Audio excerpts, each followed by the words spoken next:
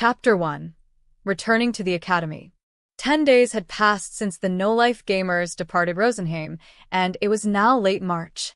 The group was currently eating inside a private booth at one of Academy City's high-end restaurants, sharing their table with the slender son of Count Hamilton, Ryfall. One of the reasons Alan had invited Ryfall today was to ask him what House Hamilton knew about the war's progress on the central continent, as its forces had been dispatched as a part of the Rotation contingent. In return, Alan was catching him up on the current situation in Rosenheim. Well, that's the gist of it at least. Alan shrugged. It shouldn't be all that different from what you already know, right? Yep. My father told me how surprised he was when he found out 2 million monsters were attacking. According to Ryfall, the Empire of Giamat, one of the major powers of the Five-Continent Alliance, had declared victory against the Demon Lord army attacking the central continent. The forces from Rat Ash, who had been redeployed when one of the few fortresses came under attack, had now begun returning to the fortresses they had been manning originally. Ryfall's information network is as impressive as always. I see. So things are going back to normal for Rat Ash. When Keel saw that Alan and Ryfall's exchange was finished, he spoke up. By the way, thank you for taking care of my family while I was away, my lord. Ryfall waved a hand. Come on, you don't need to address me by my title. We're classmates, Keel. Back when Alan's group had hurriedly departed from Academy City for Rosenheim, they had only had less than a day to get things in order. During that limited time, they had approached Ryfall and asked him to take in Keel's younger sister and their servants. Ryfall agreed on the spot. House Hamilton was the parent family of both House Granville and the now-defunct House Carnal, Cecil's and Keel's households, respectively. Just like her older brother, Nina had lost her family name, but the Hamiltons still treated her like any noble daughter. In fact, today's lunch with Ryfall was in part to thank him for everything he and his family had done. Alan lowered his eyes to the table. Among the many plates in front of him, there was one loaded with confections around half the size of a fist that looked like a cross between bread and cookies. A small flying squirrel was currently holding one in his tiny hands and nibbling away at it. Right, Rosen switched so that he's contracted with Sophie instead of the queen now. Haha, so even the god of spirits needs to eat. After the war in Rosenheim ended and Alan's group had indicated they were leaving, Sophie and Volmer had asked to join them. And despite Sophie being the crown princess and next in line for the throne, when she expressed her intention to accompany Alan, her mother had given her blessing, saying, "Go, stay by Lord Alan's side and fight for the sake of the world." Many thanks for catching us up on the situation on the central continent, Sir Ryfall, Sophie told him warmly, gently inclining her head in gratitude. Oh, of course. The pleasure is all mine. Although Ryfall had just corrected Keel about using a title with him, he could not very well say the same thing to a princess. Now my turn, Alan said. Like I said before, the war in Rosenheim is almost completely over. To go into more detail, Alan proceeded to give an account of what he and his companions had just experienced. He described the elves defeating 7 million monsters in just under 3 months, glossing over the specific details of his own group's contributions. Ryfall seemed deeply curious as to how the elves managed to pull off such a feat, but Alan had no intention of telling him the truth. Sir Keel was able to focus on helping us in no small part thanks to you and your household's generosity in accepting his family. Sophie made a small gesture. Volmer. Yes, Your Highness. Volmer stood up and carefully fetched a wooden box that had been sitting on another table. Basically, a thank you present from Rosenheim, Alan replied. Go on, open it. Okay. Ryfall gingerly lifted the wicker lid of the box and found 10 red, peach-like fruits lying within. These are elven elixirs, Sophie explained. I'm afraid we could not prepare too many. I hope you accept them even so. The puzzle pieces fell into place in Ryfall's brain. The elven elixirs that Rosenheim sent to the central continent had displayed efficacy that was simply mind-blowing. Not only did they heal physical injuries, even going so far as to regrow lost limbs, they also restored MP and erase fatigue. What was more, they could heal many within a massive area all at once. This was a miracle beyond what even a saintess's healing magic could achieve. Thanks to these elixirs, the number of casualties on the Jaimutant front this year was the lowest in recorded history, despite the Demon Lord army attacking with record-breaking numbers. Taking this into account, the worth of just one of the fruits in this box was unfathomable. You'll continue taking good care of Keel's family, yes? Alan asked in a tone that sounded more like confirmation than question. Oh, of course. However, the war's over now and the school year is about to begin. Wouldn't they prefer to return to Academy City and live together? It was easy to forget, in light of everything that happened so far, but Alan and his group were still only second-year students. As the Academy's curriculum was 3 years long, they still had 1 more year to attend. Nah, we'll be graduating. We no longer have any time to waste attending school. Huh? What do you mean? The question, is that even possible, was on the tip of Ryfall's tongue when he noticed the total lack of concern on the rest of the group's faces and started to doubt himself instead. He had initially intended on asking about the squirrel on the table once there was a lull in the conversation, but he had much bigger things to think about now. When the meal was over and Ryfall had left them, Alan turned to Sophie. Do you think they're done talking? With that, the group boarded a magic train headed for the heart of the academy. Then they walked straight into the campus, still wearing their street clothes. I feel like an alumnus revisiting the old alma mater. I remember when I did this back in my previous life. Before long, the gamers reached the building where the headmaster's office was located. Alan knocked on the door.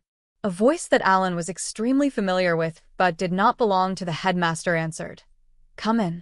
The group walked in to find the headmaster not behind his desk, but at the conference table. With him sat 2 other elves, one of whom Alan had met in Rosenheim, Field Marshal Luckdrall. Headmaster Theodogil's eyes widened when he saw Sophie. Apparently, he was very surprised to see her back safe and sound. She smiled at him, then turned to the Field Marshal. How went the talks? Luckdrall bowed his head without getting up. We're finished, Your Highness. Meaning we can graduate now, right? Alan asked plainly to make sure. Indeed, the other elf answered as he picked up one of the papers on the table with a wrinkled hand. The 5-Continent Alliance Charter does not specify that Academy students must complete 3 full years of attendance before graduating. There is even a precedent of those who have graduated early. As such, your diplomas have already been ordered. This was the elder in charge of Rosenheim's internal affairs, Philomel.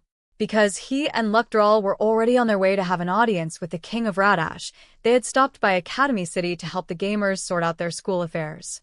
Though to be honest, I don't really care whether we graduate or not. Neither do Dagora, nor Krina, I bet. Sophie and Valmer had graduated from the Rosenheim Academy once already, so they had no need to do so again.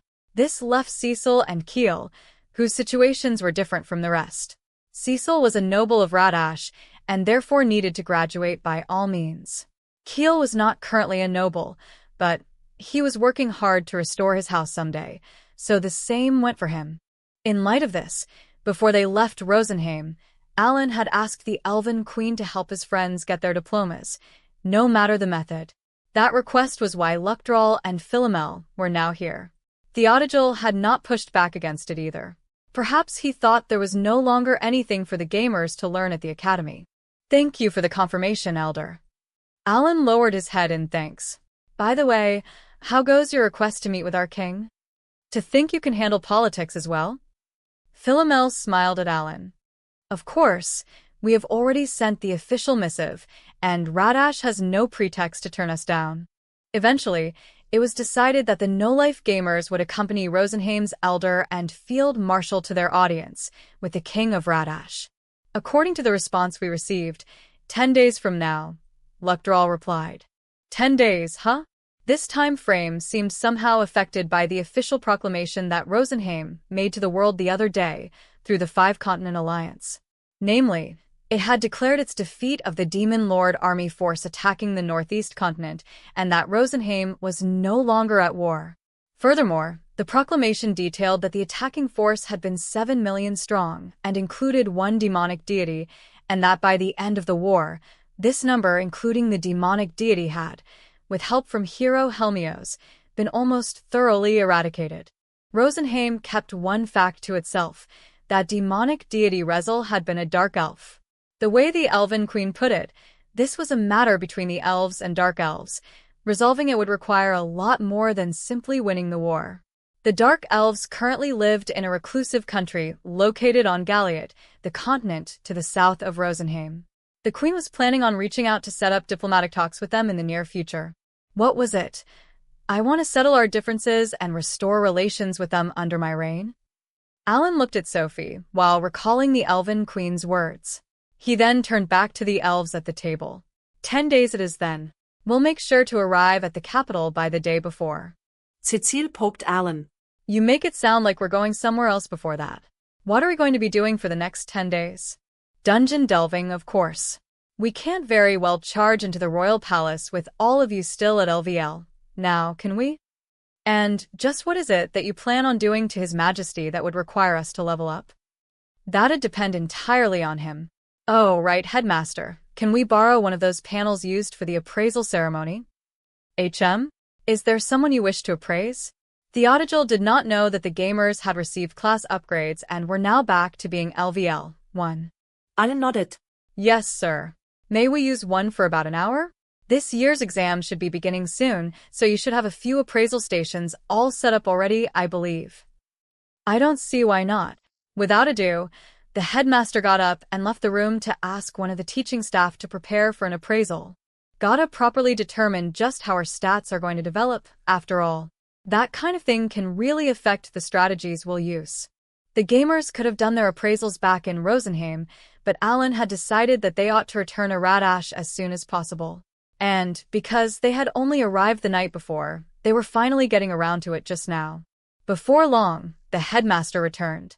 He informed the group that preparations were complete and directed them toward the room. In that case, Field Marshal Luctral, Elder Philomel, let us meet again at the royal capital. With that, Alan then led his companions out of the office. We probably don't need to attend the commencement ceremony, since we're not graduating the normal way anyway. The normal way to graduate from an academy was to finish 3 years of classes, clearing the curriculum the charter required of all Alliance academies. At the end of each school year, the graduates would gather in the auditorium for their commencement ceremony, where the headmaster would directly confer their diplomas. Alan, however, would much rather his party use their time to level up in a dungeon. He had already asked his companions ahead of time whether they wanted to attend the ceremony, but even Cecil had waved it away with a wry, "It's a bit late for that." The gamers had all left common sense far behind by now. When the no-life gamers entered the room the headmaster told them about, they found an instructor waiting for them alongside a pitch-black board and crystal ball. "Thank you for doing this for us, sir," Alan said. "My pleasure," the teacher replied. "Now, who's going first?" All of the no-life gamers were appraised in turn, with the teacher doing a double take each time. Attack. S. Endurance. B. Name. Keel. Dagora and Keel also looked pleased as they took in their own results. Everyone's class promotions had come with a noticeable boost to their stats. Alan told Cecil, "Your stats now look like what mine had been until I reached LVL 60. The boy opened his grimoire and turned to the page where he had copied down the status that Elmia sent him after his appraisal ceremony. Name. Alan, 5 years old. Talent. Summoner. Wow, you're right. That reminds me, Lord Helmios also said something similar. Yeah, he said that my status looked like an archwizard's. He was right on the money. He probably knew because he had an archwizard or archwizardess in his party. HM? Did you just say, until I reached LVL 60? What do you mean?" Alan then placed his hand on the crystal ball. It shone with a light so bright it verged on blinding. Then, silver text appeared on the pitch-black board. Just as before, all of his stats were still E.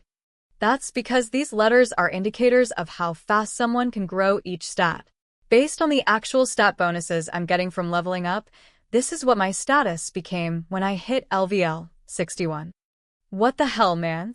Dagora exclaimed. "I mean there are stats that re even higher than S. Before, whenever I leveled up, even my best stats only went up by 40 points at most. Once I passed LVL 61, however, aside from attack and endurance, all my stats started going up by more than that. Garara whistled softly in appreciation. Fweet. You really are incredible. To put it another way, after Alan reached LVL 61, each level up boosted his stats at double the rate compared to before. This was clearly due to him surpassing the level cap of normal mode. I bet that when I surpass the extra mode level cap, these numbers will only get bigger. In other words, I still haven't even tapped into the potential of Hell mode. The thought of how much fun there was to be had in the future brought a smirk to Alan's face as he chuckled to himself. Krina, in turn, watched him with a smile. You look like you're having fun, Alan. HM? Oh, Krina. I sure am. It feels like things are only just getting started. You all work hard so you can get promoted again and get even stronger. Krina was eligible for one more class promotion. Alan wished to see her become just as strong as Helmios had been when he was a 5-star hero, and he hoped to make it happen as soon as possible. For comparison's sake, he opened to the page where he had written down Helmios' status. During his entrance ceremony, he had managed to finagle the hero into showing it. Name, Helmios. I now know that Krina's stats can get at least as high as this.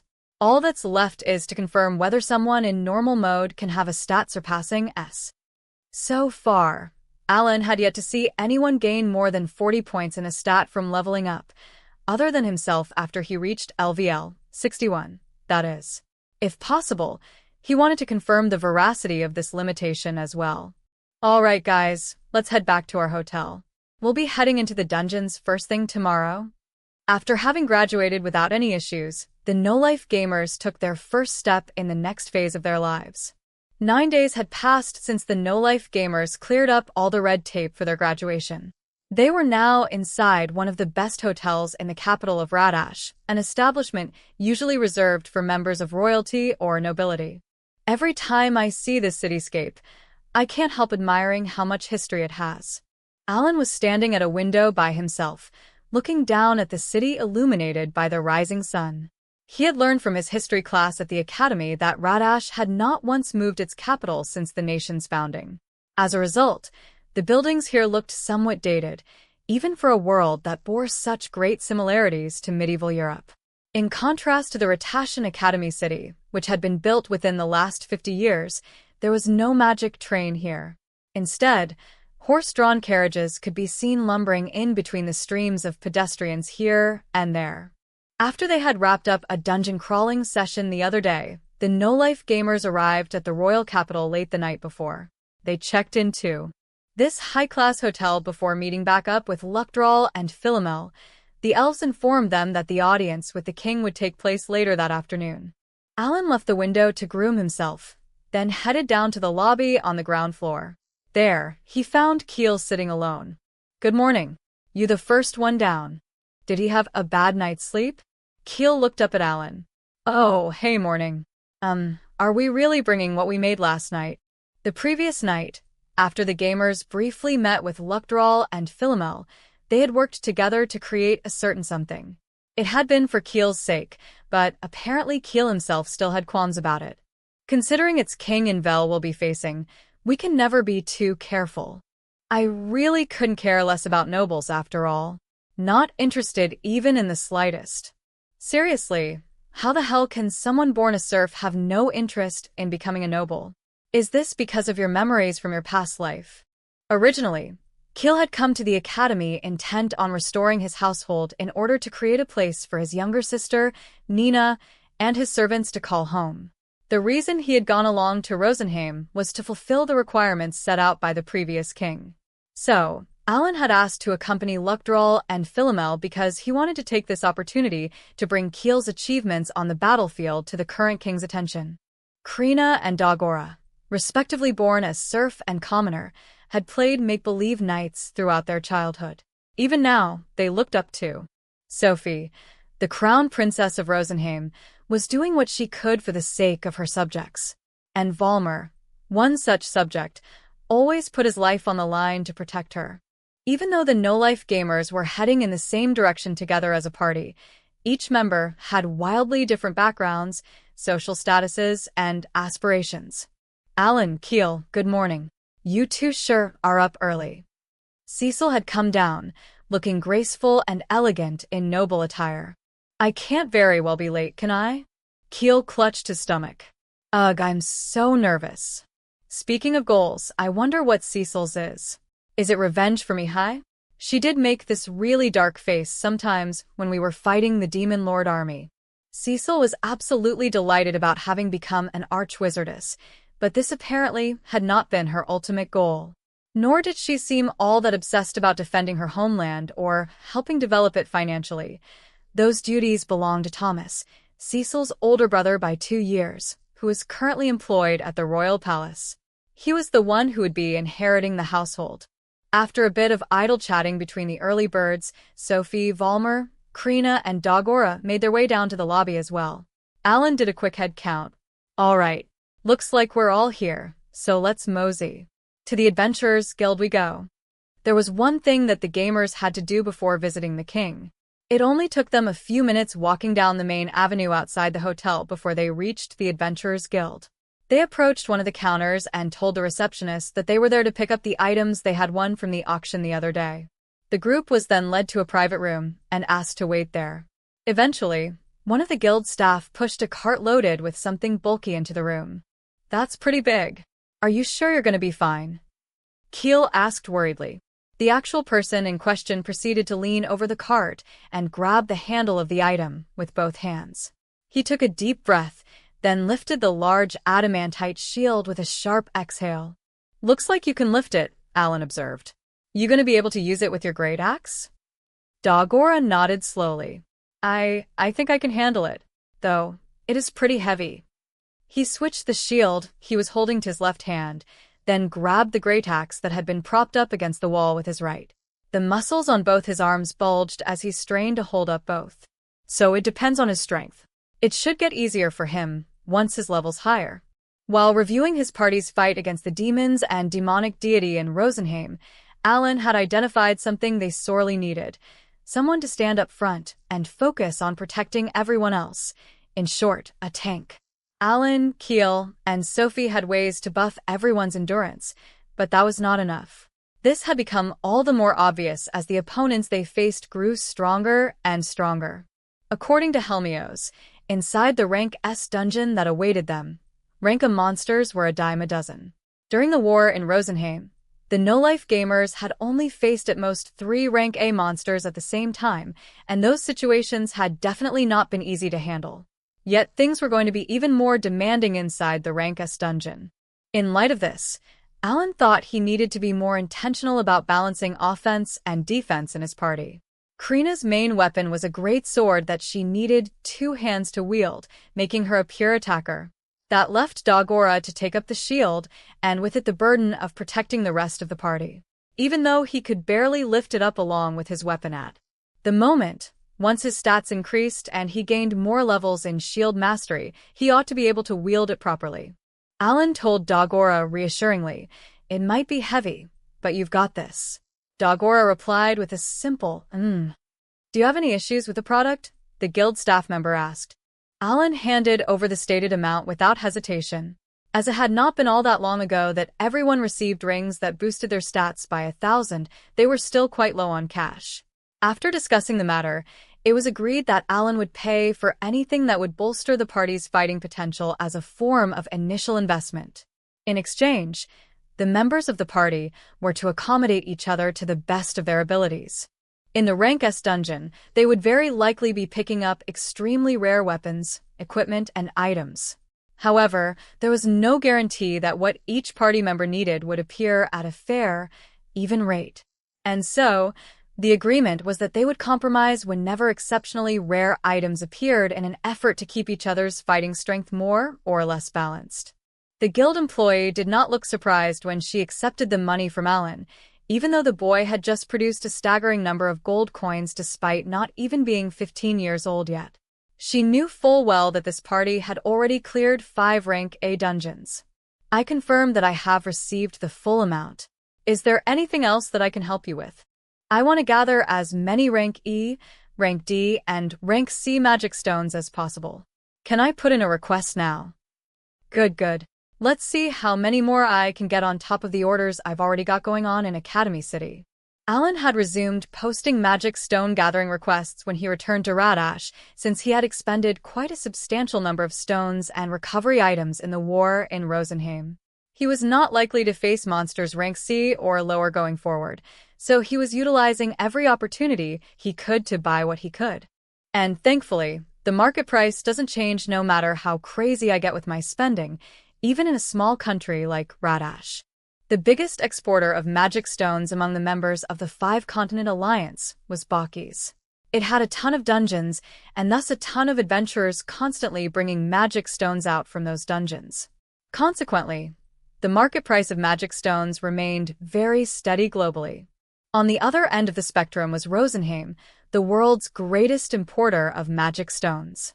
It possessed very few dungeons and therefore regularly bought a large number of stones from Jayamut as well. This made Jayamut a rather significant exporter too, though it was still far from being Baukis' equal. Alan himself bought tens of thousands of magic stones at a time, and when he could not come in person to pick up the orders, he would pay a bit more to have them delivered to Viscount Granville's mansion. Alan turned to his companions. All right, let's finally head to the palace. Now that they had picked up the shield and put in new orders for magic stones, there was nothing left to do but go to the royal palace. The no-life gamers therefore returned to the hotel to regroup with Field Marshal Luctral and Elder Philomel. Chapter 2, Royal Audience. The no-life gamers, Field Marshal Luctral, Elder Philomel, and 10 other elves all boarded the luxury horse-drawn carriage that came to pick them up at the hotel. When they arrived at the Ratashan Palace, they were greeted by a large lineup of officials, then led to a room so plush and sumptuous that it made Dagora, a commoner who had only first ventured outside his village a few years ago, quite ill at ease. Compared to this opulent chamber, the royal palace at Rosenheim had not been so gaudily decorated. Even the throne room had been rather plain. Its design, like that of nearly all elven architecture, had been focused on bringing out the natural beauty of the wood grain. Having visited these two locations back-to-back, the gamers could not help but compare them. Huh? Why not? Alan replied. The king's probably only gonna notice Sophie, the field marshal, and the elder anyway. Won't make a difference whether the rest of us are there or not. Alan shrugged and reached for one of the fruits from the basket on the table. He took a big, juicy bite, the sight of which prompted Krina to do the same. We just had lunch. Cecil sighed. Where on earth do you two find the stomach space to eat so much? Some time passed before there was a knock at the door. An official wearing a fancy, perfectly pressed uniform walked in. I'm terribly sorry for the wait. His Majesty is ready to see you now. Kindly follow me, please. All is well, Elder Philomel reassured him, waving the apology away as he slowly got to his feet. Rather, we thank you for the swift reception. Rosenheim and Radash did not have official diplomatic relations. In light of this, the fact that the Ratashan side managed to arrange an official audience 10 days after receiving the request Philomel had sent meant that they truly had. However, I'm afraid that what your entourage is bringing is. The official shot an awkward look toward the gamers. His gaze lingered just a bit longer on Dagora, who was holding his greytax and the large shield he had just picked up. As I thought, they really won't let us in fully armed. Same rules as the ceremony after the tournament. Alan once had the opportunity to meet then-crowned Prince Invel after winning the Ratashan Academy's martial arts tournament. Back then, he had been forbidden from bringing weapons into the meeting, same as now. This time, however, Alan's group had intentionally arrived in full armor expecting this to be the case. Oh, how embarrassing. Philomel chuckled apologetically. I was not aware that it is customary in Radash for both sides to disarm themselves for an audience. Looks like old man Philomel's already got his diplomatic chops in full swing. No wonder he's tasked with dealing with Jayamut. According to Sophie, Elder Philomel handled all of Rosenheim's diplomatic dealings himself. He was in frequent contact with Jayamut, the neighboring superpower across the sea, and often represented Rosenheim at the regular Five-Continent Alliance summits. Put simply, Philomel was a man with enough authority and influence that his words could move the world. Although Rosenheim's queen was the official head of state, its affairs were actually handled by its elder council. 12 elders served in this council, each in charge of a different aspect of the country's management. For example, there was someone in charge of infrastructure such as canals and roads, another in charge of finance, and so on. It was these elders who gathered to decide the policies of a nation. Each elder was an expert in their respective field. However, Philomel was somewhat different from the rest in that he was one of the few who dealt naturally. Radash was already aware that Philomel was now in the country. "Philomel, don't trouble them too much," Sophie chided. There's no way Radash would be so disrespectful as to greet a peaceful foreign delegation fully armed. Of course, Sophie did not mean what she said. She kept her eyes trained on the official to see how he would react. "It is as you say, Your Highness." The elder also turned to the official. "I apologize for my disrespect." Seeing this, the official gasped a little and asked for a bit of time. He then ducked out of the room. 30 minutes later, he returned to say that everyone in the audience chamber would be armed only to the bare minimum and once again asked Alan's group to disarm themselves. Sophie and Philomel had no intention of wasting any more time on this issue, so they obliged and followed the official out of the room. Alan looked at Sophie's shoulder where a flying squirrel was currently perched. This was none other than Rosen, the god of spirits himself. Perhaps the official had been so occupied with disarming the group that he failed to notice the creature. The official led the group down corridors lined with ostentatious decorations and ornately designed carpets that stretched on forever. Alan was marveling over how this palace was so unlike anywhere else he had been before when they approached gigantic double doors framed by knights standing on either side. The doors opened inward, revealing the audience hall beyond. A red carpet ran the length of the hall, all the way to the throne at the far end. Ministers and nobles wearing resplendent clothing lined both sides of this pathway, who all began furiously muttering to each other the moment they laid eyes on Alan's procession. Sophie entered first, flanked by Field Marshal Luctral and Elder Philomel. The rest of the no-life gamers followed behind, and the 10 or so elves carrying a variety of gifts and tribute brought up the rear. Alan scanned the crowd of nobles while walking and spotted Cecil's father. He was positioned quite close to the door, that is, far away from the throne, either because he was considered a minor noble as a viscount or because he belonged to a different political faction from the king. The aforementioned king, who had only been crowned just that year, sat reclined on his throne. Royal guards stood before and behind his throne, all looking wary and vigilant. They had had their eyes trained on Alan's party from the moment they entered the hall. The one stationed closest to the throne seemed to be their commander.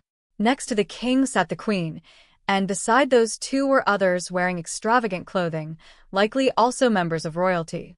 None of them matched the description of the princess whom Kiel had almost been forced into protecting. "I see. So the newly ascended king wants to make a show of his authority." A royal audience could either be held in a smaller conference room with only the king and a few important ministers present or in a flashy, public way like today's setup. However, given how widespread news of the arrival of Rosenheim delegates had been, perhaps this was not a choice. It had been simply impossible to choose the former. Sophie walked half of the length of the room before coming to a stop. The king shot a look at the minister standing closest to him, who nodded then walked down the carpet to approach the delegation. Seeing this, the other nobles ceased talking all at once. In a voice that carried through the silence, the minister declared, "Delegation from Rosenheim, we thank you for making the long journey to our country. We welcome you. I am the Prime Minister of Radash. It is my pleasure to meet you all." As everyone watched on, Elder Philomel replied, "King of Radash, Prime Minister, and all esteemed parties, your presence does us much honor. I am Philomel of Rosenheim. Today, before anything else, I wish to offer thanks to the Kingdom of Radash myself, but a mere citizen of Rosenheim, for sending your invaluable fighting strength to our aid." The elf made a show of slowly looking to his left and his right, then turned back to the king and bowed deeply. Regardless of King Invel's intentions, had he not sent the no-life gamers to Rosenheim, Tiamo would have fallen, and the queen could have even died. Worst-case scenario, the Demon Lord army might have wiped out the entire elven race, and the entire northeast continent would have been under their control right now instead. Indeed. Both of our countries are fellow signatories of the Five-Continent Alliance. It is only natural to assist one another. The Prime Minister said, somewhat flustered as he had not expected such a forthright and exaggerated display of gratitude. Now, Your Majesty and all other esteemed persons, there is someone I need to introduce you to, Philomel said. Catching his look, Sophie gracefully stepped forward with her back straight and her head held high. She did not appear nervous in the slightest. Everyone in the room seemingly forgot to breathe for a beat. Philomel continued, I present to you Her Highness Princess Sophialone of Rosenheim. She is with our delegation today as proxy for her mother, Her Majesty the Queen. The fact that Sophie was serving as proxy for the Queen of Rosenheim meant that she was here today with the full authority of the head of state of one of the major powers of the Five-Continent Alliance. Sophie smiled softly. She addressed everyone present while keeping her eyes fixed on the king's face. I, Sophialone, on behalf of all of Rosenheim, wholeheartedly thank the Kingdom of Rat-Ash for your wise decision to send us aid. Our people will never forget the favor that you have shown us, and our country will forever walk beside yours. If Rat-Ash is ever in need, you can count on Rosenheim to answer your call. When Sophie was finished speaking, King Invel stood up from his throne. He returned her gaze and said, As the one who bears the kingdom of Rat-Ash on his shoulders, I accept your words with grady. HM? The king cut himself off. When he finally noticed the flying squirrel, now awake, on Sophie's shoulder. The small creature was staring directly at him, so Invel stared right back. Invel replied to her question with his own. Do all members of royalty from Rosenheim keep small creatures on their shoulders? Not all. Sophie turned to the flying squirrel. Lord Rosen, the king of Rat-Ash wishes to speak with you. Rosen, as in, a look of astonishment came over King Invel's face. The Rosen. The king's cry prompted all the nobles to turn to stare at the flying squirrel.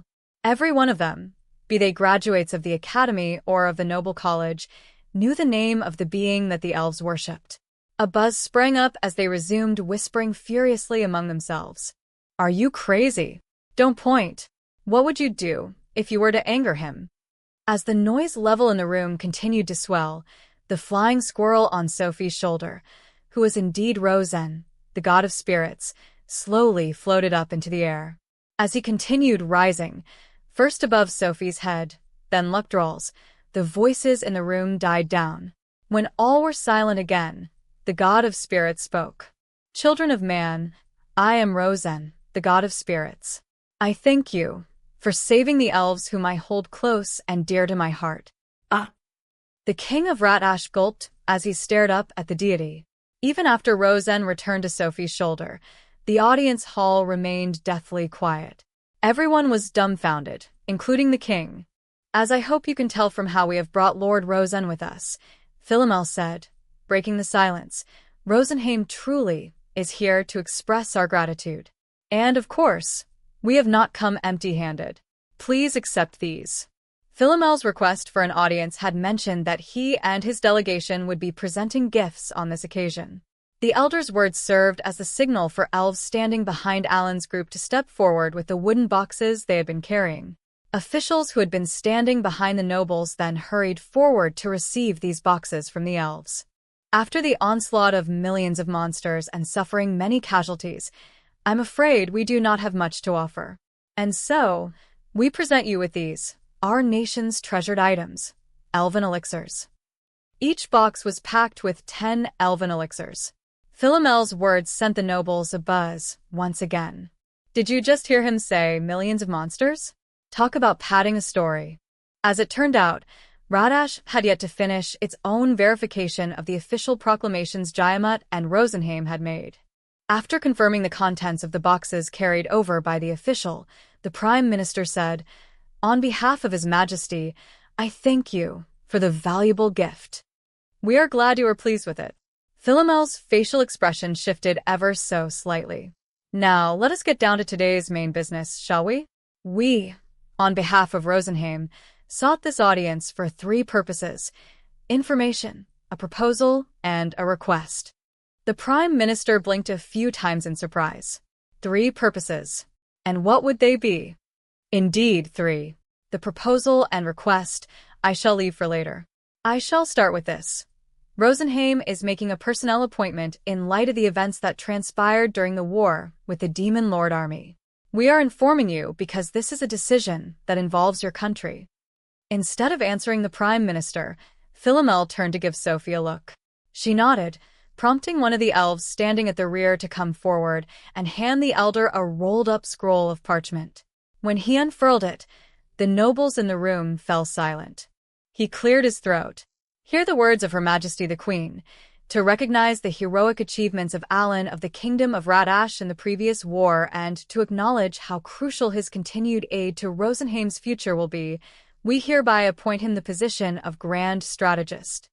As the elder slowly rolled the parchment back up, the murmuring in the room started buzzing again, louder than before.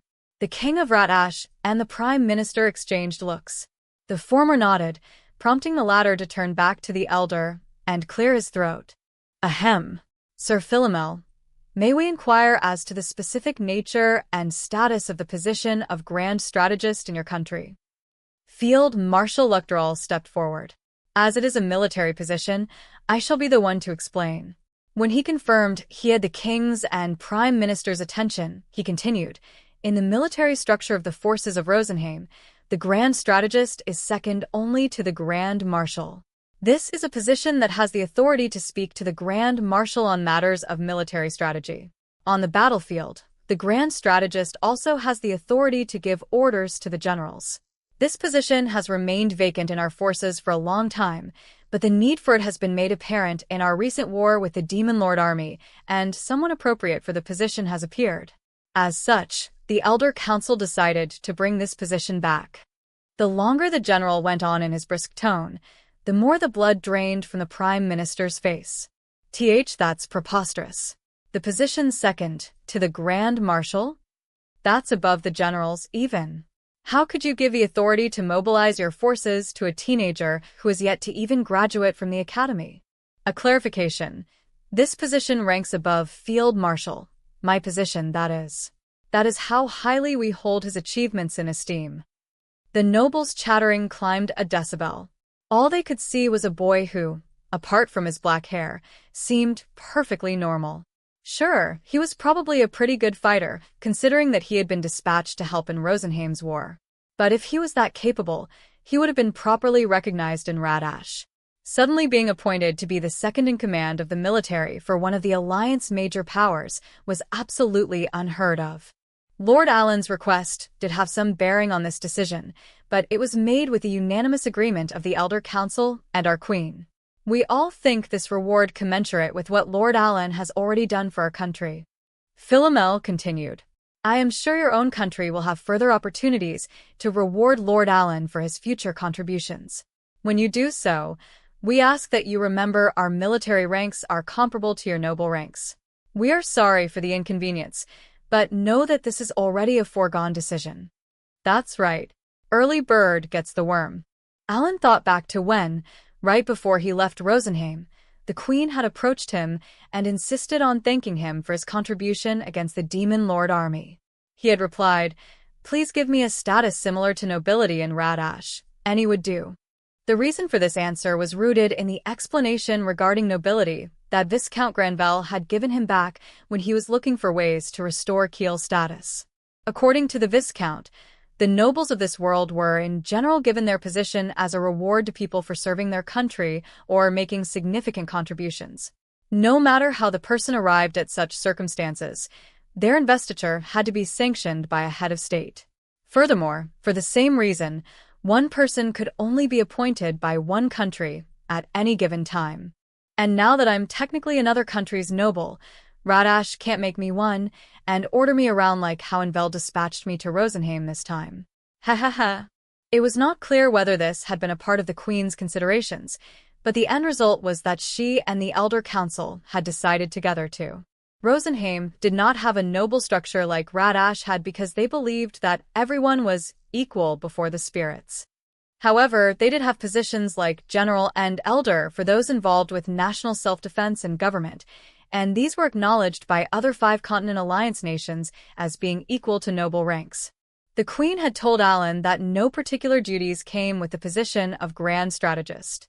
In turn, Alan told her that he would do everything he could should they ever need his help. In short, this was how Alan managed to secure the freedom that he had wanted. This alone was worth the trip to Rosenheim. The official proclamation will be sent to you on a later day. We are only informing you ahead of time today for your understanding. Very well. What, is it that you are proposing? The Prime Minister looked very apprehensive about what the elder would say next. Currently, our countries do not share official diplomatic relations. We would like to take this opportunity to do so formally and establish embassies in each other's country. Before Philomel could even finish, the Prime Minister blurted out, "Is that true? We would be more than happy to." The apprehension on his face disappeared in the blink of an eye as the nobles in the room burst into cheers. Even King Invel leaned forward with sparkling eyes. As Elder Philomel had pointed out, of the major powers of the Five-Continent Alliance, Radash currently only had official relations with Jaiamut. While it was still trading with the other four, there were no mutual embassies or diplomacy. Because of this, Jaiamut often threw its weight around to make unreasonable demands, and Radash did not have the national power to keep dodging these demands. If it was able to officially form relations with Rosenheim, however, things might go differently. This time, Radash had received a bunch of elven elixirs as remuneration. Next time, they just might be able to request an elven squad dispatch. And if Rosenheim was willing to permanently station an ambassador at Radash, this would give the impression that Radash had Rosenheim's backing and therefore keep Jaiamut in check. This proposal was one that could drastically change Radash's standing within the Five-Continent Alliance. They seem so smitten with the idea that they've clearly forgotten having Rosenheim as a backer means they also become susceptible to Rosenheim's own demands. On a personal level, there were many things about Invel ascending to the Ratashan throne that worried Alan. That said, he had zero interest in playing politics, nor did he want to take the throne for himself. If Rosenheim and Radash were to establish official relations, however, he could simply go through Rosenheim if he ever needed to influence Radash on any matter. Nodding with satisfaction at the response he received, Philomel said, "That leaves us with a last matter, the request." Ah, yes. What would that be? The Prime Minister tried to dispel the fog of elation in his head so he could think straight. Well, during the previous war, the Demon Lord army destroyed many of our fortresses and cities in its advance. Even Fort Tania got destroyed. The Demon Lord army seriously went too far. Now, we are firmly committed to fighting the Demon Lord army. As a part of this effort, our Queen has ordered Princess Sophilone to travel outside Rosenheim to obtain further strength. By which you mean? The Prime Minister shot a look at Rosen. To his knowledge, Sophie was the only person who held the right of succession to Rosenheim's throne, and there was only one god of spirits. In other words, to fulfill the task bestowed upon her, Princess Sophilone intends on challenging the rank S dungeon in the Empire of Baukis. Wah! The Tower of Tribulation. Are you referring to that temple in Yanthony that hero Helmios also attempted? The very one. She will need companions to aid her in this venture, and she has chosen, besides Lord Alan, other classmates from her time at the Ratashan Academy. Our request, therefore, is for official permission for them to head to Baukis. Krina, Dagora, Keel, and Cecil had been with Sophie as much as Alan during her academy days. This was why they had also been dispatched to help Rosenheim. However, unlike the previous time when the no-life gamers were responding to a request for aid, they required a permit to travel overseas, now that the war was over. While Sophie, Volmer, and the newly appointed Grand Strategist of Rosenheim could do so with permits from Rosenheim, Cecil and the rest needed theirs from Radash. I see. When will they be making the journey? To my knowledge, Her Highness still has one more year at the Academy, does she not? All of them have been conferred official diplomas. As such, they will depart as soon as possible. The Prime Minister failed to reply immediately, leaving an awkward silence in the room. He turned to look up toward the king to ask for his decision and found the monarch with a difficult expression of his own. What's the holdup? Just give us the permit already. You did it pretty quickly the first time, when you sent us to Rosenheim, knowing they were on the verge of annihilation. Princess Sophialone, your companions include a valuable asset of ours, a sword lord. At the same time, Yampany is well known for being the site of death for many an accomplished adventurer. I have heard that no one has ever cleared this dungeon, not even hero Helmios, despite his certain efforts. As ruler of Radash, I am loath to send someone so important to us to such a dangerous place. I hope you understand. Oh, right. Helmios said, Digragny can't make MP recovery rings, with a knowing smirk, but it's not like he'd cleared the dungeon yet either. Without missing a beat, Sophie replied, my foray into the Tower of Tribulations is for Rosenheim's sake as well. In order to do so, I need all of my companions who are with me here today. If we cannot receive Ratash's cooperation in this matter, we will have to seek other recourse. I'm afraid we would have to pause the diplomatic talks between our countries until we can resolve this predicament. As I'd thought. Invel rubbed his chin for a few seconds as if he was deep in thought. We cannot allow this opportunity to foster amicable relations between our countries to go to waste. Very well. We will issue permits for everyone here to go to Baukis. Do note, however, that this would take some time. Sophie bowed deeply. I thank you truly, King Invel. Now I can head to Yampany with peace of mind and heart. Invel nodded with satisfaction. Until the permits are ready, it would be our pleasure to host you and your delegation in our capital, Your Highness. Without ado, we shall arrange a ball tonight. May we expect your presence? It would be the perfect opportunity for those from our countries to become better acquainted with each other. For now, however, welcome to Radash. The king's words of welcome served as the cue for the nobles lining the red carpet to echo his sentiments as they began clapping enthusiastically. After waiting for the noise to die down, the Prime Minister declared, "This audience is hereby concluded." Just as King Invel was about to stand, however, Keel blurted out in a shout, wait, hold on a moment, please. Are you really ending it there? The Prime Minister gave him the stink eye. What is the meaning of this? Are you not aware that this is a royal audience?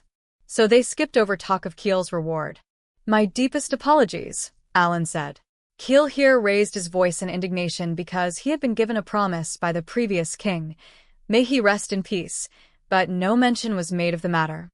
When Alan walked up, passing Sophie to stand at the very front of the group, a sense of alarm shot through not only the king but also the royal guards. The captain even took a step forward to position himself between Alan and King Invel. The nobles gave Alan their full attention so as to not miss even the slightest gesture from him. What promise was that? The Prime Minister's voice was tinged by a healthy dose of fear. He was recalling the match he had witnessed between Alan and Helmios. The previous king promised that if Keel went to the battlefield on Ratash's behalf, his family name, the dissolved House Carnal, would be restored. You ought to be aware of this agreement, Prime Minister. The promise between the previous king of Radash and Keel. Alan continued. While with us, Keel performed numerous feats of remarkable merit on the battlefield in Rosenheim. Would these feats not meet the requirement for the consideration of his service being shortened? The Prime Minister frowned. We are indeed aware of this matter. However, whether to consider shortening your companion's period of service is something that His Majesty will be contemplating at a later time. There's a chance that His Majesty would decide to not do so? Would that not be going against the wishes of the previous king, my good man? Alan made sure to enunciate properly so that his lack of an address would be all the more obvious. Sure enough, the Prime Minister flared up, turning so angry that his face became flushed. How dare you forget my address? Just what on earth did they teach you at the academy? Alan immediately clapped back with, I am currently talking to you as the Grand Strategist of Rosenheim. Did Field Marshal Luckdrall not explain this just now? I kindly remind you to consider what I just might say to the Grand Marshal when he seeks my input regarding future requests from Radash, such as for, say, Elven forces or Elven elixirs. Are you sure you do not want to reconsider your reply? The idea to do this just occurred to me, but hey, that was a pretty good comeback if I do say so myself. I did think the Grand Strategist title was a bit too big for me, but I see. So this is how useful it can be in situations like these. Why you can't just. In a fluster, the Prime Minister turned to look at Sophie, Lucdral, and Philomel. However, the three simply returned his gaze without saying anything. Eventually, Sophie opened her mouth. Prime Minister, we have prepared something in case there is anyone in Radash who has doubts regarding Kiel's achievements in Rosenheim. We hope this helps. Two elves stepped forward and held out a tray carrying several scrolls of parchment toward the Prime Minister. A record of Sir Kiel's achievements since he first stepped foot on Rosenheim's soil. These scrolls were what Kiel had been referring to that morning. The no-life. Gamers had prepared them the night before. 90% of it was pure fiction, but it was stamped with the crest that adorned all official Rosenheim documents. The Prime Minister unfurled one of the parchments and skimmed it, then turned to the throne as if seeking help. Invel cleared his throat softly. That is indeed an impressive number of achievements. I was about to consider House Carnal's matter, but thought it inappropriate to bring up at the expense of our valued guests' time, with them having coming from afar. Were you, though? I call bullshit. You were about to end the audience and sweep this under the rug. Are Sir Kiel's feats sufficient to warrant the restoration of his house? Sophie asked. After Invel scanned through the parchment that the Prime Minister had handed him, he rolled it back up and lifted his face to look at Kiel. Kiel, step forward. Why yes, Your Majesty. Kiel stepped forward until he was shoulder to shoulder with Alan, looking extremely nervous. The actions of your father, Viscount Carnal, were unforgivable. As the position that bears the weight of the country, the throne had no choice but to sentence him severely. This is something that you understand, yes. However, our ally Rosenheim. Invel took advantage of this opportunity to emphasize that Radash and Rosenheim were now allies, has presented us this list of your achievements. It is undeniable proof of your contributions. As such, I hereby acknowledge House Carnal once again as a servant of the kingdom. However, your fiefdom is only half its previous size, and you are starting off as a baron. You have no complaints, I take it. I see. So that's the furthest he's willing to compromise. Phew, Kiel's finally back to being a noble. I'm gonna have to thank Viscount Granvelle for all his help. He was the one who got the previous king to write down this promise. To convey that he was not against this in the slightest, Alan turned to Kiel and said, Good for you, Kiel. Your dreams come true. Don't forget to ask later which half of the territory you're getting, Alan reminded him. Hearing this, the king added, House Carnal has managed the White Dragon Mountains for us through the centuries. As such, I think it would be only right to give you the half with the mountains. Rest assured, the capital of the realm is also included in that area. He's probably thinking, the White Dragon's there, but do your best regardless. Oh boy, he has no idea. A certain thought occurred to him, and an evil smirk came over his face. Kiel, you're gonna have a ton of trouble managing things with a White Dragon there, Alan said, but don't forget to thank His Majesty for his benevolence. Your Majesty, I thank you, from the bottom of my heart. Kiel bowed deeply toward the king, signaling the end of the audience for real this time. Chapter 3. Homecoming. The Kingdom of Radash held multiple galas and other social events in celebration of the formal establishment of diplomatic relations with Rosenheim. Originally, Alan had no intention of participating, considering how he had just pressed King Invel to fulfill the promise from the previous king. Moreover, he had no interest in such functions in the first place. However, many nobles, including Viscount Granvelle and Count Hamilton, felt indebted to him due to his contributions to the Jaimutin war effort and strongly urged him to at least make an appearance so they could properly thank him. In the end, Alan folded and agreed to attend one ball. He showed up with his party, each of them wearing aptly named gorgeous outfit, equipment they had obtained from Rank A dungeons. Indeed, every so often, inside the treasure chests were not weapons or adventuring tools but fine clothing and other accessories that, while valuable monetarily, possessed negligible durability. At first, the no-life gamers had considered selling these off, but ultimately decided to keep them in case they might come in handy. The gamers had also worn these for their audience with the king, where Kiel got his title back. After the audience, Kiel's name in Alan's grimoire had changed to Kiel von Karnal, confirming that he had indeed regained his status. Depending on his future achievements in service to Radash, he just might be able to climb higher up the social ladder and restore his family's domain to its original size. Field Marshal Uchtdral and Elder Philomel had decided to stay in the Ratashan capital for the time being. There were plans to set up something similar to a consulate in the nobles' quarter. In Alan's eyes, Radash was making quite the effort to hurry this process along, as it wanted very badly to be able to show off to the world its newly forged bonds with Rosenheim, but until it was finished, they were staying in their assigned guest rooms at the royal palace. This was to be the base of operations from which they would be laying the groundwork with various nobles. To start, Alan was asked to get them in contact with Viscount Granvelle and Count Hamilton. With everything that they had to do in the capital now finished, the no-life gamers took a magic ship from the royal capital to the city of Granvelle and stayed at the Viscount's mansion for the night.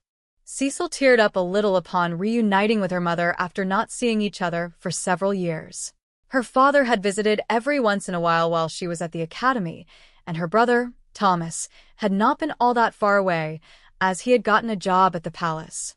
Consequently, she had been missing her mother quite a lot. The next day, the no-life gamers mounted Bird BS and headed for Rodan Village, the frontier hamlet where Rodan served as its chief. It's quite big for only starting development last year, Cecil noted. It's still not enough, though, Alan replied. We're going to make it even bigger. The village that spread out below had only been founded a year or so ago. However, it had built up at an incredible rate thanks to Alan's summons. For example, Alan's Beast Sea summons, giant boars with over 1,500 attack, had pulled out the stumps of trees the villagers had chopped down, so the village was already farming even though it was only in its second year. As it was now April, everyone was spread out along the tilled rows of soil, hard at work planting seeds. In the middle of the sprawling fields lay the village proper, which was 4 times the size of Krina village, and entirely enclosed by a wall and a moat. The villagers had erected the walls themselves, but the moat was the work of the summons. Built as a defense against monster invasions, it had been dug both deep and wide. Just like Krina village, the residences were clustered close to the village entrance. Even though this settlement had started with only 100 people, it had developed so quickly and grown so much that they had begun accepting even more newcomers that spring. The sound of hammering filled the air as new houses went up all throughout the village. There was one building that stood taller than the rest in the center of the residential area. This was the village chief's house, in other words, Alan's family's. It was many, many times the size of the one he had lived in back in Krina village. This one could easily accommodate 3 whole generations under one roof. It even had space for things like holding meetings related to village management. The Bird BS all landed in front of the village chief's house.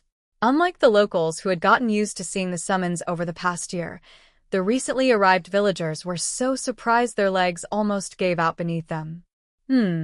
Looks like we've made quite the commotion, Alan commented. Cecil gave him a look. I told you so. Well, they're just gonna have to get used to it, 'cause we're gonna be coming home on these summons every once in a while from now on. I already told Father about this a while ago.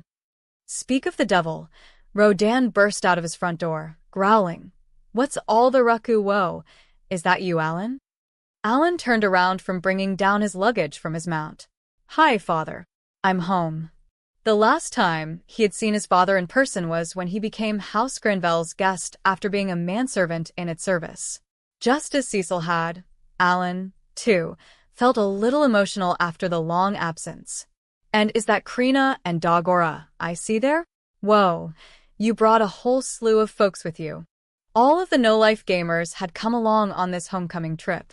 While Sophie's insistence on meeting his parents had definitely been a reason, more importantly, Alan wanted to bring everyone here to help Kiel now that his house was restored and part of the White Dragon Mountains was back under. Watching Rodan ruffle Alan's hair, Volmer murmured to himself, what an unusual sight. I can hardly believe it. Lord Alan actually has a father. After all the ways that Alan had defied this world's common sense and pulled off incredible feats thought impossible by everyone else, seeing this human side of him now was rather surreal.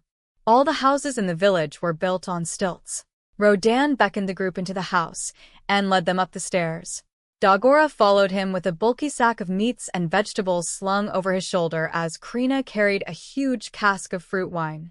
Soon, footsteps could be heard approaching quickly. Two figures burst into view from around the corner and cried out in unison, "Alan!"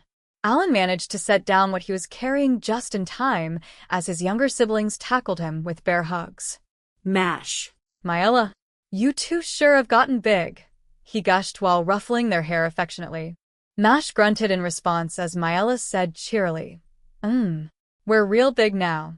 The three of them were horsing around in one delighted clump when their mother, Teresa, came out. Oh my, look who's home all of a sudden. And bringing so many guests too." There was no way for Alan to give his parents advance notice of their visit as he no longer had any summons stationed at this village. He had needed every last card slot when dealing with the Demon Lord army and its reserves, so he had reverted all the summons posted here to card form at the time. "What should we do, honey?" Teresa asked Rodan with a worried look, cupping her cheek in her hand. "We don't have nearly enough food to feed so many people." Alan gestured to everything his companions were carrying. "Don't worry, Mother. We brought plenty with us from the capital." "Really? You sure are well preppa." Rodan's eyes widened. "You brought wine." It seemed he cared more about the cask than the food. "Have Mr. Gerda and Miss Matilda and Degora's parents moved in yet?" Alan asked. "How about we have them over too? Degora's parents were going to open a blacksmithery here in Rodan village, right?" "Huh." Garara pursed his lips while turning his head away. "Nah, we don't need my old man here." Huh. "When we fought the demonic deity, you asked me to take care of your old man, and everything though." "Come on, don't be shy," Rodan barked. "All of you, leave your stuff behind that door." "Yeesh, Garara, you've really gotten huge. Don't go tramping around with all that on, you're gonna put a hole in the floor." The no-life gamers obediently set everything down in an unused room.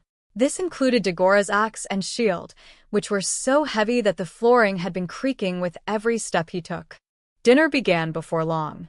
With the arrival of Krina's and Degora's families, this had become a rather sizable gathering, but the dining room was more than large enough. There was plenty of room to sit everyone around the dining table. The sight of Rodan giving the opening toast struck home for Alan that, since becoming the village chief, his father had likely had many chances to give speeches in front of groups like this. Myella was a lot more curious about the flying squirrel wandering on the tabletop than her father's speech. As soon as everyone began eating, she tried speaking to the creature nibbling at a piece of bread that he was clutching with both hands. Oh, it spoke. "Alan, is this one of yours too?" In her mind, all creatures that could speak were naturally tied to her brother. Before anyone could stop her, she casually reached out and picked up the god of spirits, placing him in her lap and stroking his head. "Nope, that one's not mine. He belongs to Sophie over there."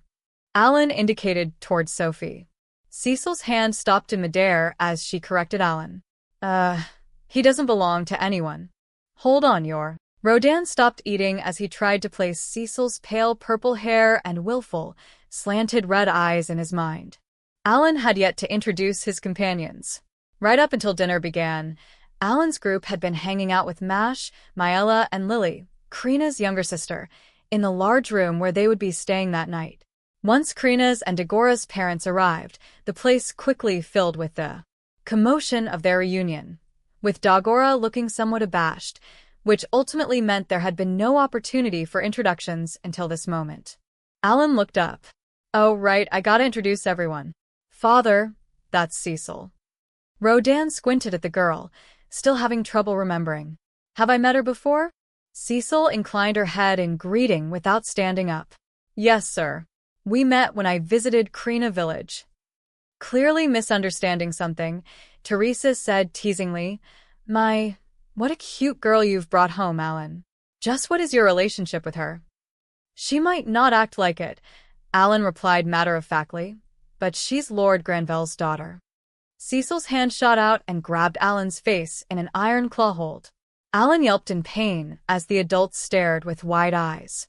In order to avoid worrying his parents, Alan had not told them all that much about his circumstances ever since he left home. Obviously, he could not tell them he was mopping up goblin and orc villages single-handedly when he was with House Granvelle, but even after he enrolled in the academy, he never mentioned that he was frequenting the dungeons. All he said was that he, Krina, and Dagora had rented a house and were living together.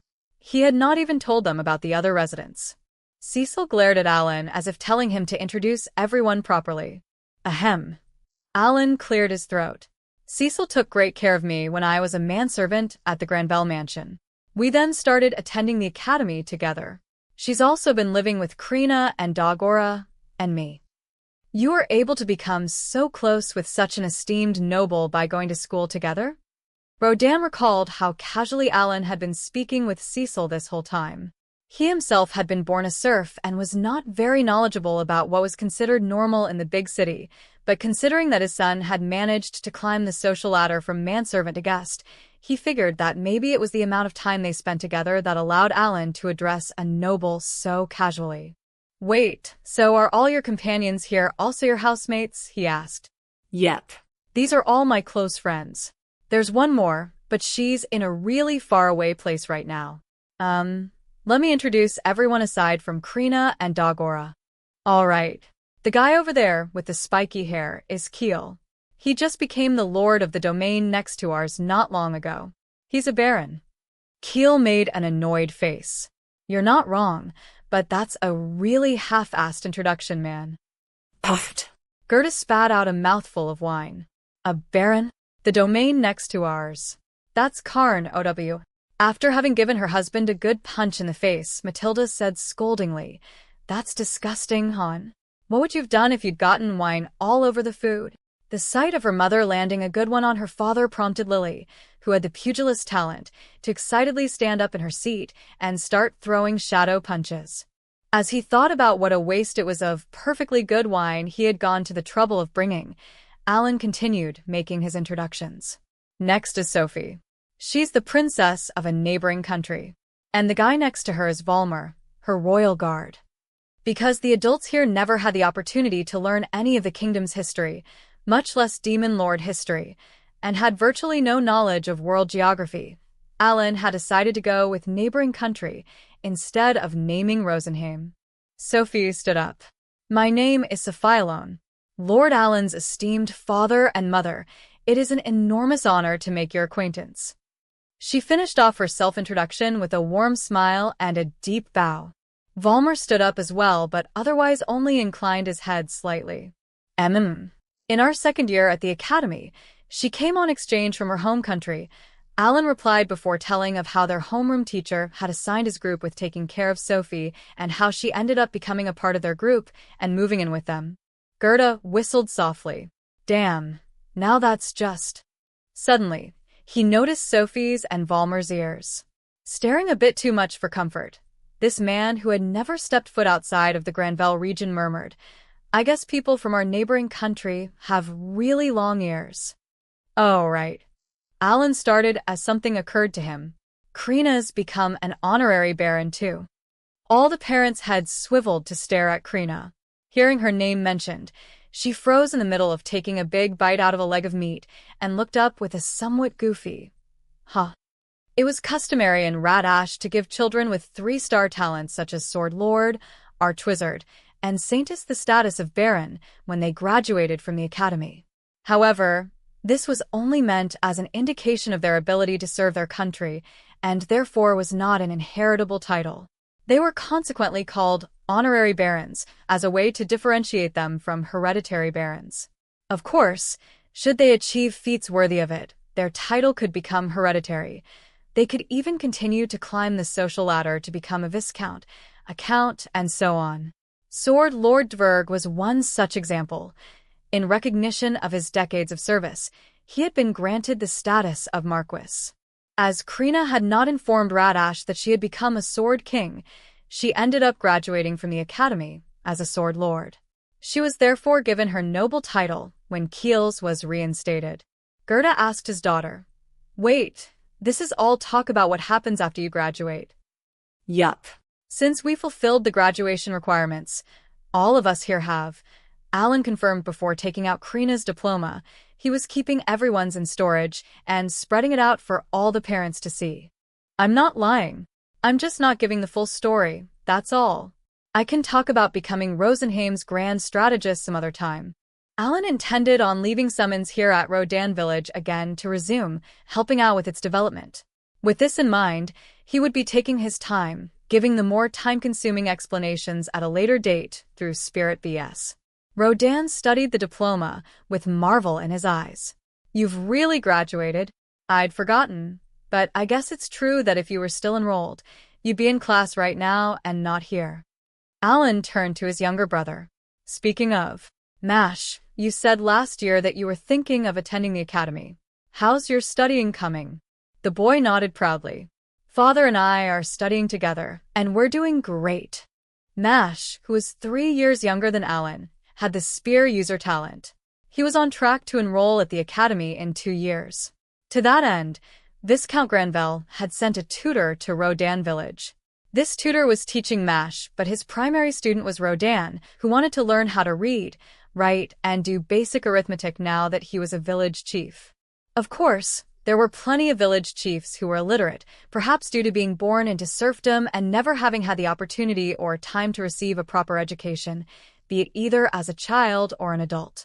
When these chiefs needed to discuss taxes with their feudal lord, confirm the population in their village, and so on, they normally brought along a literate subordinate. Rodan, however, was determined not to resort to this. Consequently, he had been studying diligently during the winter period after great boar hunting season wrapped up, but before it was time to plant new crops in the spring. Then again, both Father and Mash have leveled up quite a bit. Their intelligence is much higher than most people's now, so they should be able to memorize things pretty quickly. Having higher intelligence did not correlate with being more knowledgeable, but it did mean having better memory and comprehension. The difference between LVL and LVL was drastic, even for someone with rank E in intelligence or with no talent. This rule applied to not only Rodan but also Mash, who had started joining the great boar hunts last year. Rodan had allowed him to come along since the danger of the hunts had gone down dramatically thanks to Alan supplying the village with mithril spears and shields. This village was currently still in the tax-exempt period granted to all newly founded frontier villages. The lack of taxes meant that obtaining meat here was much easier than in other villages, which led to the residents having robust physiques.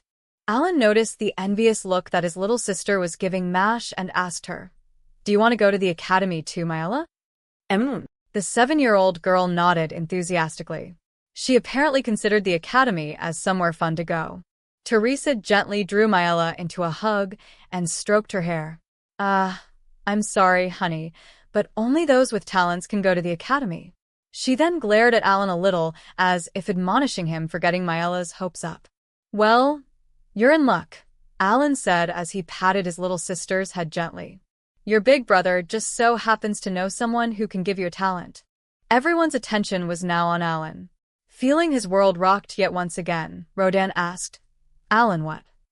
What are you saying?" Alan ignored his father and told Myella, Really, what talent do you want? Your big brother recommends becoming a cleric. Is it possible to cancel a talent later on and choose a second time?" Alan shot a look at the flying squirrel on Myella's lap, prompting him to read Alan's mind. The deity then shook his head. Myella brought a finger to her cheek and tilted her head. Why is cleric good? Wow, I didn't expect her to already be smart enough to ask that kind of question. I guess girls develop faster in this world too. Alan straightened his face and replied, "Clerics can heal people. If father or mother ever get hurt, you'll be able to heal them." He pretty much induced her to do it, but Alan now had Myella's agreement to assume the class he wanted. He told the god of spirits, "Lord Rosen, Myella has said she wants to be a cleric. Please fulfill her wish." "Is that how you—" "Well, I guess that's how it normally goes when dealing with children." Myella's lap then floated up into the air and began swinging his hips while looking at the girl intently. Mistakenly thinking this an indication that something fun was starting, She pulled away from Teresa's embrace and hopped up and down in an effort to catch the flying squirrel. The next moment, a drop of light landed on her and her entire body glowed brightly. What's going on? What's happening? Rodan shouted as the rest of the parents, who were witnessing this phenomenon for the first time, also exclaimed with surprise. When the light subsided, Rodan and Teresa rushed forward to envelop Maella's small form in a huge hug. Then they began examining her all over. "Are you okay? What just happened?" they asked worriedly. "Thank you, Lord Rosen." Alan lowered his head. "Please take care of her again when she maxes out her level." Alan's reward from Rosen for his part in saving Rosenheim was to give Maella, who had been talentless, a 1-star talent. He was now confirming that the promise to eventually promote all the no-life gamers to 4-star classes also applied to her. Rosen had clearly read his mind, yet did not refute him. Alan approached his family. "Father, Mother, there's no need to worry. That was the ritual to give Maella her talent just now." Rodan looked back at his son, his eyes wide with disbelief. He barely managed to get out. "It sure is a big world out there, huh?" Alan nodded. "I've actually already talked things through with Lord Granville, so Maella will get to undergo the appraisal ceremony again this year." The appraisal ceremony was something that all children who reached 5 years old, regardless of social status, had to undergo. When Maella took it 2 years ago, she had been confirmed talentless. After Alan told Viscount Granville about all that had happened in Rosenheim, though, the man had. "I see," Rodan replied in a bit of a daze, his brain struggling to comprehend everything. "All right. I've introduced everyone. Maella's got her talent," Alan murmured under his breath. "Only one thing left to do." "Well, I already mentioned that Kiel became a baron, right? We said we'd celebrate it together.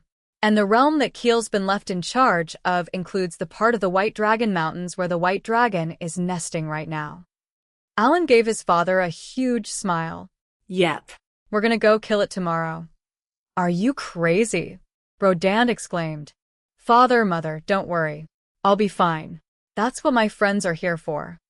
The sight of the no-life gamers nodding confidently left the two adults at a loss for words. Traces of worry could be found on the otherwise expressionless face of Dagora's father. The people in the frontier villages thought of the tyrannical white dragon of the White Dragon Mountains as a mighty existence to be greatly feared. Alan, however, only thought of it as a security measure to prevent someone else seizing the White Dragon Mountains before the land returned to Kiel. When House Carnal was dissolved, the entire domain of Carnal had been returned to the royal family. This included all the mithril mines within the White Dragon Mountains, which had been rendered inaccessible due to the presence of the White Dragon, and were thus considered worthless. Alan had worried that killing the dragon too soon would cause the king to delay restoring Kiel's house, or to return to him his domain minus the part with the mines. This was why he had left the creature alone all this time. For its part, Radash had never sent forces to deal with the dragon either, perhaps balking from all the.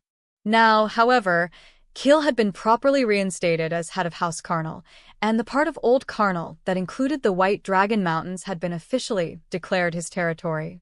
There was no need to hold back any longer. And if the king ever said, "Oh, the White Dragon's gone now, so we'll have to reconsider everything," he would have something far more terrifying than the White Dragon to worry about. With it being so long since Alan and his friends had been home, the dinner went on till late into the night.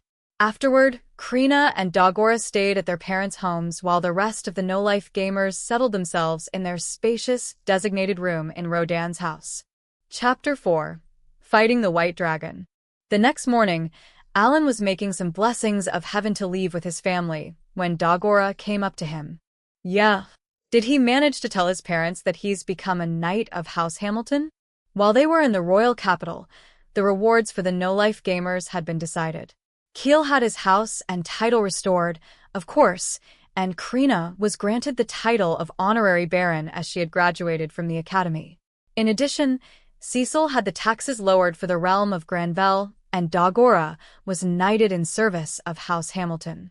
Although he had fought alongside Krina, as axe user was only a 1-star talent, his achievements in the Rosenheim War proved insufficient to merit him a title of his own. However, his reward was by no means trivial. Normally, commoners who wanted to become a knight had to graduate from the academy, then perform numerous noteworthy feats on the battlefield to build up their reputations before even being considered for the knighthood. Dagora's appointment had led to breaking quite a few regulations. Add to this the fact that the prestige of knights themselves depended on the status of the nobles they served. For example, the royal guards who served the king were considered the most eminent in the country, whereas the knights of a baron were considered the lowest in rank. Given that Dagora was now the knight of account, it was then obvious that he had indeed been rewarded handsomely. This particular arrangement had happened largely thanks to Viscount Granvelle. This avoided making Dagora subordinate to a fellow party member, as he would have been had either House Granvelle or House Carnal taken him as their knight. The last Rotatian member of the Gamers, Alan, had turned down any reward for himself. He asserted that Rosenheim had already more than sufficiently rewarded him. Which reminds me, has Dagora given his dad the hammer yet? Back when the party was buying food ingredients and alcohol in the capital, Dagora had also picked up a blacksmithing hammer, calling it a souvenir for his family. It was clearly meant to be a present for his father, a weapons merchant who smithied his own goods. By the time Cecil finished getting ready and came down, she found the rest of the party gathered in the dining room. They then ate breakfast together before heading out. Krina's, Dagora's, and Alan's parents saw them off at the village gate. Alan nodded. "I will, father. And you look forward to tasting white dragon meat tonight." Rodan fell silent. Seeing the worry on his parents' faces, Alan wondered if he ought to have just gone ahead without telling them anything.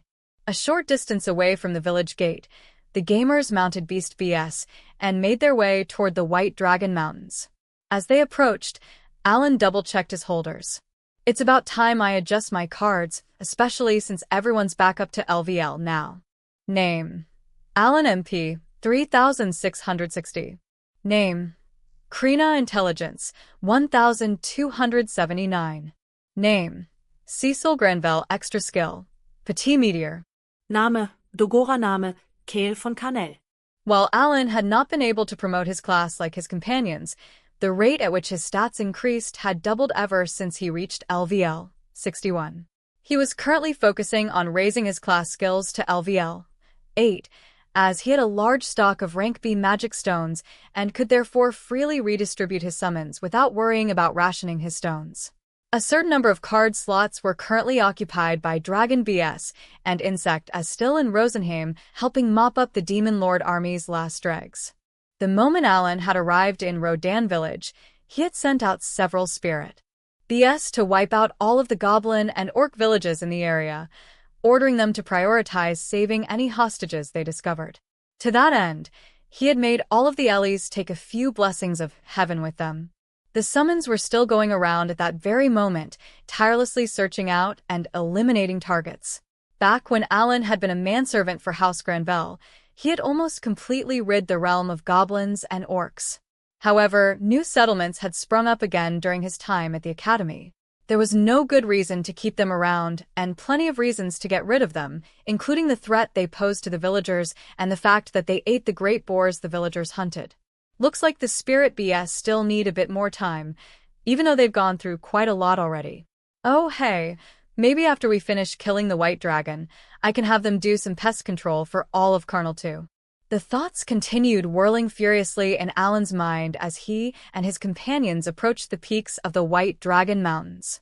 They soon flew over and headed straight for the White Dragon's nest, which Alan had already located ahead of time using Bird E's Farsight.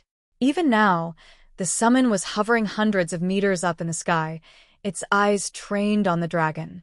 Alan, who was sharing with the Bird E, studied the creature, noting its ruby-red eyes, which stood out starkly against pure white scales, and its powerful, muscular body. He wondered whether it could actually fly with how big and heavy it looked. We've fought dragons before, both in dungeons and the war, but this one's about twice the size of any we've seen so far. Is this normal for wild dragons? Like how wild-caught fish are different from farm-raised? The monsters we faced in Rosenheim were all roughly the same size as others of their kind. Do monsters created by dungeon masters come in standard sizes? Or do all white dragons grow this large? Or is this one an outlier who got to be this big from living for so long in these mountains? Alan's mind was running at full speed as he and his party drew closer to the beast. The bird BS they were riding flew directly above as if to pass over the white dragon, then circled around as they got closer, landing so that the dragon was sandwiched between the no-life gamers and the mountain. They did this to ensure that no stray attacks would fly toward the capital or other settlements in Karnal once the fighting began.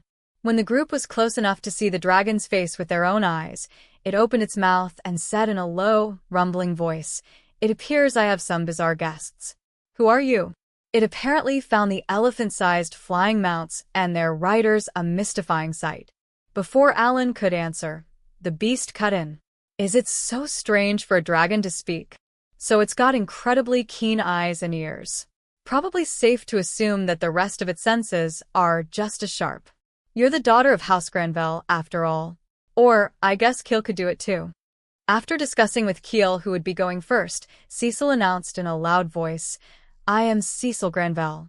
We have come to slay you, dragon. And I'm Keel von Karnal," Keel added. "I won't allow you to continue making a mess of my realm." So, Granvelle and Karnal have joined forces to kill me. I've been waiting. Upon hearing Cecil's and Keel's names, the white dragon let out a roar that shook the mountains. It then began charging toward the no-life gamers with a thunderous gait. At the same time, it began to flap the wings on its back that seemed far too small for its size. So, it's capable of speech, but the pacifist route isn't an option. Is it overreacting to the word slay? And I wanted to introduce myself too. Swallowing his disappointment, Alan turned to his party and shouted, "Maintain a safe distance and watch out for any breath attacks, especially those of you in the rear." I've been waiting for so long," the dragon growled softly with a toothy grin, rolling the words around in its mouth with a deafening note of yearning as it continued barreling toward the group. The tremor shook the ground and sent flocks of birds bursting from the canopy of the expansive forest that lay at the foot of the mountain. Other monsters made a mad dash for the plains beyond. Noticing how the dragon was flapping its wings faster and faster, Alan shouted, "Krina, Dagora, it's trying to fly. Stop it." If the white dragon managed to take to the air, it could begin attacking the beast BS and their riders. The vanguard rushed in to prevent that from happening. It looks like Dagora still isn't very used to using his shield, but he's managing thanks to his griff. It was taking the boy all he had to handle both his great axe and shield, the latter of which was still messing with his balance due to his unfamiliarity with it. He was doing admirably anyway, as his bird bee was doing its best to position itself to make it easier for Dagora to attack and defend. The griffin was capable of flying at its usual speed in spite of its increased load and was intelligent enough to doggedly stay in the dragon's blind spot, making the beast run circles around itself. Just as the white dragon started puffing out its chest, the base of its throat swelled up with a bulge that quickly climbed up its neck. Flames then began spilling from gaps between its sharp fangs. Cecil called forth a shard of ice that ballooned to the size of a bird bee. When she received her class promotion, the 4 magical elements she was able to wield had been randomly selected again. Now she could cast ice magic when she could not before. Man, this promotion just keeps giving and giving. As a mage raised their level and skill level, they would eventually gain 4 elemental magical skills. This included those who used spirit magic like Sophie. Back when Cecil and Sophie had been reverted to LVL 1, the elements that they started with had been the same as the ones they had before. It was only after they leveled up that it became clear that undergoing a class promotion meant getting to redraw all 4 elements. There was no way to determine if everything was truly random, but it was clear that gaining access to new elements meant having greater variety in battle strategies. When Cecil thrust her hands out, the hovering hunk of ice shot toward the white dragon's face. However, the beast unleashed its breath attack with a jerk of its chin, blasting its flames at the icicle and evaporating it in the blink of an eye. I guess at LVL 45, her spells are still too weak to stop the white dragon's breath attack. All of the no-life gamers now possessed talents 1 star higher than before. They had started over again from LVL 1, having inherited half the previously maxed out stats of their former classes. Now that they were LVL, with their new classes, they were actually quite a bit more powerful than they had been before the promotion. As it turned out, though, this was still insufficient to completely negate a breath attack. At her current strength, Cecil could only delay it for a second. The next moment, the dragon swung its head, redirecting its attack toward Krina and Dagora. Dodge. Alan barked, prompting the bird BS that the other two were riding to abruptly evade. It was not long before the breath attack fizzled out, but the white dragon was already gearing up to unleash another one. Understood. Immediately following Alan's order, the elf started activating his extra skill. If the dragon's breath attack was powerful enough to instantaneously vaporize a massive block of ice, what it was capable of doing to Sophie was too much to bear thinking about. Even had Alan not ordered him to, Volmer fully intended to use Arrow of Light then and there. The dragon pulled back its head and arched its neck as the bulge rose to its throat. The instant it opened its mouth, Volmer's brilliant, shining arrow flew straight in. Gwa.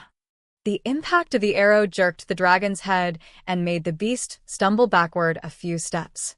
The breath attack died in its throat, with a few rogue wisps of flame leaking from its lips. Taking full advantage of this opening, Krina and Dagora urged their bird BS up close and brought their weapons down on their target's pristine white scales. Sparks flew in accompaniment with loud metallic clangs, but the dragon remained unhurt, only losing a few scales. The monster then spun around by using its backward momentum to swing its powerful tail at great speed. Dagora, who happened to be in the path of its tail sweep, quickly brought up his shield and braced with both hands. He grunted loudly as he and his birdbee both were blown back all the way to Alan's position. So the white dragon's about as strong as Glaster the Archdemon. That puts it near the very top of rank A. How can we kill it without damaging its body too much? If the goal was merely to slay the dragon, Alan had plenty of options at his disposal. For example, he had millions of rank B magic stones at his disposal, so he could simply unleash waves upon waves of powerful summons. Another option would be to have Cecil use Petit Meteor and just squash the beast. However, there was a reason Alan did not want to resort to such means. If this is all we can do even with my summons buffs, though, then we're getting nowhere. Lord Alan, do you want me to call on Lord Rosin's power? Sophie asked. From behind. Her extra skill, Grand Spirit Manifestation, enabled her to call on the God of Spirits to buff the entire party with a 30% increase to all their stats. She was suggesting using this to increase Krina's and Agora's damage output. Even now, the God of Spirits sat perched on Sophie's shoulder. Except when called on through her skill, Rosa never participated in the party's fights. Alan shook his head. There's no need. Please work on pinning the white dragon down. Judging by its endurance, Krina's and Agora's extra skills should be able to take care of it. Understood. I will stop the white dragon from moving. Oh, Grand Spirit, please answer my call. Per Alan's request, Sophie activated a different skill. The next moment, a giant boulder erupted in a fountain of earth and stone from the slope the white dragon had been trampling on. The boulder revealed itself to be a head that was quickly followed by shoulders, a pair of arms, then a torso. I am the Grand Spirit Gnome. Child of Elves, in exchange for your MP, I shall now grant you my aid. The massive stone figure reached out with both hands, grabbed the white dragon by its torso, then wrapped itself around the creature's entire body. What is this? The white dragon wriggled and squirmed in a desperate attempt to free itself from the rock golem's clutches, but to no avail. A dragon bee and a stone bee appeared, the former with an enthusiastic, yes, master, and the latter in its usual silence, on either side of the dragon, helping to restrain it. What on? Why is a dragon siding with the humans?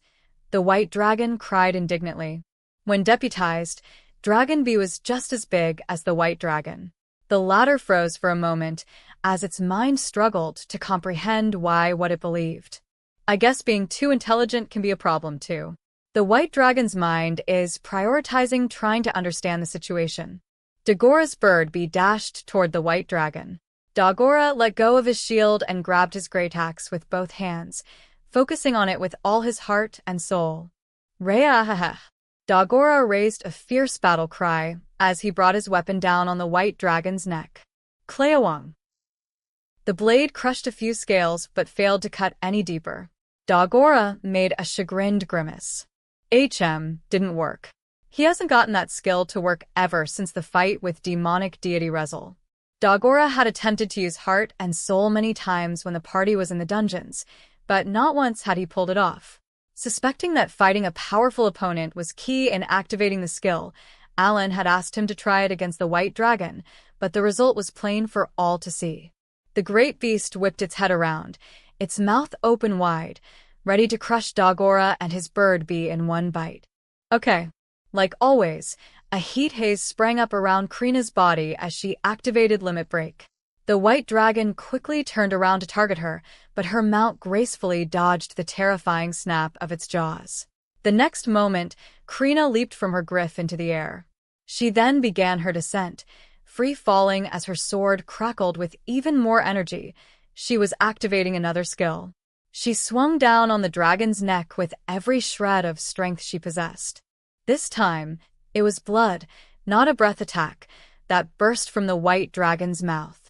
Its head and its massive body crashed to the ground, separately, raising a thunderous rumble. Are you perhaps the human from the foot of the mountains who is always contemplating killing me? What? Maybe? I have always thought of taking you down ever since I was living in a village on the other side, yes. It knows about me? Or maybe it's sensitive enough to notice anyone who's fixated on or hostile toward it. Those are some impressive detection abilities. I see. I've been waiting for you all this time. It appears I am finally freed of my boredom. Oh, dragon god, now the restrictions that were binding me. The white dragon smiled faintly as its words died in its throat. Soon, the glow of life faded from its red eyes. Oh. The amount of XP's the same as for an archdemon.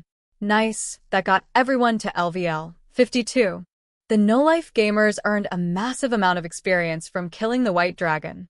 Chapter 5. Triumphant Return.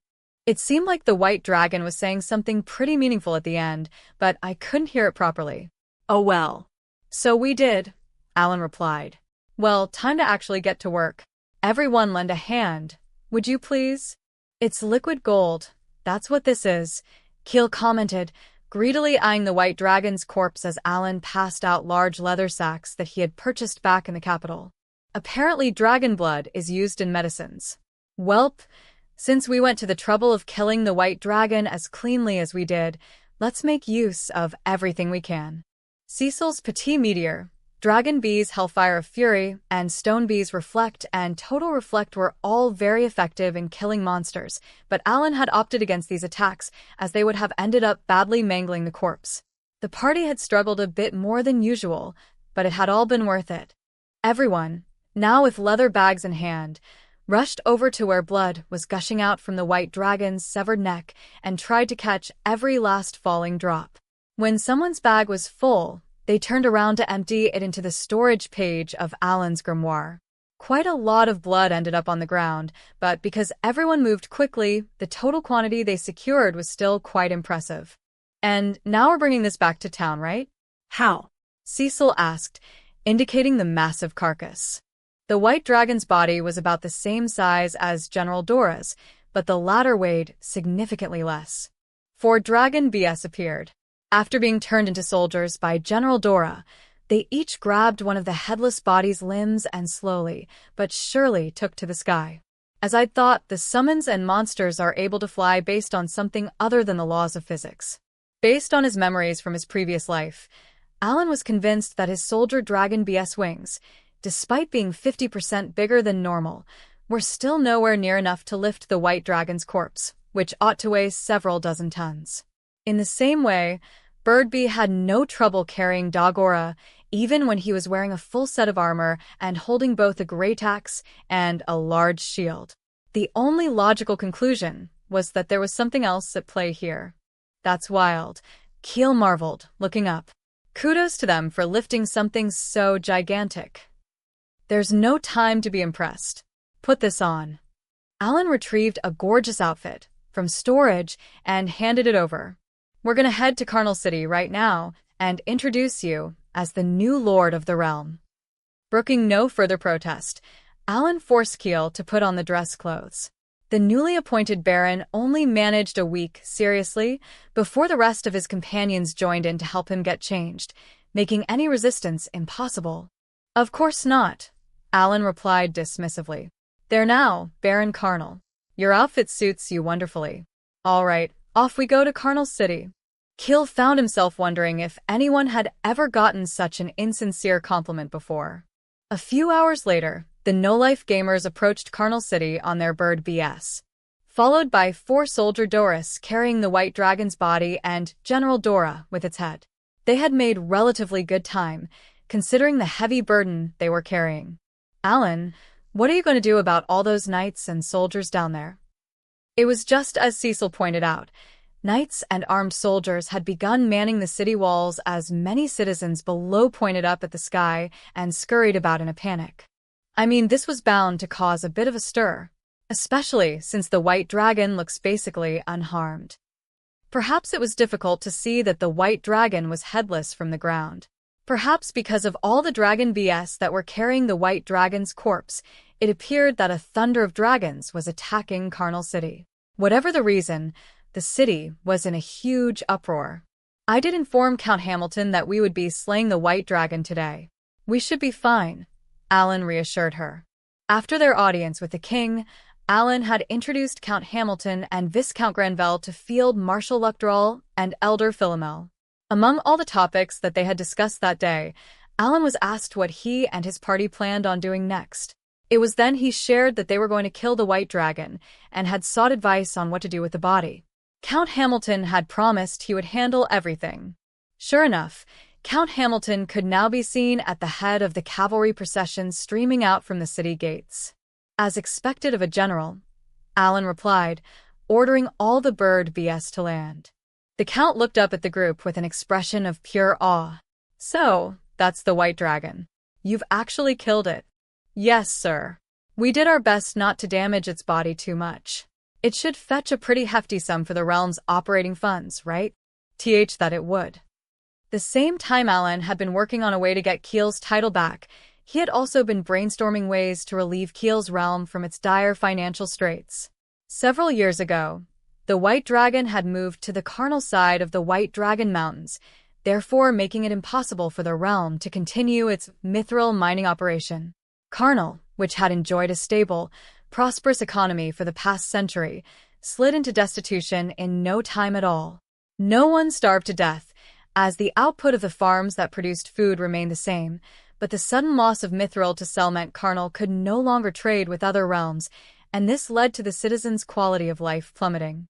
Additionally, the former mithril miners had been left without jobs. The public order worsened visibly year by year. Therefore, the best solution for this realm that had just been returned to Carnal control was clearly to kill the problematic White Dragon and resume mithril mining operations. And so the no-life gamers had done just that. Unfortunately, Alan had confirmed through Birdies that the White Dragon had destroyed several of the mithril mines to the point that they would need extensive restoration or completely new entrances. Both would take money, and here again killing the White Dragon would be an effective solution, as its carcass could be sold off for cash. They would definitely be killing 2 birds with 1 stone, so to speak. The citizens all looked surprised. "Did we arrive too early?" Alan asked. Count Hamilton waved Alan's worries away. "We've already announced to the people that their new lord would be coming today. There's no problem. Let's bring all of you in." A short while later, soldiers hurried out of the gates with a large cart for loading the White Dragon's head onto. The main body would be left outside the city walls and butchered there, but the head was to be displayed for the citizenry so that they could see for themselves that the White Dragon had been slain. The no-life gamers were given horses and told to ride into the city alongside the dragon head. The Count said that they were to be heralded as heroes who freed both Granvelle and Carnal from the centuries-old threat that had constantly loomed over their heads. Alan had tried to deflect any commendation for himself, saying, "Keel should receive all the credit," but the Count had gripped his shoulder with fingers like iron claws and with a smile, forced the black-haired boy onto a horse. On Alan's orders, The four dragon BS slowly let the dragon corpse they were carrying down onto the ground as General Dora placed the head on the cart. The Count had arranged for a sizable cart, but the dragon head still protruded over the sides. Alan continued giving orders. All right, Keel, you ride next to Count Hamilton. And Dagora, you'll be right behind them. Huh? Why am I at the head of the party? Dagora protested. You're the leader, Alan. And you're a knight of House Hamilton. You're not riding at the head of our party. You're riding behind the Count you serve. That's your job as a knight, right? Krina watched the exchange between Alan and Dagora brimming with envy. Oh. You're so lucky, Dagora. Oh, right. Alan turned to the Count. Count Hamilton, would it be all right if we took some of the dragon meat that's being butchered right now? We want to bring some home to our families. In my case, I also want to bring some to some people at the Granville house who looked after me. I see. Just as Viscount Granville said, you really aren't an ambitious man. The man pulled a bit of a troubled face. This expedition to kill the White Dragon was not just any old side quest to eliminate a monster threat. This was the White Dragon who, after making its nest among the mithril mines, had brought operations previously yielding massive wealth to a grinding halt. And yet, the ones who had successfully slain it were asking not for status, fame, or money, just a mere portion of meat. This was frankly terrifying for the Count insomuch as it ran completely counter to how he believed people ticked. With everyone situated, they started out, and soon the procession passed through the city gates and entered Carnal City. What? Are you trying to make me remember that traumatic incident? Back when Cecil was a little girl, she had been kidnapped by a hitman hired by the then Viscount Carnal, Keel's father. She now glared at Alan, recalling how he had been holding her when he leaped out of a flying magic ship nearly 100 meters up. The main avenue leading to the city center was packed with residents. They pushed and jostled each other, all craning their necks to get a glimpse of those who had slain the White Dragon. The crowd numbers were so great, soldiers had to form barriers to clear an open path for the procession. You dare say that again in a louder voice? Look at that dragon head behind them. Our new lord is our champion. I don't hear that many comments speaking badly of Keel's father. I guess his rule must not have been all that harsh. Regardless of what he did, it doesn't look like the people hate him much. And now, Keel, their new lord, had shown up wearing splendid clothing as one of the champions who had taken down the White Dragon. Alan spotted some in the crowd with tears streaming down their faces as the dragon had passed by before them. When the dragon came to this realm, it had destroyed many mines and caused a large number of casualties. Those reminded of their losses were now tasting sweet revenge as well as gratitude toward those who had brought them vengeance. Alan's group finally parted from the dragon head when they reached the center of the city. Apparently the head was going to remain on display there for quite some time, under surveillance by a night guard, to serve as a spectacle for the citizens. Soon, the procession came up on the Carnal Mansion, which turned out to be even larger than the Granville one. The group dismounted and walked inside to find a large number of people waiting to welcome Keel with applause. Some of them were wearing outfits that Alan recognized from the royal palace. It had only been a few days since Keel was reinstated as Lord of Carnal. After Viscount Carnal was arrested and tried for his crimes, the realm had been confiscated by the royal family. Consequently, the palace had installed officials to take over realm management. They were still here because they had yet to hand over their duties to Keel's administration. Suddenly, a young girl's voice cut through the noise of the crowd. Keel. I'm so glad you're safe. People parted to make way for a 10-year-old girl who was slowly approaching Keel with her face scrunched up half in laughter and half in tears. Keel walked forward just as slowly and spread his arms wide, enveloping the girl in a bear hug when she finally reached him. The way they went to each other seems so well-mannered. What a stark difference from Mash and Myella with me, haha. Alan could not help but compare what he was seeing with how he had reunited with his own younger siblings the other day, which made him think of the differences in the two families' upbringing. Keel looked up to see who had addressed him and found one of the officials in the room approaching while rubbing his hands. Please accept my heartfelt congratulations for your recent conferment. I am a royal envoy. This is hardly the setting for such talk, is it? Count Hamilton coolly stepped between the official and the pair of siblings. So, Count Hamilton has no qualms standing up to a royal envoy. That's upper nobility for you. Due to his title, not only was Count Hamilton considered one of the upper nobles, but he also held significant influence within the political group known as the Alliance faction, a smaller body mainly composed of talentless nobles within the Academy faction. All this together gave him the authority to stand up to even royal envoys here on orders from the king. As instructed by the Count, servants led the group to the mansion's conference room. Count Hamilton, the no-life gamers, Nina, and the top servants of the house would be sitting in on the meeting between the royal envoy and Kiel. Once again, allow me to congratulate you on being conferred the status of Baron and on the successful restoration of your realm. Kiel's goal had been to create a place for his sister and servants to call home, as they had lost a place to belong after House Carnal was dismantled. As such, he had not been all that bothered at having been given the lowest possible noble title, or that he was now lord of only half of the land that his father had overseen. In fact, having only half the land suited him just right, given that he was only 14 years old and had not received any education whatsoever in noble matters or realm management. He was aware that he still had a lot to learn. The envoy changed the subject. Baron Kiel, I have heard that you intend on leaving a magistrate to administer the realm in your place. Is this so? There was no rule that Ratatian nobles must always be present in their realm.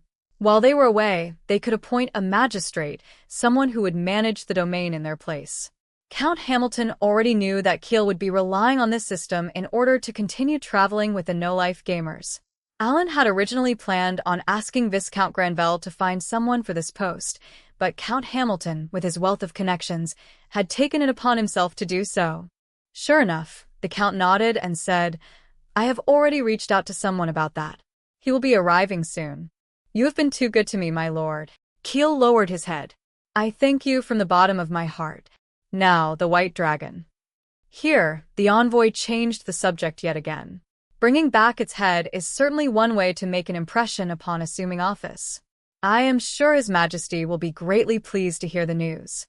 Silence filled the room as the envoy studied Kiel without saying anything. In regards to this, would you be favorable to presenting the White Dragon to the royal family? Alan and his companions had talked it out beforehand and agreed to dedicate the entire dragon, magic stone and all, to rebuilding House Carnal, aside from a small portion of the meat that they would be eating. They had no plans to give anything to the royal family. Are you asking House Carnal to hand over the dragon? Count Hamilton cut in, unable to stay silent. What is the meaning of this? Oh, no. Far be it from me to so rudely ask for the entire beast. However, is it not the duty of nobles to give back to the royal family who grant them their titles and the land they manage? I would not go so far as to suggest presenting everything, but conversely, to present nothing at all is...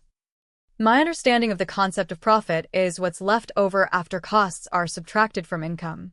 In this case, there is a need to restore the mines destroyed by the White Dragon, dig new shafts, and recruit miners. Only after all these expenses are paid would the leftover be considered profit. Please correct me if I am wrong. The White Dragon had dealt so much damage to the realm of Carnal that even if its entire body was sold, the price still would not fully cover what it would cost to get everything back up and running. The Count also agreed with this estimate. Kiel spoke up. It is as my friend just said. My duty is to develop this land that the crown has entrusted me with and to enable my people to work for the kingdom's sake. To make that happen, I'm afraid I do not have anything tangible, such as any parts of the dragon carcass, to present to His Majesty. He added that he also planned on giving condolence money to those who lost family members to the dragon. The royal envoy gasped at the fact that the newly instated baron had just refused a request to offer something to the royal family. Then again, there's no need to come across as overly confrontational against the royal family either. However, Alan said, in light of his recent coronation, we understand His Majesty's wish to assert his authority. Now that the White Dragon is dead, it can definitely be helpful as a showcase of his dignity. Right. The envoy looked at the black-haired boy with narrowed eyes, suspicious of why he suddenly seemed cooperative. To that end, after the dragon head is left on display at the city square for the next few days, would the crown be interested in buying it? Don't let this leave this room, but as long as we get some money, we'd be more than happy to play along and pretend to present it. Seeing the conspiratorial grin on Alan's face, the other no-life gamers sat back and sipped at their tea, watching him get up to his usual antics. Oh, right, we have to do that too. By the way, we'll be heading to the local Adventurers Guild right after this. Well, we did just complete the quest for killing the white dragon that the royal family had posted years ago, so we have to collect the bounty. It was 1,000 gold, if I remember correctly. I did tell Viscount Granvelle to take down the request in his realm. Decades before, House Granvelle had also put up a request at the Adventurers Guild for killing the white dragon. The bounty they posted was 1,000 gold, which was a massive sum for the family considering their financial situation, but they thought it part of their duty as the nobles entrusted with administering to the realm. The white dragon had then moved to Carnal, and the realm was brought back under the palace's management. The royal family had then posted a similar request at the Adventurers Guild in Carnal City, setting the same bounty of 1,000 gold. When informing Viscount Granvelle of his plans to take down the white dragon, Alan had reminded him to take down the request on the Granvelle side, if it was still up. He had zero intention of demanding payment from someone who had done so much for him, after all. Conversely, he had no qualms. Fearing that anything else he said would make things worse, the royal envoy fell silent. Seeing that the conversation was over, Nina asked with an earnest gaze, "How long will you be staying, Keel? I want to hear stories of your time away." This time, it was Keel's turn to fall silent as he struggled for words. Count Hamilton answered on his behalf. "Well, before we came here, I was told that it would take a few days to issue the traveling permits for your party. How about staying here until the process is finished?" "Yeah," Keel nodded. "We're actually heading to Baukis next." Maella also looked sad when I told her I was leaving. I guess this is the same in all families. And so, after finishing their talk with the royal envoy, the no-life gamers decided to stay in Carnal City for a few days, during which they also dropped by Rodan Village and the Granvelle Mansion to deliver white dragon meat. After that, they set out for Baukis. Chapter 6: Traveling to Baukis. The no-life gamers were headed for the largest landing pad at the Ratashan capital magic ship port, where their flight to Baukis awaited them. Viscount Granvelle and Thomas had gone to see them off. The Viscount clasped Alan's hand in his. "Take care of my daughter." "Of course, sir. And thank you for everything you're doing for Maella." After the god of spirits granted Maella the cleric talent, Viscount Granvelle had requested the church send someone to Rodan Village who could teach her how to use her newfound powers. And by the church, everyone in this world understood that to mean the Church of Elmia. Of the many deities of this world, the god of creation undoubtedly had the most followers. Rodan Village was steadily building all the facilities it needed, and a church was already in the plans for that year, with a church dispatching a clergyman once the building was completed. In a sense, all that was happening was moving up the construction schedule. The great boar hunts in autumn had gotten far less risky with the addition of Alan's summons, but once Maella mastered healing magic, they would become even safer. Plus, healing magic could be cast from a distance, so she ought to be able to level up easily. Cecil was the last to bid farewell to her family. Once she was finally done with her goodbyes, the whole party boarded the magic ship. There were many types of magic ships, differing in size and speed. This time, the no-life gamers were taking a large one meant for international travel that flew at normal cruising speed. The group had reserved 2 comfortably sized rooms for the boys and girls to sleep separately. Everyone was familiar with riding magic ships by now, as they had done it many times before. They dropped by their rooms to set down their luggage, then gathered in the guys' room to discuss their plan going forward. The group was like a bunch of students on an overnight field trip. In fact, this had been the mood around them ever since they left the academy. "By the way, what was that 1,000 gold for?" Cecil asked. She was referring to the amount that Alan had pressed upon his father as village development funds when they left. The village was still in its tax-exempt period, so Cecil could not imagine what the village would need that would be so expensive. It costs money to bring expert tradesmen to the village. for example, to build flood control works. A normal village would reach a point where it no longer needed much by way of development. Krina village was one such example. However, Rodan village was set to become a hub for handling monsters, and that would be a whole different story. It would need to hire experts in many fields such as architecture, civil engineering, and flood management. The way Alan saw it, as soon as long-term development plans were drawn up, the funds would practically evaporate. You left quite a lot of money too, didn't you, Keel? Dagora asked with a yawn from where he lay on his bed. It was not uncommon for him to fall asleep during these meetings. Seeing Krina nodding off at her seat, Alan considered laying her down in his bed. It's fine. I'm the feudal lord after all, Keel scoffed. He had entrusted 1,000 gold of his own with Count Hamilton, asking the man to pay for anything that his sister or servants might need with it. This was the reward he had received from the Queen of Rosenheim, who had given all the gamers, aside from Alan, a monetary reward.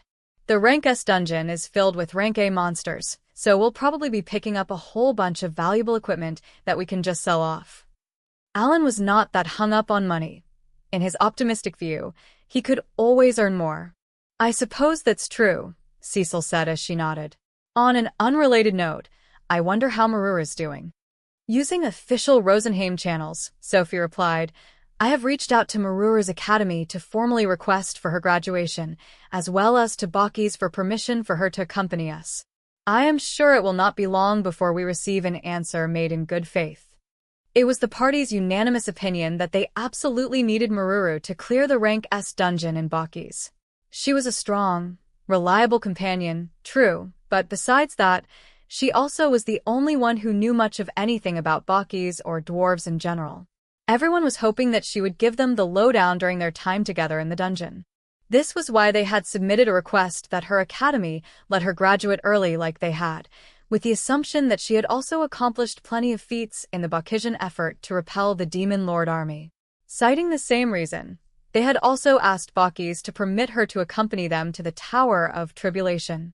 The last they heard from Rosenheim had been through a magic tool in Radash, but at the time, no reply from Baukis had come yet. For what felt like the 100th time, Alan asked, They haven't responded yet, right? They have not. Sophie shook her head before continuing in a reassuring tone. However, Baukis has never turned us down out of hand for anything else before. There should be no cause to worry. The no-life gamers soon wrapped up their party meeting, and Alan carried Krina, now fast asleep, over to the girls' room. Several days later found the magic ship still in the middle of its uneventful journey. During this time, the party had eaten meals together and spent the rest of their time however they pleased, with Alan dedicating all of his time alone to making blessings of heaven to expend his MP and earn skill XP. He was doing the same today in the private dining room the party had reserved next to the cafeteria while he waited for his friends and food to arrive. The no-life gamers always reserved a private room for their meals specifically for Sophie's sake. Outside of Rosenheim, elves were really only ever seen on battlefields or at the academies, so their long ears tended to catch a lot of attention. Sophie herself also had especially pleasant features, which only made her stand out even more. She wore a hooded cloak that hid her face most of the time, but for situations when she had no choice but to remove her hood, such as when she was eating, alternative measures had to be taken. Cecil soon came in. You're here again, Alan? Weren't you making those during lunch too? Alan shrugged. I'm replenishing my stock now, 'cause I left pretty much everything I had in Radash. Since there's no guarantee we'll make it back alive. When handing Rodan the money, Alan had also left him with a large number of blessings for emergencies. Of course, this had hardly been the first time Alan had done that. And by now, Cecil thought nothing more than, oh wow, he's really stepped up his pace making those ever since he got his MP recovery ring. One by one, the other gamers showed up for dinner. The last one in today was Krina, who arrived right after the food had been brought in. She was at the door cheering when an unfamiliar woman approached from behind her and called into the room. Excuse me, is Lord Alan here? I am an envoy from Jaiamat. If I may have a bit of your time, please? The gamers watched vigilantly as a woman who appeared to be in her early 20s walked in. As an extra precaution, Alan sent a spirit bee into the nearest wall, just in case. Alan recalled that, at the time, she had been wearing an outfit similar to the form-fitting suit she had on now. She had introduced herself as a Mutant diplomat and asked to speak with him then too. Unfortunately, Alan had been surrounded by dozens of other nobles at the time and therefore never had the chance to meet with her. Did she follow us onto the ship? Deciding to at least hear her out, Alan invited her in to take a seat. And because she had not eaten yet, Alan ordered food for her as well. "Thank you for your generosity." The woman was adopting a humble manner, but she had not let her eyes stray from Alan's face even once. After the diplomat bobbed her head in acknowledgement, the meal began. As always, the party had ordered family style, because while Krina and Dagora had massive appetites, Sophie and Valmer did not eat all that much, with the rest of the group all over the spectrum in between. As such, the most effective thing to do was to order large portions of various dishes and have everyone just take however much they wanted.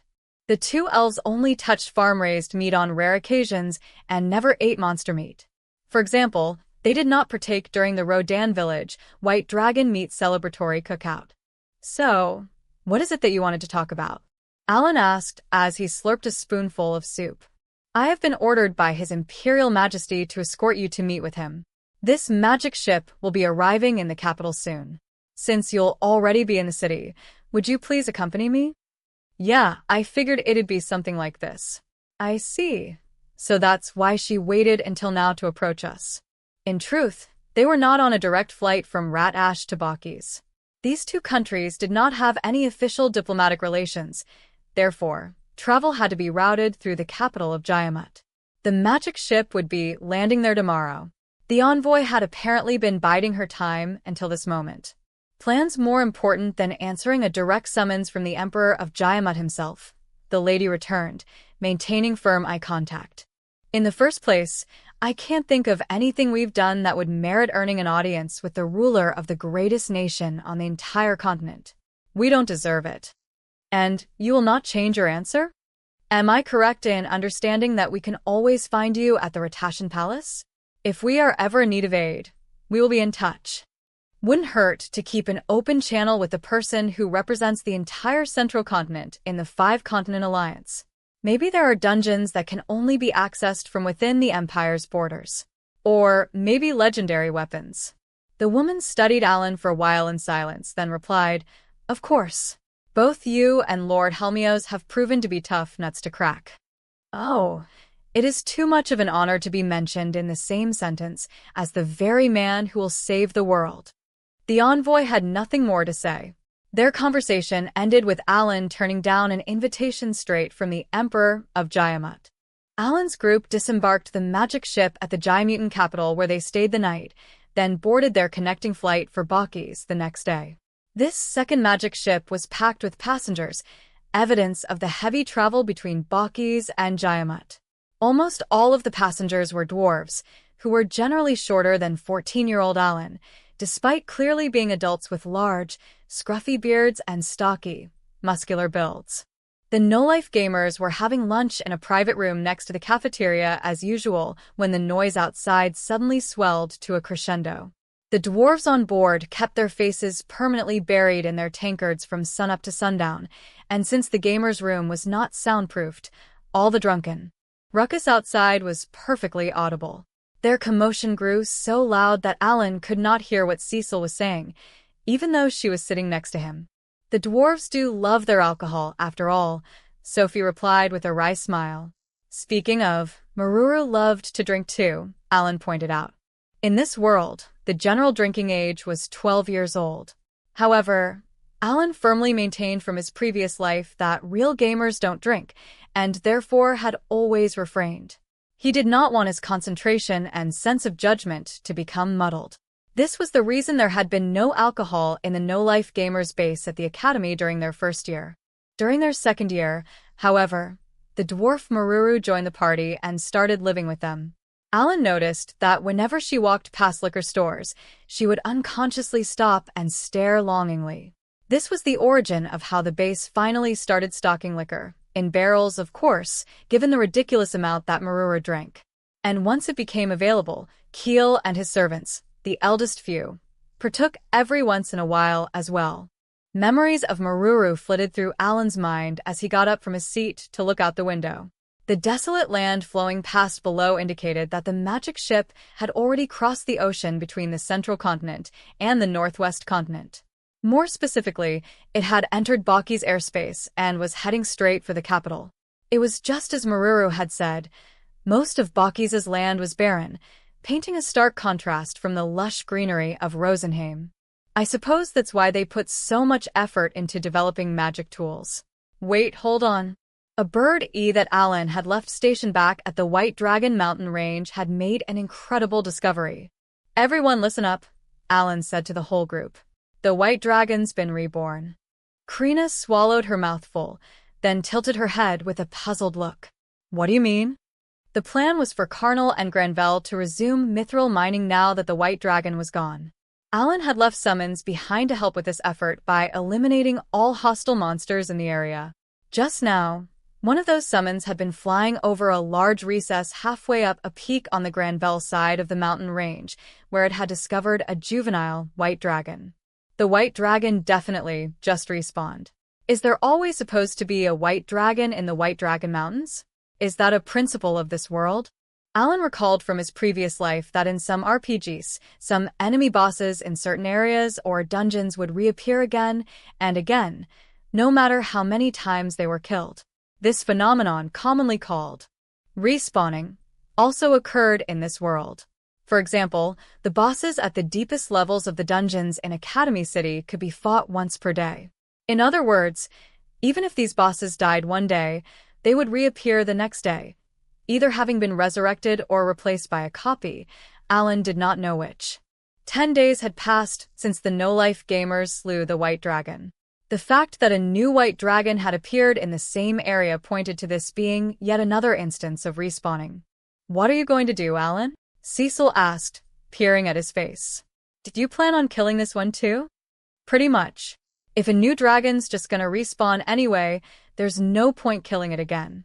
Rather, this could be a good chance to learn something about the Demon Lord's power. Though I'm sure there are also things I could analyze by killing the White Dragon over and over too. The Demon Lord? What's this got to do with the Demon Lord? Alan, explain it to us properly. As always, Alan's train of thought had left his friends behind. To avoid getting strangled by Cecil, he hurriedly proceeded to elaborate. It was said that the Demon Lord had made all monsters stronger by 1 rank, so Alan was planning on observing the White Dragon's growth to figure out if it had ranked up from the start or if it would suddenly turn more powerful and belligerent after a certain period of time. The White Dragon that the party fought had clearly been self-aware. Was that another effect of the Demon Lord's power? Or did the Demon Lord's power only make monsters stronger? Alan wanted to find out. One other thing that Alan wanted to check was the White Dragon's memory. Did it retain memories from before it was killed? If so, this creature might be a key to understanding a lot more about this world. Krina let out an impressed whoa, although it was not clear how much she actually understood. We're heading to a rank S dungeon now, right? But that's just one waypoint on our journey toward our ultimate goal, defeating the Demon Lord. We learned in Rosenheim that we need to get stronger because we're barely as strong as his subordinates. We're gonna really have to put in the work and do everything we can to beat him. Everyone recalled how ineffective their attacks had been against demonic deity Rezel and nodded silently in response. Alan instructed one of the Dragon BS he had stationed out in the mountains to head to the White Dragon's location, making sure to have it pick up a great boar to feed to the whelp along the way. He was banking on the youngling more easily accepting a fellow dragon as a parent. Let's name it Haku. When we fought it, it told us to name ourselves but never gave us its own name. It was not clear whether the White Dragon even had a name in the first place. You're already giving it a name? How do you know if it's even possible to tame a dragon anyway? Cecil was not having it. Alan shot a look at the flying squirrel that was currently perched on the table and devouring a steamed potato. As always, the god of spirits looked unconcerned with whatever was going on. Still, Alan could swear Rosa knew something relevant. Not that he would ever share, of course, so Alan had every intention of figuring everything out himself. Hey guys, you can see the city now. Garara called out from where he was keeping a lookout, prompting the rest of the party to also rush to the windows. Far below the ship lay a gigantic city that stood out conspicuously against the otherwise barren landscape, its urban sprawl tightly packed with buildings of varying sizes. The architecture had a distinct look involving shiny, reflective walls and lots of rounded corners. This was Dongbao, capital of Baukis. At the very heart of the city sat a shining, golden-roofed palace that towered over all its surroundings. So this is the capital of the nation said to possess the world's mightiest military.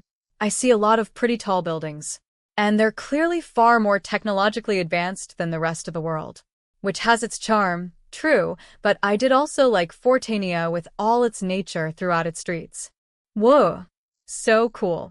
As usual, Krina had her face plastered against the window. Once we arrive, let's look for Meruru first thing, Alan suggested.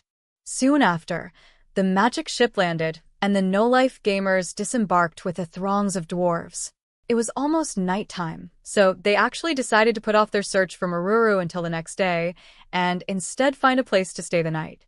They headed for a nearby magic train station, listening to the announcements coming over the loudspeakers grow louder and louder as they approached. They boarded a train at the station. When their train reached an area downtown that looked sufficient, they got off. I know I shouldn't be surprised, but wow, it really is just dwarves everywhere you look. Visiting a foreign country for the first time always came with a strange sense of excitement. Perhaps it was the opportunity to expand one's horizons and explore a new city within a new country that made traveling such a compelling. The no-life gamers eventually set their eyes on a relatively expensive-looking building and strode inside. They approached the counter, and after receiving confirmation that this was indeed a hotel, booked 2 rooms. No one ever insisted on a single room for themselves, so the party normally only took 2 when checking into places. The staff member behind the counter gestured toward what looked like a kind of alcove in the wall at the far end of the lobby. When the party approached, they found it to be a small room just spacious enough for 10 people to stand inside. They all walked inside. What even is this? Is something going to happen? Cecil asked, looking around.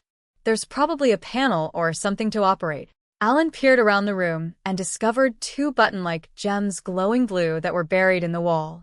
Each was triangle-shaped, with the bases facing each other and the apexes pointing up and down, respectively.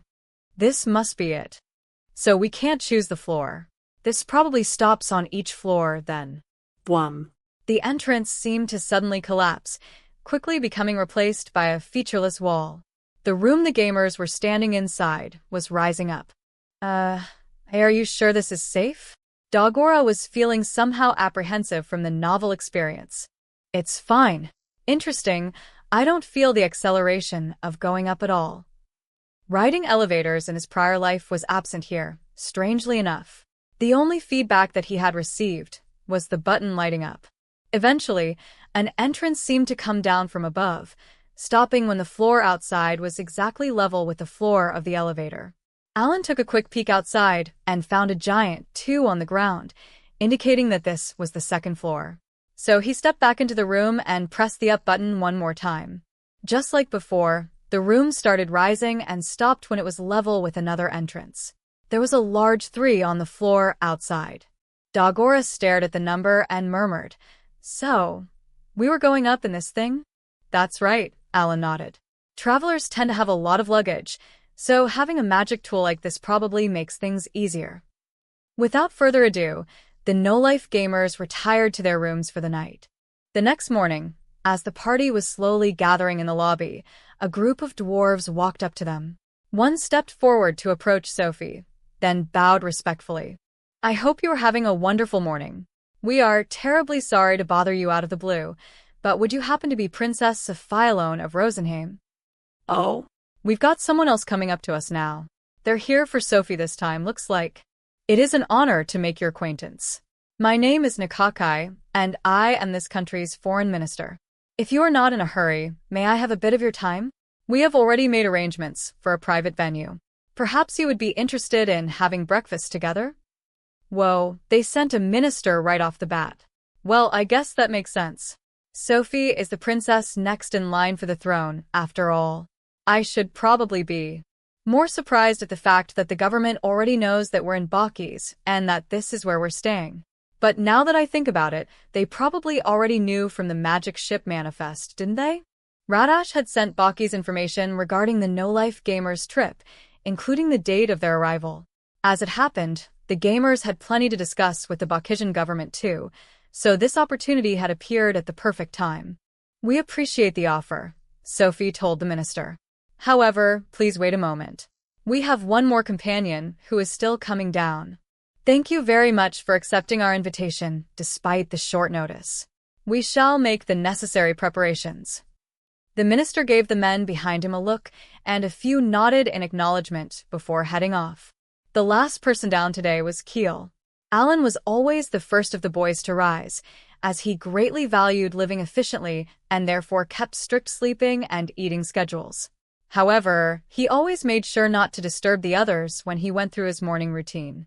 Before long, Keel also made his way down, and the minister led the entire party to a spacious dining area inside the hotel. The room was especially opulent, with walls inlaid with gold and gems. Seems like the dwarves have a bit of a nouveau riche disposition. I wonder if it's the same in Jiamat. The foreign minister took a seat across from Sophie. Would you like a drink? It was clear to all that when the minister said a drink, he was referring to alcohol. Sophie stopped drinking as of late, and she didn't eat any of the dragon meat either. I feel like the variety of her diet is shrinking. Sophie no longer touched alcohol because Alan did not. Alan did not because his memories of his past life made him wary of becoming drunk, the consequences of which included making mistakes in-game and falling asleep at his computer. He was wearing an MP recovery ring that restored 1% of his MP bar every second at the moment, and since he used that MP to raise his skill levels, he could not afford to waste even a second. For him, accidentally passing out would mean suddenly losing several hours' worth of MP down the drain. Sophie not eating monster meat was not anything new, though. Alan had learned at the academy one difference between the two races was that while humans and elves both ate meat from wild animals, the latter did not eat monster meat. It was theorized that this was the reason the Demon Lord Army's forces sent to the central continent were mainly composed of only monsters humans could not eat, whereas those sent to Rosenheim had a decent number of species that were edible for humans. It made sense, as the Demon Lord Army would not want to end up sending rations to their enemies. As such, the great boar meat secured by Ratash's frontier villages remained very valuable rations for the front lines of Jiamat. Alan watched the hotel staff carry out the soup course as childhood memories of hunting great boars flashed through his mind. Seriously? A full-course meal this early in the morning? I guess we're going to be here a while, then. Oh well, their foreign minister did go to the trouble of coming all the way here. Let's think of this as an opportunity to tell him what we want. Once again, I am Nikakai, the foreign minister of Baukis. Thank you for making time for breakfast. Thank you for coming to us. I am Sophialone, and these are my companions.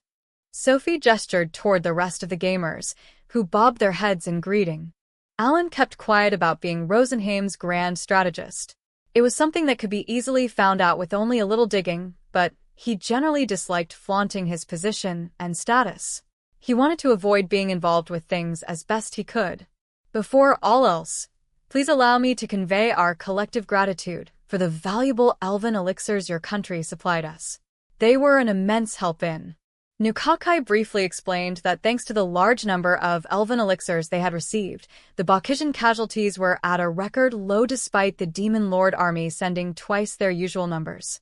Nukakai was now officially acknowledging this and thanking Rosenheim for its aid on behalf of Baukis.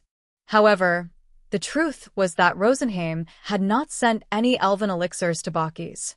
The only thing that came to mind was the items Alan had given to Meruru. However, that was something that he had done as a friend, and not in any official capacity. To confirm how Baukis was understanding the situation, Alan spoke up. I don't believe the items were supplied directly to Baukis, though. Indeed, it was the student named Meruru who brought them to us. We made effective use of them based on the counsel she offered. In other words, Nukakai was insisting that they had not forcibly seized the recovery items from Meruru. Moreover, they had mistaken those items for elven elixirs because Meruru had been schoolfellows and housemates with the princess of the elves herself. The fact of the matter was that Meruru had not been given elven elixirs but seeds of magic, which required only 5 rank D magic stones to make and recovered 1000 MP for allies within a 50-meter radius. These were far inferior to the blessings of heaven, the item that Rosenheim was officially calling elven elixirs, supplied to Jaiamut. Those required 5 rank B magic stones and restored both HP and MP to full for allies within 100 meters, and were even so potent they could regrow lost limbs. Alan had given Meruru seeds of magic because he figured a source of MP recovery would be useful for Baukis' Golem pilots. The Demon Lord army had attacked Rosenheim, Jaiamut, and Baukis simultaneously, sending double the usual number of forces to the latter two. To protect itself, Baukis had conscripted all of its students to the front lines as well as its soldiers. Meruru, who had been on exchange at the time, had received orders to return home. She complied, though not before Alan entrusted her with a whole bunch of seeds of magic for her to use while fighting.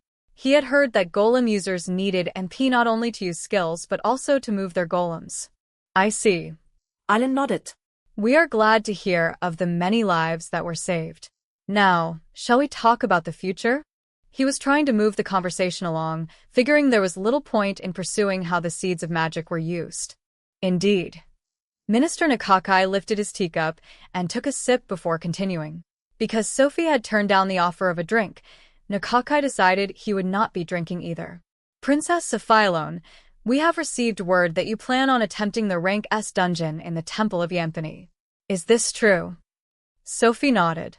Yes, I will be going with my companions here. Is this what we need to gain access? She took out the party's rank S dungeon invitation card. The dungeons in Academy City began at rank C, with parties later being able to enter successively higher-ranked dungeons once they met certain requirements.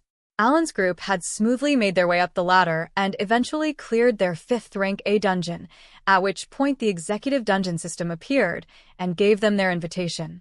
Indeed, possession of that invitation card serves as proof of Lord Digragny's acknowledgement that your party are worthy challengers of the dungeon. The rank S dungeon was located within the Temple of Yamphany, a place where the dwarves of Baukis worshipped Dungeon Master Digragny. Even though the no-life gamers had received their invitation card from a dungeon in Radash, the dwarves believed that issuance of these invitation cards was by Digragny's will. However, although we normally celebrate any and all who wish to challenge the rank S dungeon, when it comes to someone of your station, we feel it our obligation to ask you to reconsider your plans. Your Highness, half of all challengers die within a year. The rank S dungeon is an extremely dangerous place. The gamers exchanged nervous glances. Only those who had successfully cleared 5 rank A dungeons were allowed into the rank S dungeon.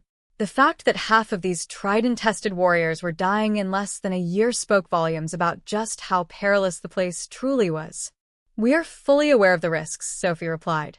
However, we also believe that there is no circumventing our entering the rank S dungeon in our quest to take on the Demon Lord army. Fair enough. There are indeed many things that can only be obtained within the Tower of Tribulation. It is clear to me that you have no intention of changing your mind. As such, I will now explain how our country will handle the matter of your entering the dungeon.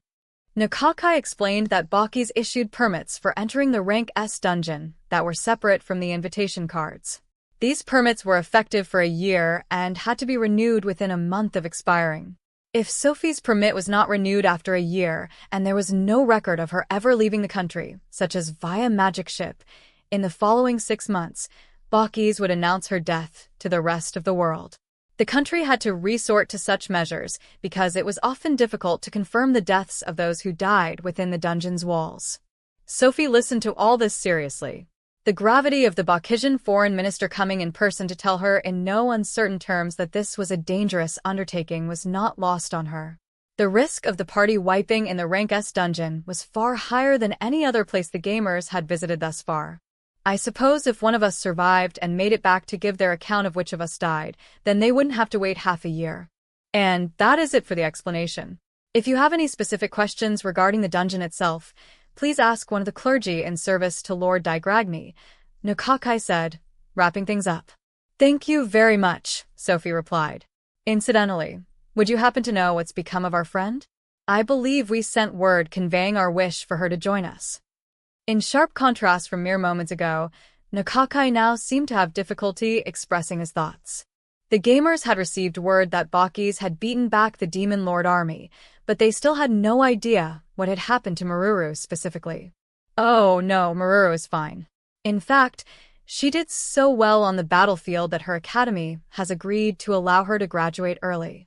It's simply that, well, His Imperial Majesty is worried for her safety. Meruru's Talos general talent was so rare that it appeared in 1 out of 10 million people.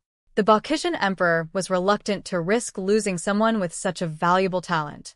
So, you mean to say it will be difficult for Meruru to come with us? And no, the possibility still exists. The Empire of Baukis simply wants to be compensated appropriately. Oh. Was all that talk about how dangerous the Rank S dungeon is just a lead-up to this? The breakfast negotiations with Foreign Minister Nukakai were clearly not going to be over any time soon. Quite some time had passed since breakfast began. The main course was long past, and dessert was rapidly approaching. Even after wolfing down cuts of meat anyone else would find too large for breakfast, Dagora and Krina still had not had enough. Was it because they were in puberty? Did they just have large appetites? Either way, they asked the servers for more bread. When the bread basket arrived, however, it was the god of spirits who got to it first. He scampered over to grab an unclaimed roll, drawing curious looks from the dwarven servers. So, you mean to say there are conditions for allowing Meruru to join us in the dungeon? Sophie looked straight into Nukakai's eyes as she questioned him. That is so, yes. The dwarf nodded firmly, but refused to elaborate further. It's not like I don't get where they're coming from. We are literally asking to take their 1 in 10 million talent someplace where the chance of dying is equal to a coin toss. In all likelihood, Nukakai was not lying about the statistics. Any other country would set conditions if asked to send their valuable sword lord, saintess, archwizard, or other 3-star talent somewhere similar. Recalling how much appreciation the foreign minister had just expressed for the seeds of magic that Alan had given Meruru, Sophie asked coolly, would the elven elixirs that were passed to Meruru suffice to fulfill those conditions? It is true that the elixirs saved innumerable lives of our brethren. His Imperial Majesty was so moved that he is considering returning the favor. We have heard that your country is currently occupied with rebuilding many cities destroyed by the invading Demon Lord army. Baukis would like to offer the magic tools needed in that effort entirely free of charge. We will not be able to extend our support to cover any ensuing maintenance costs, which I'm sure you understand. The foreign minister was referring to things such as illumination magic tools used as street lamps or contraptions for purifying drainage. He was also specifically offering the state-of-the-art models, the ones used in Baukis that had yet to be installed in any other country. However, all magic tools required continuous maintenance, and Baukis would naturally be charging for replacement parts as well as dispatching and stationing experts in relevant fields. These dwarves are merchants through and through. It's just as we learned at the academy. Alan had been taught that Baukis was a country that specialized in magic tool development and that it was trying to control the world economically by exporting their technology. To this end, they would offer valuable magic tools to countries that had no hopes of developing such tools themselves as a way to secure routes of export. This was why 60% of the magic tools in Radash were Baukisian imports. Jaimat was doing its best to make do with what it was developing domestically, but it was far from stamping out Baukisian products both on its open market and in its citizens' consciousness. Despite being fully aware of Baukis' intentions, Sophie replied, I see. I am sure Her Majesty would be more than happy to hear this. Rosenheim's dependence on magic tools was significantly less than that of the central continent. After all, they could call on the spirits' powers to light their streets and purify their water. In the first place, as a race that loved harmony with nature, the elves had an instinctive aversion to using magic tools. This was why there was no magic train line in the country. That said, There was no denying that the magic ships had played a crucial role in evacuating civilians and bringing the fight to the enemy forces during the war. What was more, if Sophie simply said, "We don't need what you're offering," the dialogue would have ended then and there. If there are any particular magic tools that come to mind, please feel free to let us know. That aside, Minister, Meruru is someone we befriended while attending classes with her. Paying money to have her accompany us seems somewhat inappropriate, don't you think? This leaves us at a bit of an impasse. It was said that elves were a race that disliked violence, but were skilled political negotiators. Their diplomatic abilities were one reason Rosenheim was a superpower within the Five-Continent Alliance despite having a population far smaller than that of Baukis, or Tiamat. The way Sophie naturally began negotiating with Foreign Minister Nikakai revealed that she, too, had what it took to be a great politician. Oh, of course not. We would not be as boorish as to ask for money. It has reached our ears, though, that your country has figured out a way to mass-produce your elven elixirs.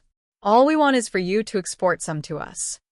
What we have achieved is not exactly mass production, but a way to make elixirs that are far more potent than before. During the war, we distributed a significant number to various allied nations and used up a lot ourselves, so I'm afraid we do not have much left in stock. Oh, we would be more than satisfied with whatever quantity you can manage to export. Then it sounds like I should do what I can to seize this opportunity to foster friendly relations between our nations. Now I can breathe easy, knowing I get to keep my head. To be honest with you, His Imperial Majesty did warn me to resolve myself should I fail to secure a promise for more elven elixirs. Goodness gracious, what a predicament. Oh, I'm sure you exaggerate. Incidentally, where would Meruru happen to be at the moment? The minister shot a look at the clock on the wall, which indicated it was almost 9 o'clock. Thank you, Minister. Kindly convey my gratitude to His Imperial Majesty for me. Of course. I'm sure you will become quite occupied when you begin taking on the Tower of Tribulation, but if you ever have the opportunity to visit the palace, please don't hesitate to ask for me, Nikakai. Because Sophie had implied that she had no intention of seeing the Baukisian Emperor for now, Foreign Minister Nikakai responded accordingly. After that, Alan got some time to ask the minister a few questions about Baukis. When he was finished, the dwarves made their exit, leaving the gamers to continue waiting for Meruru. Once they were all alone, Cecil made a displeased groan. Are all dwarves like that? I have heard that Baukis is a country that prioritizes national benefit above all else, Sophie replied. He was actually going easy on me. 50 years ago, Baukis was not an empire, but merely one among the many other dwarven kingdoms on the continent. However, it possessed magic tool technology that the other countries did not, and when war broke out against the Demon Lord army, it managed to use this unique technology and the power of its golems to beat back the monsters. By offering its technological prowess to the other dwarven kingdoms, Baukis gradually expanded its influence over the entire continent, eventually swallowing many other nations under the just cause of protecting the dwarven race to form the empire of Baukis of today. The gamers had learned this history in their classes at the academy. What they had just witnessed had verified the contents of those lessons beyond a doubt in their minds. Well, this is a country that clawed its way to power by using the Demon Lord. I'm sure they don't want to return to their days as a mere kingdom. While everyone else is suffering from all the Demon Lord army incursions, I think Baukis is the only one that's managed to successfully use the crisis to its benefit and develop itself. You should probably be careful about saying stuff like that where people can hear you, Cecil hissed.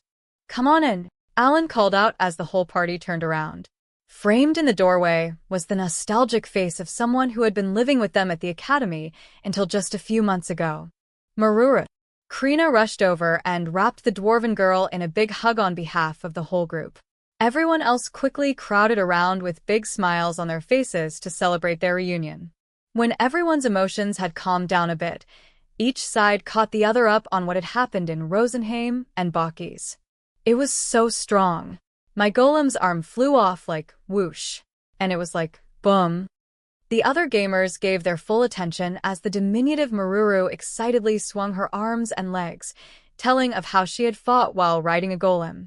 From what they could glean, her golem had proved capable of tearing through the hordes of monsters with ease. We finally have Meruru back, but it would be annoying if Baukis did anything to get in the way of her coming with us to the Tower of Tribulation. I should come up with some countermeasures when we're going through the dungeon. There was no way that Baukis was going to let go of someone with a 1 in 10 million talent so easily. Alan knew he would have to come up with something to allow her to stay with the group. If only there was a way for her to borrow a golem to bring into the Rank S dungeon, Alan sighed. Cecil sighed in commiseration. Nakakai did say that it was not possible. Just now, Alan had asked the foreign minister whether they could borrow a golem from Meruru to pilot, but he had been turned down on the spot. However, when pressed, the man did reveal that there was a way to obtain a personal golem. The lowest floor of the dungeon drops the slates that you need, right, Meruru? Meruru confirmed that she had indeed summoned the golem she used when she fought the Demon Lord army, using such slates. This meant the minister had in all likelihood been telling the truth. What is this slate thing? Oh man, I'm getting excited just thinking about it. It was unclear why or how these slates related to the golems that supposedly could reach 100 meters in height. For any more details about this and other aspects of the Rank S dungeon, the group would have to actually head to the Temple of Yampani. And so, without further ado, the no-life gamers set off once again, their roster fully restored after what felt like ages. Chapter 7. Rank S Dungeon. So far on their journey, Alan's group had been approached by representatives of 2 different emperors requesting their appearance, the Jai Mutant envoy on the magic ship and Baukisian foreign minister Nakakai at the hotel. The thing was, just because an emperor was interested in meeting someone did not necessarily mean the audience would happen immediately. For example, it took 10 days for the king of Radash to arrange everything for Sophie's audience. With these 2 emperors, it would not at all be surprising if the gamers would have to wait over a month to meet with them. And of course, Alan thought anything short of immediate access like what he had to the Elven Queen's audience hall was wasted time that could be put to much better use. With Meruru back in the group, the no-life gamers mounted their bird BS and flew northeast for the Temple of Yampani. As always, they intended to use Alan's summons to travel around the country, as well as to fight inside the Rank S dungeon. Alan had given Nakakai a brief introduction of his summons earlier.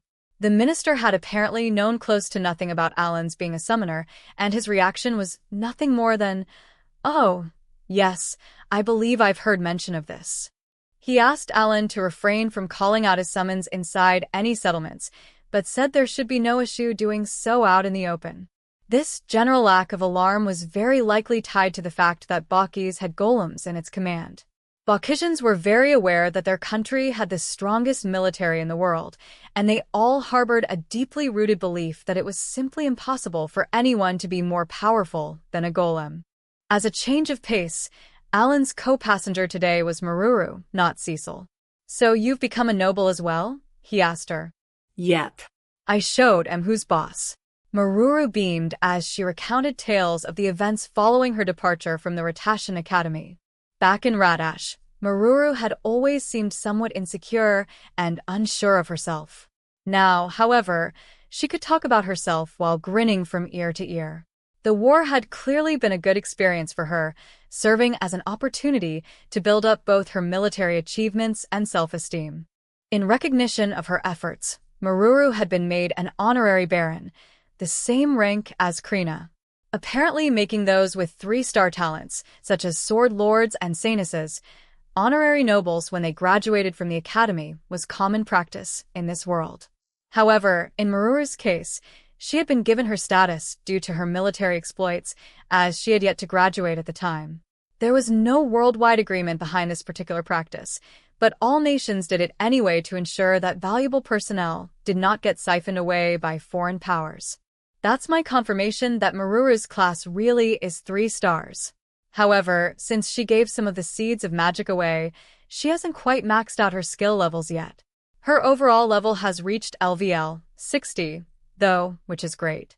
Despite her countless dungeon runs as a part of the no-life gamers in Radash, she never earned a single point of skill XP. This was because all of her skills were related to piloting golems, and there were no golems to use in Radash. It was only after she returned to Baukis and fought the Demon Lord army as a pilot, with her Baukis-issued Golem, that she started raising her skill levels. However, because she gave away so many seeds of magic, she ended up using her skills less frequently than Alan had expected. Her skills were still only LVL 4. Name: Meruru MP, 2420 plus 900. Attack: 782 plus 900. Meruru's status looked very similar to Krina's back when she was still a Sword Lord. Meruru now had plus 900 buffs to 4 stats. All her stats have gone up significantly. But, I see, her battle strength still very much relies on her having a golem. Oh, I see Drill Punch listed here. I can't wait to see it in action. Meruru's skills all dealt damage with the assumption that she had access to a golem. So, once the gamers found all the necessary golem parts inside the Tower of Tribulation, she would be able to use those skills all she wanted. With that, Alan wrote up a list of things he wanted to find within the Rank S dungeon, the slates that serve as parts for Meruru's Golem, Orichalcum weapons, and armor. The no-life gamers had obtained many desirable items from Rank A dungeons that were otherwise impossible to obtain from auctions, and intel had it that they could expect more of the same from the Rank S dungeon. Given this, Alan was hoping to upgrade his entire party's gear in one go. Moreover, Helmios had told the gamers they could expect to find other kinds of items that would prove indispensable on future adventures as well. We sure did. He was the same as ever. Speaking of, he said he'd be coming. Helmios had himself been promoted from hero to hero king, the process of which had reverted him back to LVL 1. He was planning on giving the Rank S dungeon another go with his own party as a way to level himself back up. Whoa, so the esteemed hero is coming. Awe tinged Meruru's eyes. You sound like you've gotten real close with him. The party landed for a lunch break, then resumed flying northeast.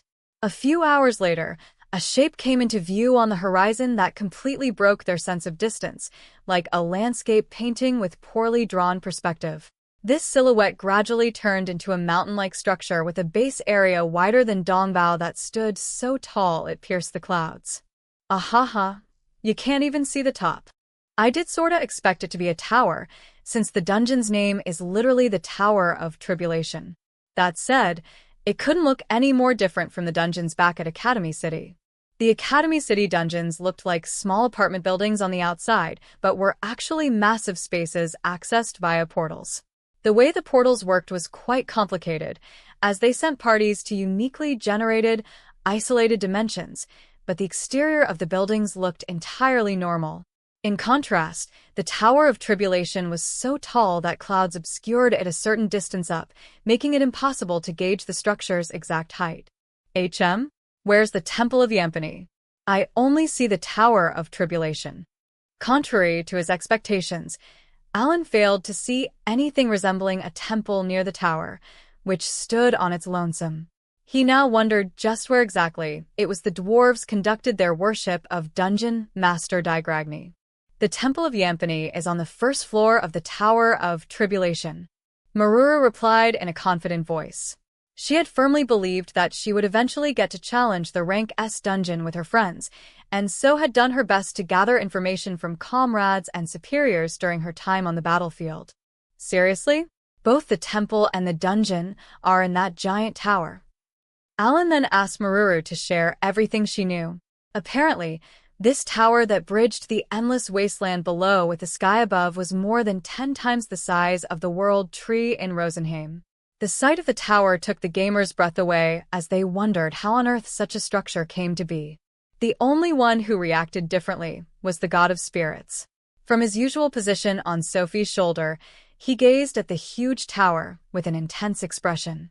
Eventually, the no-life gamers drew close enough to make out a line of people stretched in front of the Tower of Tribulation. Recalling Nikakai's warning, the party landed their bird BS some distance away to avoid causing a panic and headed over to join the queue on foot. The size of the tower indicated that it likely physically housed the Rank S dungeon inside, unlike how the dungeons in Academy City had been separate dimensions. The bird E that Alan had sent ahead to observe the exterior of the structure confirmed that there were no windows and that there were doors located at regular intervals on the ground floor of the tower. Out of curiosity, Alan had bird E continue flying up. However, no matter how much time passed, the top of the tower never came into sight. Well, this is a world with magic ships. I guess Digragny isn't stupid enough to let people cheese the tower by getting in from the top. At a certain distance from the tower, the line of people split up into smaller streams heading for the various entrances. Alan and his group picked one at random and fell into step. When Alan noticed the man who was standing before them in line, however, involuntarily escaped his lips. The man was taller than every one of the gamers and was not wearing anything above the waist aside from the greatsword on his back. As Alan looked up, he noticed the thick fur covering the man's skin and, eventually, the dog-like ears crowning his head. The beastkin turned around in response to Alan's voice and, upon noticing his gaze, bared his teeth in a less-than-friendly manner and glared. "The fuck you looking at, huh?" "Humph."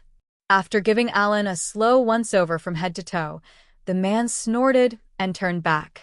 As it turned out, the line in front was filled with not only dwarves but also a decent number of humans and beastkin. At the academy, Alan had learned the difference between human and person. Namely, human was the race and people was a term that also included elves and beastkin. Naturally, that meant Krina and Alan were also people, and so if a distinction were to be made, they would be called humans. This was a concept that had arisen out of the need to refer to all races with one term when the Five-Continent Alliance was assembled. There are quite a lot of beastkin here. Did they come over from the continent to the south? Wow, this world's animal people are all so furry. To the south of the empire of Baukis lay the Garlesian continent, which was split up among numerous beastkin countries. The beastkin in line had very likely originated from there. Alan wondered if they were here hoping to get rich quick. The line steadily crept forward until the no-life gamers finally reached the front. Their mixed-race party garnered a few weird looks from the guards, but once they showed their adventure cards, they were let in without a fuss. When they stepped through the doorway, Krina's eyes lit up. It's a whole city.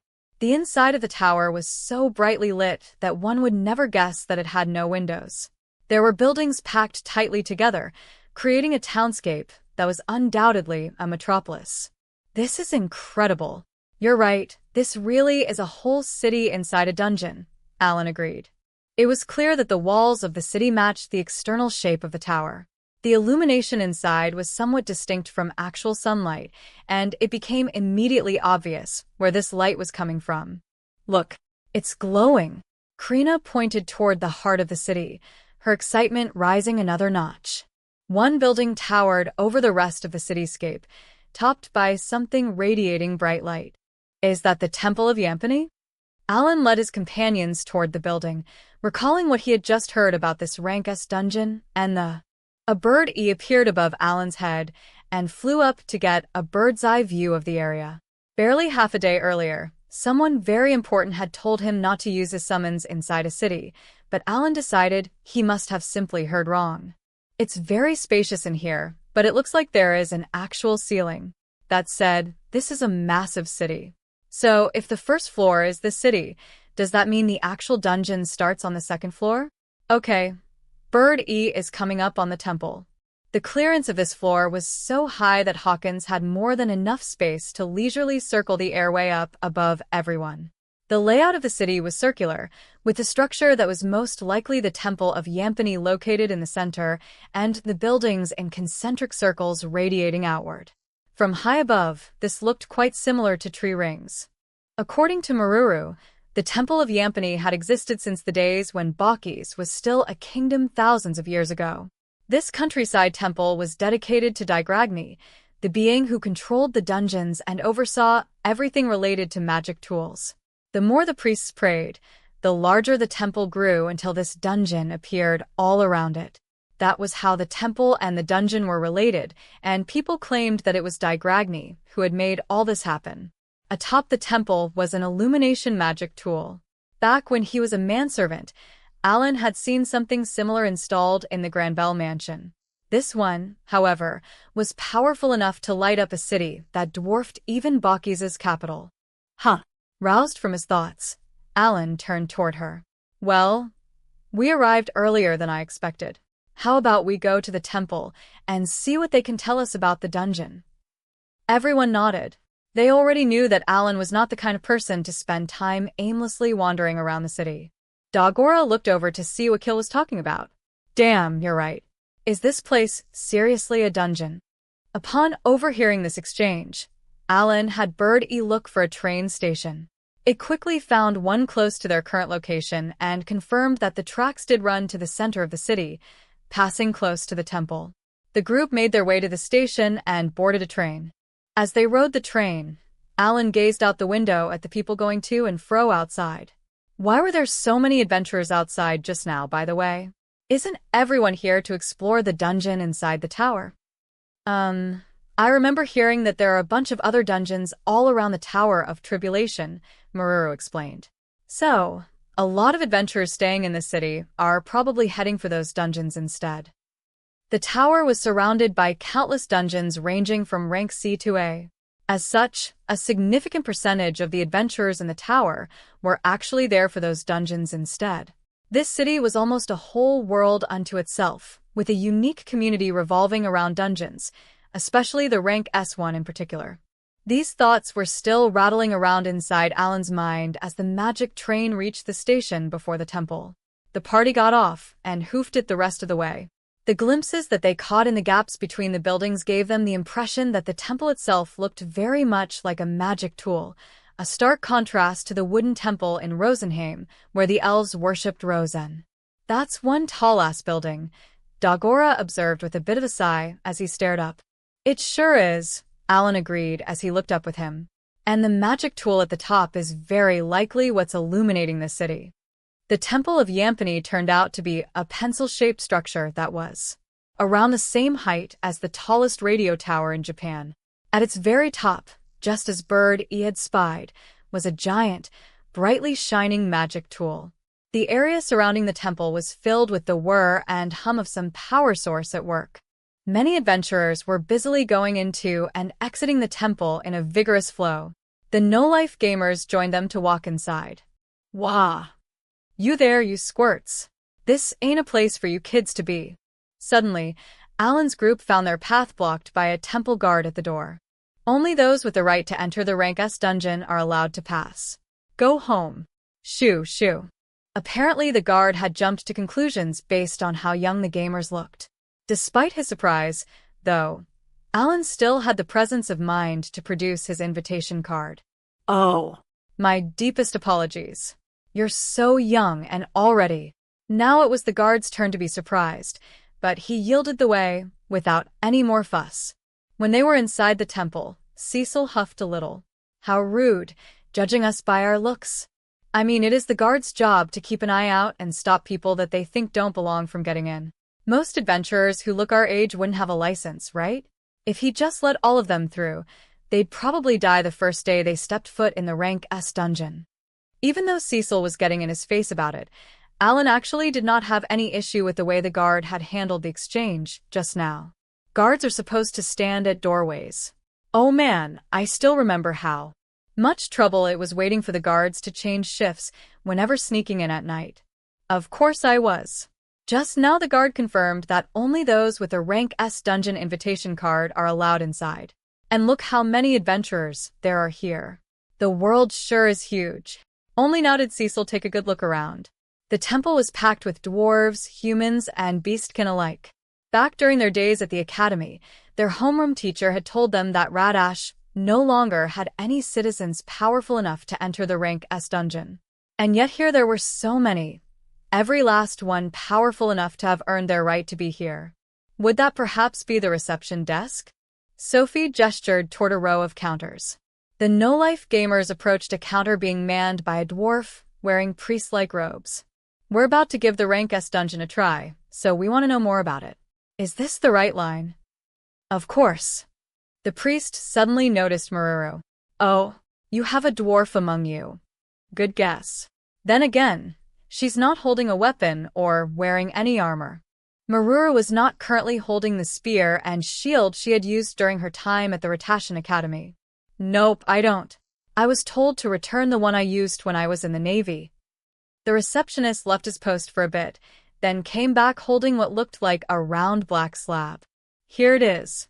Please provide your adventurer card for registration purposes. What's going on? I feel like I'm watching someone borrow a library book. Unable to hold it in any longer, Alan interrupted Maruru's conversation with the priest. Excuse me. What is a magic disc? The receptionist looked up. Huh? This is a magic tool necessary for calling out a golem. A magic tool for calling out a golem, you say? Alan took a good look at the pitch-black slab with a metallic sheen on the counter. It was circular in shape, with one side being entirely smooth and the other having 10 depressions. A strap or chain was attached to it as if it were a pocket watch. Meruru accepted the slab and happily hung it from her neck. Many of the other dwarves in the room were wearing similar pitch-black discs around their necks as well. I can't help but think that they look like a bunch of elementary kids who are showing up for summer break morning radio exercises at the local park with their stamp cards hanging around their necks. I'm supposed to slot in slates that form golem parts into these grooves, right? Meruru asked for confirmation's sake. The priest nodded. Correct. You'll be able to find such slates on floor 2 and higher in this dungeon.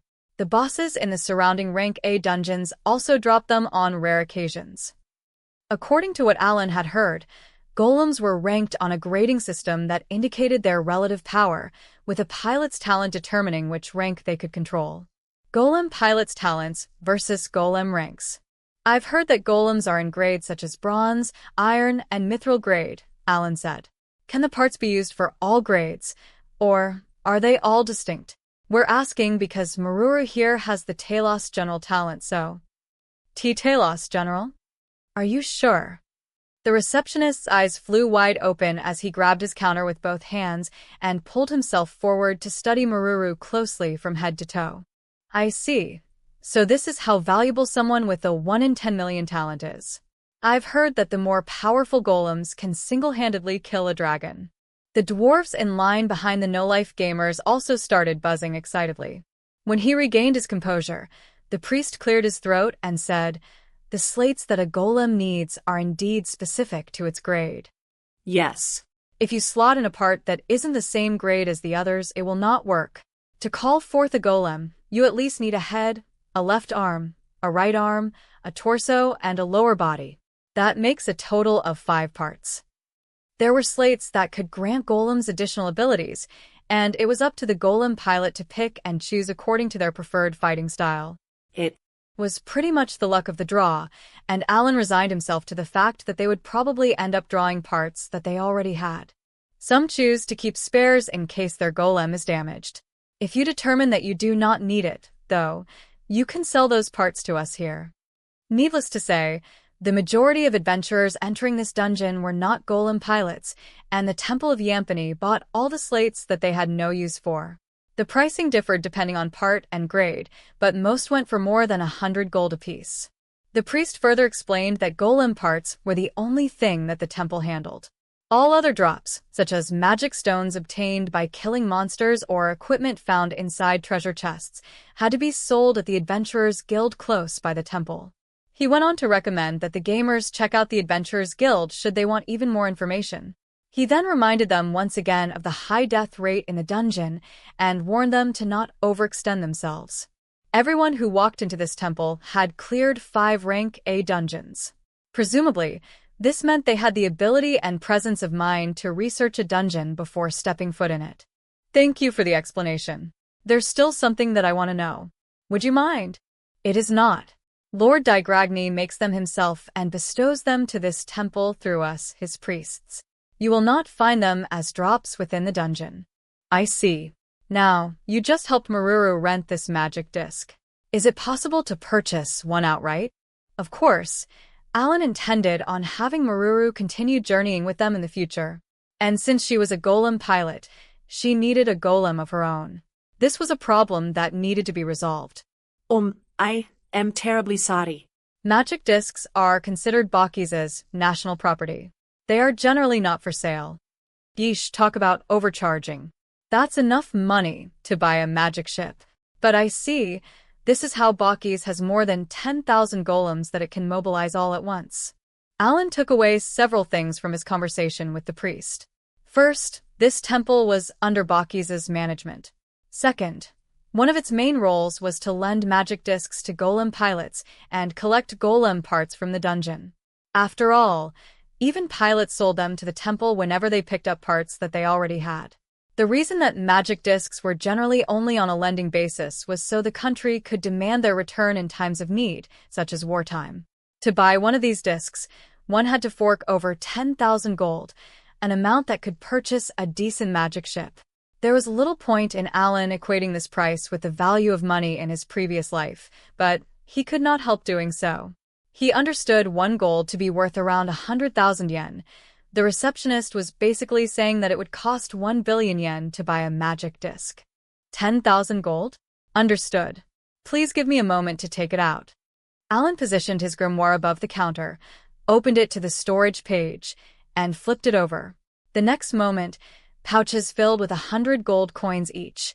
Alan kept his money this way for ease of trading, fell out in a quickly growing pile. Cecil sighed. Yep, Alan's being Alan again. She had known this would happen from the start. The receptionist asked for a moment and gathered a few colleagues to count the money together. After they confirmed the amount, he added information to Meruru's adventurer card showing that she had purchased her magic disc and now had full ownership of it. The whole process took slightly under an hour. Teach, thank you. Meruru was choking up a little with emotion. Even though she was familiar with Alan's personality from their time together in Academy City, she still could not help feeling astonished and moved by his bold action. Don't worry about it. We would have had to do it sooner or later anyway. Now, it's gotten dark outside, so let's put off visiting the Adventurers Guild until tomorrow. And so the no-life gamers checked into a hotel close to the temple and spent the night. The next day, after hitting up the Adventurers Guild, the party made their way to the Real Estate Guild and went through the process to rent a house near the temple. While hotels were great in that they provided meals and cleaning service, the party wanted a place where they would not have to worry about keeping away from prying eyes when doing things such as creating blessings of heaven. As soon as they received their keys, they headed to their new base. According to the receptionist at the Real Estate Guild, most rentals in this city did not come furnished. This was due to the large variety of races living there who all had different body sizes and therefore needed different furniture. Sure enough, when the gamers walked into their new place, they found it entirely empty. Because the dining room did not even have a table, they had no choice but to spread sheets out on the floor and sit on them in a circle. Halfway into the meal, Alan suddenly said, I have something to talk about. Feel free to keep eating while you listen. Huh. Krina looked his way as she took a big bite from a piece of bread. So, we've finally got everything in order and are ready to begin clearing the Rank S dungeon. The usage of the term clear was intentional.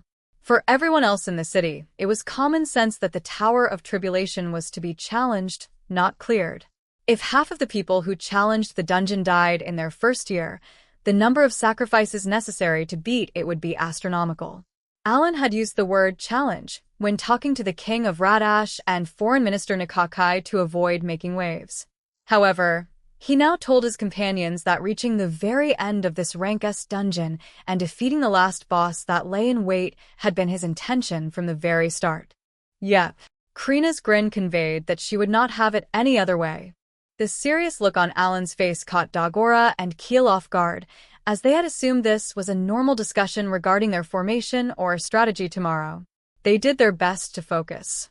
I'm pretty sure that even after we clear this dungeon, we'll still have a tough time fighting demonic deities. Sorry, I might have phrased that badly.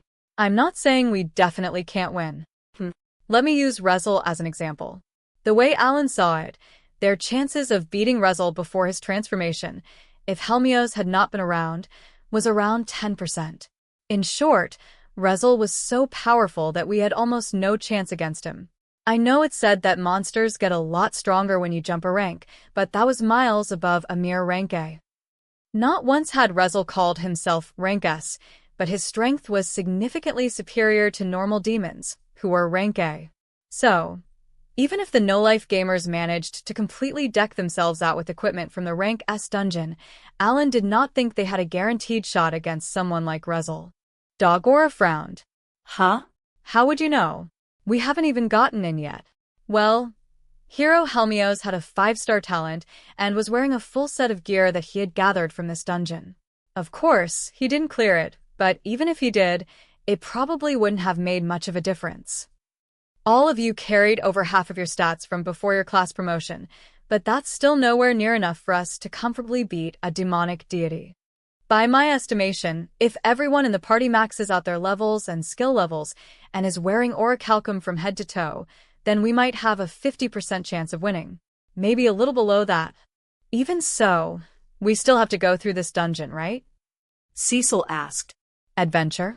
Krina tilted her head, now munching on a fresh piece of bread. Yep. An adventure. This is an adventure for killing the Demon Lord. Getting caught up in the war during our student years was just a side thing. This rank S dungeon is the first real step of our party's adventure. Krina paused eating. I see. So this dungeon is still only the beginning for us. That's right. We're going to clear this rank S dungeon and claim every last drop of power it can give us. However, even once we do, we're still far from done. We've got to level up as fast as we can, then. Krina clenched both her fists, brimming with enthusiasm. The memory of how the fight against Rezel had gone now served as fuel for Krina to constantly push herself to improve. Looks like the girl who was only fooling around with a sword at first is slowly growing up. Now she's found a proper reason to swing that sword of hers. One thing that'll be different if we ever encounter a demonic deity again is that we have Meruru with us now. We still have no idea just how powerful a golem is, but that's something we can see for ourselves inside. Meruru puffed out her chest. Tam Tam is super powerful. It's gonna knock your socks off. Tam Tam is my golem.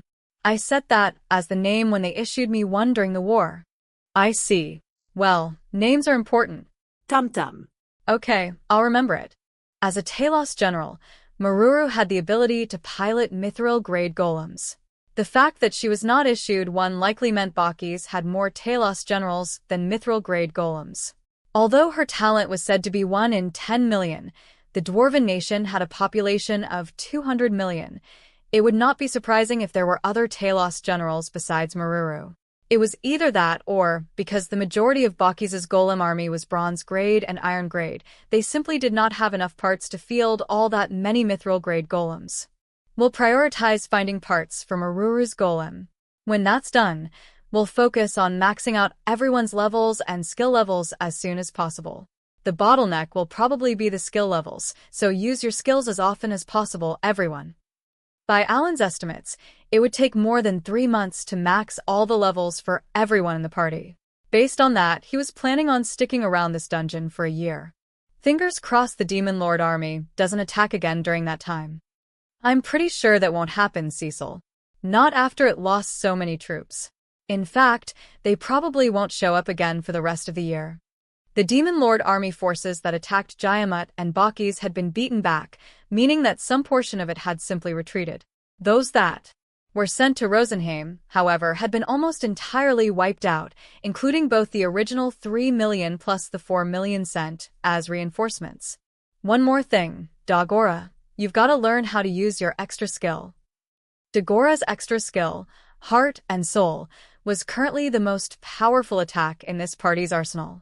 Even back when he was only a 1-star class, this skill had enabled him to destroy one of Rezel's hearts when the rest of the party had struggled to even lay a scratch on the demon.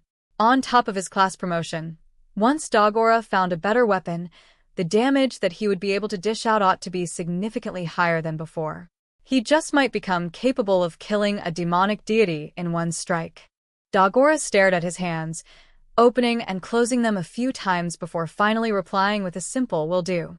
As for you, Keel, we're going to get you more equipment that raises your intelligence stat. Sounds good. Thank you. I don't want Drops of God to fail again like the first time I used it on Dagora.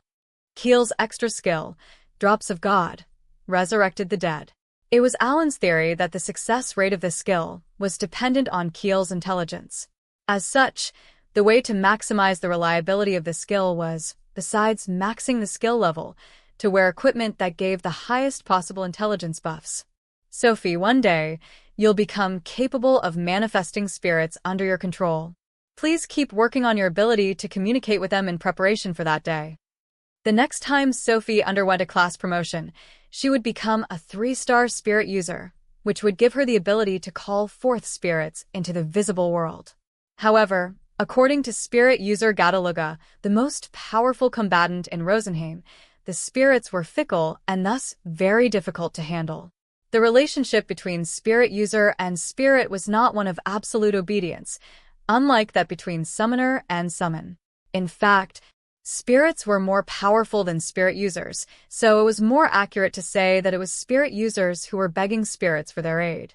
Seeing that the conversation was about to wrap up, Cecil pointed at herself and asked, "What about me?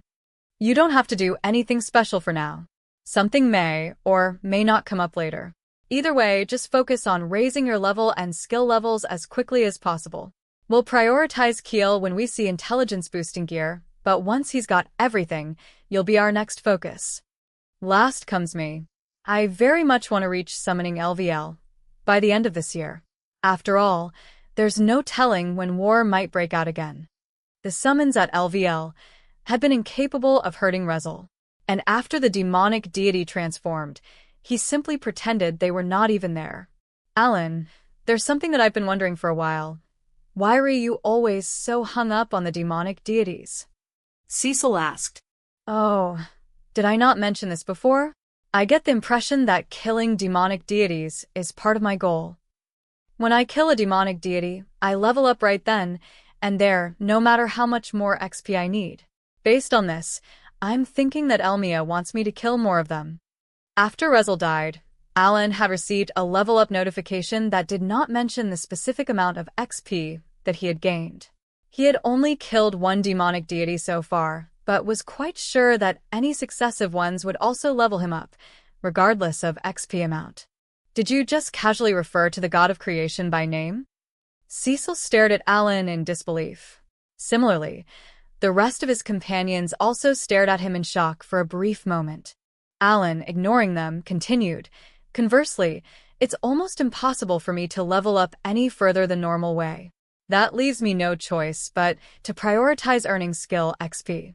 At his current level, he needed so much XP to level up that it would take forever simply killing monsters. Killing demonic deities was practically his only way to level up any further. In order to make it easier to kill the next one that he encountered, he was now focusing on raising his class skill levels. So, that's why you asked the Adventurers Guild for magic stones again this morning." "Yep. I heard that the city processes nearly as many magic stones as Dongbao. I'm gonna buy as many stones as I can, even if it raises their price on the market a little." When the no-life gamers had visited the Adventurers Guild this morning, Alan had asked the staff how many rank D magic stones he could request for at a time. The staff had replied that there was no upper limit, so Alan took out 7,000 gold, only for the staff to immediately backtrack and ask him to keep it to 1,000 at a time. This was how Alan ended up making a request for 100,000 rank D magic stones for 1,000 gold this morning. The guild had promised to have the order ready in 5 days. Keel was about to say something, but Cecil talked over him, so he drew back and let her talk. The rest of the gamers also looked like they wanted to say something but sensed that Cecil was probably going to say it for them, so they stayed quiet. "We're all one party, right? I think it's about time we stopped splitting what we earn from the dungeons." "What do you mean?" he asked. Alan had maintained the even split of loot this whole time because it was common sense for him to do so. It was the right thing to do both when dungeon crawling and monster hunting. "We all understand that you need a ton of magic stones, and we know how much money that costs. So, let's use everything we earn in the dungeons to buy those magic stones." Cecil went on to say that everyone in their party wanted different things, and it just so happened that the thing Alan wanted could be resolved with money. Alan looked at his friends' faces, and they all nodded back in turn. Seeing that, he bowed deeply and said, "Thank you very much, everyone. That would be a huge help." After this touching display of friendship, the meeting ended, and the no-life gamers dispersed to prepare for their very first foray into the Rank S dungeon tomorrow. Chapter 8. Admiral Garara and his crew. All right, let's head out, Alan announced before turning to his friend, the one with an impressive appetite characteristic of pubescent boys. Come on, Dagora, you full yet? After they had finished eating breakfast in a dining room devoid of both table and chairs, the no-life gamers left their new home base. They were renting a prime property that was close to the Temple of Yampany and large enough to house more than 30 people. The house that the party rented in Academy City had certainly been quite nice too, but this one here cost 3 times as much, with rent being 30 gold a month. According to the Real Estate Guild, the only listings that met Alan's 3 requirements, close to the temple, the Adventurers Guild, and any shops necessary to everyday life, were large ones around the size of this property. When Alan saw the place for himself, he realized its size reflected just how large the parties coming to Yampany to challenge the Rank S dungeon were. 10 minutes of walking later, the gamers reached the temple. It was packed with adventurers, so they lined up with the rest until it was their turn. They showed their invitation card to the same guard from yesterday, who let them through this time without comment. The last time the gamers were here, they had asked where the entrance to the Rank S dungeon was in this temple building. To alleviate the crowding, there were several rooms that served as points to send the numerous adventurers through to challenge the Rank S dungeon. Each and every room was spacious enough to comfortably hold far more people than just the no-life gamers party. The dungeon looks as crowded as ever. Well, the next floor is mainly just Rank B monsters, so even a party of all 1-star classes with good equipment can still handle it no problem. Alan had been told that there was currently no one in Radash capable of stepping foot inside the Rank S dungeon. Here, however, there were huge crowds of adventurers, with some sporting long ears that identified them as elves and others with short, stocky builds who were clearly dwarves. What's more, they were all wearing high-quality equipment made of either hurricane or adamantite.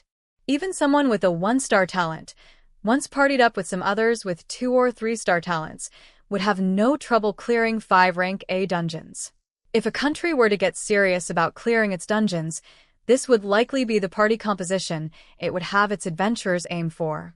Then again, if the party steps on a teleportation trap and gets scattered, they'd very likely wipe. So they'd definitely need a scout to help them avoid those kinds of traps. Because more than 10 adventurers were heading into the Rank S teleportation room at a time, the line was moving at a swift pace. It was not long before it was the no-life gamers' turn.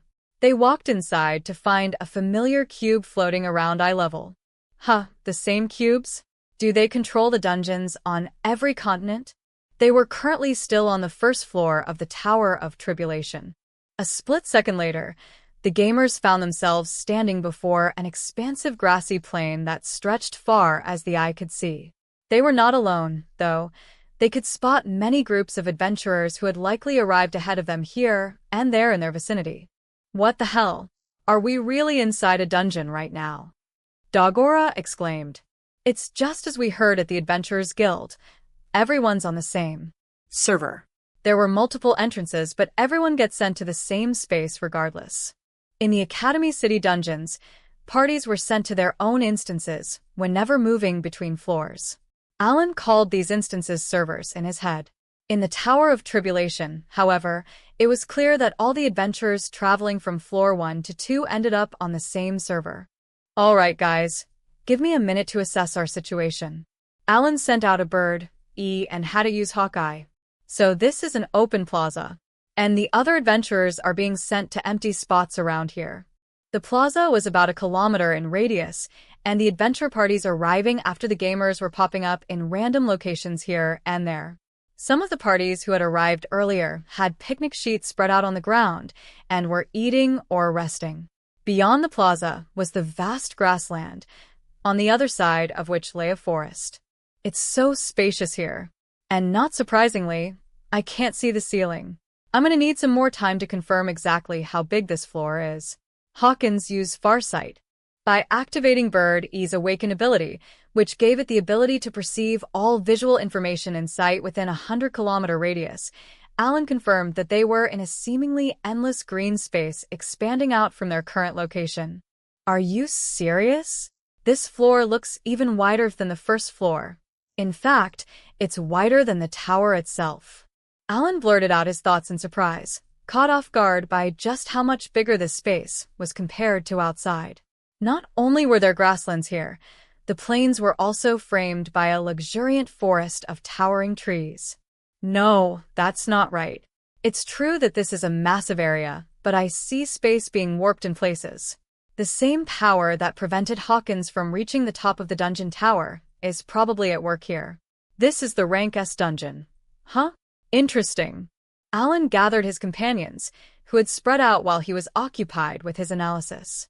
He then shared with them what he had just confirmed about the layout of the floor.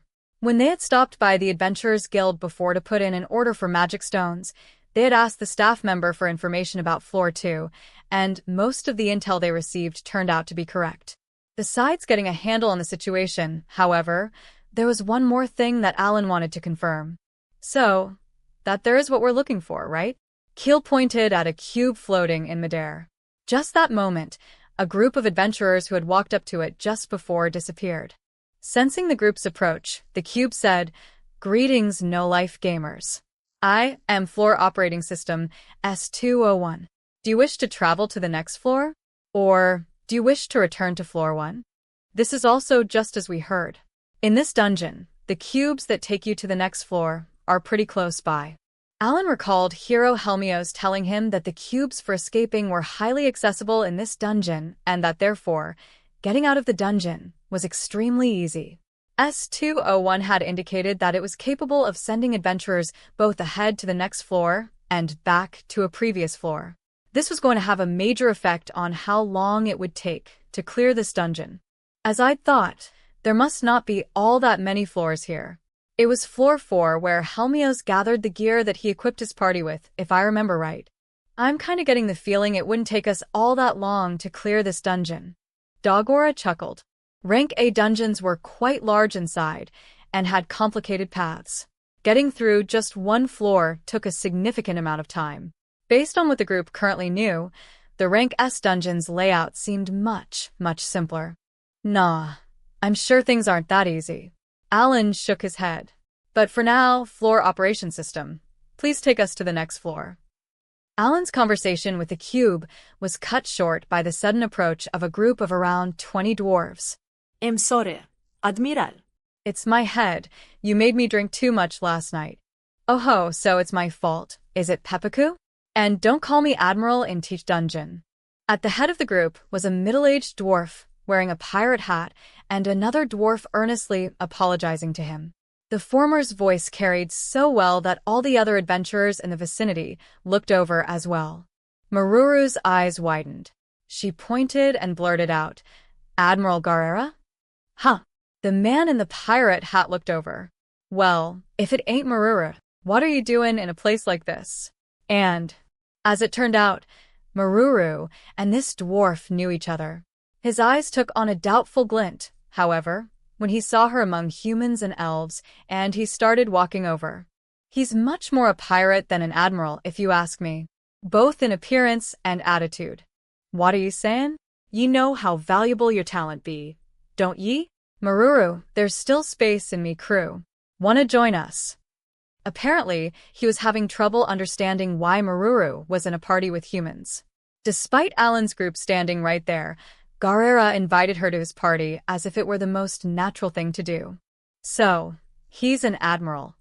They use a different military ranking system in Baukis, right? Apart from language, many things were the same all throughout this world, including currency and units of measurement such as for weight, length, capacity, and time. The differences between the original systems were not all that drastic to begin with, but there had been a conscious effort over the past few decades, ever since the Demon Lord began attacking, to standardize everything. Having the same units of measurement eliminated unnecessary confusion when sending supplies to the front lines, while having the same currency made negotiations and trading much simpler. The Five-Continent Alliance had spearheaded this endeavor in order to streamline the war effort. One standardization that Baukis resisted, however, was changing the names of their military ranks. They argued that they had no need for military aid in the fight against the Demon Lord, and so kept their historic titles of Admiral, Captain, Commander, and so on. If I remember right, Admiral is equivalent to Grand Marshal, right? What's the top dog of the Baukisian Navy doing here? Does he love dungeon crawling like me? Interrupting Alan's unrelated thoughts, Meruru responded clearly, I appreciate the offer, Admiral, but I'm gonna clear the dungeon with my friends here. Admiral Garara's companions, or more correctly, his subordinates, gave Meruru dumbstruck looks. What nonsense have ye lot been filling Meruru's head with? Garara roared indignantly at Alan's group.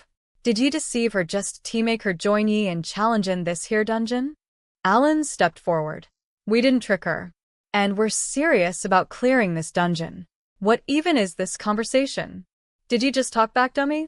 You got guts, boy, I'll give you that. You want to do this the hard way?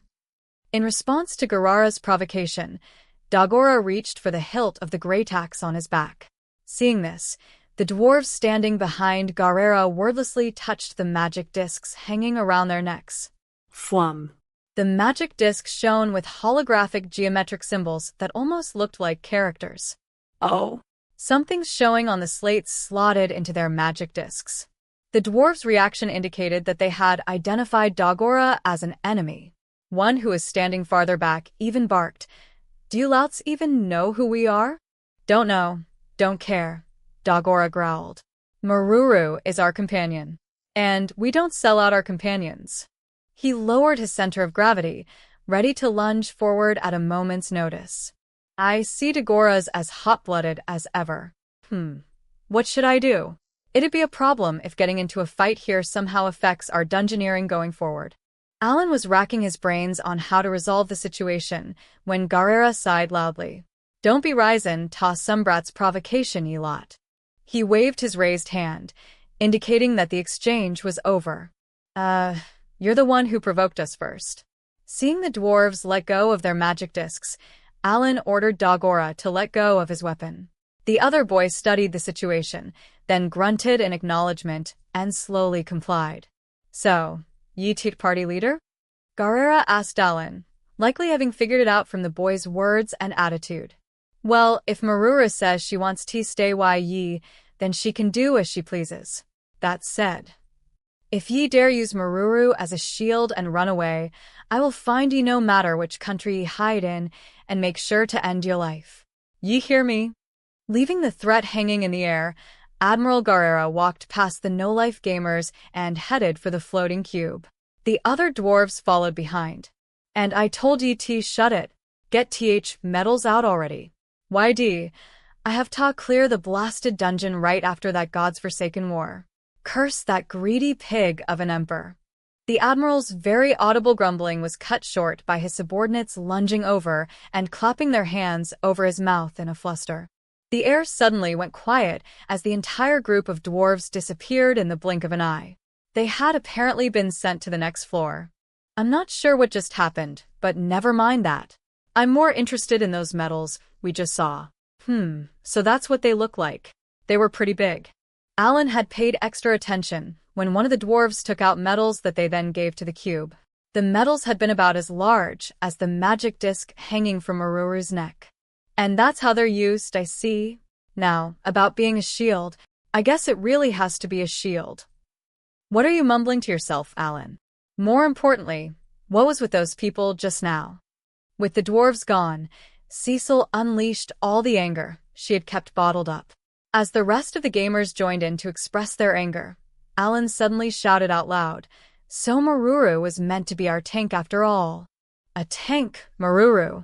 Oh, I bet you've got potential to be a very good one after all, Alan said before proceeding to explain. Until now, the no-life gamers had a big problem as a party. They did not have one member dedicated to defense. Instead, most of them had talents that made them more suitable for staying in the middle or to the rear of the formation. Keel the Saint, Cecil the Archwizardess, and Sophie the Spirit Wizardess all had to stick to the back line. As a bow master, Valmer's position was not all that far off from theirs either. And last but not least came Alan, a summoner, who had to stay in the middle so as to provide support to both those in front of and behind him. Dagora and Krina fought together as the vanguard, but they were better suited for dealing damage than blocking it. However, considering the powerful enemies that the party would be facing going forward, be it the monsters in the Rank S dungeon, the Demon Lord army, or even demonic deities, the need for a dedicated tank would only grow. This was why Alan had asked Dagora to wield a large adamantite shield, and the two frontline attackers had put in a lot of effort practicing how to protect the 5 people at their backs.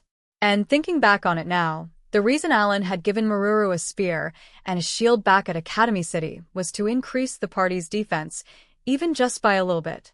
Against a truly powerful foe, such as a demonic deity, Krina and Dagora would have a hellacious time protecting everyone. Alan could help them out with the numerous summons at his command, but even so, it would likely prove difficult to ensure everyone's safety. When Garara warned him not to use Meruru as a shield and run away, a certain thought had occurred to Alan. In short, if the party managed to gather all the parts to build a mithril golem in this dungeon, then the golem could be the one to take all of the enemy's hits when the party ever encountered another demonic deity. That way, the rest of the party members could be free to focus on dealing damage. Alan perfectly understood just how much better everyone could perform their roles if they had a reliable tank. Cecil, Sophie, and Valmer could focus on going all out with their most powerful attacks, while Keel could focus on healing anyone who needed it. The arrangement was not only for the sake of those in the back, it would free Dagora from having to carry a shield and allow him to throw himself completely into his attacks. This was obvious, but enemies only went down after taking damage. As such, the more attacks that the gamers could pull off, the faster they would win, and therefore the higher their survivability. Lowering the time they needed to finish each fight meant increasing their efficiency. Alan. Cecil was so overwhelmed by how passionately Alan described the usefulness of a tank that she was left at a loss for words. She even found herself wondering if she was wrong to be angry at the earlier exchange. Now, then. Apparently bronze grade slates can be found on this floor, but I feel like we should probably start with iron grade at the very least. So for now, we'll just be focusing on gathering bronze medals. Is that okay with you, Meruru? One of the things that the gamers had learned back at the Adventurers Guild was where each grade of slate could be found. Golem slate drop list. Their ultimate goal was mithril grade slates, but Helmios had warned Alan about how powerful the monsters were on the 4th floor. Alan had talked it out with his friends before entering the dungeon and reached a consensus that they needed to complete an iron grade golem before heading to floor 4. All right, off we go to find 3 bronze medals, then head straight to the next floor. Alan cried out and pumped his arm, brimming with motivation. Sounds good. Krina replied with equal enthusiasm. After working together to take down Rezel in Rosenheim, Alan had squeezed all the information he could get out of Helmios about the Rank S dungeon. Thanks to this, the gamers already knew that they needed medals to gain access to higher floors, and furthermore, that the number and type of medals required also differed for each floor. There are 3 ways of obtaining medals, right? Alan asked Huff to confirm with himself. Unlike Rank C to a dungeons, which only had a final boss at the final level, each floor in the Tower of Tribulation had multiple especially mighty monsters that the adventurers referred to as floor bosses. Defeating one of these bosses was a guaranteed way to obtain a medal. Which floor bosses drop which medals? The second way to obtain medals was from treasure chests. In addition to the weapons, equipment, and stat-boosting accessories one would normally expect, treasure chests in this dungeon also had a 50% chance of including a medal. The types of medals obtainable corresponded with the types bosses dropped based on floor number. There were a variety of ways to discover such treasure chests. Last but not least, it was always possible to trade or purchase medals from other adventurers. The market price for a bronze medal was 100 gold, and the guild helped facilitate many such trades, given that bronze medals could be found on floor 2, the lowest floor of the dungeon proper. Alan had more than enough money to buy 3 bronze medals. However, he had chosen to hold off for today, as he wanted to first see how long it would take to find them to handle it personally as opposed to going through the whole process of a trade. Griffs, come on out. Not caring that he was in the middle of a large gathering of adventurers, Alan summoned out everyone's bird BS. Nakakai had said that summoning inside cities was a big no-no but had given permission to do so inside dungeons. All the surrounding adventurers were bowled over by the summon's sudden appearance, with some even reaching for their weapons. However, no one attacked right away, either having sensed that the summons were not hostile or holding back to see how others were reacting. The no-life gamers planned on remaining in this dungeon for the next year. It would be impossible to keep hiding the summons from the rest of the adventurers, and attempting to do so might come across as even more suspicious. With this in mind, Alan decided to do it in Broadview today, hoping that the other dungeon crawlers would grow accustomed to the sight. If anyone did attack, Alan planned on using Stone Sea's ability, Substitute, which had proved effective enough to withstand a serious strike from the hero. Since no one was stopping them, the no-life gamers mounted the bird BS and flew off. The visual information gathered by the freshly summoned bird rushed into Alan's head. He had heard before that, aside from the floor bosses, rank B monsters primarily occupied this floor. As no one in his party had analyzed, there was no way to check the ranks of the monsters below based on their appearances alone. Darn, I should have asked Helmios for descriptions of each floor's floor bosses too. In the absence of any other clues, Alan decided to focus on monsters that were exceptionally large or were moving about on their own. There are quite a few species here that I've never seen before. Oh hey, is that one rank A? Upon spotting a sizable lizard-like creature he had never seen before, Alan shouted, I think I've found a rank A monster. It's that way. The group of bird BS swooped down, but just before they got close enough, a different group of adventurers began attacking the lizard. According to Farsight, they were doing so while staying just out of range of the creature's attacks, making it follow them a distance away to where another group, likely their companions, were lying in wait in a half-circle formation. The person who fired the first shot was probably their scout. Wow, beasts can sure move fast. Is that their top speed? Alan gave up attacking this particular monster and had the bird BS stop in midair. What happened? Meruru, who was riding with Alan today, peered over his shoulder. So we're going to be competing for the monsters. This sure brings me back. I had to do the same thing in the first MMO I ever played. The common sense from Alan's previous life was that monsters belonged to whoever attacked first. This was an ironclad rule that was never to be broken. Anyone who did would be expelled from the hunting grounds, and no one would party with them anymore. If they did it multiple times, their name would be blasted on the game forums, and they would be known by the entire player base all the way to the end of the game service as someone who breached the most basic of online gaming do's and don'ts. Although this was not an MMO, Alan still considered it basic manners to not attack a monster that someone else was already fighting unless the monster changed targets and came after him instead. Once more, Alan had a bird use its awaken skill to look for a floor boss, making sure this time to confirm that it was not already someone else's target. Oh hey, this time I see a giant bird, and there's no one nearby. Maybe that's... There were no other monsters within the range of Farsight that looked similar to the unbelievably large bird. Based on this, Alan suspected that there was only one of each kind of floor boss at any given moment. Unfortunately, halfway to the bird, Alan had to stop the griffs again. Why are we stopping this time? Cecil's cross voice could be heard from her bird B at the rear. By using Farsight again, Alan found the bird much farther away than before. There was no sign of the creature having used a teleport skill, which led him to the conclusion that floor bosses randomly respawned in a different location in the dungeon after a certain period of time. Alan gathered his companions and shared his observations and hypotheses. Sophie pulled a troubled face.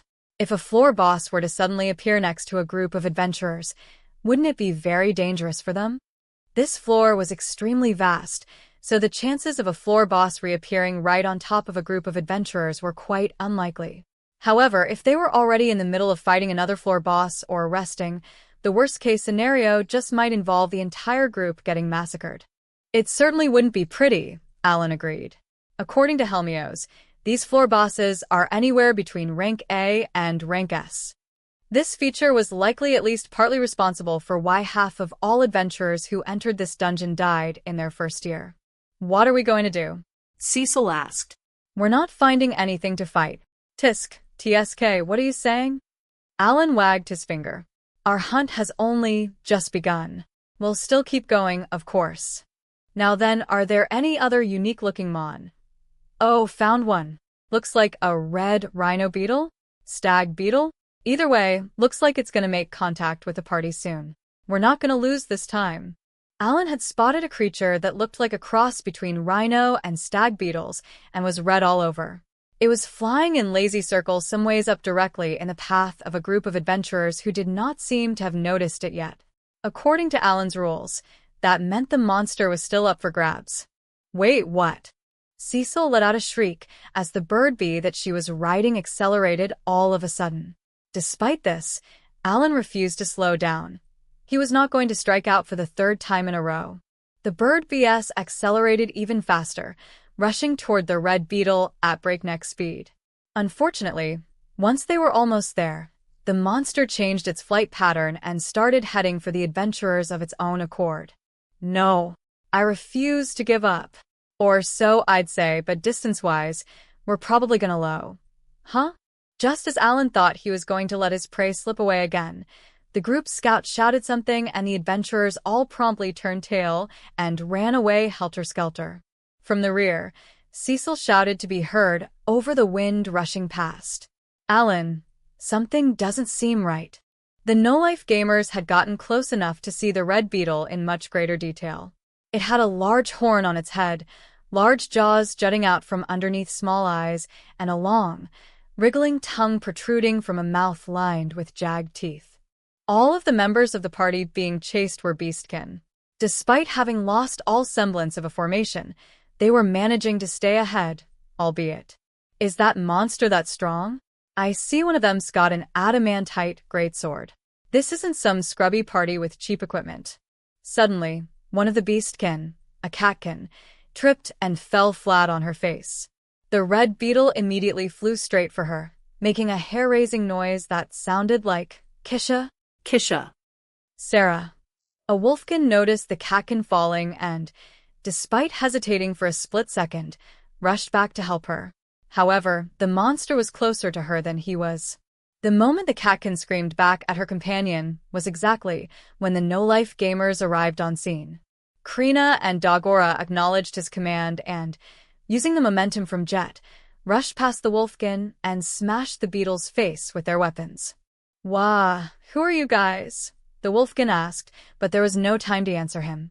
The monster bounced twice on the ground from the impact, making its disgusting Kisha noise, but it quickly regained its balance and spread its wings to hover in midair. Even though we took it completely by surprise, we didn't manage to hurt it at all. It looked like you were in trouble, so we decided to jump in to help you out, Alan replied. We'll handle this monster, so you all run. Which is a lie, of course. We came because we want to kill this floor boss. If you fight with us, we'll have to figure out how to split the spoils, so please get. Its full name is Blood Blast Beetle. It's rank S. You guys were really gonna fight it without knowing all that. Each floor in this rank S dungeon had several floor bosses, but there was one that was guaranteed to be rank S. On floor 2, that was BB here. Currently, BB was facing Alan's group, hovering motionlessly in the air. During this time, the scattered beastkin had returned and assumed a protective formation around the fallen catkin as she treated her own wounded foot and got back up. She was likely this party's healer. Having determined that BB was an enemy that required complete focus to face, Alan said to the wolfkin, I'm sorry, but we want to concentrate on this fight. Would you mind leaving this to us? The wolfkin studied Alan's face, then nodded. Okay, if we both make it out of here and live to see another day, I'll repay you somehow. Thanks. I'll make sure to come calling, Alan replied, figuring that framing this encounter as a transaction rather than charity would make it easier for the beastkin to leave. All right, we're getting out of here. The wolfkin was about to turn around, but stopped. By the way, what's your name? See you around, Alan. Name's you are you. By the way, if you didn't know, magic doesn't work on BB. You are you nodded. You guys, we're out of here. He turned around and ran off at top speed, his companions following close behind. Oh, damn. That is useful advice. On top of being ridiculously tough, it's immune. To magic? Looks like its weapons are mainly the horn and jaws. Doesn't look like it has a poison stinger. Does it know how to use magic? Alan wasted no time in observing the enemy closely and formulating ways to defeat it. Everyone besides Meruru still has yet to raise their class skill to LVL 6, but in terms of pure stats, they should be a bit stronger now than when we fought Rezel. All the gamers had skills that gave them stat buffs when their class skill reached LVL and LVL 6. Although the fight with the White Dragon had helped them level up a lot, except Alan and Meruru, of course. Their class skills were not quite there yet. Even so, they were already a bit stronger now than when they fought the demonic deity in Rosenheim. Krina Dagora, those jaws look nasty. Keep your distance when attacking. As the two vanguards warily approached the monster, it lowered its head and charged forward as if to skewer them with its horn. The two dodged it flawlessly, even landing attacks as the boss sped past. Since they were both wielding two-handed weapons, they could attack while maintaining enough of a distance that they could get out of the way of any sudden attacks. He did, but we should probably test it out instead of just taking him at his word. Without further ado, Cecil shot a large fireball at BB. Having heard what Alan said to Cecil, Dagora and Krina dived to the sides with perfect timing.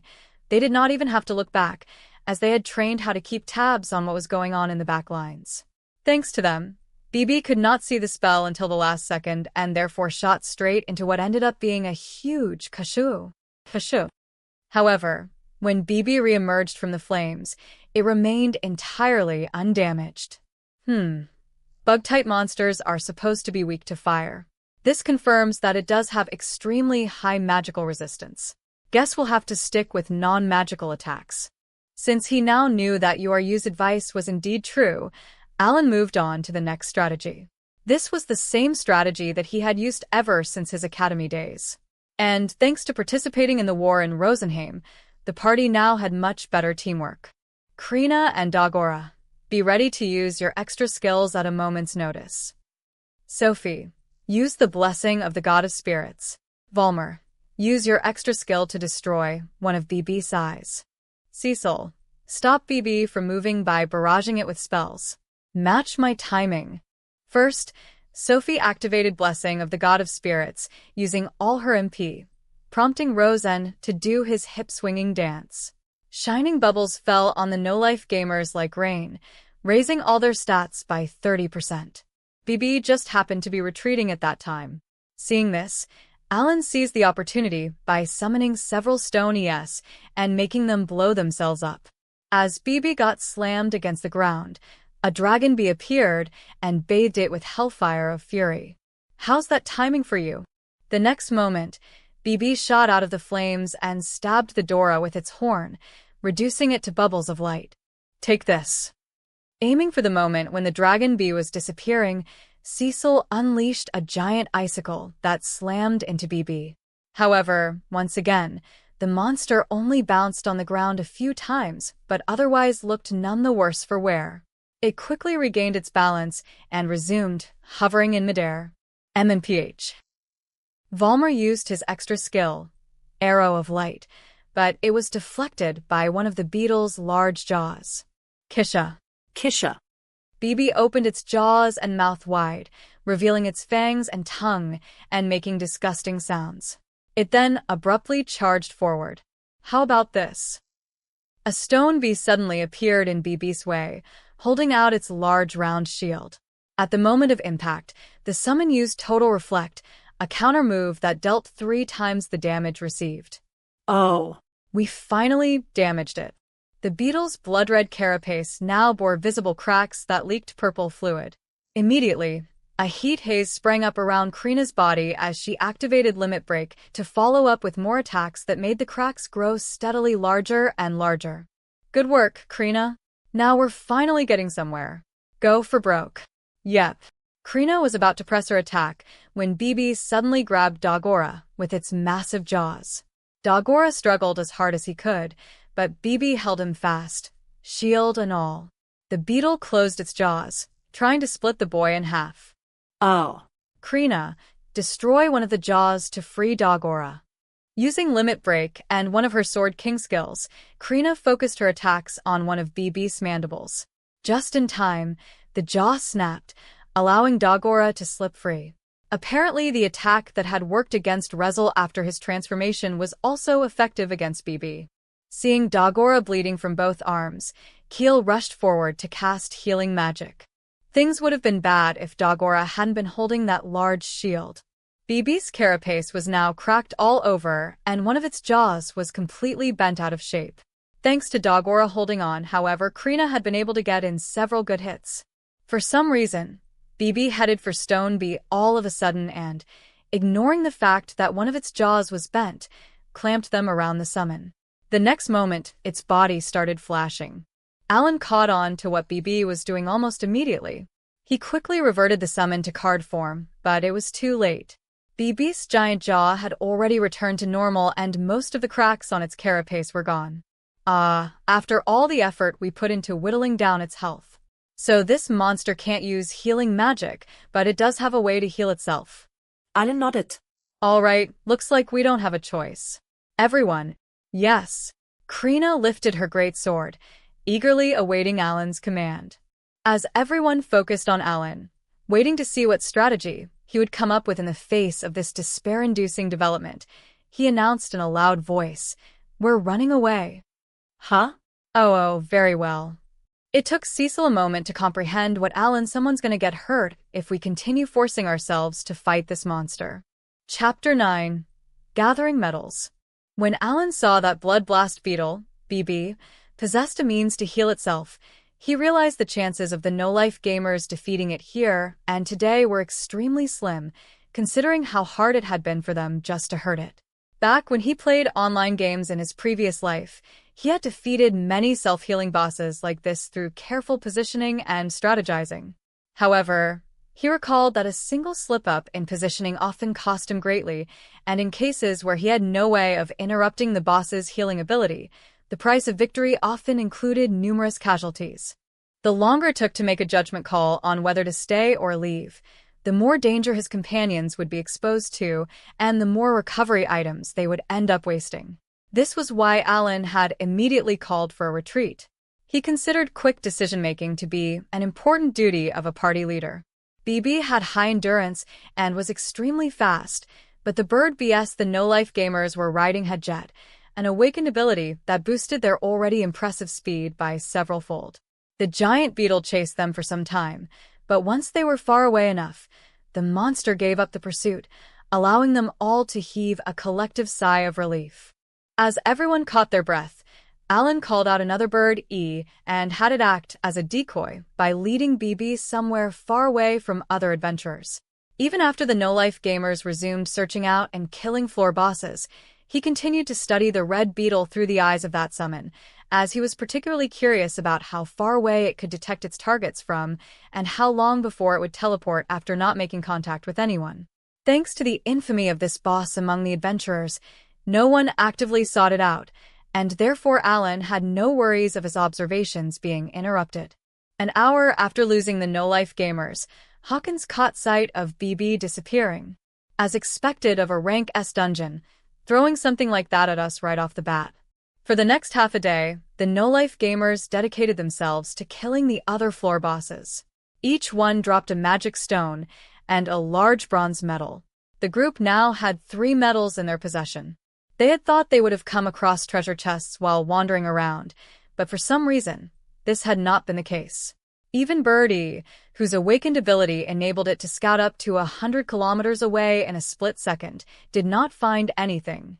Of course, Farsight could not see through obstacles, so there was still the possibility that all the chests were obscured somewhere.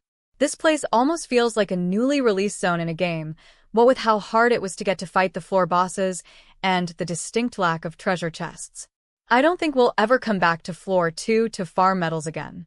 Many of the online games Alan had played in his previous life would release new maps or areas every once in a while. Whenever this happened, the game's player base would balloon, sometimes to the point where there would be more players than mobs. This phenomenon seemed to be exactly what Alan was observing on Floor 2 here, in the Tower of Tribulation. All right, Let's leave this absolutely lousy floor behind and move on to the next, Alan said in a huff. Of course. It's been a while since I had such a terrible experience. What do you mean by it's been a while? This is your first time here. Alan's group made their way to the cube that led to floor 3, their hard-earned medals in hand. Here you go.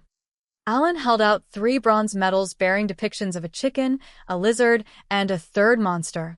As it turned out, the medals bore cutesy engravings of the floor bosses that dropped them. The next moment, the ground beneath Alan's feet changed from dirt to sand. Oh. This is floor 3? I don't see any prominent features nearby. Wait, the ground here is sand. Does that mean this floor is a desert? Is the visibility on this floor good like on the last one? There seem to be a lot of dwarves on this floor, Alan observed out loud. Give me a second to get a grasp of the land. Please and thank you. Due to Alan's influence, Cecil had also come to prioritize information gathering. She and the rest of the no-life gamers checked out their surroundings as Alan sent a bird into the sky. From the air, Alan confirmed that they had been teleported to an open plaza about a kilometer across, similar to the one on floor 2. Beyond the plaza was an expansive desert of sand interrupted here and there by rock outcroppings large enough to be small mountains. Multiple figures could be seen wandering about on the sand. They looked vaguely humanoid, but their heads were not held up by necks, but appeared buried in the top of their torsos. Arms nearly long enough to graze the ground sprouted from their shoulders, and something crystalline was embedded in their abdomens. Wait, those are golems. And there are quite a lot of them. They look a bit different from what I'd imagined, but that's nothing new. So, all of those crystals contain a dwarf that's piloting it, right? The golems in this world had almost none of the mechanical vibe that came to mind when Alan heard golem. At the end of the day, these were not so much robots as they were puppets. Their bodies gave off a metallic sheen and did not look all that angular. And although Alan had heard they were 100 meters in height, almost all of the golems here were only about 10 meters tall. Floor 2 had a large forest and expansive grasslands, both of which were perfect environments for beastkin with their exceptional physical prowess that enabled them to move fast and maneuver deftly. Perhaps they even possessed abilities that helped them find treasure chests where Alan's group had failed. Yoryu had promised to pay Alan back, but Alan was not particularly interested in chasing this debt. There was nothing he wanted from adventurers who mainly stuck to floor 2, and he highly doubted they knew any information that would be useful for clearing the dungeon. If he were to demand bronze medals from them, with these medals going for 100 gold each on the market, there was no telling how many they would be willing to part with. In all honesty, Alan thought it unlikely he would ever meet them again, mainly because he was not interested enough in his reward to go look for them. Alan was in the middle of these thoughts when he suddenly realized something. Oh, so this is what Admiral Garara was referring to. Oh, hey, Cecil. Turns out this desert is actually really advantageous for dwarves. Once his full party was gathered around him, Alan pointed toward what he had been looking at, a battle between a golem and a scorpion-like monster. While the golem was defending against the monster's attacks with its thick armor, the rest of the pilot's companions had encircled the scorpion and were attacking it from every angle. Apparently, this desert has monsters that hide in the sand to ambush people. So it's the golem's job to take that first attack and protect the rest of the party. Thanks to being so tough, golems are great for triggering surprise attacks. Whenever the scorpion tried to attack the surrounding adventurers instead, the golem used its bulky body and long arms to interfere. There was even a beastkin shooting arrows from atop the golem's shoulder. Its height both protected him from attacks and provided a great vantage point. It was truly killing 2 birds with 1 stone. Meruru, we're gonna do our best and find you at least 5 slates. I won't say this out loud since Meruru's here, but so many things in Baukis are huge ripoffs. Like, seriously, 3,000 gold for an iron-grade slate? Are you kidding me? A golem pilot had to slot slates into their magic disc in order to summon their golem. Each magic disc had 10 depressions, but filling just 5 of them with slates representing the head, torso, left arm, right arm, and the legs was the bare minimum to complete a golem. These slates were, as a general rule, obtainable only inside the dungeon. The temple did sell them, but at 1,000 gold for a bronze-grade slate and 3,000 gold for an iron-grade slate, this was nothing short of price gouging. To buy a bare-bones set of iron-grade slates would require 15,000 gold. Add on the fact that adventurers could sell any slates they did not need to the temple, who would purchase all bronze-grade slates for 100 gold and all iron-grade for 300. This meant that regardless of the part or grade, the temple sold slates for 10 times higher than they paid for them. Oh, look. There's a golem speeding through the sand. Alan now pointed toward a golem in the form of a ship with some adventurers aboard that was swiftly parting the sands. Meruru's eyes sparkled with both surprise and excitement. So cool. Types of golem slates. There was a particular special slate Meruru had mentioned that particularly captured Alan's imagination. No matter what it takes, we've definitely got to find the slate that turns her golem into a friggin' house. Supposedly, a golem house was perfect for spending the night and was as tough as a fortress. Things are starting to get exciting now. Let's go check how many metals we need to reach the next floor, and then get to it. Alan strode off with a skip in his step. Should we focus on gathering the 5 basic slates and then head right for the next floor? I wonder which floor would be the most efficient for everyone to level on. Oh, right. We gotta collect magic stones too. There's so much to do, I can't help getting excited. Is Digragny a god? Oh, right, he's not quite a god yet. The gamers still had many more class promotions to go, so they had to do their best to level up while gathering golem slates. And in order to continue putting in requests for rank D magic stones at the Adventurers Guild, they also had to earn at least 1,000 gold every 5 days. Just thinking about the sheer number of things that had to be done made Alan positively giddy. It seemed this Tower of Tribulation had quite a bit of replay value.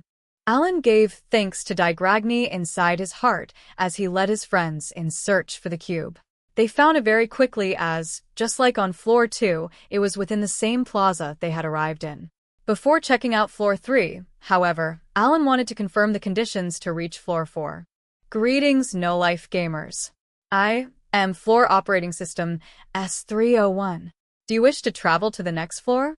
Or do you wish to return to floor 1? What's wrong? Krina looked at Alan, catching on to the surprise in his voice. Alan turned back to the floating cube. Excuse me, can we not return to floor 2? You can't be. This means we're gonna need a ton of metals. What the heck? Is this rank S dungeon a metal game?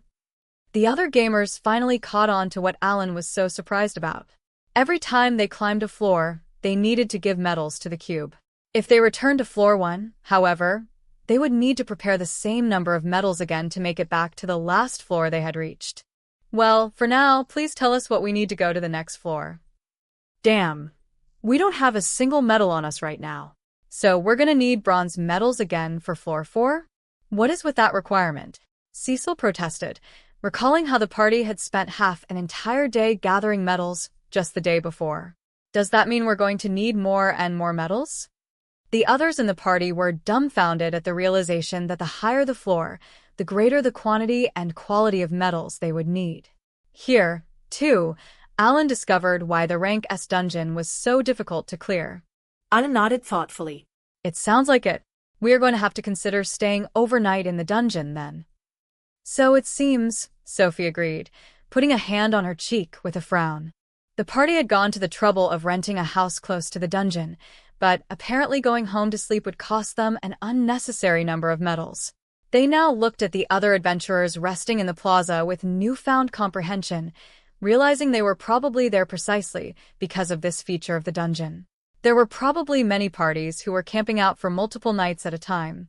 Well, let's get started gathering metals while familiarizing ourselves with this floor. Everyone hopped onto Bird BS and took off into the sky under the astonished gazes of the other adventurers. There are quite a few adventurers all over the desert, but it's not overly crowded. That's good at least. Problem is, the only monsters I see are those already fighting with adventurers. Are the rest hiding under the sand? How can we find? Oh. Through Birdie's eyes, Alan spotted a group of a few dozen people approaching a hill-sized craggy peak. What are they looking at? Oh. There's a cave on the side of the mountain. Is something inside? The adventurers began getting into formation in front of the large cave entrance. 2 golems stepped forward, both with bowmen wearing light armor perched on their shoulders, as the rest stayed back a step. Alan could tell, even through his summon's eyes, how keyed up they were for the upcoming fight. 2 beastkin who were likely scouts slowly entered the hole. When they ran back out, they were being chased by a stream of scorpion monsters. Just as Alan was wondering how so many scorpions could fit inside a mountain of this size, a particularly massive one came out, and the fighting began. Thanks to being in proper formation, however, the adventurers managed to maintain the upper hand. I see, so there are monsters hiding in the rocky caves as well as under the sand. Hold on, is it the same on floor 2? I do remember seeing super huge trees every few kilometers. On a whim, Alan ordered the bird he had left on floor 2 to head toward the closest giant tree. Sure enough, there was a large hollow in the trunk. The summon flew to another tree and found a hollow inside it too. Apparently, this was a feature that all these trees shared. So that's where the treasure chests probably are. And monsters too, maybe? But the hollows are smaller than the caves, so maybe they only hold treasure chests. Either way, this is a major discovery. What's wrong? Meruru asked, finding it strange how Alan seemed to have frozen after making the bird BS hover in midair. Always ready with praise, Krina exclaimed, "Really? That's amazing. Let's head for that rocky mountain over there and test out my theory." Alan led his party to a mountain with no adventurers nearby. Sure enough, it had a huge cave. "Let's land here. Okay, guys, be careful.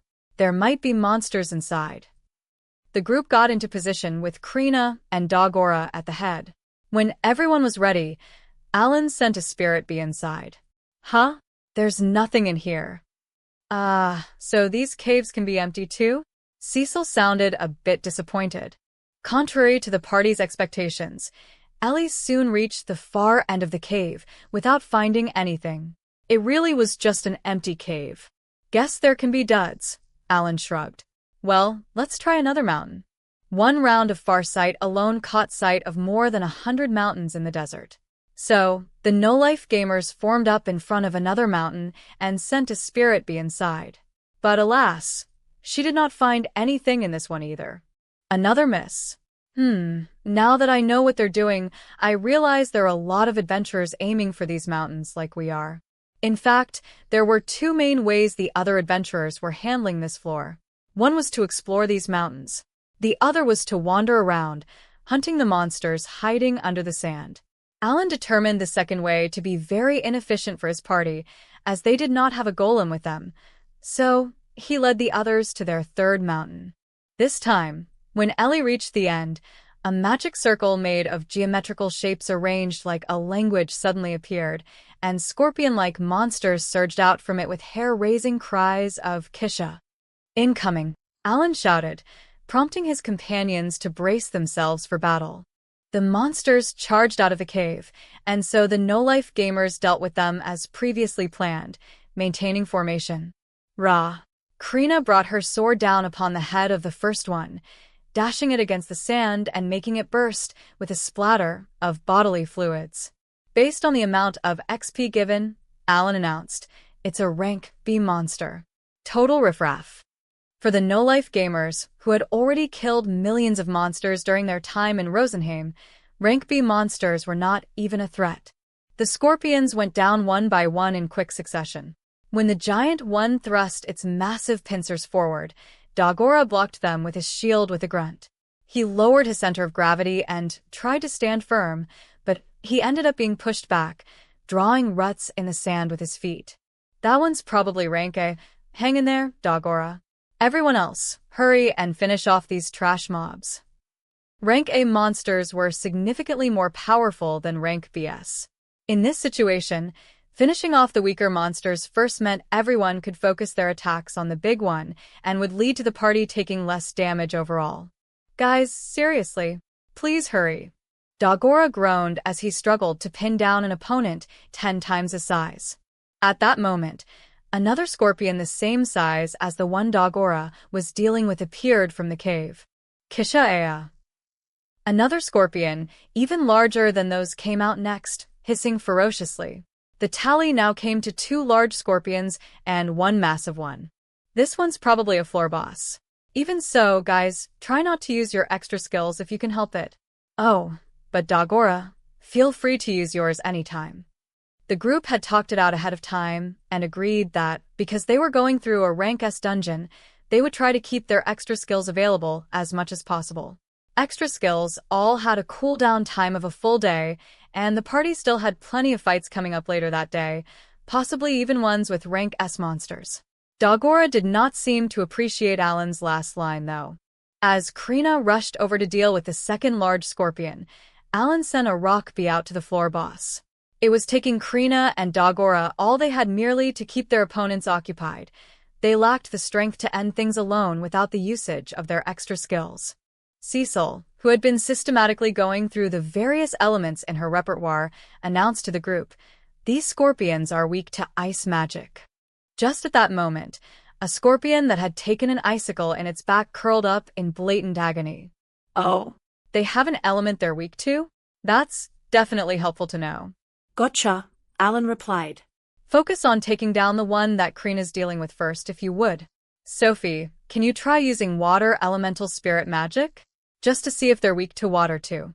When facing 3 opponents at least rank A in strength, it made sense to strategically eliminate them one by one. Alan helped Garara hold out as Sophie, Cecil, and Valmer whittled down the health of Krina's scorpion. Should I secure more summon slots to deal with situations like this? Alan could call out 70 summons max. Of this number, he could really only use 10 at the moment. He kept 30 fish BS, which buffed his MP, in his grimoire for the sake of earning skill XP. Another 20 slots were taken up by the insect as and dragon as still in Rosenheim that were mopping up remnants of the Demon Lord army.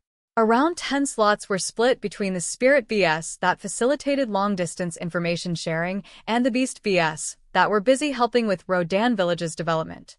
The Bird ES he was scouting with and the Bird BS the party were traveling on counted toward the few remaining slots.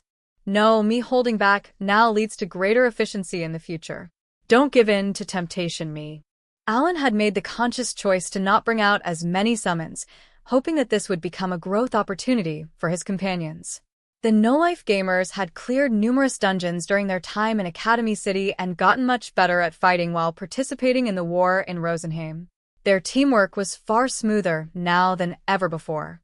However, there were no one-size-fits-all solutions on battlefields, and even a manner of fighting thought to be the most suitable imaginable could end up becoming useless after a class promotion. It was a learned skill being able to adapt a strategy that best suited the situation and the specs of those fighting. In between casting healing magic, Keel told Alan, "It's getting tough keeping everyone's HP topped up by myself." "I'm sure it's not easy being the healer," Alan replied, "but try thinking of this as practice." During the war, the gamers had used blessings of heaven like they were limitless resources, but they were now trying their best not to use any at all. Instead, it was seeds of magic, which restored 1000 MP for all party members within 50 meters, that they were spamming, since Alan would be obtaining a large number of rank D magic stones. Alan activated some himself periodically to ensure that Keel could keep casting his healing magic non-stop. I lost 2 mirrors during that, but they managed to leave quite a bit of damage on the boss. Good job taking down the 2 rank as guys. I've weakened the last one for you, so let's finish it off. Everyone focused their attacks on the massive scorpion who had appeared last. Alan had ordered his stone BS to use Total Reflect each time the scorpion launched a particularly powerful blow. It was not all that intelligent and never wised up to the fact that it should not be using big attacks, so this had happened 3 times. As a result, the monster's body bore cracks all over, and it was spurting bodily fluids. Alan, this big one isn't rank S, is it?" Cecil asked worriedly. "Nah, it's just upper rank A," Alan asserted. He had known this even before the fighting began. Seeing how sure Alan was, Cecil decided to take him at his word. "Well, it does look quite weakened. It's definitely no match for the red insect from yesterday." The giant scorpion writhed as Krina and Garara prioritized attacking where its armor was already cracked. At the same time, Sophie, Cecil, and Valmer maintained a barrage from a distance, interfering with the monster's attempts to use its large pincers and massive barbed tail on the two vanguards. Eventually, the floor boss collapsed on the patch of sand soaked with its own goo and stopped moving. When the boss faded into glowing bubbles, it left behind a rank A magic stone and an iron medal bearing a scorpion engraving. Just like the dungeons in Academy City, monsters and dungeons did not drop materials. Anyone who wanted to obtain materials from monsters would have to find them outside of a dungeon. The medal proves that really was a floor boss. Alan nodded in satisfaction. Oh, nice. Would never say no to 200 gold coins, Keel replied, rushing forward from the back to get a closer look. Alan picked up the medal and said slowly, "So, this alone is worth 200 gold. Huh. Little wonder everyone tries to get into this dungeon. If I converted all the medals we need to go to floor 4 from floor 3 to a monetary amount, it would be 1,200 gold coins total. I feel like my sense of money is getting skewed just by being here," Cecil sighed. But then again, maybe it's already beyond saving after all the time I've spent with Alan. Alan shook his head. There's nothing left in there. He had already sent Spirit Bee inside one more time after the scorpion stopped coming out. Even though she had just finished a fight, Krina was already raring to go. She gripped her great sword tightly and pumped her other fist. "We're going that way next." Always thinking ahead, even during battle, Alan. And so the no-life gamers set off for another rocky mountain in search of more magic stones and medals. Chapter 10. Memories of the Past. 3 days had passed since the no-life gamers first stepped foot inside the Rank S dungeon. Before leaving their house for the dungeon that morning, Alan had informed everyone that they would be staying inside for 4 days and 3 nights. Monsters did not spawn in the open plaza where the adventurers arrived from different floors. Due to this, many parties set up camp there, and the no-life gamers had observed them to learn what they themselves would need to prepare. Of course, some parties lived inside golems that transformed into houses, so those had not been of much help to refer to. Yet. The party swiftly worked their way through floor 2 to reach floor 3. Now that Alan knew that the Rocky Mountains were floor boss spawn points, he repeated the previous day's strategy of sending summons to scout them out. Today, he also dispatched the fish BS that he had been keeping for their MP buffs along with the usual spirit BS. By having them swim through the sand toward the mountains, he learned that there were a large number of monsters lurking under the sand. The fish BS, which looked like massive prehistoric sea turtles called archelons, had high enough endurance that they could simply ignore rank B monsters. When it came to rank As, however, they could not avoid taking a bit of damage, so Alan had ordered them to avoid all monsters wherever possible, and to keep an eye out for rocky mountains while taking care not to get themselves killed. Whenever their HP went down, Alan resummoned them close enough to Keel to heal them before sending them out again. This was the method that spent the least number of magic stones. And so the gamers spent the entire morning tearing through rocky mountains in their search for floor bosses. They found 2 treasure chests in the process, bringing their total loot pool to 3 iron medals and a sword and helmet made of a hurricane. Throughout all this, they steadily collected rank A and B magic stones from all the monsters they killed. The treasure chests were supposed to also hold golem slates, but unfortunately, the group had not yet been blessed with even one. "It is," Cecil agreed. "Will we be staying here until we're ready for our next class promotion?" "Probably a good idea. A month on this floor will probably be enough to max out everyone's levels." "All right, break's over. Let's get back to looking for monsters and slates." In a despondent voice, Meruru said, "I'm sorry you're all going to so much trouble just for me." Alan was having Meruru hold a large shield and stand guard in front of Cecil and Sophie in battle for now until the party gathered all the necessary slates. She did this with full confidence at first, but when she saw how much stronger everyone had become compared to when they were in Academy City, she started feeling guilty that she still could not use a golem.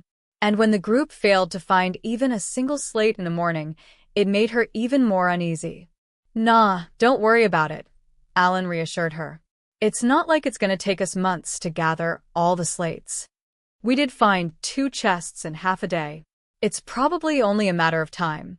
I know for a fact that you're full of potential that we're just not tapping into right now. We just have to look at other parties with golems to know how useful they are as tanks. Everyone else voiced their agreement, having seen for themselves how other parties fought alongside golems. Eventually, Meruru was appeased. Thanks everybody. Still, Alan, you really do keep going on about tank this, tank that, Cecil commented. Why were you so particular about it? I'm not really, though, Alan replied reflexively.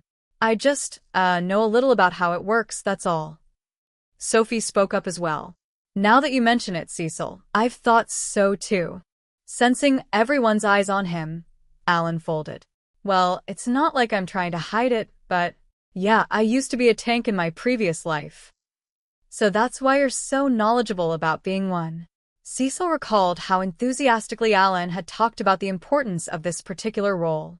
She had only ever seen him as a summoner, so she somehow thought being a tank was similar to being a summoner. I didn't exactly choose to be a tank because I wanted to be one, but let's not talk about that. Pretty much, Alan replied. So, yeah, Meruru, I chose to be a summoner, and what I've come to realize is that you never really know what a class is about until you actually try it. They all become fun eventually. And the longer you stick with it, the more you develop a sense of attachment to it. The summoner class in this world turned out to be quite different from what Alan expected, but he was wholeheartedly enjoying it now. Basically, what I want to say is, don't let how things are right now get you down. Wow, sounds really convincing coming from someone who's gone through it themselves. Cecil nodded appreciatively. In his previous life as Kenichi, Alan had chosen a tank class back when he started his very first online game. At the time, he was not even aware of the concept of a tank.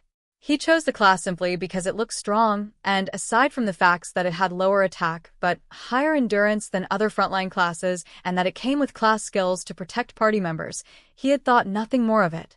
It was only after a whole year of playing that he learned that using these skills and serving as a party's shield was called being a tank.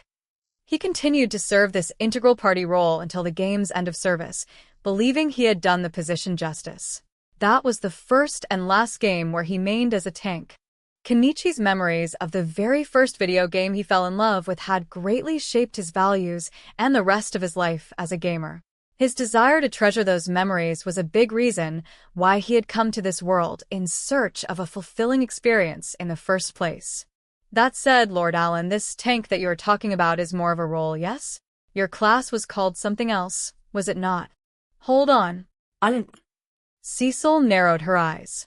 The shifty way Alan answered Sophie, just now, had given her an overwhelming sense that something was off. She was sure beyond a doubt that he was hiding something. Out with it. What was your class? Cecil put down her spoon and leaned over. I was an adventurer, of course. I was on a grand adventure. What else could it have been? Alan's attempt to dodge the question earned him Cecil's divine punishment as she grabbed his face with her fingers in an iron vice. I wore armor, and I switched between using a spear and a sword. I also had a shield. The name that Kenichi assigned his tank character was Kenpi. He was a student at the time, and was struggling to come up with a cool name, and ended up going with a version of his own name that he thought was cool. After playing under that name for a long time, however, he grew attached to it. Oh yes, it's very cool. Alan desperately wanted his friends to drop the topic, but they clearly did not share his sentiment. Sophie cut in again. You only told us what your equipment was, not what your class was. The sight of Alan in Cecil's clutches had only compelled Sophie to comment, I'm sure that's uncomfortable. Not a trace of her usual kindness was to be seen. Clearly, no one here was Alan's ally.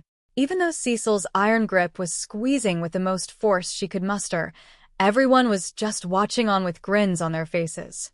Hold on, that actually hurts for real. Alan was on the verge of tears. I chose it because I thought the class name and the equipment both seemed cool. Krina shot to her feet. Knight. You used to be a knight, Alan? That's incredible. Wait, a knight. Dagora shouted in surprise. Why didn't you tell us? See. I didn't want to say it because I knew Krina and Dagora would react like this. Now I have a misunderstanding to clear up. Alan knew full well how much Krina and Dagora looked up to knights after growing up with them. This is why, during their time in the academy, he had not mentioned Holy Knight when talking about any experience he had playing a large variety of classes. Don't misunderstand. That was just my class. Sure, I was called a knight, but my status was still just a commoner. Like hell you were. Dagora roared with the most indignation he had ever expressed in all 14 years of his life. Hold on, a cube. We've got a cube. Alan shouted suddenly. One of the summons that he had left searching while the party rested had found a floating cube inside a cave. Last night, Alan had asked the hero through the spirit bee he had left in Helmios' house in the Jayamut capital about BB and other things related to the Tower of Tribulation that he did not yet know. Even though Helmios started with the caveat that he was not too knowledgeable about floors 2 and 3 because his own party mainly stayed on floor 4, he still ended up providing a lot of very useful information. One thing that he talked about was the hidden cubes in the dungeon. Alan currently had summons stationed in numerous locations all around the world besides Helmios' house. In Rosenheim, this was in Tiamo, the city where the Queen of the Elves and the Elven Elders were located. In Radash, this was in the Elven Embassy in the capital. Of course, he also had the Granvelle Mansion and Rodan Village covered. The main reason for leaving his summons all over was to make it easy to exchange information and to get advance notice of any sudden movements by the Demon Lord army. But in Rodan Village, the summons also actively helped with the village's development and protected the villagers from monsters. The safety and prosperity of his family were two of Alan's top priorities. Additionally, there was always a dragon bee in the White Dragon Mountains that worked to keep the realms of Granvelle and Karnal free of monsters by feeding them to Haku, the newly reborn white dragon. The whelp ate everything Dora brought back with a voracious appetite, growing larger and larger each day. Without further ado, Alan shot to his feet and started clearing things away. We found a cube in a cave in one of the Rocky Mountains, Alan replied, playing up the excitement in his voice. Everyone, you're done resting, right? Let's go. Hold on. We're not done talking, Dagora shouted. You gotta tell us more about your time as a knight, starting with why you've kept mum about it. Pretending not to hear him, Alan brought out the bird BS and pushed everyone to get going as a way to dodge his companion's barrage of questions. The no-life gamers were zooming through the sky above the desert on their bird BS. You definitely have to tell all the details about you being a holy knight later on, Cecil called out from a bird bee positioned behind Alan's. And stop ignoring us. Alan, however, maintained his silence, hoping against hope that this storm would eventually pass. Now then, a hidden cube. We sure are lucky, finding one the very next day after learning about them. The party reached the mountain they were heading for and walked into the cave. Deep inside, they found a cube that looked similar to the one in the open plaza. Phew, we got here in time. Guys, I'm gonna try talking to it, so be on your guard. There's a chance it might teleport us somewhere. Volmer unshouldered his bow and clutched it tightly in front of his chest. Understood. All right, here goes. Alan warily addressed the cube. Hello? Exchange, is it? Excuse me, would you mind if we ask a few questions first? Go ahead. In response to Alan's questions, the cube explained that it served to exchange metals for slates. It could trade both ways at a ratio of 3 metals to 1 slate, but it could only be used once, and it only handled iron metals and iron-grade slates. For the metal-to-slate trade, it would be giving out a basic slate, one for a golem head, torso, left arm, right arm, or legs, chosen at random. So this one won't give special slates. Yesterday, Alan had learned from Helmios that each floor had many different hidden cubes. Just like floor bosses, they teleported after a certain time, reappearing in caves on floor 3 and tree hollows on floor 2, among other locations. There were many types, such as ones that exchanged metals and slates, ones that gave out metals or slates for free, and ones that teleported parties to places separate from the normal dungeon floors such as bonus stages and death stages. Some of the cube's metals to slates exchange gave not just basic slates, but also movement ones and special ones that, for example, made a golem much larger or strengthened its armor. In some cases, the cube would demand more than 10 metals for a slate. The troublesome thing with these cubes was that some of them would immediately teleport the entire party when someone talked to them, with there being a chance that the party would find themselves surrounded by a large number of monsters in what was aptly called a death stage. If all the monsters were rank A, the adventure party would very likely be massacred. This was one more reason why the death rate was so high in this dungeon. Therefore, it was common sense among the adventurers here that those who were not strong enough should never talk to these cubes. Alan took out 3 medals from storage without hesitation. I'd like to exchange these, please. I totally can't wait to see Meruru's golem. Even though it had taken the party half a day of running around to gather these 3 medals, no one said anything. Ever since their academy days, they fully understood that Alan was always doing what was best for the party and for them. Confirmed. Here you go. The medals in Alan's hand disappeared and were replaced by a basic slate. The slate had a protrusion the same size as one of the holes in Meruru's magic disc. On the opposite side of the protrusion was a depiction of a golem head. So this is a head slate. Now we have the first one. 4 to go. Alan handed the slate to Meruru. Sorry if you end up getting dupes of the head. Though for stuff like this, you almost always end up getting dupes over and over when you're waiting for the very last piece. Thank you. Meruru accepted the slate as tears welled up in her eyes. Okay. When she slid the slate into the slot, Meruru's face lit up with delight. Whoa. Come to think of it, Alan's always been like this, Cecil said thoughtfully. I guess it makes sense that he used to be a holy knight. I'm sure it's because he has a big heart. So when he did that then, it was because he was a holy knight. Apparently Cecil was applying Alan's being a former holy knight to past events in this world and connecting dots in her head. Understanding dawned on Keel's face as well. I see. That explains why he seems so used to talking to royalty and nobility. Seeing everyone else nodding in agreement, Alan thought, oh, the misunderstanding is getting worse. By this point, it was really hard for him to explain that he only chose the class because he thought it sounded cool. He turned to the floating cube just in time to see it fade away starting from its edges. Oh, it simply disappears when its job is done. All right, moving on. Let's head to the next rocky mountain, everyone. This one's got a treasure chest. We've got to nab it before it's gone. At any given moment, Alan always had multiple summons out and about, checking the caves of rocky mountains.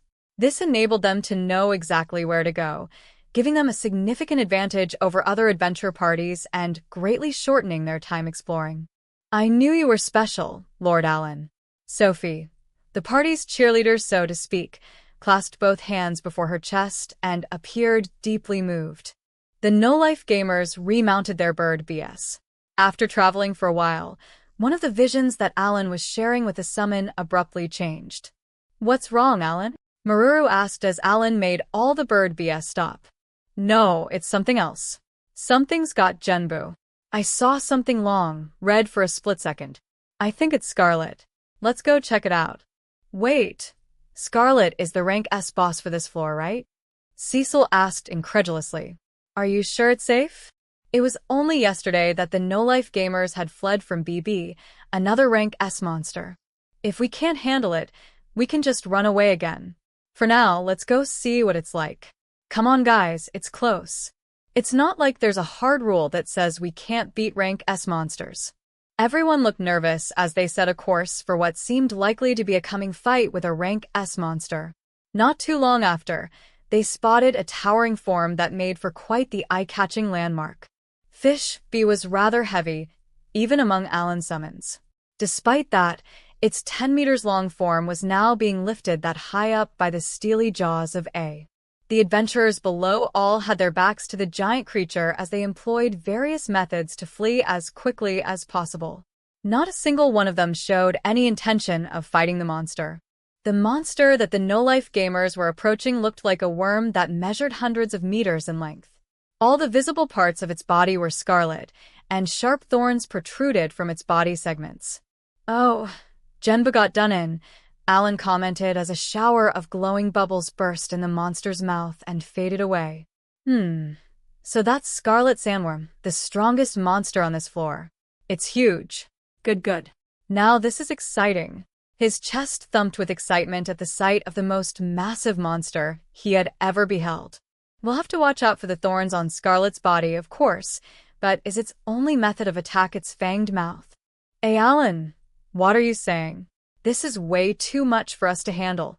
Meruru's voice was filled with fear as she stared up at the overwhelming mass of the rank S monster. The group flew in closer until they could see Scarlet's body in greater detail. The top end was all one big mouth, the inside of which was densely packed with disordered rows of teeth. This was what it had used to hold Genbu so tightly just now. Getting caught in that mouth is clearly bad news, guys. We're going to be using Jet now, so hold tight. Krina and Dagora fly in circles around it while attacking its body. Stay away from the mouth. We'll be the ones to attack it. Got it. Let's go, Griff. Krina gave her mount a few gentle pats on the head. After acknowledging the command with a sharp key, the bird bee accelerated. It flew around and around Scarlet as Krina unleashed her most powerful attacks on the sandworm. All right, that leaves the head for us. Cecil, I'll be counting on you to figure out its weak element again.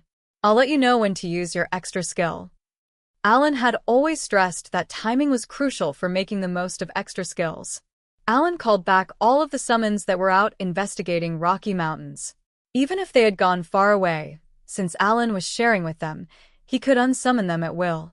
Scarlet's size indicated that it likely had a huge HP pool, so Alan was hoping to have his entire party attack it all at once to whittle down its health within a short period of time. It really does, Dagora confirmed. What's with this guy? Our attacks aren't working at all. The boss monster's body was healing itself almost as soon as Krina's blade passed through. The same was happening with Dagora's axe. Got it. Alan replied. Looks like your attacks are at least hurting it, so keep at it. And I'm gonna keep saying this again and again, but don't let Scarlet catch you. This is strange. It's almost like this boss monster doesn't have any endurance at all. Is its regenerative ability there to make up for it? Krina's and Dagora's attacks revealed that Scarlet had unbelievably low endurance for a rank S monster, but its healing powers were so effective that all wounds it suffered seemed to simply disappear in the blink of an eye. Even when showered in attacks by the entire no-life gamers party, all of whom were close to max level, the boss didn't seem to care and be weakening at all. I find it hard to believe, Alan, but I don't think Scarlet has any elemental resistances at all. So it doesn't just have low physical resistance, but magical as well? Thanks for letting me know, Cecil. In all likelihood, it doesn't have resistances to any type of damage. Its endurance is also super low. It's the kind of monster that relies on its massive HP pool and very high recovery powers. You don't get these often. I have one. Krina, use Limit Break. Everyone aside from Cecil and Sophie, match Krina's timing and use your extra skills too. Okay.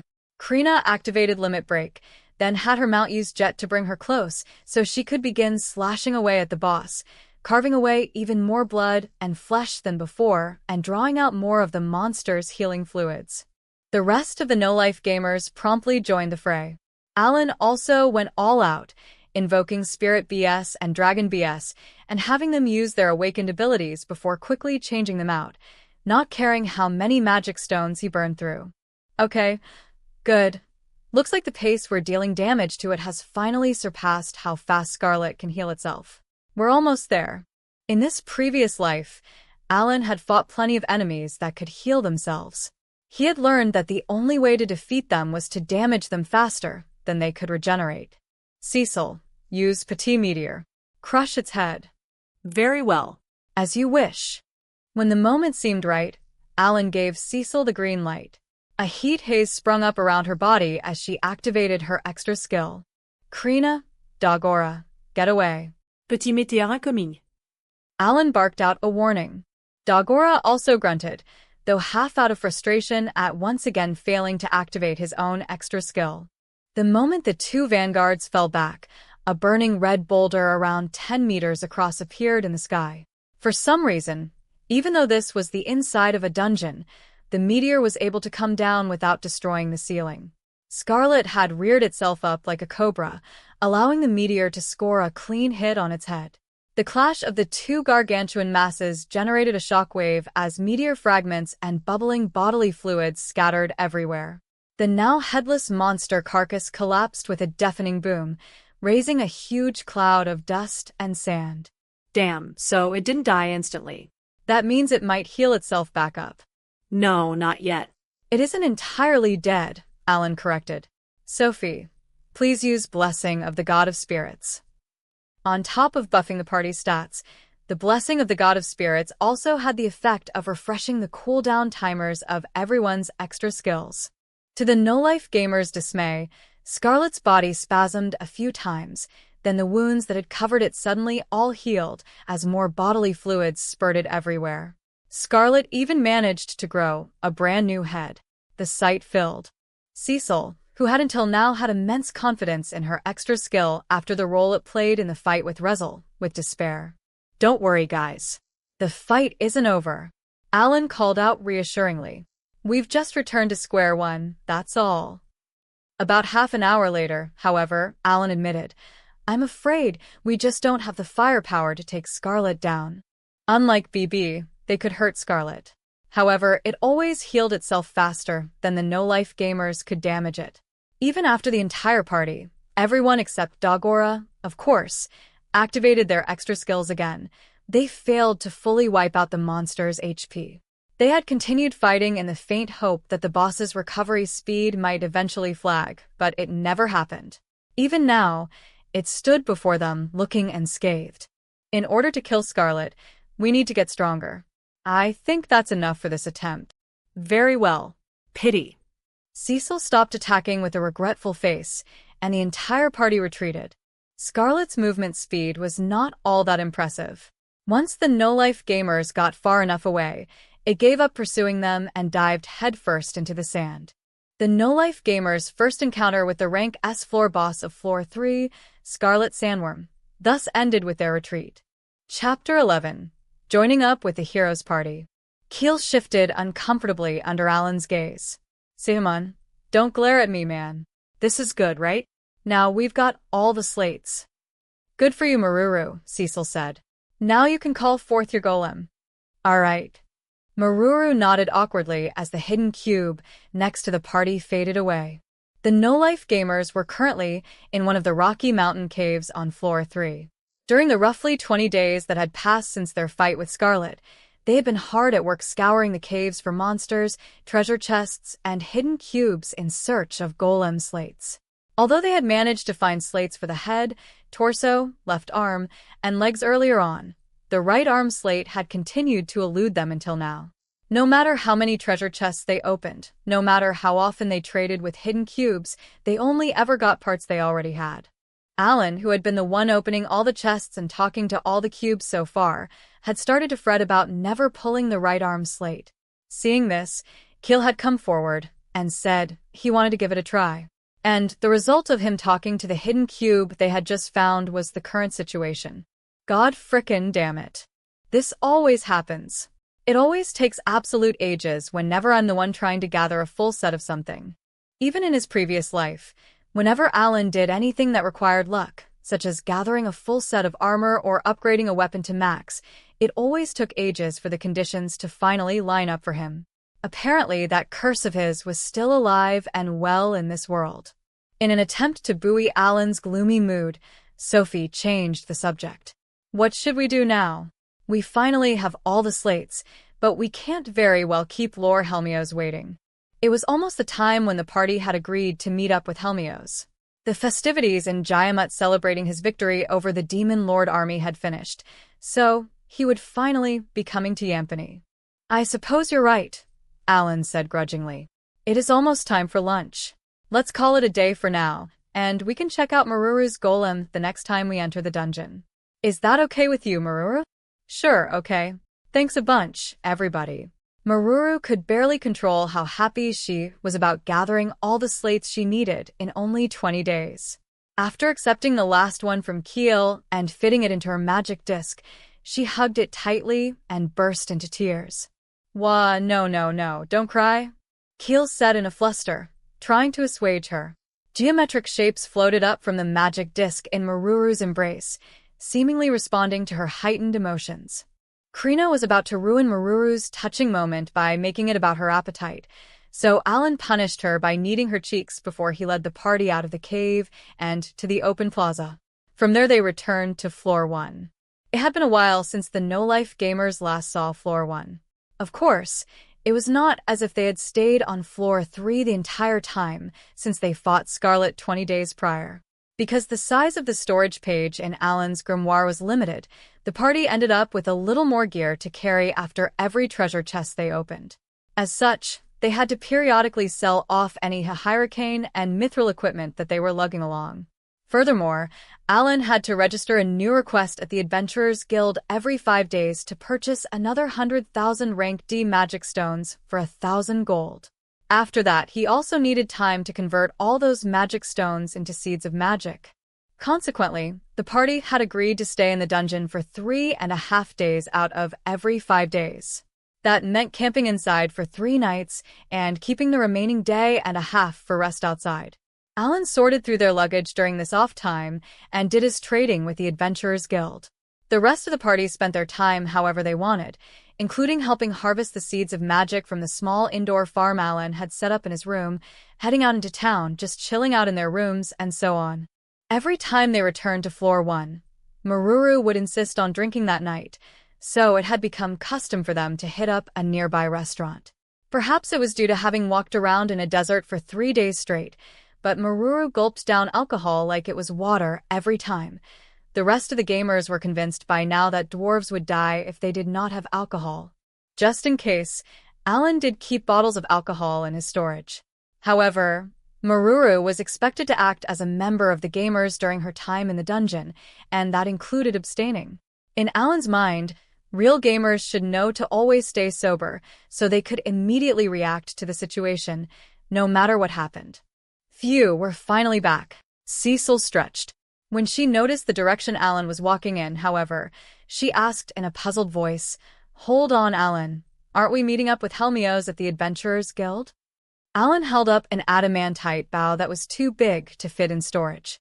"We picked up a lot of stuff from treasure chests this time, so I was thinking of dropping it off back home first." After walking for 10 minutes, the no-life gamers approached their home and were greeted by a very unexpected sight. "Hey there. Are you guys just now getting back from the dungeon? You're a bit late." Huh? What's going on here? "We were supposed to meet Helmios at the Adventurers Guild later in the afternoon today. I thought it'd be a good idea to meet up, since we'd both be frequenting the dungeon from now on. But what's that got to do with the hero moving a whole bunch of luggage into our base?" There, standing in front of the no-life gamer's base with a friendly smile on his face, was none other than Hero Helmios. Behind him, dwarven movers were busily going in and out of the base.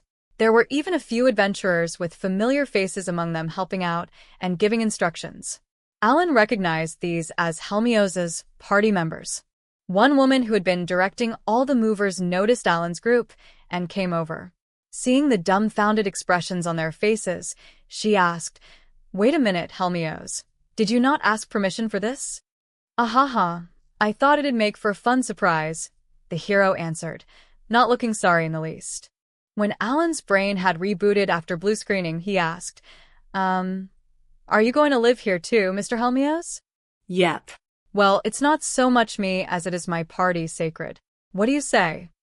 The adventurers in the back started gathering around Helmios. Alan's eyes fell on the woman with an exposed midriff, who looked to be a scout or a thief. There was little doubt she was the one who had opened the door to the base. "I see. And here I was, thinking we had locked up properly. Wait, Mr. Dverg's here too." The hero had around 10 companions. Aside from Sword Lord Dverg and Sword Lord Sylvia, the female thief and the rest were clearly all-powerful in their own right. They now watched the exchange between Helmios and Alan with guilty looks in their eyes. Their expressions indicated that this was not the first time they had been roped into playing along with Helmios' bad ideas. "Looks like I don't have a choice. You know what? I'll just charge him more for rent then." Instead of asking them to leave, Alan replied, "I see. How about we talk it over while the movers do their work?" Just like Krina, he was also feeling hungry. Helmios smiled. "Sure thing. I'll introduce you to a place. I highly recommend it. Let's bring everyone along. He turned to his party and told them to get ready for a night out. Similarly, Alan explained the situation to his party and led them into the underground storage room to put down their latest loot. Leaving the movers with servants most likely working for Helmios, the two parties followed Helmios out to a major avenue. Seeing where Helmios was pointing, Meruru clutched both fists to her chest and cheered, "Whoa! Yay!" She was almost more excited than when she got the last slate for her golem. The establishment Helmios had brought them to was famous for its delicious alcohol, and the sounds of dwarves' merrymaking could always be heard spilling out through its doors. The no-life gamers passed by it often, as it was close to their base, and every time, Meruru would freeze and get drawn inside, as if being pulled by a powerful magnetic force. That could be interpreted both as this being his first time here and him already being familiar with the place. Like always, it's packed full with dwarves. And the fact that they're drinking here means they're all powerful enough to make a living off of the rank S dungeon. As this tavern was close to the Temple of Yampany, most of its customers were adventurers farming the rank S dungeon. These were the elite of the elite who brought back not just hundreds but thousands of gold coins every time they ventured back out safely. Conversely, adventurers frequenting the rank C2 dungeons surrounding the Tower of Tribulation mainly stayed in the outer edges and rarely came this close to the city center. Alan's group was much bigger than usual today, so it was hard to find seats. While an employee hurried off to secure a table, Alan looked around the tavern. This was when he noticed a dwarf wearing a pirate hat standing on top of a table and performing a cobra twist on someone who was likely his subordinate. Admiral Garara's here again. Apparently, the Admiral and his party of around 20 were taking the day off and had come here to drink as well. Wait, isn't that the black-headed guy? HM?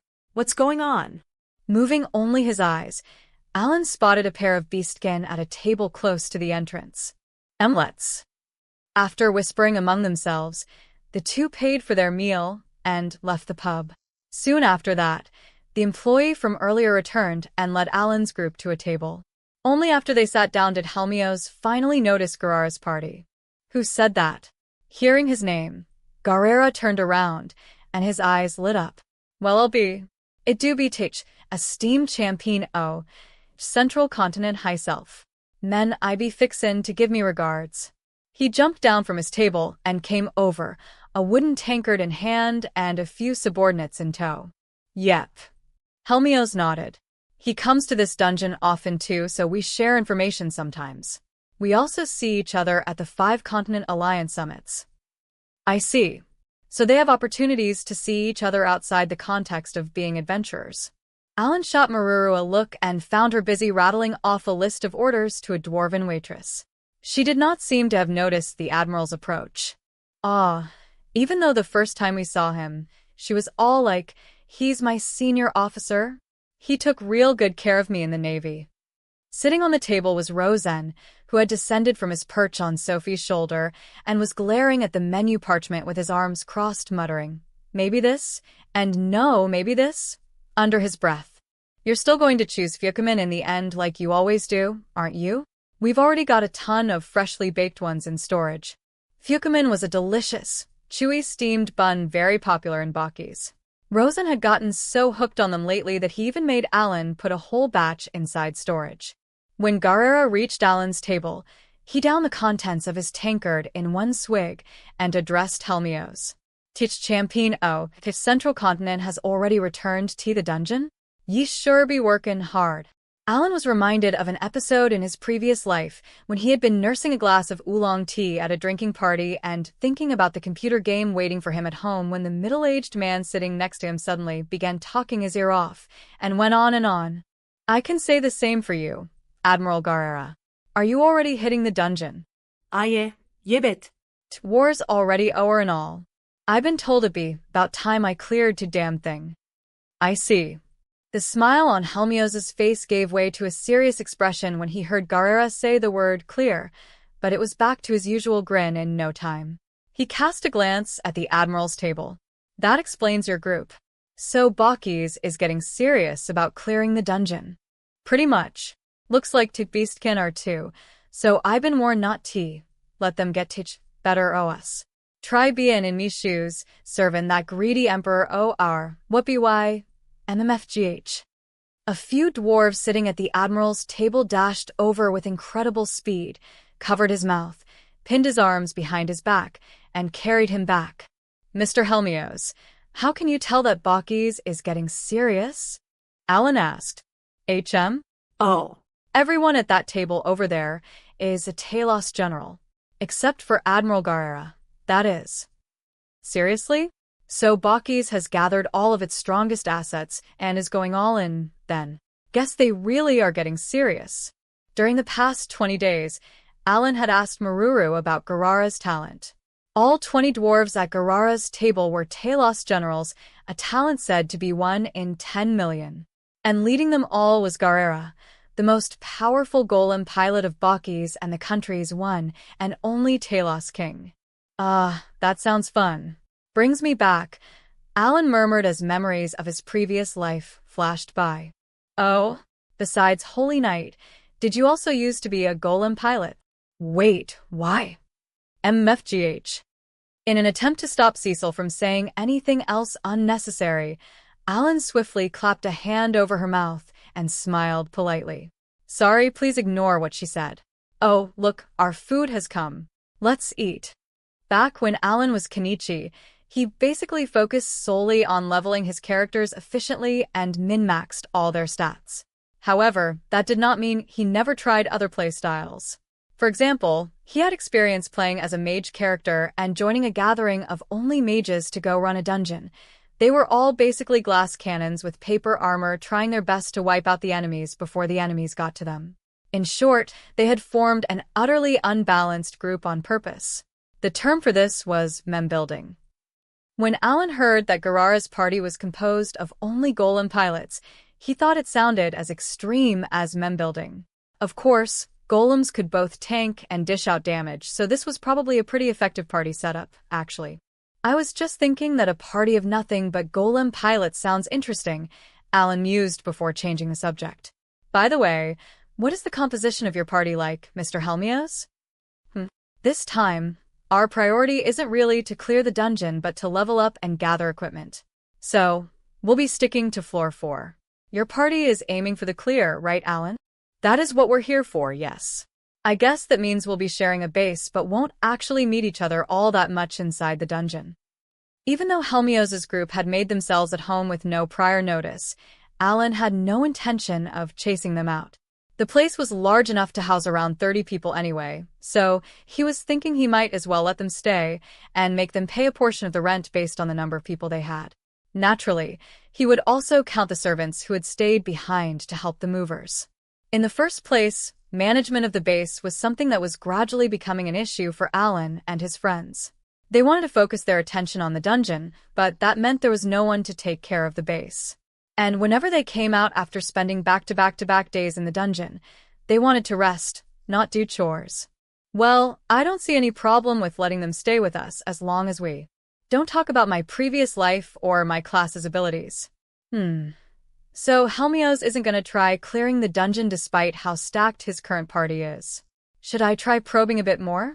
With how strong all your party members seem, I automatically assumed you had come here to clear it.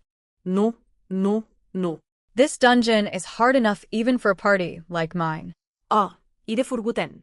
Let me introduce everyone. According to Helmios' introduction, Sacred was a party of 10, with everyone aside from Helmios having 3-star classes. They're all women except for Mr. Dverg. I think there were a few men among the servants, but that's it. And they only have 1 Holy Knight. Do people in this world also know the only 1 tank per party rule? Alan introduced all the members of the No-Life Gamers as he reminisced about his time as a Holy Knight. In the majority of online games, there was a limit for each class when forming parties. In the case of the MMO that Kenichi used to play, it was generally accepted that a party only had at most 1 Holy Knight. This was because although the class was great as a tank that could cast buffs, it had lower damage output than other classes, and its buffs were not stackable. As such, there was no benefit to having 2 or more of them in the same party. After Alan finished introducing his friends, Dverg, who had stayed silent all this while, opened his mouth. Krina is now a sword king? So, the rumor about changing classes really is true. Dverg. Helmios was about to warn his companion, but Dverg ignored him. Instead, the man stood up and bowed deeply toward the squirrel stuffing his cheeks with Fukumin. Lord Rosen, O god of the spirits. Rosen raised a paw to his chin and crossed his legs, adopting a thinking expression. I knew it. Anyone who hears that it's possible to get stronger through class promotions is going to want one of their own. Makes sense. I only need 1 year more on this earth. You can have everything else. Would that suffice? Dverg's earnest tone threw everyone else besides Alan and Helmios into disarray. However, Alan held up a hand, asking her to wait. He wanted to give Dverg the time to have this conversation with the god of spirits. Lord Elmia, the god of creation, told me about how you gave up everything to fight the demons and demonic deities. He is deeply impressed with your way of life. When I promised to give Alan's party class promotions, I did so at my own discretion. As a result, things are a bit chaotic in the heavenly realm at the moment. The deities are quite big on equality, you see. So, wait a while. That's right. Let's just say that the heavenly realm is working on something related to class promotions. I hope you're satisfied with that answer. That's why I'm here, since it is something that I started. Dverg sat back down and lifted his tankard to his mouth. He kept his eyes closed as his shoulders quivered a few times. Perhaps the knowledge that he might finally gain more power had struck something deep inside him. On the other hand, Rosen had gone back to stuffing his face with Fukumin. I see. So there's a reason why Rosen's accompanying Sophie. Knowing him, he probably won't tell us what it is, of course. Alan looked at Meruru and found her basically pouring alcohol down her throat.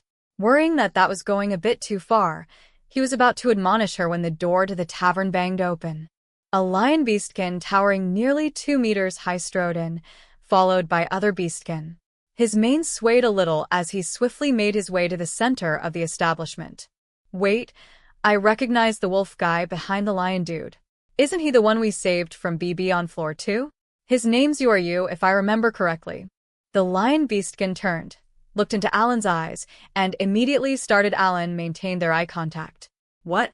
You want to fight? Want to go outside? When the lion beastkin reached Alan's table, Helmios looked up and greeted him. Greetings, Beast Prince Su of Albahal, the country of beastkin. It's been a while. The lion beastkin looked down at Helmios. HM?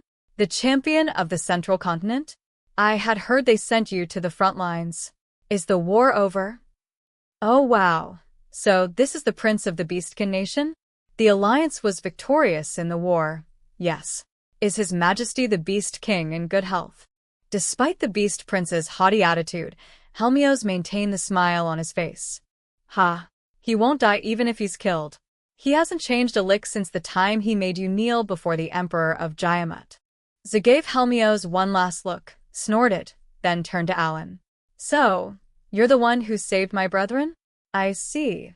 So, you are a companion of the champion of the central continent. Alan nodded. If you're referring to 20 days ago, then yes, that was me. Purposely choosing not to indicate how hard or easy it was, Alan simply said, Thank you, sir. So, how may I help you? I've come to pay you back for saving my brethren. What do you wish for? Oh, because I saved some adventurers. A prince has now come to reward me. Alan recalled seeing a pair of beastkin in this restaurant whispering among themselves when he walked in earlier. Despite being haughty and violent, perhaps the royalty of the country of beastkin had a strong sense of duty. I'm sorry, I can't think of anything on the spot. Can I bank it as a favor? Yu's eyes widened indignantly. Wah, how dare you speak to His Majesty that way? To be entirely honest, I didn't even know there's a member of royalty in town. Since you're offering me a reward, I hope I can ask you for help when I really need it in the future. My party is aiming to clear the dungeon, so it might come in handy. You're clearing the dungeon? So Jaiamat is finally moving to clear the Tower of Tribulation. Zu turned to Helmios with much sharper eyes than before. The hero shook his head in denial. Nope, his party has nothing to do with mine. Humph. No matter. Alan, come find me when something comes to mind. Simply ask any passing beastkin, and they'll lead you to me. Helmios another time. Of course, Beast Prince, the hero replied. Conversely, should you ever need anything, feel free to ask us. We're in the same boat, after all. Humph. Beast Prince Zeus snorted one last time before exiting the restaurant. The other beastkin in the room also got up and followed him out. Alan thought they were leaving with him, but it turned out they were merely seeing him off. Ignoring the ruckus outside, Cecil looked at Alan with narrowed eyes. You really never get nervous talking to royalty, no matter the country. I mean, it's not like I have to offer my allegiance to royalty from some other country, right? You don't have to offer your allegiance, but at least offer respect, Keel retorted. The memory of the party's audience with the king of Radash flashed through his mind, prompting him to add, though it didn't exactly look like you offered allegiance to the king of your own country either. As soon as Zoe was gone, Krina and Dagora resumed gobbling down their food. Helmios's companions looked on with wide eyes, murmuring about how the no-life gamers were just as they had heard. Alan also resumed his meal while wondering to himself just what Helmios had said about them. So, what was that about making you kneel? It almost sounds like you lost to the Beast King. It was the year before I had that match with you. During the Five-Continent Alliance Summit, the conversation somehow led to me having to fight him. Yep. And he pretty much wiped the floor with me too. Oh, you have no idea how embarrassing it was. Helmios guffawed while recounting the story of how he had lost. Apparently, the Giant Emperor had claimed that, because of Helmios's continuous victories against the Demon Lord army, he should be called Champion of the World. Of course, a country extolling its champion was the same as glorifying itself, so all countries did it. This time, however, two major powers objected, Baukis and Albahal. They both insisted that Helmios was only champion of the central continent at most. Because we have Admiral Garara in Baukis, the Baukisian emperor had argued. Unable to back down, the Giant Emperor replied, if you doubt that Helmios has the strength to be called champion of the world, then you can test him yourself. This was how Helmios ended up having to fight the Beast King in front of all the leaders of the Five-Continent Alliance nations. Like you wouldn't believe. Helmios laughed. It was essentially a one-sided beating. And after that, I even got scolded by my emperor for not being strong enough. So unreasonable, right? I'm sorry to hear it, Alan replied while thinking about why Helmios lost. This doesn't make sense. Royalty should only have a one-star talent at best. How did the hero lose? Hold on. Is the rule that royalty only get one-star talents applicable only to humans? Alan thought he had both gotten closer to and further from a principle of this world at the same time. It was a very strange feeling. So, in short, the Beast King's strength is specialized for fighting against people. You can say that. I mean, I don't say this as an excuse, but he was so fast my eyes honestly couldn't keep up. So, his greatest strength is his speed. Being faster than the hero is no joke. In all likelihood, the Beast King's status is exceptionally well-suited for hand-to-hand combat, with an emphasis on speed, Alan replied. In contrast, Mr. Helmios' status is probably pretty even across the board. He lost because he couldn't land his attacks on the Beast King. No matter the world, it's common sense that the hero is a balanced fighter who's a jack of all trades. The fact that even Baukis protested means Admiral Garara is likely at least as strong as Helmios. That probably takes his golem into account, but even so, there's a definite reason he's known as the strongest in Baukis. Everyone else at the table was focused on Alan as he thoughtfully listened to Helmios' account. All of them knew what Alan had done during the war in Rosenheim several months ago. Some looked at Alan with wary eyes, feeling threatened by the fact that he had achieved so much despite being a whole generation younger than the hero. What is the meaning of the last thing you said to Beast King Zo? You offered him your help, but it sounded like you were referring to something bigger. Seeing Helmios' hesitation, Alan added, if you can't tell me, I won't press it, of course. No, that's not. Well, you've been a huge help to me, and seeing how many Ratashans there are in your party, I should probably tell you this. Problem is, I'm not very good at drawing the line between what I'm supposed to say and what I'm supposed to keep secret. Sword Lord Sylvia cut in. You should probably tell Alan. I'm sure he'll help out. Well, all right then. Helmios sighed. If the current Beast King is dethroned, there is talk that the country of Beastkin would invade the central continent. Alan choked on his food. Wait, what? Mr. Helmios, what are you saying? What about the Five-Continent Alliance? As things stand, it's probably Beast Crown Prince Biko who'd succeed the throne. If he does, Albahal will definitely withdraw from the alliance. And they'll probably attack at the same time the Demon Lord army does. Why? Why would they do that? Cecil's voice caught in her throat. When she looked at Helmios and his companions, however, she found all of them with a straight face. The gears were turning furiously in Alan's head as he asked, "They never mentioned this in our classes at the academy, but has Albahal ever attacked the central continent before?" "Not since the Demon Lord army appeared," Helmios replied. "But yes, a few times since Albahal became independent more than 1,000 years ago." Long ago, the Beastkin had suffered severe persecution at the hands of Jayamut. The grudge from back then had not faded a shade, even after a millennium.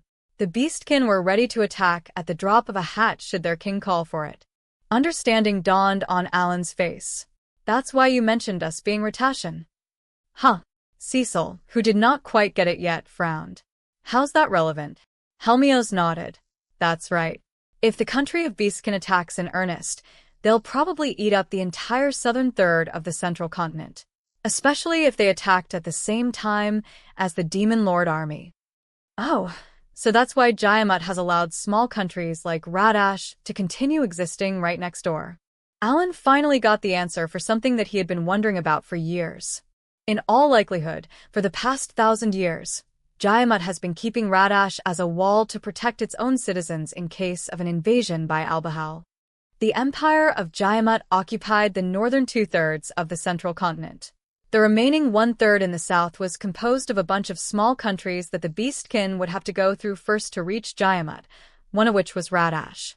During the time the Beastkin were occupied with these countries, Jayamut would mobilize its own forces to protect its own border. "So, Mr. Helmios, are you saying that this can be avoided if Beast Prince Su is the one who takes the throne next?" Yep. "That's why Jayamut wants it to be him. There are voices calling for it to be the War Princess too, but either way, the point is that things should be fine as long as it isn't Beast Crown Prince Biko. He did come to thank me for saving his brethren even though I'm human.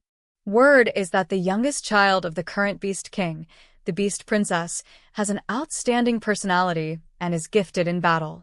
I've never met her before, though. Speaking of which, I haven't heard anything about her recently. Apparently, even the hero could not tread far into Albahalan affairs so easily. In short, this world isn't made up of countries all at peace, holding hands as friends and all that. Though, I guess it shouldn't be a surprise, what with the history between the elves and dark elves. Alan thought back to demonic deity Rezel, who had been a dark elf. As it turned out, this world under threat by a demon lord was quite a lot more chaotic than he had known. Chapter 12. Golem, come fort. Alan had just learned about the bad blood between the country of Beastkin and the central continent, and of how the million-strong population of Beastkin had actually attacked multiple times in the past.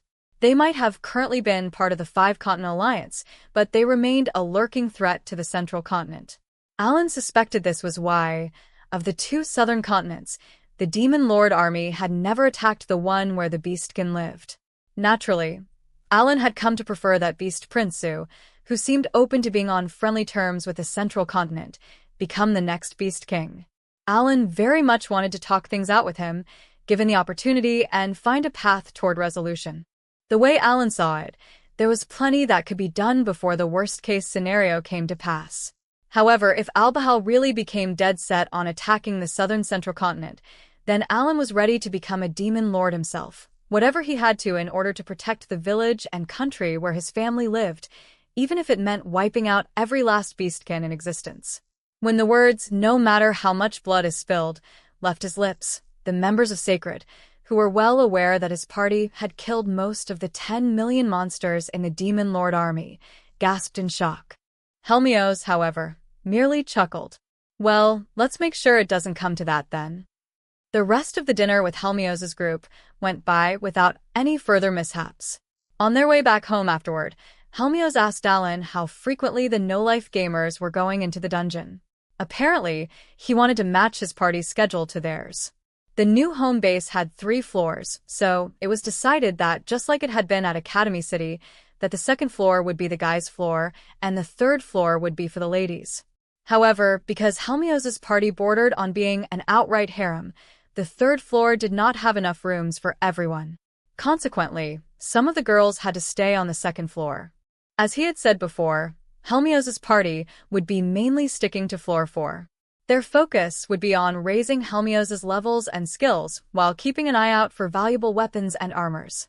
The no-life gamers were currently in the plaza on floor 3. This was a safe area where monsters would not spawn, making it perfect for Meruru to experiment with her new golem. She held her magic disc in front of her with both hands, making its surface shine with geometric shapes. Whoa, your magic disc's gone all crazy. Keel instinctively clutched his staff, startled at the sight. Is that supposed to happen?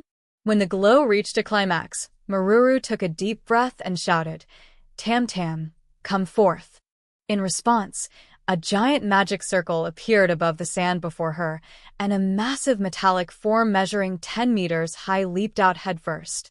The rest of the gamers stared up at the towering form with wide eyes, sighing with wonder. Dwarven golems did not move by themselves. Instead, pilots had to board them and control them from inside.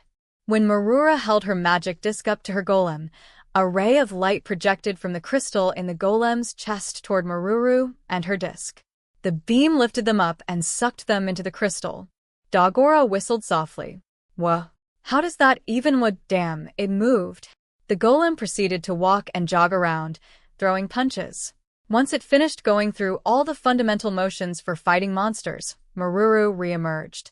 "That was so cool," Krina gushed, prompting Meruru to chuckle and scratch the back of her head bashfully. "I see, so that's what a golem can do." Alan examined Meruru's magic disc, looking it over closely. He flipped it over from the side with 10 impressions and found displayed on the disc's smooth back surface the golem's specs. Name, Tum-Tum. Tam Tam's status did not show up in Alan's grimoire even though it could be seen on the back of Meruru's magic disc. This fact, when considered along with how Helmios could see the numerical values of the no-life gamer statuses, proved that there were definitely skills and items in this world that enabled users to see statuses in actual numbers. The buffs are probably from Meruru's alloy skill, HM, so the golem's affected by its pilot skills. And if alloy's currently giving the golem plus 900 in everything, that'll probably become plus 1,800 when it reaches LVL, too. I thought you'd never ask. While they were trying to gather basic slates, the group also picked up 3 additional slates the same size as the basic ones that were part of the enhancement category. After the 5 basic slate slots, Meruru's magic disc still had 5 slots available, so it was possible to go all out and fill them with enhancement slates, but there were other special slates, such as Gigantify, that were sized differently. Meruru would have to take all this into account when thinking about how to best utilize all 10 slots on her disc. Slate sizes. The 3 enhancement slates the gamers had on hand improved HP, attack, and agility. When Meruru slid them into her magic disc, the respective stats all jumped up by plus 2,000. Apparently, all enhancement slates for Iron Golems buffed for the same amount, regardless of the stat. I guess if we want to make Meruru's golem more tanky, we should keep an eye out for HP and endurance enhancement slates. Luckily, there's at least a little bit of wiggle room to experiment. I'm just happy that Meruru can finally resume leveling her skills up again. The party mounted their bird BS and headed to the nearest rocky mountain with an active cave. Everyone readied themselves before the cave entrance as a spirit bee went inside and drew out a flood of scorpion monsters. "Megaton Punch," she shouted, using the name that Alan had taught her as she activated her flying arm skill. Her golem held out its balled fists that then promptly shot out with such speed and force that they squashed the scorpions to a pulp. "I see. So the fists are still connected to the body with cables. I guess Megaton Punch was the right call after all. The skill's actual name was Flying Arm, so Alan had been torn between renaming it Megaton Punch or Rocket Punch. Of course, Iron Punch had been eliminated from the get-go. That name would quickly become obsolete since the party had every intention of improving Meruru's golem to mithril grade on the next floor. As it turned out, the arms did not fully detach, so Megaton Punch had proven correct in the end. When the monsters were all wiped out, the party took a moment to catch their breath. "You did great, Meruru," Cecil praised her. "Your golem is going to be quite helpful when it remains just as powerful as ever after we lose our levels with our next class promotion." Roughly a month from then, all of the no-life gamers, except Alan and Meruru, would be maxing out their skill levels and going through another class promotion. That meant they were about to have their stats slashed, but so long as Meruru's golem was with them, they figured they ought to be able to manage even on this floor, despite it having rank of monsters. Meruru nodded. "Thanks for the vote of confidence, you guys. But I really don't think my golem's strong enough to take on rank A monsters all by itself." Right, her golem's attack is 4,400, which isn't quite enough to get through the tough hides or shells of some rank A monsters. "That may be true at the moment, but we've only just started collecting slates," Alan pointed out. "If you can handle the rank BS, then we'll leave those to you. Krina and Dogora will take care of the rank S for now." Krina grinned and puffed out her chest. Yep. "Leave it to us, Meruru." In this way, Meruru obtained her golem, and the no-life gamers resumed their efforts at clearing this rank S dungeon. A month had passed since Meruru made her golem. During this time, the party picked up more slates, including additional enhancement ones and Gigantify, helping Tam Tam grow even stronger. The no-life gamers were currently gathered in the parlor on the first floor back at the base they were sharing with the heroes' party, Sacred. The house itself was large enough for 30 people to live in, but it was still pretty crowded trying to fit everyone from both parties, around 20 people, into a single room. As part of the arrangements the two parties made for living together, Alan's group was now paying 10 gold a month for rent, and Helmios's group was paying 20 gold. Sacred also had servants who had brought in a lot of furniture and decorations, giving the previously barren dwelling some much-needed life. Now, they had a large dinner table to eat at and a luxurious sofa that would not look out of place in a noble's mansion.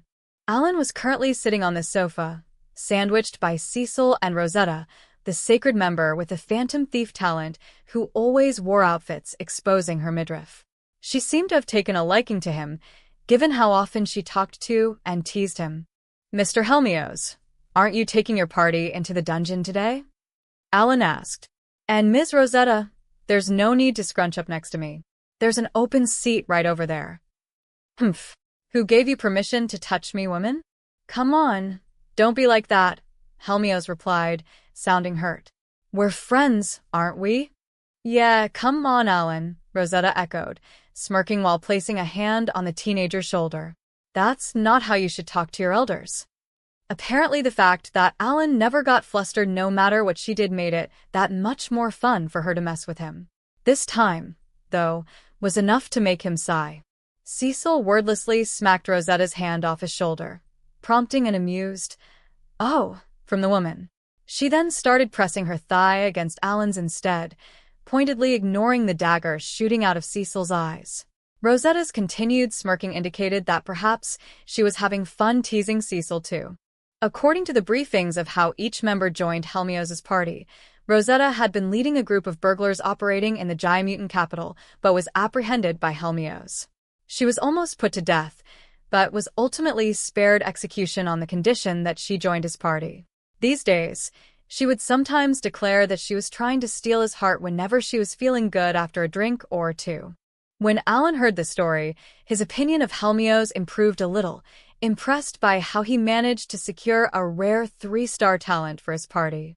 And just like Rosetta, all 8 of the women in Helmios's party were around 20 years old and had their own story for how they joined. Alan was thinking, what a freaking harem protagonist, when the flying squirrel on Sophie's shoulder floated into the air and looked down on him. Today was finally the day of the no-life gamers' second-class promotion. They were taking the day off from dungeon diving because after this, they planned on discussing possible changes to their battle formation. Rosen had been waiting quite a while for someone to call for the promotion process to begin, but since no one did, he had to interrupt their conversation instead. I see that everyone in the party has maxed out both their levels and skill levels, haha. As the spirit god began doing his hip-shaking dance, tears welled up in Verg's eyes. They really are getting new classes. The rest of Sacred were also watching on with wide eyes. A few more gamers were offered class choices this time, so Alan picked the ones that would form the most effective party. Before long, the entire process was complete. Name, Krina. Name, Cecil Granville. Name, Dagora MP, 651. Name, Kehl von Carnell and Orangs, 623. Luck, 594 skill levels. The no-life gamers class progression trees. The gods sure chose a weird naming convention for your class, Alan said sardonically to Cecil before turning to Dagora and adopting an even snarkier tone. But damn, Dagora. Rampager sounds really cool. I thought your extra skill would disappear from this class promotion, but no dice, I see. Maybe next time? In a way, our party is in hell mode because you can't use your extra skill, man. Dagora was unable to come up with a comeback. He was sure that his extra skill had the potential to completely change the momentum of a fight. He had asked Helmios for advice about any unique requirements or situations that might enable him to master this skill. Unfortunately, Helmios did not have a quick and easy answer either. Thank you for showing us something incredible, Helmios said to Alan before turning to his companions. All of you are watching, right? Now you know that humanity has hope. Alan, who had gone back to recording the results of his party's class promotions, shrugged in reply. It's not like this is something to hide. If what Rosen had said about the heavenly realm making preparations so that everyone could promote their classes was true, then there really was no point keeping what happened today secret. That said, Alan was still hiding the process of him making blessings of heaven and seeds of magic. When asked what he did locked up in his room on his off days, he only ever said he was resting. I'll still be keeping you to your word, though, Alan reminded Helmios.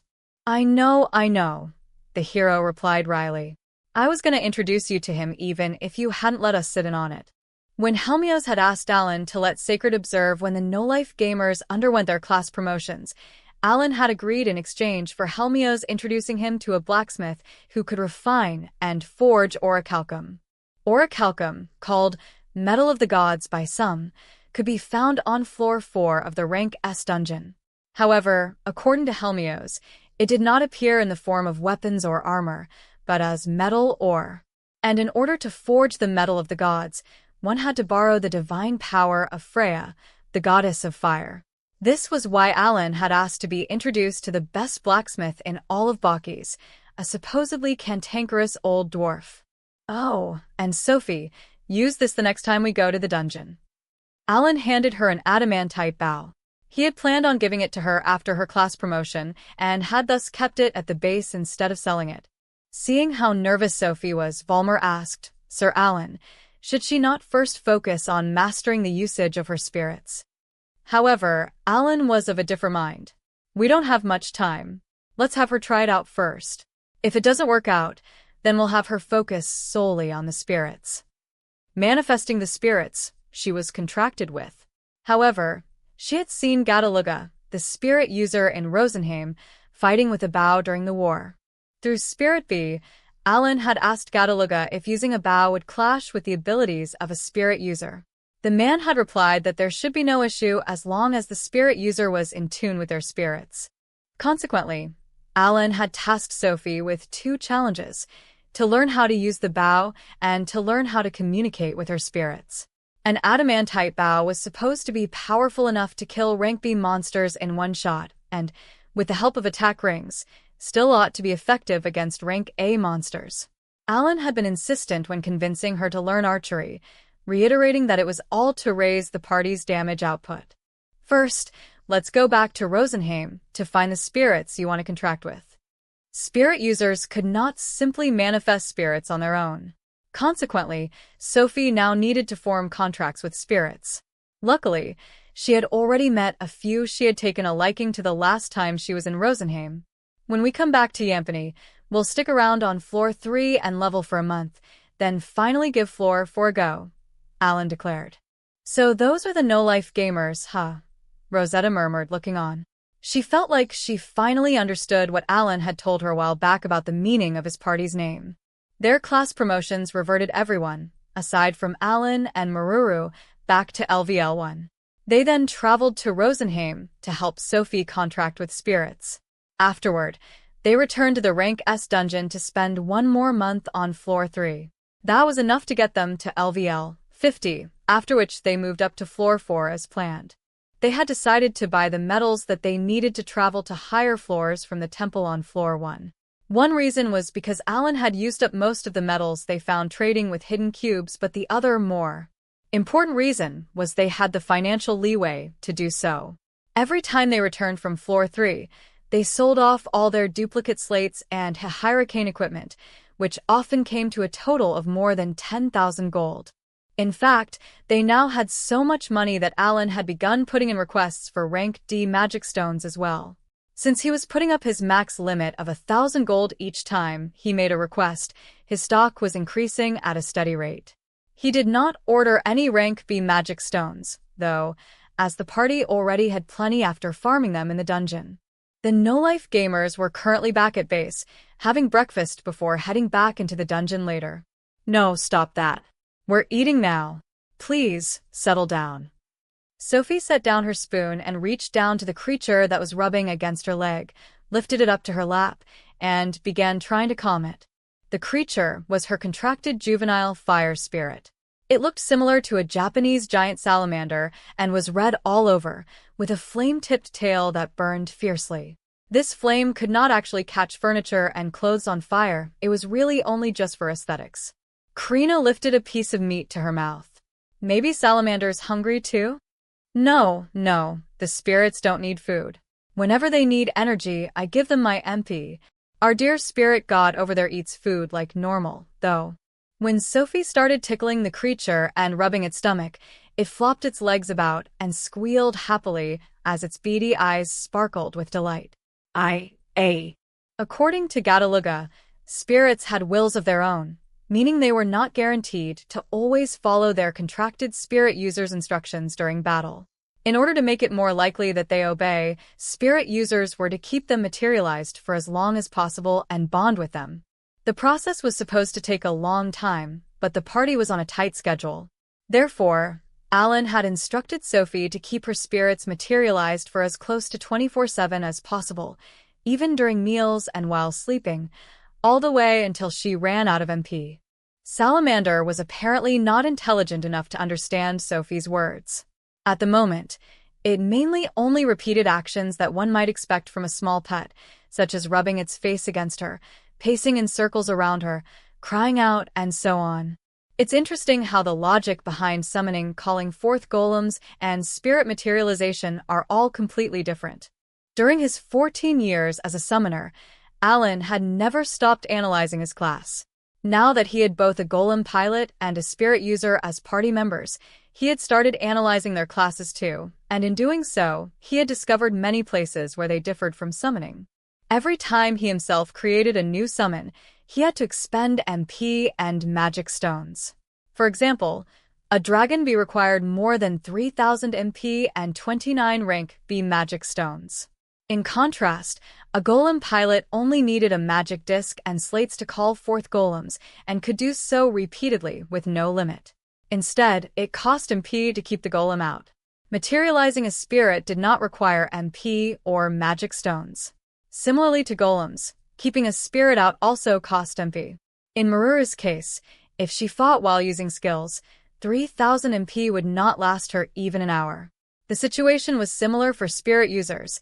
It would cost Sophie about the same amount of MP were she to fight while keeping a spirit out. Now I understand better why Minister Nakakai and Baukis in general want seeds of magic so badly. The Dwarven nation's military capability hinged on the total number of available golem pilots they had enlisted.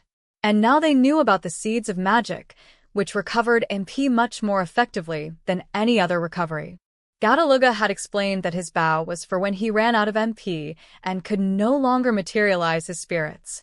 When he and his spirits were perfectly in sync, he could also give them instructions while using it, asking them to set his arrowheads on fire, boost the speed of his arrows, guide his arrows toward his target, and so on. Meanwhile, under Volmar's tutelage, Sophie was getting better and better at archery. "Oh, sorry, it's nothing." Alan shook his head slightly. "I was just talking to myself. Something just clicked in my mind." "You really never stop thinking and analyzing, do you?" Helmios marveled. After living together with Alan for a whole month, Helmios now knew how much Alan loved analyzing things, and that he often involved his companions with his experiments. Most of the time, though, exactly what Alan was getting at went completely over Helmios's head. "Wah, Sir Alan, that's a bit."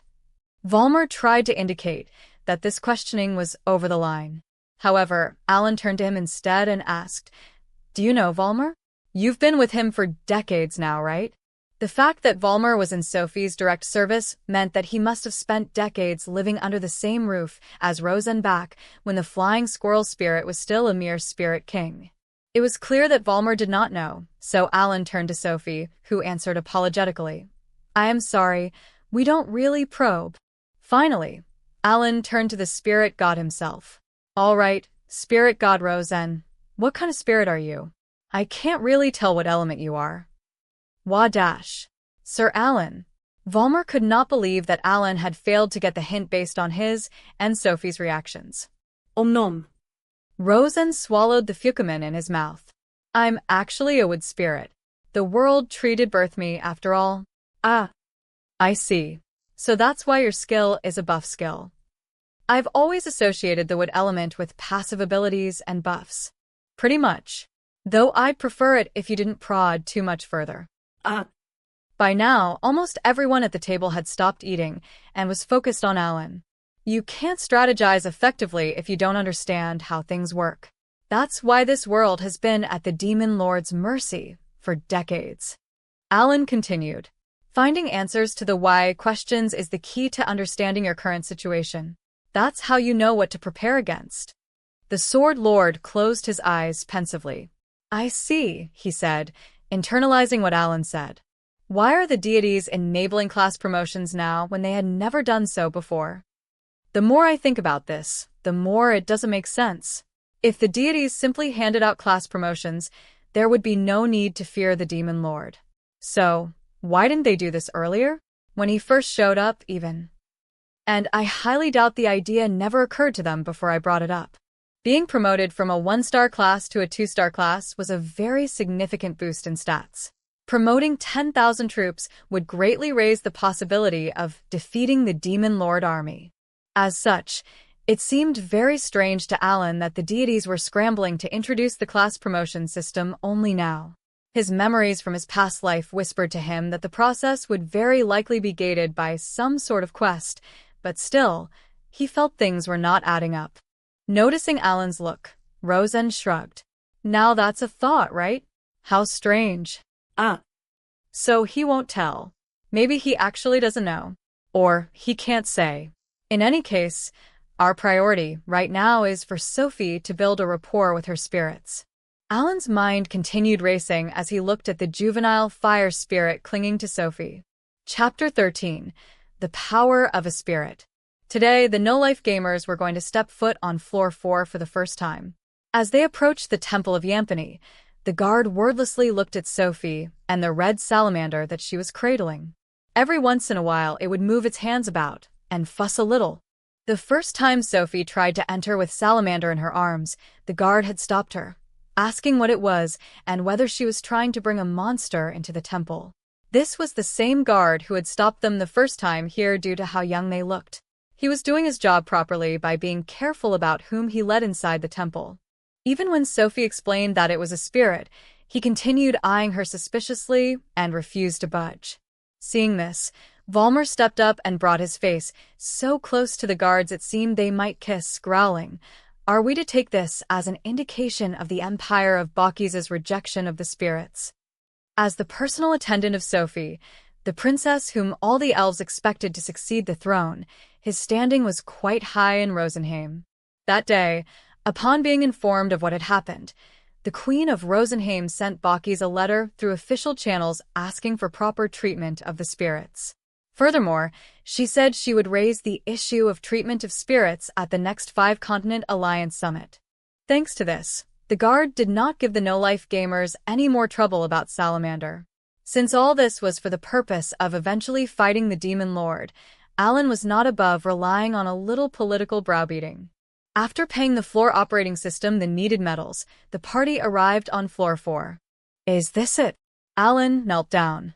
Interesting, the ground really does have the texture of a leaf.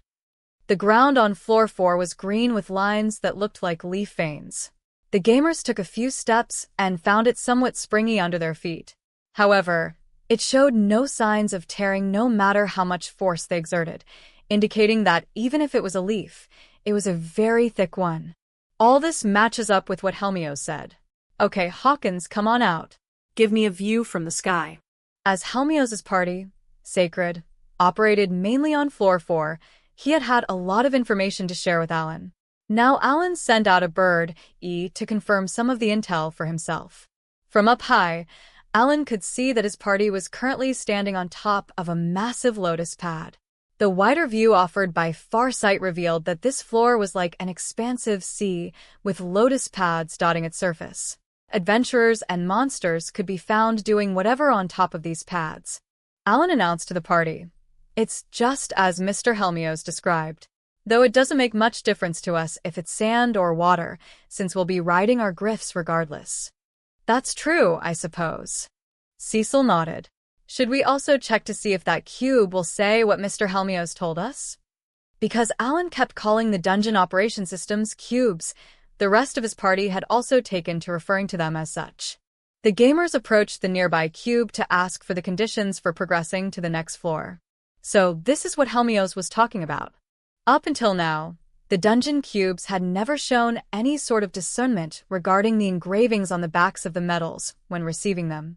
However, proceeding to floor 5 would require 5 medals with unique depictions. It was just as Helmios had said. So, we can't just bring 5 of the same kind of medals? Alan asked to clarify one other detail. And how many floor bosses are there on the 2nd to 4th floors? Cecil crossed her arms and sighed. Mr. Helmios was right. We'll have to kill the rank S bosses in order to reach floor 5. The 5 floor bosses on each floor that the cube mentioned included BB on floor 2 and Scarlet on floor 3. This requirement was the reason Helmios had given up trying to reach floor 5. His party just might, if they were to go all out, manage to kill one of the rank S floor bosses. However, doing so would require skirting very, very close to incurring casualties. All right, well, we've confirmed the conditions for reaching the next floor. It's time to see what floor 4 is like for ourselves. Alan needed more information about this floor in order to decide whether to stay here or return to floor 3. And so out came the bird BS, taking the entire group high above the lotus pads. Looks like the dwarves are able to make it on this floor just fine, Cecil commented. Golems really are incredible. Well, the dwarves have always managed to repel the Demon Lord army out on the open sea, Alan pointed out. Down below, golems in the form of boats, a sight that the gamers had grown familiar with on floor 3, were parting the water as effortlessly as they had parted the sand dunes. The sight of a whole fleet of these facing the Demon Lord army forces each year was probably a scene to behold indeed. Currently, Meruru was flying on her own bird bee ahead of the rest of the party. For a while after she first rejoined the party, she had ridden with Alan and held a large shield in order to protect those in the back. However, now that she had her iron-grade golem, she was riding solo, just like Krina and Dogora.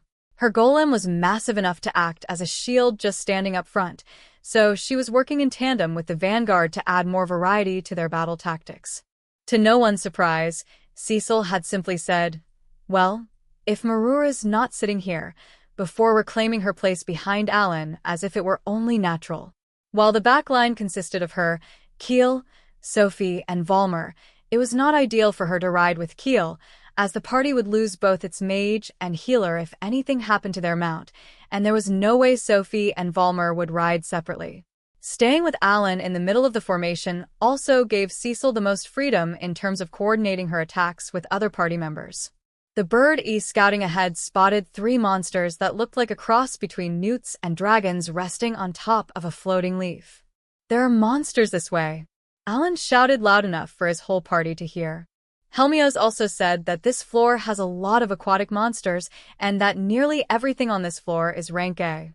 As the 3 members of the vanguard made a beeline for the monsters, Meruru held aloft her magic disc and shouted, "Tam Tam, come forth." Her golem promptly leaped out of the giant magic circle that had appeared above the lotus pad up ahead and sucked her inside when she got close enough on her mount. Of course, the monsters were not just lying around. They noticed the golem when it appeared and immediately pounced at it. The 20-meter-tall figure in turn reached out its long arm to hold down one of the monsters. Name, Dum Dum. The gamers had found a Gigantify slate back on floor 3. This slate took up 2 slots, but doubled both the golem's stats and size.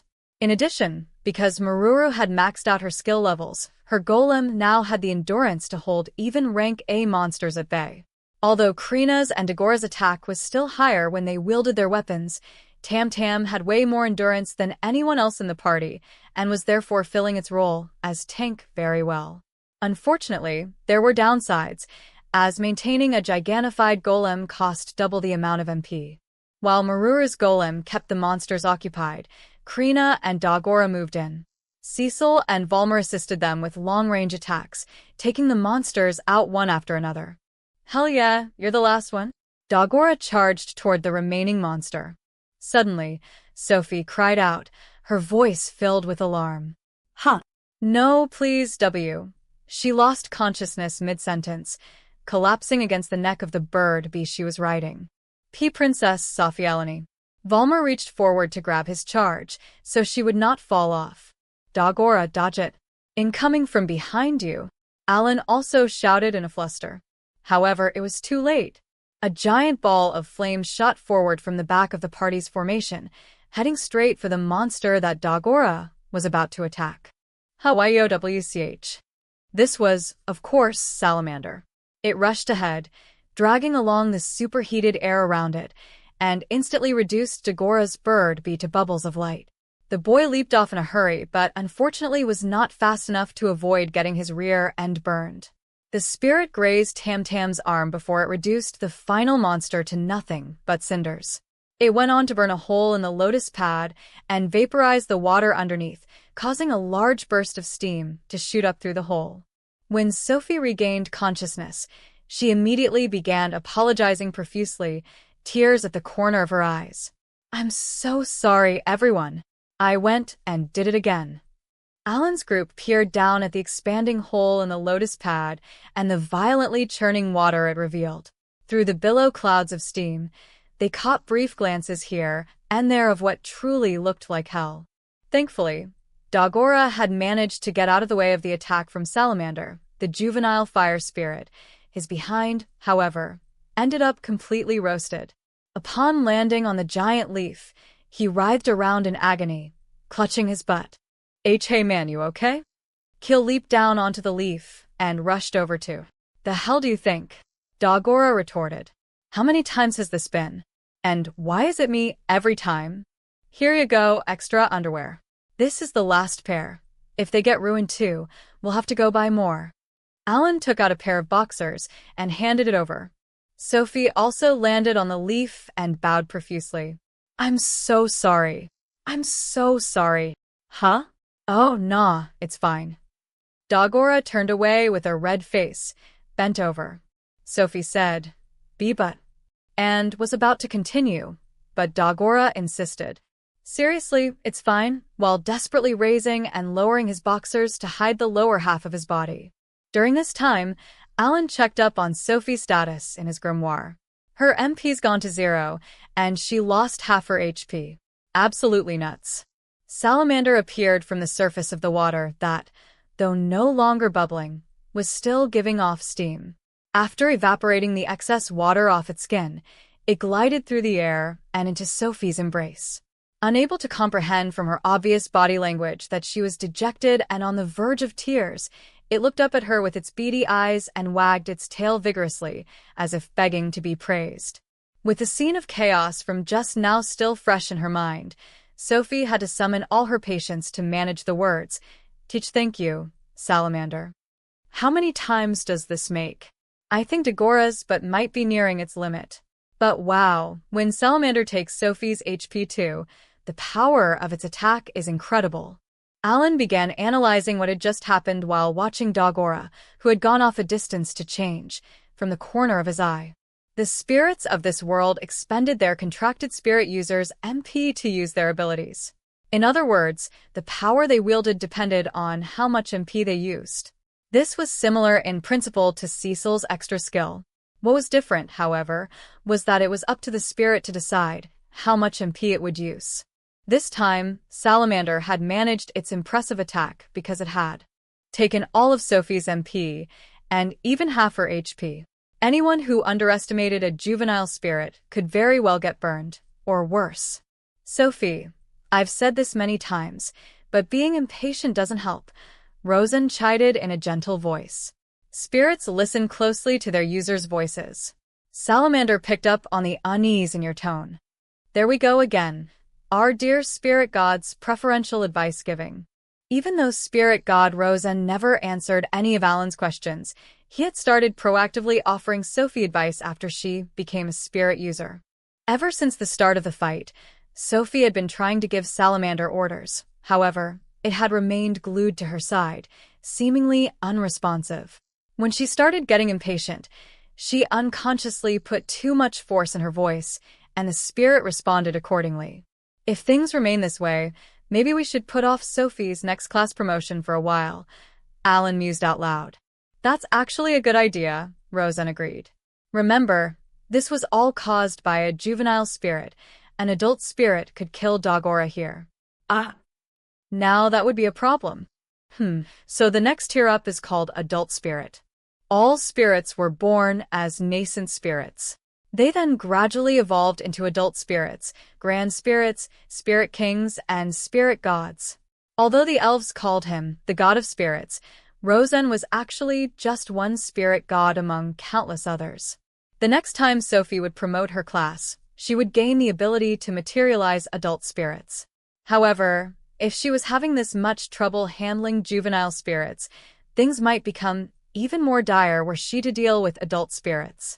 This was a worry that Rosen and Alan shared. Gadaluga had said that it took him a long time before he reached the point where he could communicate with his spirits without issue. If their priorities were solely to raise Sophie's skills and promote her class, then the consequences would not matter. For each MP her spirits used, she gained her an equal amount of XP, so letting her spirits do whatever they pleased would be in line with their goals. However, it was a problem so long as her spirits continued rampaging because the consequences were very much real. Given all this, everyone was in agreement that her class promotion should be put on the back burner for now. You know what? Here, Sophie, have Helmios's ring. Being able to keep your spirits materialized all day should help somewhat. Alan handed Sophie the MP recovery ring that he had received from the hero. Well, he didn't specify how long I could keep it, so I don't actually plan on ever giving it back. Helmios had given up trying to reach floor 5. So, because he figured he would not need his MP recovery ring for the near future, he had traded it with Alan for 100 blessings of heaven. With that many of them, his party would be able to handle any traps they fell to, and Alan had told him that he could always go through Rosenheim to ask for more should his stock ever run low. As a result, Sophie got to wear matching rings with Alan. This put her in extremely good spirits, but that was a story for another time. At the same time, Cecil's mood turned extremely sour, but this too was another story for another time. You okay, Meruru? Alan asked, worried about the damage that Tam had taken when Salamander grazed its arm just now. Name Meruru. When Meruru maxed out her class skill, the last skill she received was repair. There were 2 ways to repair damaged golems. One was to replace the slate for that part. Golem parts were manifested based on the slates, so if, say, the right arm was destroyed, the pilot could put in a new right arm slate and their golem's arm would be as good as new. Of course, if they put the old right arm slate back in, The arm that appeared would go back to being the broken one. The second way was the repair skill. This skill enabled golem pilots to repair their golems by expending empty. However, this process also took time.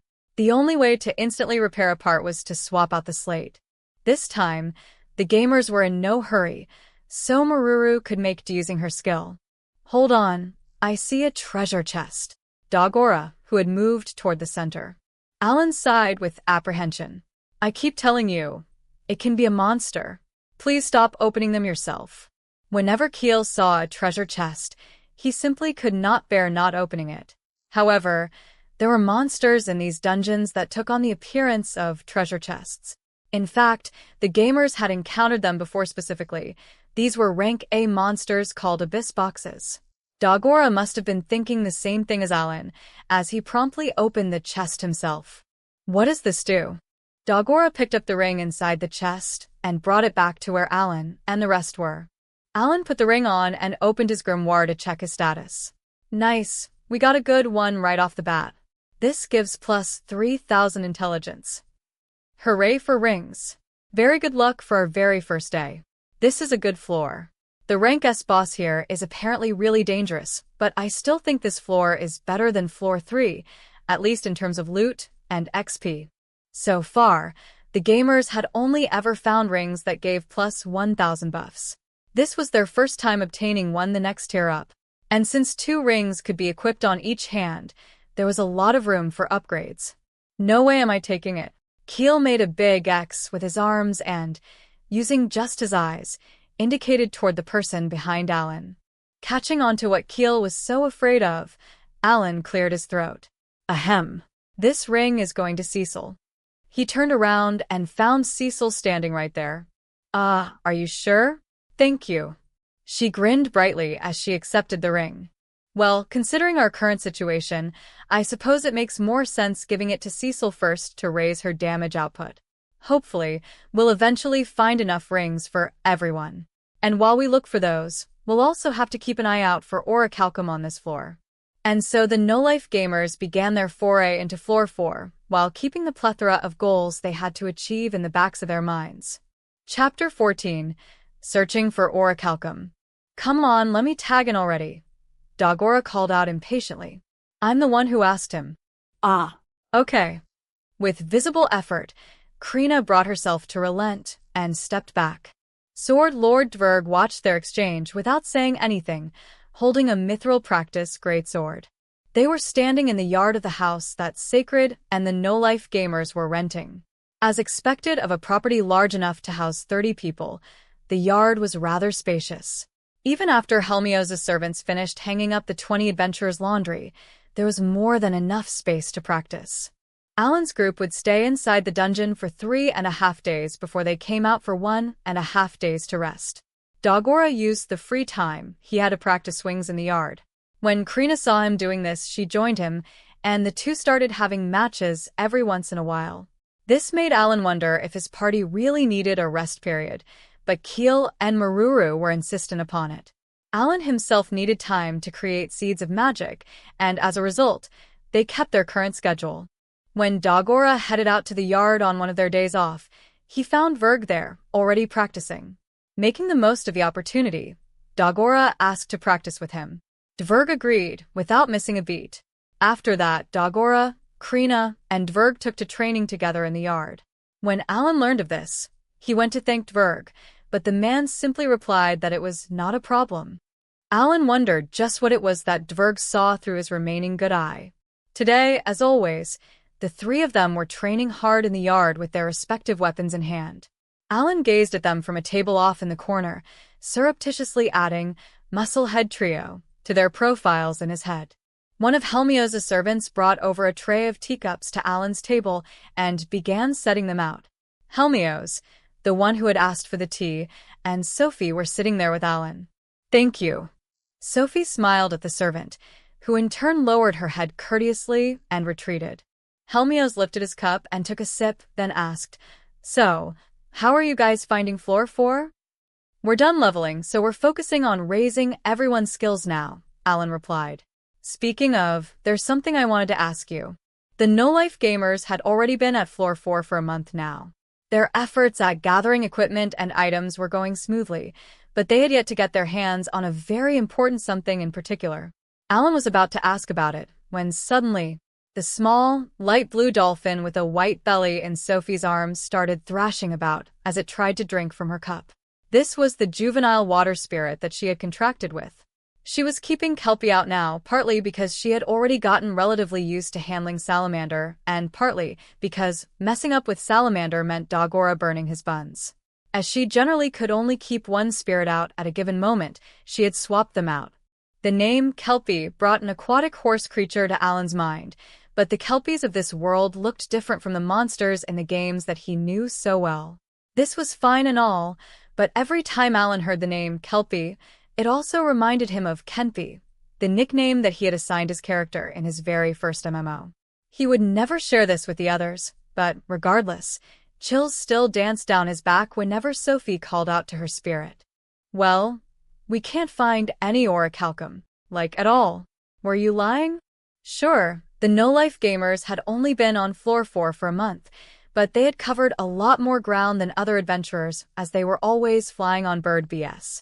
Thanks to this, they had already opened what Alan thought was a much higher number of treasure chests than average. However, the party had yet to get their hands on any Orichalcum weapons and armor, one of their goals from the start. Alan had sent some fish BS down into the sea in case there was anything of note, but they had only found monsters and no chests. According to Helmios' explanation, treasure could be found in places other than treasure chests on Floor 4. His party had found Orichalcum or inside large clams at the bottom of the sea. Seriously? We have to look out for things other than chests? And deep in the sea too, no less. That's incredible. How'd you find out? I doubt it was by coincidence. Rosetta walked into the yard, grinning proudly. Oh, you're interested? I was the one who found it. Aren't I great? I do, actually. How'd you know? Want me to tell you all about it sometime? It wouldn't help us, in any case. But that does sound like a skill that a phantom thief would have. It probably lets her know the location of valuable things within a certain radius. A while later, Alan headed out to the Adventurers Guild. As he walked, he brainstormed ways to explore the seafloor. He went alone, as this trip was only for his usual magic stone trading. Despite the massive number of magic stones that he had bought so far, the market price had not budged, going to show just how many adventurers there were and how vast the supply was. Little wonder, considering that this was the city that produced the most magic stones in the country that was trying to control the entire world with magic tools. When night fell later, the no-life gamers hit up their usual restaurant for dinner. There were days when some of the party could not attend. They were allowed to spend their day off however they wanted, after all. Tonight, however, they were all present. When Alan walked into the restaurant, he panned his eyes around the dining room. The Wolfkin man whom Alan's group had saved from BB was eating with Sarah, a catkin from his party. He looked up and happened to meet Alan's gaze, prompting the boy to walk over. A while back, Yoryu had approached Alan to apologize about suddenly bringing Beast Prince to see him out of the blue. Ever since, the two had taken to exchanging information whenever they met in town. Sometimes they even ate together, like tonight. Alan was proactively communicating with Yoryu to get updates on Albahol's movements, as well as on Beast King's progress on clearing the dungeon. Yoryu was a run-of-the-mill adventurer, and therefore did not know much about his country's politics or the power struggles between members of the Albahalan royal family. However, he did have useful information related to Beast Prince. Well, Beast Crown Prince Biko is making damn sure that he's not sending Alan was still talking with Yoryu while his companions put in their orders. Mr. Yoryu, come on, you know I won't. So, Beast Prince Su is still going to need some time. Perhaps Yoryu was also trying to keep tabs on Alan's progress. Or maybe Beast Prince Su had ordered him to get updates on Helmios' entire group. Well, I think we'll be there for about 6 months. Speaking of, you also have 6 months left here, right? Hang in there. Yoryu had previously explained that Beast Crown Prince Biko had mandated that all beastkin with talents spend 1 year at Yampani for the sake of their country's prosperity. They were issued hurricane and adamantite equipment and told they could keep half of the money they found. However, one must not forget this was a place where half of those going in died within a year. Those who try to shirk this duty would be charged with treason. So many beastkin were here reluctantly, not because they wanted to. When he realized what the situation was like, Beast Prince Su had gathered all the beastkin into an organization and did what he could to make it safer for them to enter the dungeon. Alan could hear the gratitude in Yu's voice when he spoke of Beast Prince Su. Of course, Zu was not purely helping his countrymen out of the goodness of his heart. The current Beast King had declared that he would yield his throne to whichever of his children cleared the rank S dungeon first. This was what prompted Zu to come to Yampani, but he could not overlook the harsh conditions that he found his people facing, and therefore ended up taking action. Yu lamented about the fact that because the clearing of the dungeon was tied to the succession of the throne, Beast Crown Prince Biku was preventing the best fighters of Albahal from coming to Yampani. When I speak to Mr. Yu, I get the feeling that he doesn't completely hate all humans. Though maybe that's just because I saved his life once.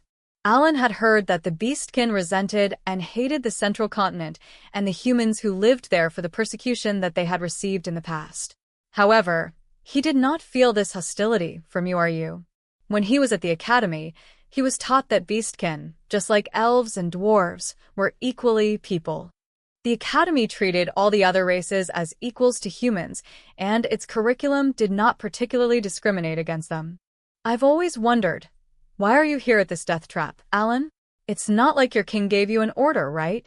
Of course not. I'm here because I want the reward for clearing the dungeon. Apparently Mr. Helmios heard it directly from Digragni, so I'm pretty sure it is. Back during his academy days, the hero had supposedly asked the priests tending to Digragni here for an opportunity to speak with the dungeon master in person. His request was granted, and Digragni had told him that, just like all other dungeons, the rank S dungeon also held a reward for those who cleared it. It was this reward that Alan was after. He had high expectations for it, in light of the fact that this dungeon had lumps of Orichalcum just sitting around waiting to be picked up. Damn, you really mean it. Even Admiral Garara hasn't made it to floor 5, you know? So I've heard. However, Alan grinned with total confidence.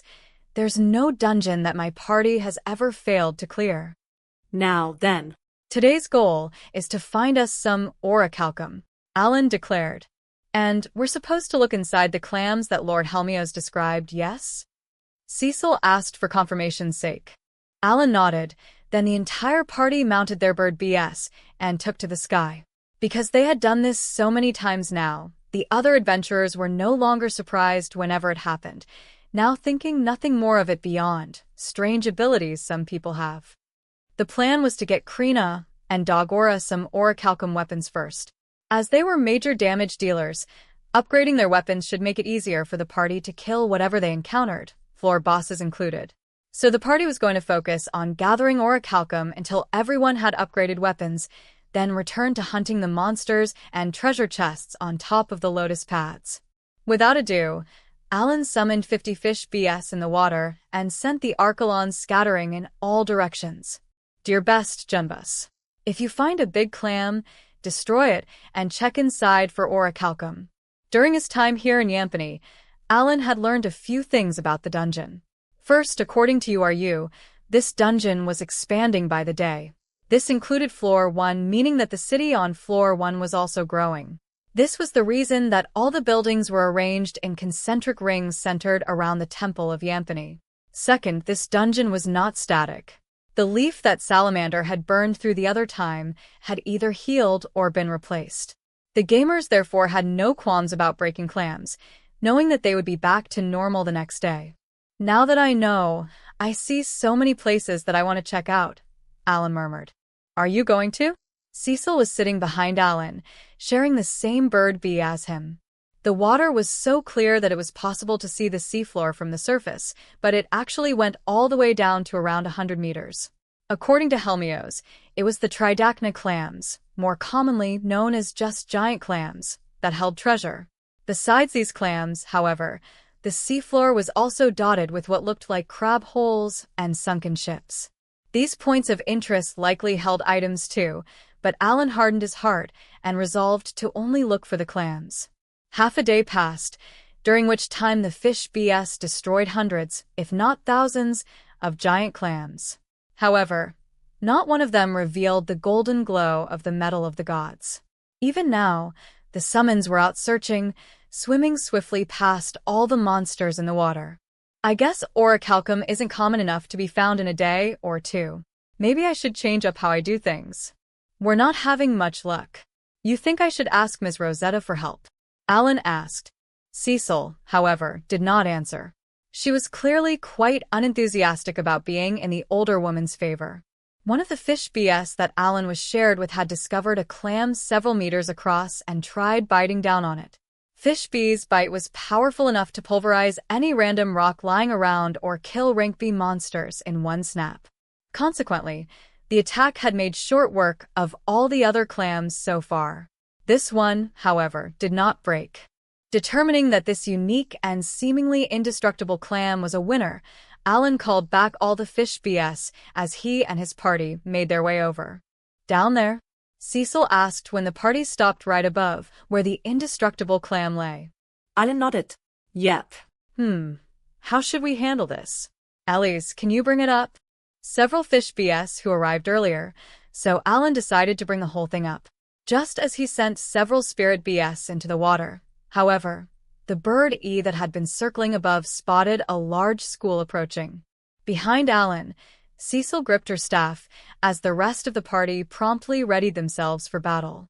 Realization dawned on Alan when he noticed the large crimson form swimming in the center of the group of blue monsters. This blood-red monster was Crimson Kaiser Sea Serpent, the greatest threat here on Floor 4. The 10 blue forms that swam alongside it, as if guarding it, were rank A monsters called Kaiser Sea Serpents. The school of crimson and blue sea serpents surrounded the spirit BS, trying to lift the giant clam and the fish BS that had gathered to destroy it, then attacked all at once. The monsters swam deftly through the water with spectacular coordination, reducing all the summons to bubbles of light in no time flat. There was no greater demonstration that underwater was home ground for the sea serpents. Helmio said his party ran away at Mach speed whenever this guy showed up. But let's see how well we can do. The hero had never defeated Crimson before. Alan was completely on his own when it came to figuring out a way to kill this boss. Our enemies are in the water. Let's first whittle down their numbers. Cecil, fire magic probably isn't very helpful here, so go with ice magic. That moment, a few of the Kaiser sea serpents leaped out of the water in an attempt to swallow the party. Krina and Dagora brought their weapons down on the monsters' faces with all their strength. The gamers proceeded to focus on taking them out one at a time, understanding that strength lay in numbers. Thanks to having maxed out their levels after going through 2 class promotions, the party had the strength to steadily reduce the number of opponents. However, Crimson was not just sitting around waiting. It roared in a voice that was audible even up in the air, sending waves rippling out in all directions.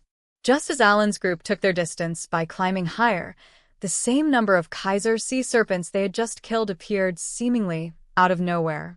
Now we're back to square one, Cecil suddenly screamed. Watch out. Jets of water abruptly shot out of the water like spears, aimed directly at the gamer's bird BS.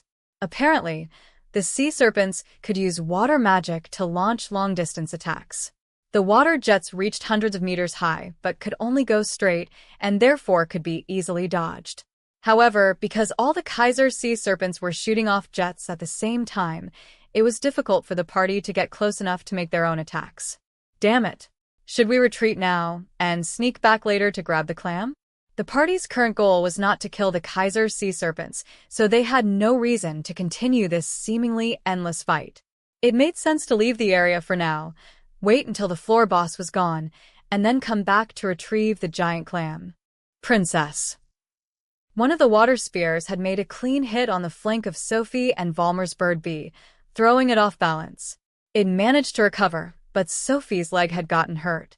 Yes, I am. Thank you. Sophie turned to look at Valmer, who nodded at her. The juvenile spirit in her arms looked up at her face and cried softly, its eyes filled with unease. Sophie repeated, "I'm all right," and tried to stroke it, but it shook off her head by shaking its head and cried loudly in Crimson's direction. That was all Sophie could say before all the MP left her body, taking her consciousness with it. Volmer's voice alone reverberated in her head as everything faded to black. Clearly, Kelpie had taken her HP too. Okay, this is bad. If attacks are reaching our backlines too, that's a sure sign we need to get away. Just as Alan was about to give the order to retreat, Volmer cried, "Wah! Princess Sophialone!" As Sophie collapsed against the neck of her bird bee, Kelpie went out of control in a very visible way. It jumped out of her limp arms and hovered above the sea. The next instant, water rose up, as if responding to the spirit's call. What the? You gotta be fucking with me, right? How the hell does Kelpie do that? Dagora shouted in shock. The water was now rising like an open umbrella. Crimson's scream vibrated the air as it was forcibly dragged up. The next moment, a giant ball of water rose up into the sky. Its clear, jelly-like surface revealed all 11 sea serpents, including Crimson, trapped within. Damn, the seafloor is supposed to be 100 meters down, and it's completely exposed. By some strange power, the surrounding sea was being held at bay.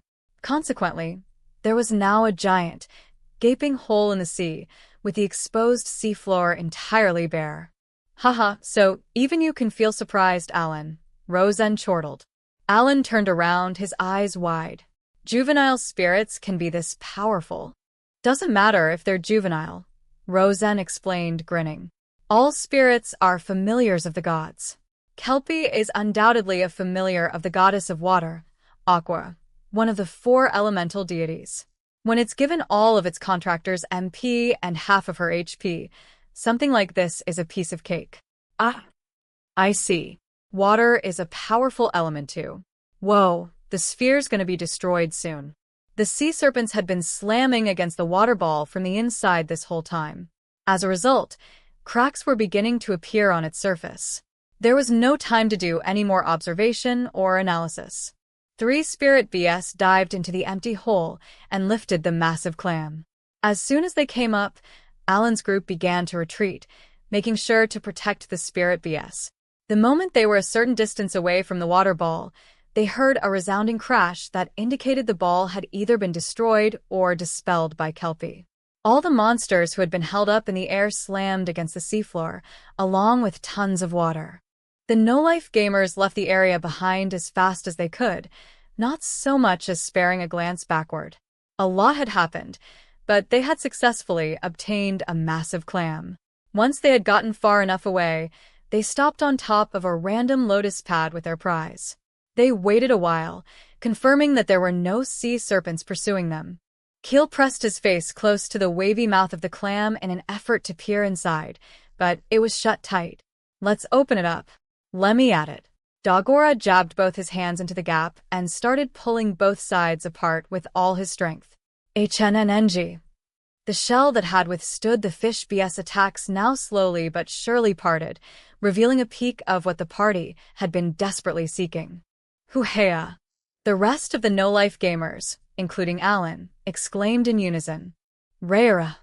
Dagora roared as he opened the clam wider, the veins on both his arms bulging from the strain. Soon, a heavy, rugged lump of ore that faintly glowed with a golden color came fully into view.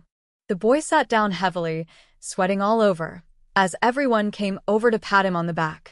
During this time, Alan peered into the clam and thought about what could be made from the amount of Orichalcum inside.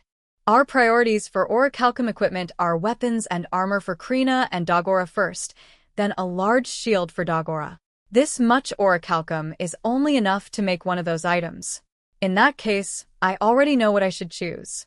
Both Krina's and Dagora's weapons were huge. Conversely, the lump of Orichalcum was only around the size of an adult man's torso. It was only enough for one weapon or piece of armor. What? You sure? Yay! Orichalcum sword. Krina grabbed the lump with both hands and held it up to the sky, happiness radiating from every inch of her body. Whenever this party picked up a piece of equipment or item that multiple members needed, Alan was the one to make the call on what was most effective for the party, and therefore, who would get the item. This had been the arrangement ever since their academy days, and all of the party completely accepted it. Given this, Garara did not complain when Alan declared it was Krina who would be getting an Orichalcum weapon first. Over the next 3 days, the no-life gamers flew here and there, destroying every clam they found, but failed to find a second Orichalcum ore. Per their usual schedule, they left the dungeon and returned to base. Helmios's eyes widened when he saw what Krina was hugging. Huh? Is that an Orichalcum ore? You guys already found one. Mr. Helmios, I want to make this a sword, please. Krina's eyes positively sparkled. The next day, the party left the Tower of Tribulation for the first time in quite a while and flew over the barren wastelands of Baukisian countryside. Master Habarak lives quite far away. At this speed, I think it'll take 2 days. Helmios had ridden a bird bee during the Rosenheim War and therefore had a general idea how fast they were. He was now accompanying the no-life gamers to introduce them to a blacksmith who could handle Orichalcum as promised. After 2 more days of flying, Alan looked down and commented, "The landscape has changed." They were now over a rugged land with far more mountains and large boulders all over. Many of the mountains were volcanoes, judging by the billowing smoke rising into the air. Yep, Helmios nodded. We're already in what used to be the Kingdom of Melka, also known as the Country of Fire. I see. So this had been a separate country that got swallowed up by Baukis. At the academy, Alan had learned that Baukis had unified the entire continent under the justification of resisting the Demon Lord Army's invasion. The no-life gamers were now very far away from Baukis' original borders. Helmios checked the sun's position. At this rate, we should be arriving within the day. Sure enough, a town gradually came into view. According to Helmios, there were maybe only 3 blacksmiths in this world capable of handling Orichalcum. However, nothing about this town indicated that it was home to someone so legendary. The only thing special about it was its prominent chimneys. Just before sunset, Alan's group approached the town gate. When they produced their adventure cards, the guards let them in without a fuss. They then proceeded through the streets under Helmios' guidance. Everyone they passed was a dwarf. The stores that lined the way displayed not only weapons and armor, but also goods such as earthen dishware, grills, farm tools, and metal fixtures. This was a town that did not have much that adventurers would be interested in. Eventually, Helmios pointed at a building ahead that, in Alan's eyes, looked no different from the surrounding ones. Smoke was coming out of the chimney, indicating that a forge was lit inside. There, that's Master Habarak's workshop. Oh, Krina cried happily. She had been hugging her Orichalcum ever since she entered the town. A calm voice asked, "Yes? Who is it?" And the door opened a crack. A young dwarf's face peeked through. "My name is Helmios. I've come with business for Master Habarak. However, it's late, so we hope to come visit tomorrow. Would that be possible?" Helmios? As in hero Helmios. The half of the dwarven man's face that was visible looked up at the hero. "I totally feel like we're being treated like door-to-door salesmen." Yes. "I've come to ask Master Habarak to forge an Orichalcum weapon." "Huh?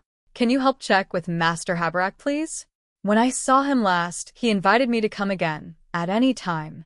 However, Helmios was not ready to back down so easily, especially when this was for the sake of Alan's group. He insisted, "This is very important though. Could you please ask him somehow?" "Okay, I'll try. I doubt he'll change his mind, though." The young man. Igriga. Krina's voice was faint. Her spirits had been doused by the shock of being rejected. But Krina timidly walked forward. "We brought the Orichalcum with Krina. That's enough." Alan shook his head slightly. "You're bothering him."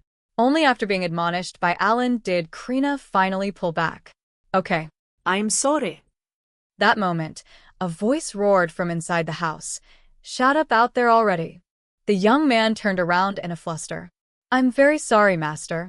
I'm trying to turn them away, Before he could finish, the door banged open with such force it almost fell off its hinges. A middle-aged dwarf with cloth wrapped around his head sized the gamers up. "And who the hell are you lot?" Helmios stepped forward with a friendly smile. "Master Habarak, I'm so glad to see you again." "Yes, sir. I'm visiting today to ask you to make an Orichalcum weapon."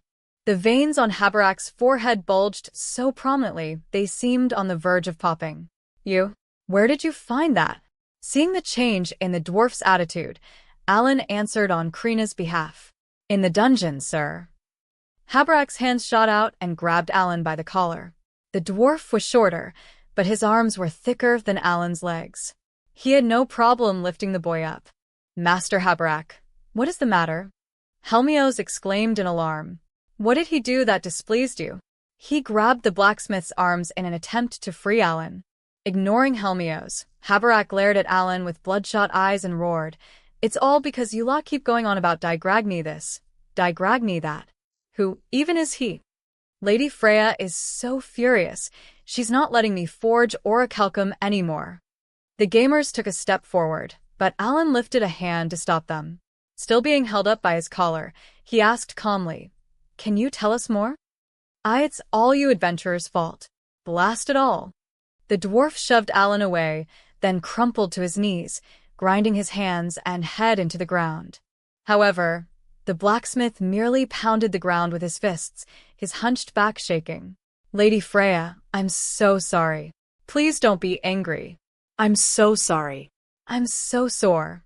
His heart-wrenching apologies flowed nonstop, filling the air and rising to the darkening twilight sky. A different story was about to unfold on the no-life gamer's path toward clearing the Tower of Tribulation. Side Story 1: Treason. The King of Ratash frowned with thought, deepening the wrinkles on his forehead and making himself look even older than he already was. At over 70 years old, he was bedridden most of the time and had to receive all visitors in his chambers. The reason for his furrowed brow was his guest of the day. Sitting up in bed, the king said, "Granvelle, you've truly made a mess of things." "I'm terribly sorry, Your Majesty." His guest, Baron Granvelle, bowed so low his head almost touched the carpeted floor from his seat. A lower noble being allowed into the king's chambers was practically unprecedented, but something had happened that made it unavoidable.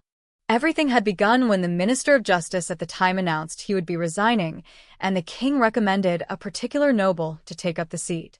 As this noble was from the Academy faction, one of the two main political parties in the Ratashan government, the endorsement had startled the opposing Kingdom faction. The Kingdom faction made political moves to prevent someone from the Academy faction being installed, and Viscount Carnal conspired with them to carry out his own plot to kidnap Baron Granvelle's daughter, Cecil. The incident was ultimately resolved thanks to Cecil's manservant, Alan, saving her. In the end, not only had Viscount Carnal failed to coerce Baron Granvelle into doing what he wanted, but he now found himself facing enormous blowback. Baron Granvelle had used the mining rights to a new mithril mine Alan discovered to motivate the royal family and numerous nobles in the court to investigate the kidnapping incident, identify all involved parties, and establish safeguards so that it would never happen again. Viscount Carnal, the one held responsible for the kidnapping, had been the type who threw his weight around using money. The Carnal family had grown rich thanks to the mithril mines in their realm, and therefore had earned a bad reputation. Many disgruntled nobles were more than happy to aid Baron Granvelle's cause, not least of whom were those in tight financial states from royal decrees to send supplies and manpower to aid the war effort against the Demon Lord. As a result, voices condemning Viscount Carnal went up all around the royal palace, their numbers increasing by the day. The Viscount was eventually summoned to court for a hearing, but he ignored it and cooped himself up in his mansion instead. The current state of affairs greatly saddened the king, who wished the situation had been taken care of when it was but a spark or that the Baron had come to consult him in person. That way, things would not have snowballed into such a huge commotion. From his position at the king's bedside, the Prime Minister counseled the monarch. "Your Majesty, this is an opportunity to demonstrate the royal family's power. What Viscount Carnal did was unforgivable. If we do not punish him severely, it will set a bad precedent for the other nobles."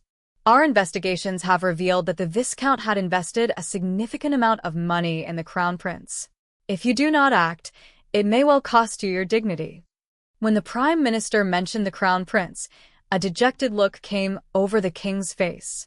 As he was old now and rarely sat on the throne, his influence was understandably weakening. He was not sure he even had enough power to keep the Crown Prince, whom everyone expected to be the next king, in check. The Crown Prince was being held up as the figurehead of the Kingdom faction, which prioritized Radash above the Five-Continent Alliance. And currently, nobles seem to be leaning more and more toward this side. In light of this, as well as the fact that Viscount Carnal had been a significant financial backer of the Crown Prince, how the king chose to deal with the Viscount could very well dictate the kingdom's future. The king fell into thought. Before he could say anything, however, there was a knock at his door. Announcing Sword Lord Dverg and Captain Reinbach of the Royal Guard, called one of the guards outside. The Sword Lord and Royal Guard captain came in and took their seats on either side of Baron Granvelle, which induced a drop of sweat that trickled down the Baron's temple. Dverg was a champion who had fought the Demon Lord army for decades when many soldiers died their first year. Captain Reinbach was the highest authority of the knights who personally served the king. Baron Granvelle was painfully aware that he was now literally sandwiched between Ratash's top two fighters. "I only happened to be in the castle," Dverg replied as he closed his remaining eye, implying that he would not have answered the summons had he been on the battlefield. One might not guess it by how he spoke, but the lowborn warrior's current attitude inside the castle was actually a significant improvement over the years. "Is that so?" The king was already plenty familiar with Dverg and therefore did not take issue with his attitude. "I also wanted to offer your majesty my wholehearted thanks for recommending me for Hero Helmios's party." "Ah yes, I did do that. The Demon Lord is an existence that threatens the entire world. Our country naturally ought to do its part and support the Five-Continent Alliance." Hero Helmios and his party of around 10 served in the fight against the Demon Lord as a strike force that infiltrated deep behind enemy lines to kill the demons and greater demons that served as commanders and officers. As a result, they faced much greater danger than those manning the fortresses. Even those with 3-star talents such as Sword Lord and Saintess could easily die during a mission. However, this strike force was indispensable to the Five-Continent Alliance's strategy. Consequently, replacements were enlisted from not only Jayamut but also other signatory countries whenever a member died. Even though Dverg was nearly 70 years old, the King of Radash had officially recommended him for Helmios's party, Sacred, a while ago. "Dverg, I asked for you today because I have something to ask of you," the king said with a troubled face. "We have a problem here at home." "I'm very sorry, but I don't have time." Without even hearing the king out, Dverg bluntly turned him down. Alarm flashed across the Prime Minister's face for a brief moment. In recognition of Dverg's achievements, he had been made a noble long ago and gradually promoted all the way to his current status of Marquis. However, he was still spending all his days fighting the Demon Lord army and had not once carried out any of his noble duties. Of course, he had a reason for so stubbornly dedicating his entire life to the cause. The captain, who had been waiting, promptly answered, "Yes, Your Majesty." "Can you do it?" Baron Granvelle shivered a little. Both the king and Reinbach had expected Dverg to decline. That was why the latter had come. Baron Granvelle was keenly feeling the weight of the commotion he had set off. "I am the shield of the kingdom. I shall bring you Carnal's head on a silver platter." In sharp contrast to Dverg, Captain Reinbach of the Royal Knights was fiercely loyal to the crown. His reply was so ardent that Baron Granvelle unconsciously raised his head. The Prime Minister glared at him. "Silence. We are beyond the point of no return. Carnal ought to be well aware of just how severe the sin of taking His Majesty's name in vain is." "Granvelle," the king said in a heavy voice, "know this. So long as I draw breath, I will never forgive such a travesty." "Oh, of course, Your Majesty," the Baron replied before imagining what the king would say next. His prediction proved correct. "I, Isanawad von Ratash III, find Viscount Carnal guilty of the crime of treason for the matter at hand. Reinbach, I order you to take him into custody." After giving a spirited reply, Reinbach approached one of the knights who had been guarding the king's bedchamber from the inside. The knight barked. Then Regiment 1 is to gather at the landing pad post-haste. I will follow soon. Your Majesty, please await my return. With a high-speed magic ship, I should be back by tomorrow afternoon. Reinbach bowed to the king, then headed for the door. Before he stepped out, however, the king stopped him. The wrinkles on his head furrowed even deeper as he forced out the words, I'm sorry, Reinbach, but bring Karnal to me alive. In spite of it all, he has weathered these trying times with us and played a part in forging our nation's future. The mithril from Karnal's realm had been in demand by not just Radash, but the entire five-continent alliance, thus serving as a steady method for Radash to earn foreign income.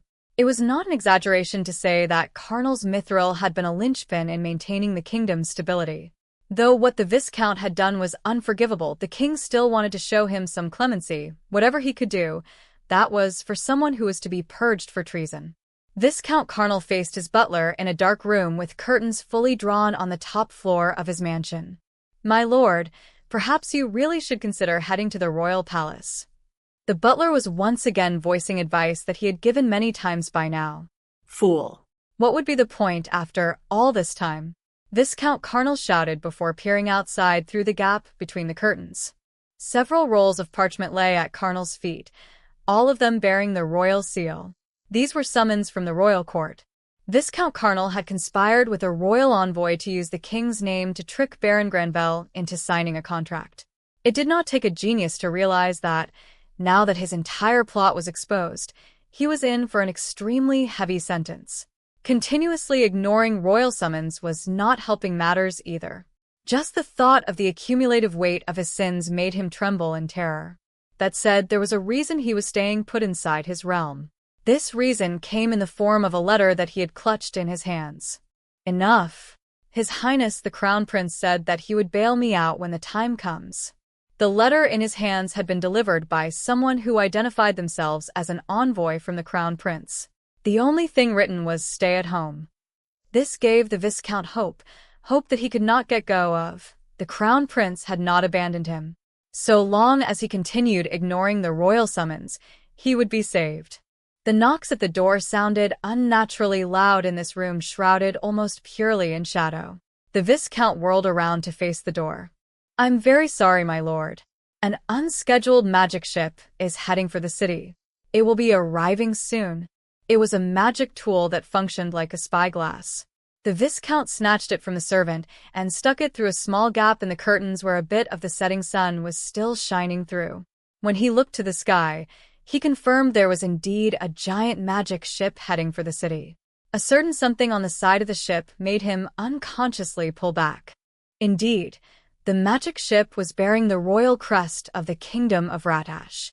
Comprehension dawned in the butler's eyes. See, could it be that everything is over? He asked. After all, the number of people who could dispatch a royal magic ship was extremely limited.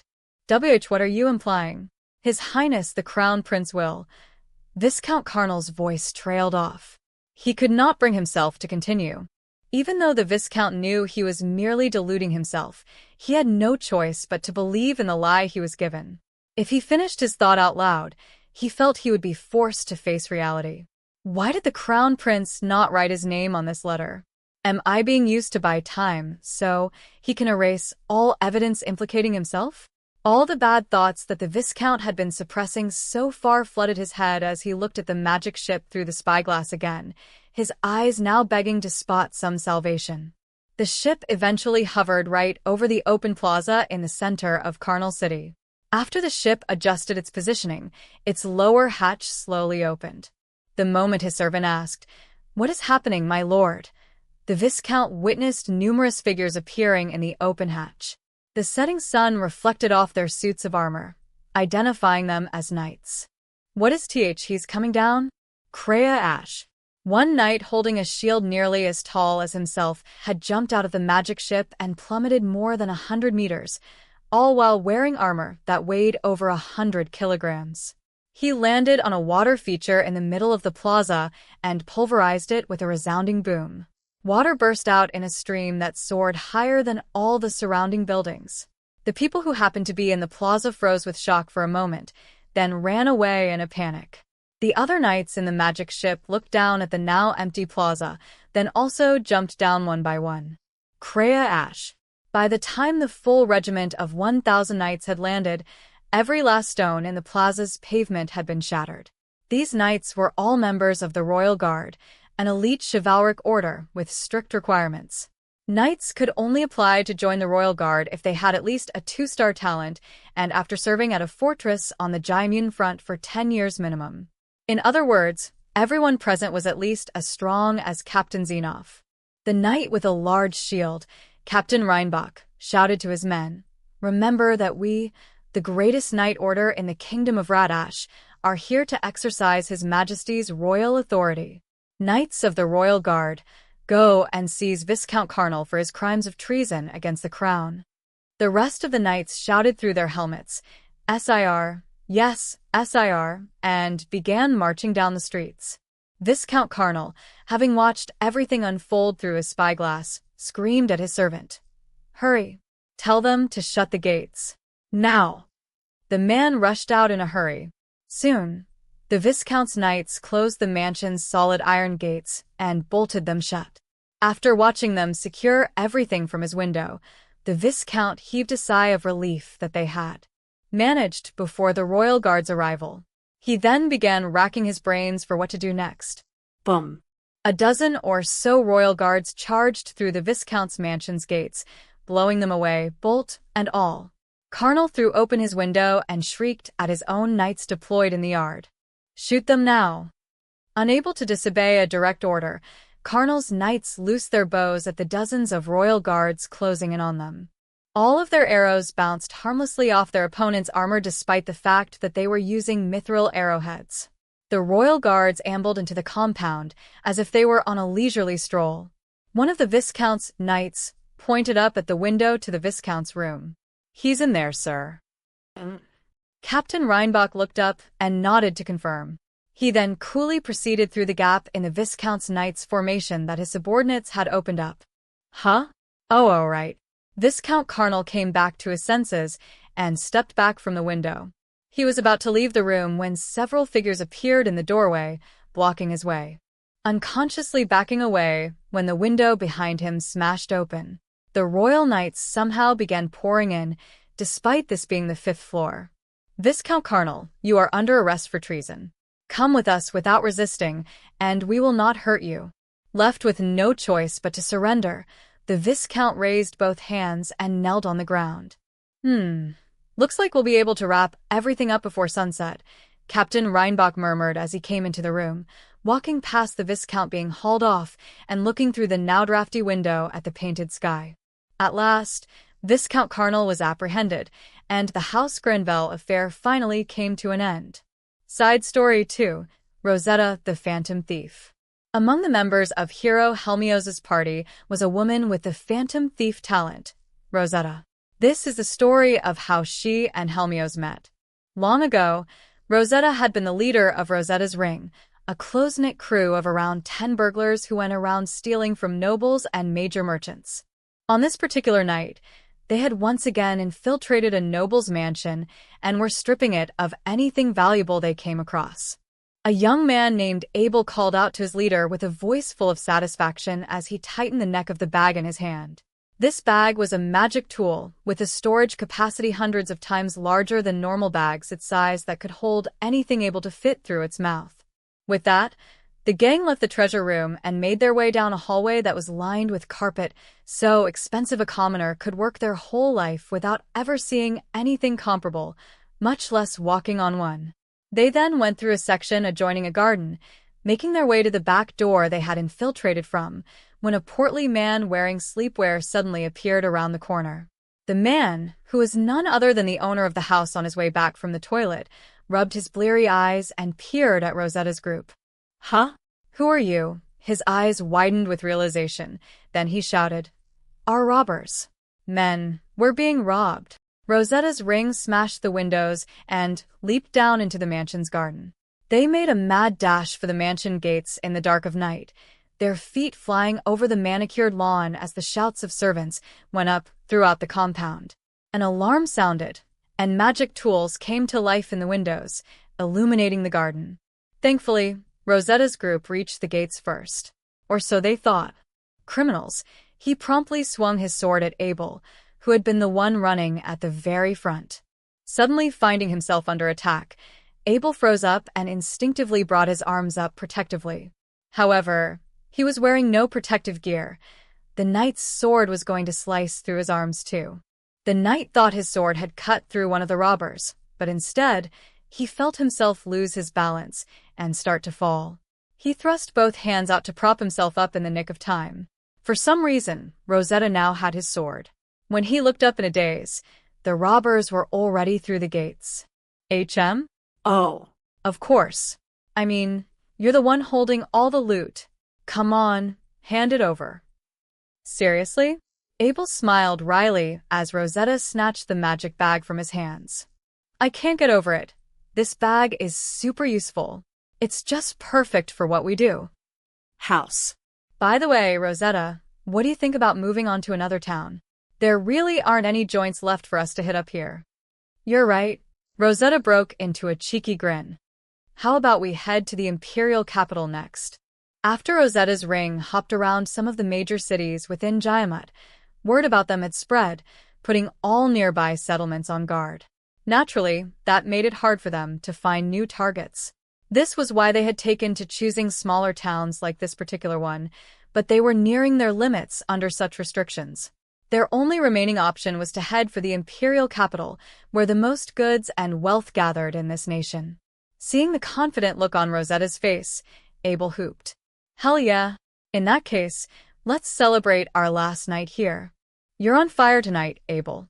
Rosetta gave Abel a good ribbing, to which he shrugged, and the rest of the gang burst out laughing together. Their whole group was made up of children who did not belong anywhere else. More specifically, Rosetta, Abel, who was 3 years younger than her, and the rest of the crew had grown up together in an orphanage. Jaiamut was overflowing with orphans after decades of fending off the Demon Lord army's advances.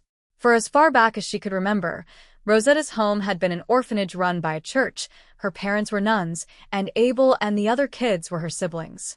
It was revealed at her appraisal ceremony that she possessed the 1 in 10 million phantom thief talent. After that, the nuns made Rosetta study in preparation for attending the academy. They told her it was a place only those with talents could attend, and that she must not waste this rare gift that the deities had bestowed upon her. Rosetta had asked what would happen to the other children without talents. She was told there were plenty of work opportunities in the north, positions where the others would get food, clothes, and shelter. Believing this, she threw herself into her studies and successfully managed to enroll in the academy. The adults at the academy had praised her for her rare talent and gave her special training on how to effectively harness its abilities. She absorbed everything like a sponge, picking up numerous useful skills. The more she developed her talent, the more the adults fawned over her, and their praise was exhilarating. In her second year, Rosetta then learned the truth about what was really happening in the world. The place with plenty of work opportunities, in the north for talentless children the nuns had mentioned, was a bloody battlefield where the Empire was fighting an endless war against the Demon Lord army. Many people were sent there each year, if not to fight, then to build fortifications, transport supplies, or carry out any number of countless tasks needed to support the war effort. More than half of them died to monster attacks. Rosetta ended up sneaking out of the academy just before her graduation, returning to the orphanage in time to see Abel and other familiar faces getting carted off in a steel cage at the back of a horse-drawn carriage. She promptly used her newly learned skills to free them. Of course, she did not bring them back to the orphanage. In order to live independently from the adults, she formed a gang of thieves with her friends. At first, she did all the stealing alone and had the rest help secure escape routes for her. However, once she trained them, they each started taking a more active role in heists until the entire group became a full-blown larceny ring. They also picked up more and more homeless orphans in the cities they hit, steadily expanding the size and scale of their operations. When Rosetta reached adulthood, she led the group to the imperial capital, where they operated for several years. One night, Rosetta's ring infiltrated a noble's mansion with such lax security that it aroused their suspicions for a moment. However, because they had never once been caught since the formation of their gang, they were confident they could slip away even if the place was trapped. Just as feared, however, the moment they stepped into a particular room in their search for valuables, an alarm rang out. Before the gang reached the window in the room, a steel shutter came down, cutting off their route of escape. They were now literally backed into a corner as the owner of the mansion appeared in the doorway, flanked by knights. Ha ha ha. So, these are the cat burglars who've been tearing the city apart as of late. Rosetta's ring, was it? You scum are never seeing the light of day again. The noble proudly flaunted the magic tool in his hand, explaining that it was a recent purchase from Baukis that notified him as soon as intruders entered the grounds. Capture them alive. They've all got bounties on their heads. I'll be presenting them to His Imperial Majesty as tribute. As the knights closed in, Rosetta considered using her skills to get away, but remembered that Abel and the rest were all talentless. She could not bring herself to abandon them and escape by herself, and so the entirety of Rosetta's ring was captured and locked up. The next day, hero Helmios happened to be having a meal with the Emperor of Giamat. The current emperor believed in properly rewarding capable young people with achievements. For example, Helmios had been born a commoner, but because he had developed his abilities as a hero and used them for the sake of the empire, he was granted the truly enviable privilege of not only being a duke, but also having the right to personally dine with the emperor. Suddenly, a member of the Imperial Guard came in. Reporting, Your Imperial Majesty. Speak. Viscount Eunulius has reported that he has captured all of Rosetta's ring. Sounds like the magic tools I passed out to the nobles have come in handy. Let me see. Public order in Giamat had been on the decline due to prolonged war with the Demon Lord army. There were far too many refugees with nowhere else to go, forming criminal groups and targeting the homes of prominent people such as nobles. To deal with this situation, the emperor had ordered magic tools useful for crime prevention and sold them to nobles and major merchants at a significant markup. He now considered what he should do with Rosetta's ring as Helmios watched on in silence, expecting some cruel and unusual form of execution. To the hero's surprise, the emperor said, "First, we'll say that it was Helmios who apprehended them. After all, the more achievements you have, the better it is for me." Viscount Eunulius might have been the one to capture the gang, using the emperor's magic tool and whatnot. However, the emperor preferred that Helmios have all the credit, since a boost to Helmios's reputation meant an increase in his own influence as the hero's backer. Thus, several days later, an official proclamation went out that Rosetta's ring was to be executed publicly and that all citizens were encouraged to attend. The night before Rosetta's ring was to be executed, Helmios found himself standing within a temple-like structure with rows of massive pillars and flagstone flooring. There was a faint mist in the air, and light shone from somewhere. A man was framed within that light in a way that made it impossible to clearly see his face, clothes, or any other aspects of his appearance. However, Helmios recalled having felt his presence before. "My apologies for calling you out so suddenly. I would have reached out through what you call an oracle, but there was no time." Helmios immediately caught on. He tried to kneel but found his body refusing to listen to him, almost as if he were half asleep. The god of creation waved a hand dismissively. "You don't need to do that. So, there's something I must ask of you. Tomorrow, a woman named Rosetta is to be executed. I want you to save her." Helmios recalled that the emperor had indeed announced that Rosetta's ring would be executed the next day. All of the members were to be tied up and left to be eaten alive by goblins. Helmios had suggested sending them to the northern battlefront and releasing them if they survived a certain period of service, but the emperor had refused to listen. "The very one. I have bestowed her with the power to grasp the future. That includes your future too." Helmios was just about to ask Elmia to elaborate when his vision shifted and he was back in his room. He sat bolt upright in bed, but found himself alone in the dark. The next morning, Helmios descended a flight of stairs as a few men followed after him in a fluster. Eventually, the hero stopped before the cell holding Rosetta. He looked between the bars into the eyes of all the prisoners within, one by one, before eventually stopping on her. Despite having been in custody for a few days, there was still cheer in Rosetta's voice. Hearing this, Abel shouted from the neighboring cell, "Huh? The hell does that even mean? Rosetta, don't listen to this guy." However, Rosetta merely asked in a cool voice, "You're hero Helmios, aren't you?" Everyone who lived in the imperial capital knew who Helmios was. He was that much of a champion to the people. Of course, Rosetta had also seen his face before from a long distance away. "That's right, I am. And my party doesn't have a scout at the moment." More accurately, his entire party, excluding himself, of course, had been massacred by greater demonic deity Cubal. But he was not lying. Rosetta could not immediately say yes or no. One reason she had run away from the very institution for raising elite troops to face the demon lord Amy was that she did not want to join the war. But there was also another reason. Helmios caught her meaning and nodded in understanding. "Ah, I see. If you agree to become my party member, then you won't be the only one I'll be saving." His words had touched on Rosetta's second reason, the one that meant she could not turn down his offer. As Abel continued shouting at her to refuse, Rosetta parted her lips to give her answer. At noon, the residents of the imperial capital of Jaiamut had filled the seats of the Colosseum, waiting for the execution of Rosetta's ring to start. The circular stage at the lowest tier of the Colosseum was usually where warriors dueled and knights trained. Today, however, the prostrate forms of the thieves whose syndicate had shaken the whole country were on display, their hands and feet bound. "Damn it! Untie me!" Abel shouted.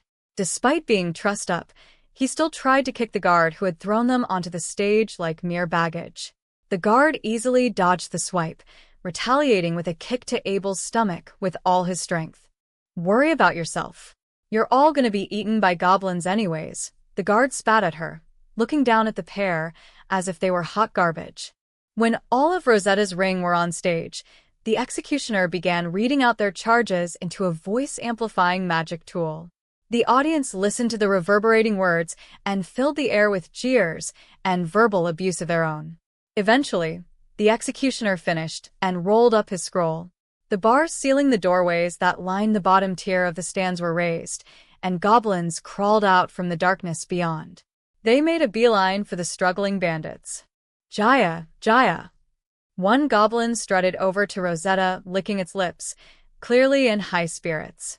It reached out to grab her head, only for its head to suddenly fly off with a. The audience watched in shock as Helmios, who had wordlessly descended to the stage, went around taking out the dozens of goblins. Even the nobles and the emperor were dumbfounded. The executioner hurried over. "Lord Helmios, what is the meaning of this? I have to talk with Rosetta over there." Helmios's usual smile was nowhere to be seen. In a low, intense voice that bordered on a growl, he told the executioner to step back. Helmios then approached Rosetta. As everyone in the Colosseum watched with bated breath, he used the Orichalcum sword that had killed all the goblins with to cut her ropes. Oh, what a miracle! Rosetta got on her knees and held both hands up to Helmios in a way that seemed almost a charade. "Are you here to save me, my lord? You would forgive one such as myself, who has committed acts so unworthy of forgiveness. You are too kind, my lord. I'm now looking for companions who would fight the demon lord army with me." The audience did not understand what was happening but stayed quiet, letting things unfold. The hero turned back toward the executioner. "Can I see that?" he asked, gesturing toward the microphonic magic tool. "Huh? Of course. Here you go, my lord." The man handed it over, looking bewildered. Helmios accepted the mic, then turned to face the audience. "I, Hero Helmios, came here today to invite Rosetta to my party and give her a second chance to use her abilities for the greater good. She has agreed, so I'm calling off her execution." The emperor, the executioner, and the nobles could not believe their ears. However, after a beat, applause went up here and there from the spectator seats. The fact that Helmios was forgiving a sinner and accepting her into a party that would be fighting for their homeland had moved the hearts of some people. As planned, the rest of Rosetta's ring, whom Helmios had also freed, began clapping as well. This prompted even more clapping from the audience, creating a chain reaction that eventually ended with thunderous applause and cheers that shook the Colosseum's very walls. The emperor was about to stand up but realized that this outcome would still garner him influence. Since it was the same either way, he sat back down satisfied. "So, why are you making me join your party? What's the real reason?" Rosetta asked while still smiling toward the audience. "As I said this morning, I saw in a dream that you are someone who will grasp my future for me." "What does that even mean?" "Forget the future. I want to grasp your heart now." A faint smile came over Helmios's face. "Now that's a problem. I hope you'll go easy on me." And so, under the eyes of a whole Colosseum of people, Rosetta became a member of Helmios's party. Side Story 3. Meruru's Golem. After parting with Alan's group at the academy, Meruru headed for the capital of the Empire of Baukis. There, she regrouped with a large number of talented students who had been studying at academies in Baukis or on exchange overseas. In the war against the Demon Lord army, Baukis was currently facing twice the enemy's usual numbers. Although the Demon Lord army had never once managed to land on Baukis' shore, the Baukisian navy knew better than to let its guard down. Meruru was then instructed to board a magic ship with her classmates from before she went on exchange. They were joining up with the Baukisian navy, which was currently sailing north on the open ocean. It was headed toward the coordinates where they would be facing the Demon Lord army, which was sailing from the Forgotten Continent to the far north. When their magic ship drew close, one ship dwarfed the rest of the naval fleet, arresting their attention.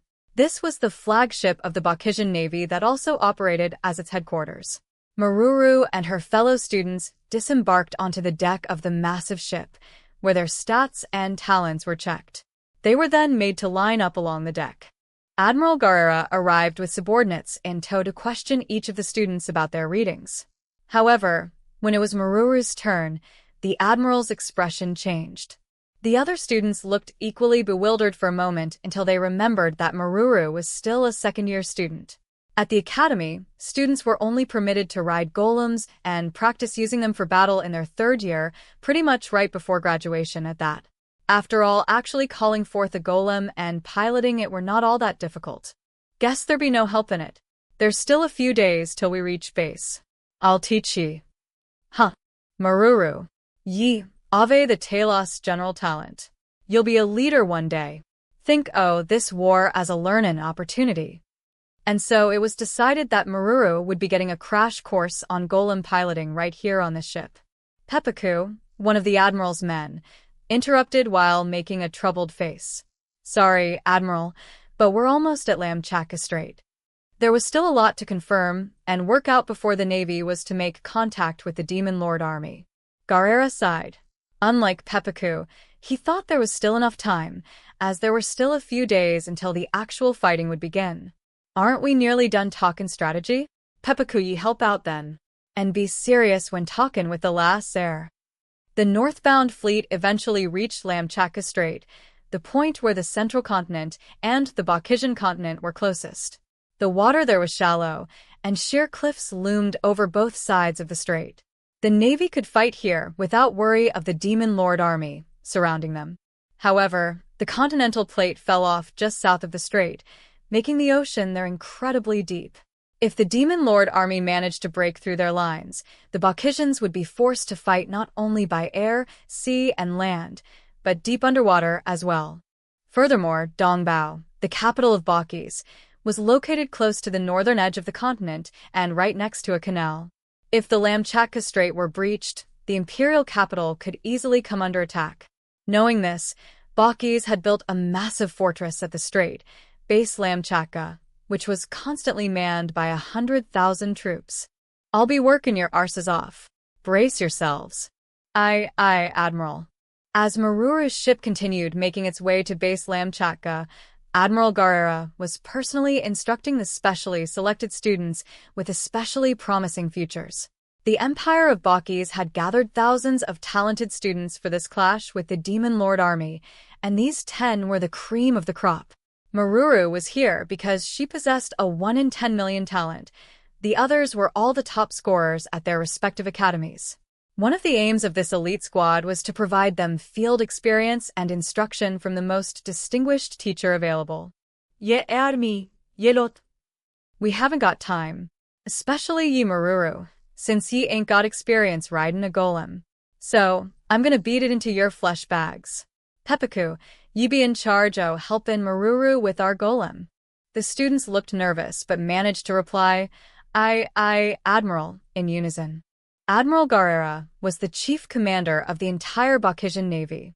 Not only did he have an impressive title, but he was also the national champion credited with foiling every single one of the Demon Lord army's attempts to land on Baukis' shore.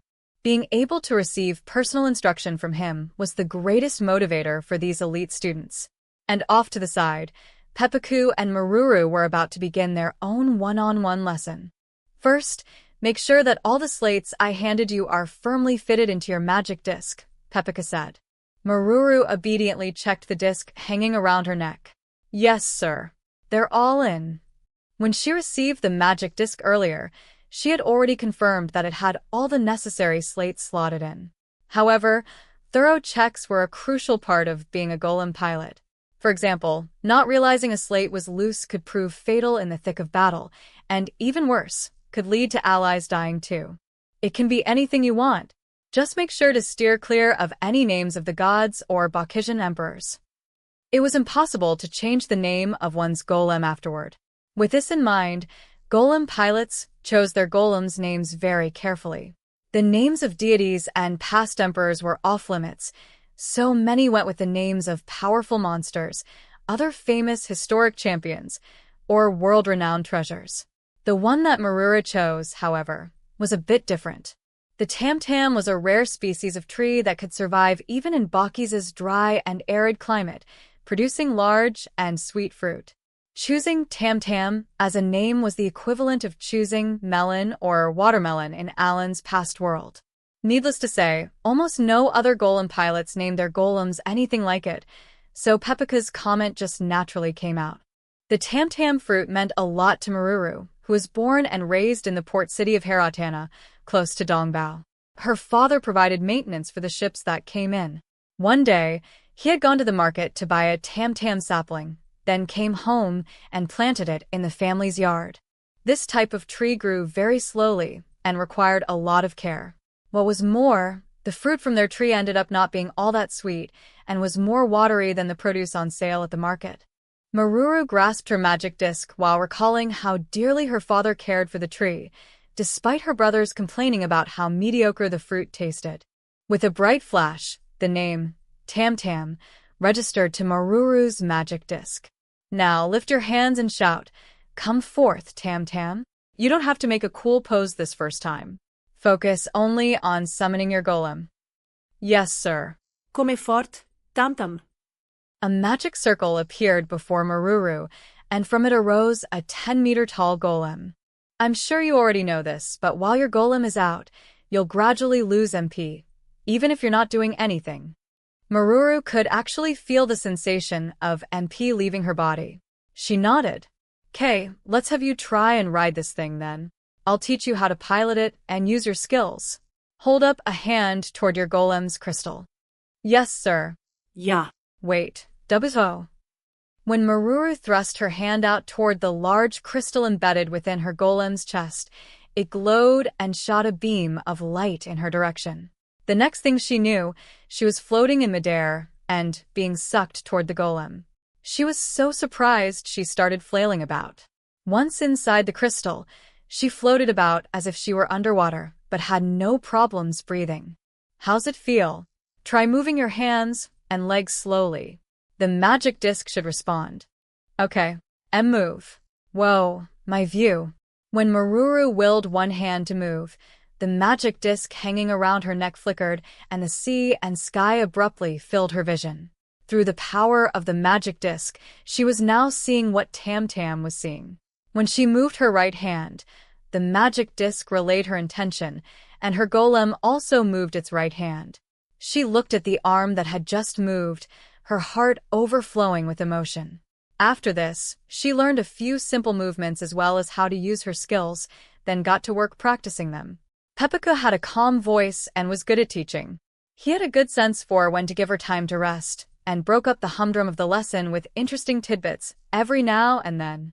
When he told Meruru that his golem served as one of the parts that combined with Admiral Garara's golem whenever he did large-scale transformations, stars practically shot out of her eyes. "Thank you very much, sir," she said appreciatively after their lesson. "You're a fast learner, Meruru. We'll get to using your extra skill tomorrow. You're a right arm, right? I'll think about how to set things up." Oi, Pepeku. "Meruru, wrap it up for tea day." Admiral Garara shouted to them, then turned back to the students he was teaching. "You lot come too. It's time tea drink." Aye, Admiral," the students replied, bowing respectfully. Apparently Garara had completely won them over while Pepeku was teaching Meruru. When she saw this, she realized the truth in something Pepeku had just told her before. Golem pilots had the ability to combine their golems to form even bigger golems. To make this happen, a group needed to be made up of pilots who each handled a different part, like how Meruru's extra skill was Union, right arm. Each part had its own role to fulfill, and golem pilots would purposely pick up skills that enhanced their role in a combined golem. For example, Pepeku taught Meruru that, since she was a right arm, she should learn more attack skills, the role and relevant skills of each golem part. Furthermore, Pepeku had taught Meruru that a golem pilot's personality also influenced their role within the combined golem. Pepeku's golem part-based personality analysis. Whereas Meruru had the right arm extra skill, Pepeku had torso, and Admiral Garara had the head. Pepeku had been all too happy to explain that golem pilots with different personalities and specialties working together and combining their powers was one reason they were so powerful. Pepeku had ended this talk about personalities and golem parts by saying that it was Admiral Garara who had come up with this theory. Meruru now looked in the Admiral's direction and saw him with one of the students in a headlock as he led everyone to the drinking party. She giggled with the realization of how spot-on his theory was. 3 days after Meruru's group boarded Admiral Garara's ship, the Navy reached Lamchaka Strait. The Empire of Baukis had plenty of military bases spread out all over the continent, some of which were also out in the ocean, but this one was the largest by far due to how crucial it was. Half of the total military strength of Baukis, one of the major powers of the Five-Continent Alliance, was stationed here at Base Lamchaka. Admiral Garara gathered all of the sailors and students, including the elite squad that Meruru was a part of, on the deck of his ship, then barked, "Ne'er forget that Baukis'll be finished if enemy breaks through. Everyone, to your stations." More than 10,000 dwarves shouted at the top of their lungs, Aye, Admiral. Aye, Admiral. The dwarven race gave birth to many golem pilots, blacksmiths, and magic tool users, but of Baukis's total population of 200 million, only 10% were born with a talent. The golem pilots put their lives on the line to protect the futures of the remaining 180 million. Meruru now felt the weight of the responsibility of standing at the front lines with Admiral Garara and the expectations placed on her as a Talos general through and through. She responded to the Admiral's cry with as much zest as the rest of the chosen corps. The dwarves burst into action as they carried out the plan hashed out over the past 3 days. Some made their way to the ocean fortress, while others prepared their ships for combat. Admiral Garara had based the strategy this time on the recovery items that Alan had given Meruru back when she parted with the no-life gamers at the Rotation Academy. After the effects of the items had been confirmed, Meruru had given the Admiral full reign to use them however he saw fit. Several golems were deployed to the north of Base Lamchaka in 3 lines, positioned so as to not let a single monster through. They did not have to wait long before the 1 million-strong Demon Lord army force showed up and began their assault. This was the first day of what eventually became a whole month of pitched battle. The war ultimately ended with Baukis's victory. With help and advice from Admiral Garara and Pepeku, Meruru had desperately fought to protect her homeland. They suffered some casualties, but those numbers were incredibly low considering the size of the enemy force. There was a reason for this. The recovery items from Alan had made a massive difference. The Navy had structured their 3 lines of defense so that they could switch positions whenever a fighter ran low on MP from taking attacks, but the recovery items made it so easy to recover MP that there was almost no need to switch out. Their defensive lines held fast against the Demon Lord army, which lacked the firepower to make any decisive push. Thanks to this, the supply ships positioned between the lines never came under attack either. The Baukisian defense proved so much more effective than before that the Demon Lord army had started getting impatient. Normally, a general would escape once he realized his army had no hope of winning, but this particular commander seemed very distressed by the unexpected resistance and showed up in person. The general was a demonic deity, and he had rank S monsters at his command as well. When the demonic deity appeared, however, Admiral Garara used his combined Golem to obliterate him and his rank S monsters, sending them to a literal watery grave. After the Demon Lord army was defeated, the sailors still in their service period remained, but Meruru and the rest of the students were summoned to Dongbao. There, the emperor recognized Meruru by showering her with money and making her an honorary baron. The country was not simply giving her preferable treatment for having a valuable talent. She was also being evaluated for providing Alan's recovery items and for her performance fighting with Admiral Garara on the front lines. Baukis was a country that valued money above all else, but it was very liberal when rewarding those with exemplary achievements or worthy abilities. The other members of the chosen corps were also rewarded in various ways, such as with a knighthood or promise of future employment in a prominent position in the Baukisian Navy after graduation. As was customary, a flashy parade was then held on the main avenue of Dongbao to announce to the people the empire's victory. Meruru and the rest of the war heroes rode on top of golems transformed to march on land as the hundreds of thousands, nay, millions of dwarves lining the road showered them with thunderous applause. From her position near the front of the procession, Meruru spotted her father, who had also been aboard her ship during the campaign as a mechanic, in the crowd. He was with the rest of her family in the stands reserved for the families of those recognized for their distinguished service. When Meruru flailed her arm around at them, they waved back, bringing tears to her eyes. At the end of the parade, there was an announcement that the tax on alcohol would be suspended for the next 10 days. This led to so much merrymaking in the capital that nearly all its liquor stores were cleared out. Meruru herself was invited to a celebration held in one of the lavishly decorated palace's banquet halls. Her family was also invited to attend, so she arrived, her parents and 4 older brothers in tow, with everyone wearing crisply ironed outfits. Then a supergiant monster showed up, and Admiral Garara ordered me to be his right arm. So I went boom boom boom. Meruru now recounted her exploits to her family with excitement and pride at the party. They all listened with interest, while also a little overwhelmed by the extravagant dishes covering the tables around them. "Damn, that's quite the story," her father said. "So, that's why they gave you such a big reward." In the end, Meruru had given all the money she had received to her parents. They refused profusely, saying that they could not accept such a large amount, but she insisted that this was her way of thanking them for raising her. After a lot of heated back and forth, her parents eventually folded. Because Baukisian students going on exchange received a stipend on top of their tuition being subsidized, Meruru had chosen to go on exchange to lower the financial burden of her parents, who were paying her way through school. At this moment, Meruru had no idea that Alan was going to arrange for all the no-life gamers to graduate after only 2 years of school, and therefore she. What she did already know, however, were Alan's plans for after graduation. She was torn whether to tell her father now. What's up?" One of Meruru's brothers noticed that she had fallen into thought. "Oh, it's nothing."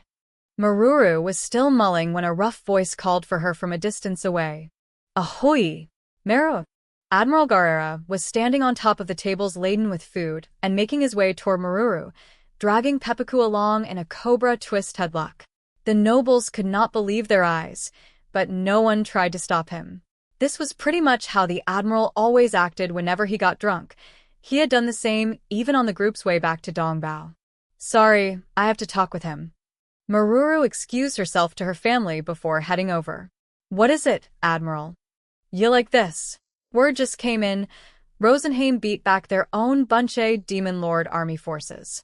And they did it after losing their capital. It'd be a miracle.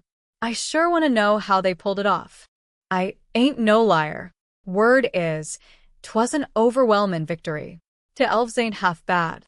Although Rosenheim had yet to declare their war was fully over, they had informed all the other nations that they had succeeded in recapturing their capital. Admiral Garara had remembered that Meruru had elven friends like Sophie, and so he came over to give her the update on their front.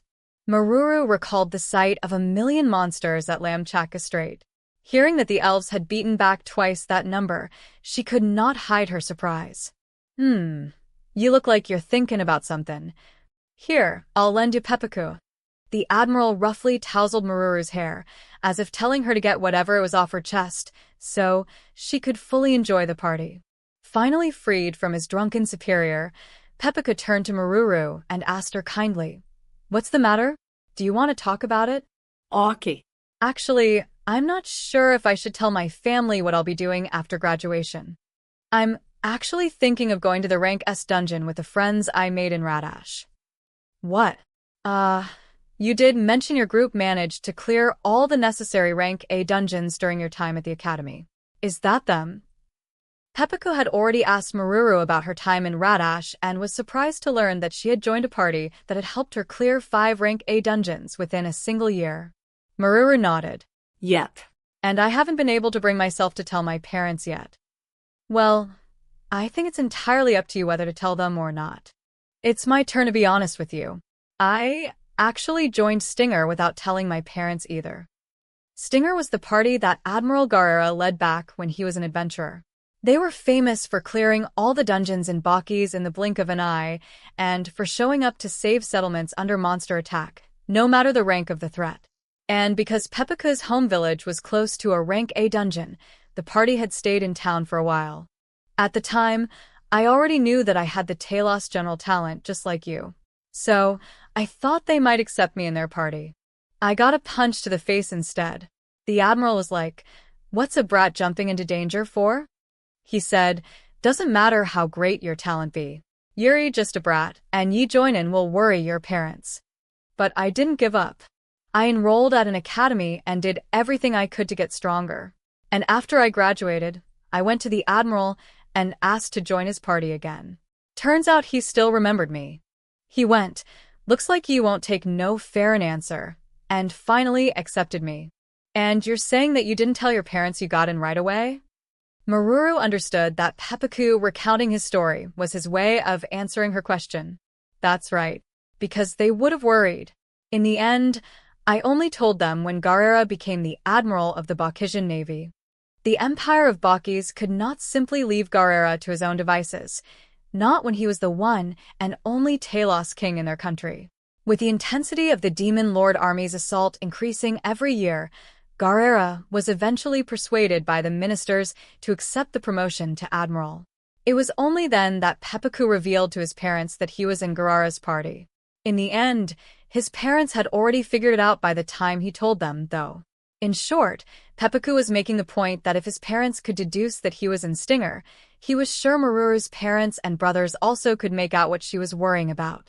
"I see," she murmured. With the weight now off her shoulders, Meruru started pestering Pepaku for tales of his adventurers as a member of Stinger. "Our extra skills are only useful when there are 5 of us, so we always had to work together to beat our enemies. For example, the alcohol was starting too." Halfway through telling Admiral Garara's story with as much pride as if it were his own, Pepaku slumped over, dead drunk. Oh, Pepaku. "How can you sleep at a party?" Admiral Garara, also very drunk, began to violently shake Pepaku in an attempt to wake him up. After participating in the war to defend the Empire of Baukis, Meruru felt she had learned what it truly meant to have companions. She swore once more that she would definitely go to the Rank S dungeon with the rest of the no-life gamers. Side Story 4, Unconquered. The young Emperor of Jayamut, Regalfaraz von Jayamut V, had been crowned after each of his older brothers met timely deaths. Because of this, there were those who called him the Bloody Emperor behind his back. At the moment, Regalfraz was sitting at a heavy, luxurious-looking desk and glaring at the man and woman before him with disapproval. The pair remained standing instead of sitting down, either because they felt out of place or because they did not want to stay a moment longer than necessary, possibly both. Sitting next to the Emperor was Hero Helmios. "And that's basically just how Alan is," Helmios said. "I'm pretty sure the only thing he's got in his head is going to the rank S dungeon." There was a reason for the Emperor's bad mood. The man and woman before him were his foreign minister and one of the minister's envoys, respectively, and they had come together to deliver a certain report. The report in question was an account of how the envoy had, on the Emperor's direct order, approached Alan while on a magic ship and conveyed that the Emperor wished to meet him when the ship landed in the capital of Jiamat. However, Alan had turned her down in no uncertain terms. The foreign minister apologized on behalf of his subordinate, who had kept her head bowed the whole time. Before this audience, he had told her to stay quiet unless directly addressed and to leave all the talking to him. "Alan is a former serf from a tiny country, is he not?" The Emperor frowned. "He must have failed to understand just what you were saying. It appears the Academy's curriculum requires revision." He apparently thought Alan had not comprehended the weight and meaning of the Emperor of Jiamat seeking his presence. A serf being granted an audience with a head of such a massive state was probably the first time such a thing had happened in history. "That could well be the case," the foreign minister replied obsequiously, while shooting glances at Helmios with upturned eyes. "It is unthinkable for someone to turn down an invitation from your Imperial Highness." The hero sighed, lamenting the fact that he always happened to be around whenever the Emperor received unwelcome news as of late. He had come here on a separate matter when the foreign minister and the envoy suddenly showed up.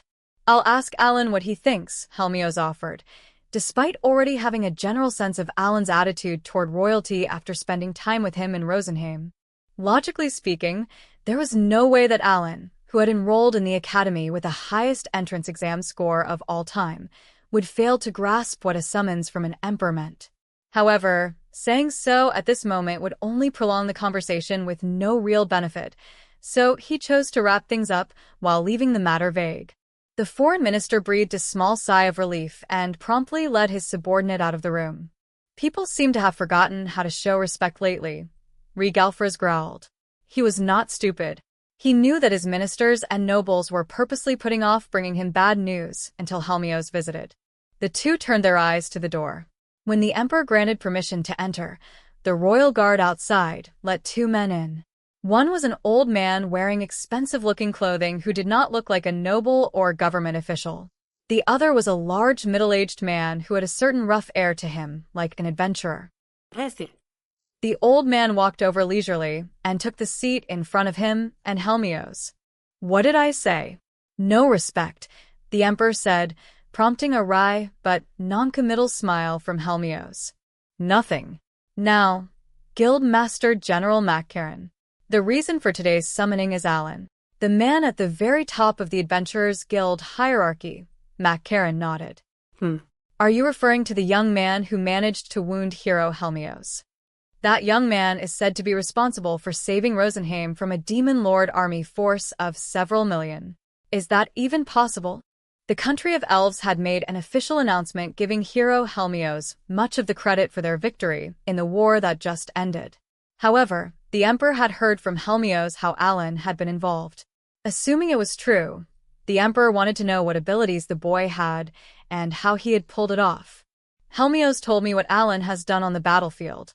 I want you to explain how powerful he would have to be in a way that I can understand." As a ruler, Regalfraz could not simply go, "Oh, someone strong showed up," and not do anything about it. "I'll go over everything again," Helmios said. "Alan's achievements are beyond the powers he had when fighting me at his Academy's martial arts tournament." The hero recounted how the no-life gamers had landed on the southern tip of Rosenheim and saved the Queen of the Elves, then won battle after battle until eventually defeating even a demonic deity.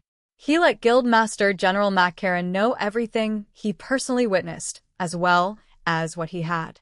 When Helmios finished, Maccarin slowly replied, "I didn't expect him to be so powerful.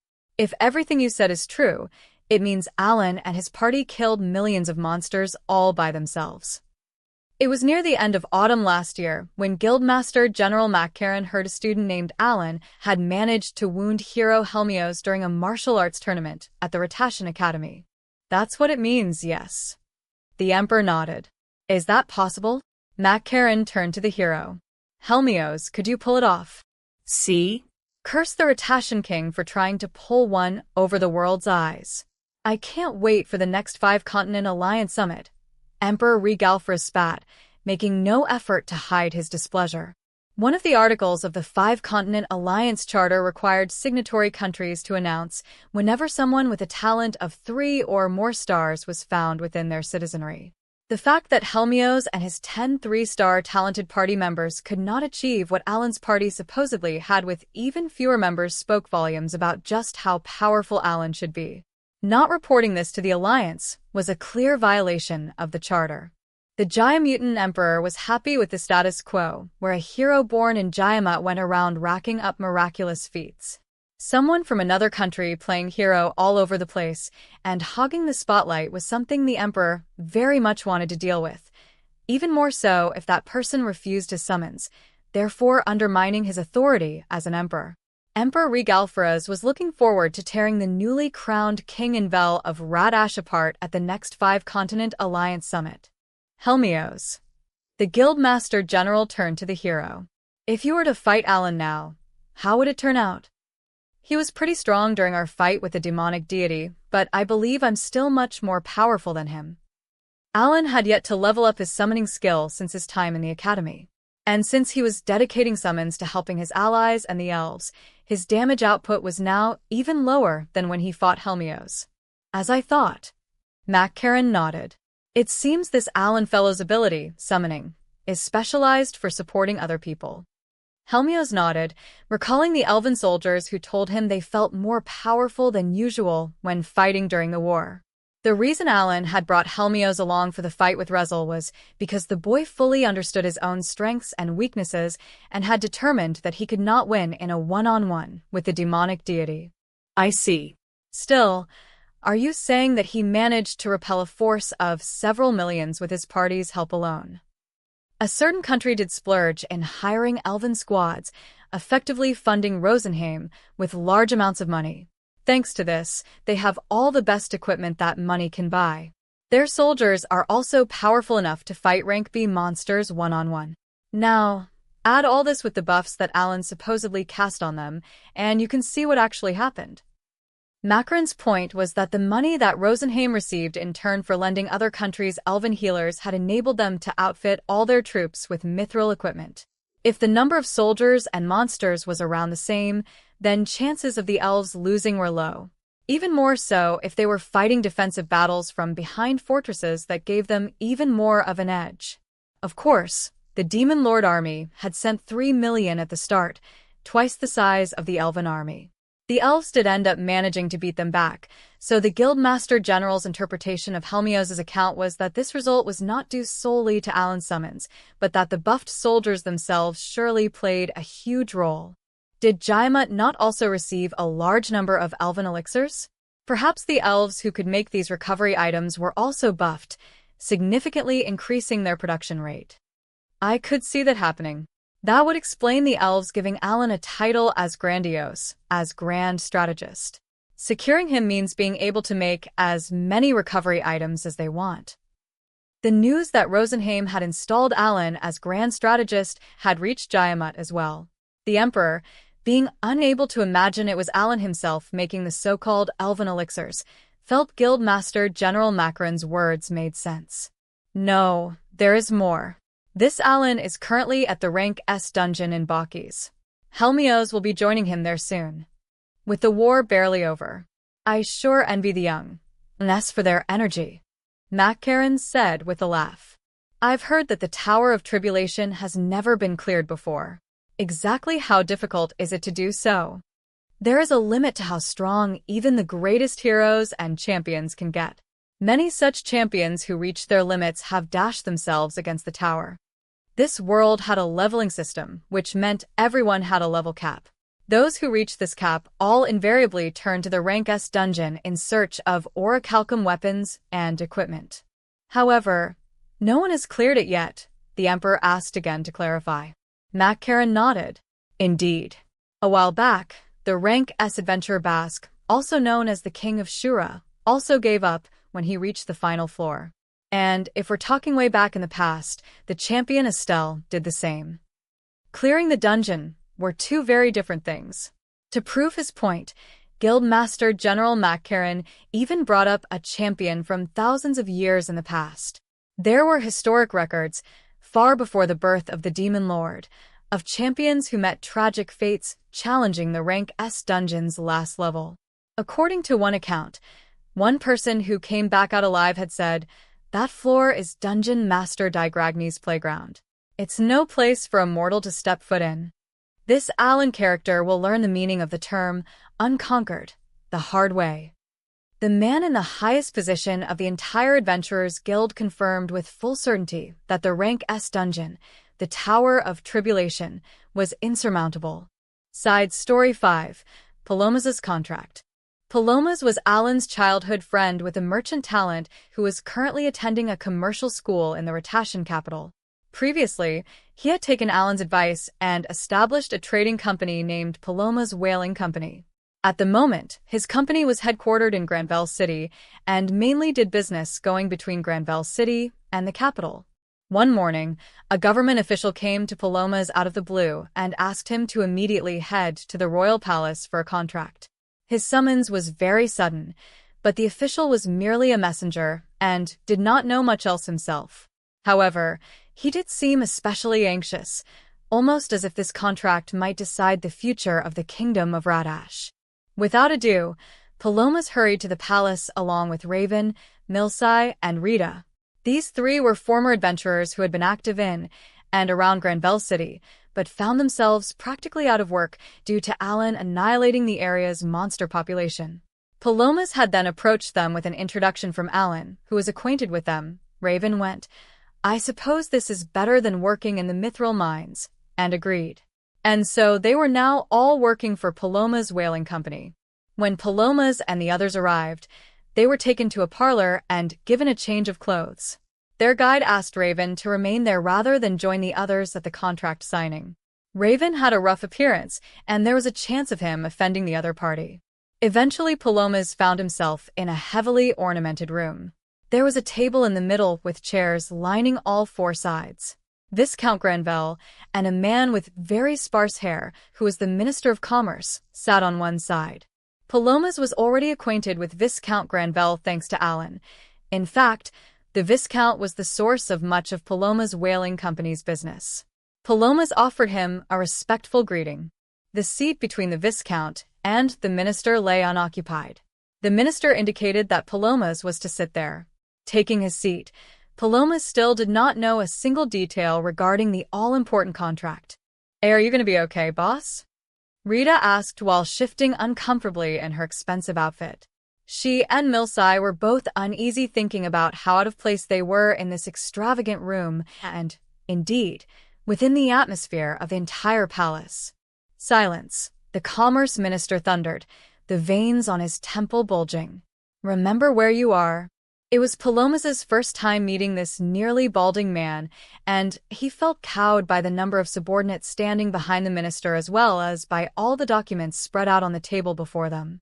Just as the young company president began apologizing with teary eyes, there were a few knocks at the door, prompting the minister to leap out of his chair.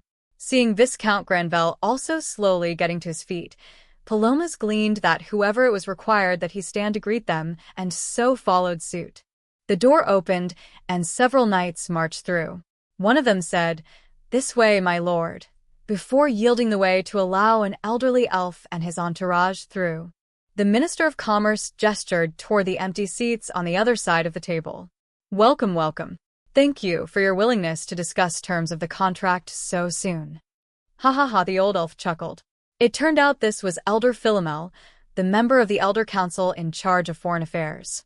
"Speak nothing of it. I see we have kept all of you waiting for quite some time. Apologies." One of the other elves, a diplomatic envoy, pulled out a chair for him. Philomel sat with a grunt. Only after he was settled did Viscount Granvelle and the minister sit back down. Pelomas followed their lead. The minister spoke first. Sitting here with us is one of our merchants whom we have summoned to facilitate the signing of the contract detailing Radash and Rosenheim's official trade agreement. We are currently in the process of selecting more. Only now did Pelomas finally understand the situation. He had heard that Radash and Rosenheim had established formal diplomatic relations. They were now taking the next step to begin trading. And thanks to listening carefully in commercial school lectures, Pelomas knew exactly how important the elderly elf sitting before him was. Selecting more? Elder Philomel frowned. That goes against what we agreed upon. The minister looked alarmed. Huh? And my deepest apologies. We will hurry the process. He paled at the thought of the massive amount of money that Radash would be missing out on should this trade agreement fall through. Not 2 days had passed since an elven diplomat showed up at the palace, announcing that Rosenheim wanted to begin trading as soon as possible. Trade between countries was normally restricted to trading firms approved by both nations, but for some reason, Rosenheim specified that it only wanted to do business with Pelomas Whaling Company. The Minister of Commerce had immediately investigated this nobody trader. Needless to say, he was very surprised to learn the company had only been in operation for a year. However, there was no way around using Pelomas Whaling Company, not when Rosenheim had named them specifically. As such, the minister had decided to first let Elder Philomel meet Pelomas before recommending a few hand-picked trading firms with established ties to Radash. Indeed, the documents before him were profiles of such firms that met the royal standards. It appears there has been a slight misunderstanding, Elder Philomel said. We have no interest in any other trading firms. Rosenheim is only interested in signing a trading agreement with Pelomas Whaling Company. What? That is far too. Pelomas Whaling Company is but a newly established outfit that lacks experience, and President Pelomas himself is still a student. International trade normally involved many trading firms. Each firm could focus on handling the goods that it was best suited for, allowing for greater efficiency and higher profits. If a single firm were to take over everything, not only would it generate less profit handling items it was not equipped to, but it could stand to lose a fortune should it fail to react to market fluctuations. In this particular case, the company president was still a student attending commercial school, and his company was barely a year old. Anyone with a mind could see that trading exclusively with Pelomas Whaling Company was a huge risk with potentially disastrous results for both countries. That is no issue. It was Grand Strategist Allen's request that we form this trade agreement. He informed us that President Pelomas is his good friend. As such, we have no interest in dealing with any other. I see. So that is. The Minister of Commerce shot a look at Viscount Granvelle and realized what was going on. Viscount Granvelle was also here because Elder Philomel had specifically requested him as a witness. The minister had believed this was because he was the lord of the realm where Pelomas was from and where Pelomas Whaling Company was based, but apparently the factor connecting everything here was Allen. The elderly elf turned to Pelomas. Now, Mr. Pelomas, Grand Strategist Allen said, he is leaving it up to you whether we go through with this agreement. What do you think? If Pelomas refused this trade agreement, Radash would lose an incalculable amount of revenue. The minister would rather accept Pelomas Whaling Company as the sole signatory rather than have the whole deal called off. Without missing a beat, Pelomas said, "Thank you for choosing my company. We would be more than happy to sign a contract with Rosenheim." Pelomas was in love with Fiona, the daughter of Chester, the richest merchant in Granvelle City. When he asked Fiona's father for permission to court her, Pelomas was told that he would have to become a merchant that even Chester would acknowledge before he graduated. There was only 1 year left until Pelomas graduated from the merchant school. He had been starting to think it was impossible for him to fulfill the condition in time, but if he succeeded in securing this deal, his firm would see enormous growth, and he would be that much closer to courting Fiona. He recognized this opportunity Allen was giving him. You don't look anything special, but you've got a spine at least. That said, I'll have to test you before we actually discuss the terms of the contract. A test, my lord? Rosenheim does not mind losing a little money in this matter, so the test would be more to allay the worries of your Minister of Commerce here. We want you to prove that you have the ability to handle this." The elder signaled to his subordinates, and they left the room. They returned pushing a cart loaded with several kinds of items, including weapons, armor, musical instruments, and medicine. These are samples of products Rosenheim is considering exporting to Radash. What do you think? Do you see value in selling them? As the Minister of Commerce anxiously watched on with Rita and Milsai, Pelomas activated Analyze to confirm each item's name, what it was made of, and what properties it possessed. These are all wonderful items. Do you have a specific selling price in mind, my lord? During his past 2 years at school, Pelomas had studied up and memorized everything he could on all kinds of goods, including weapons, armor, medicines, instruments, and even fine art. All of this effort was for the sake of making his love come true.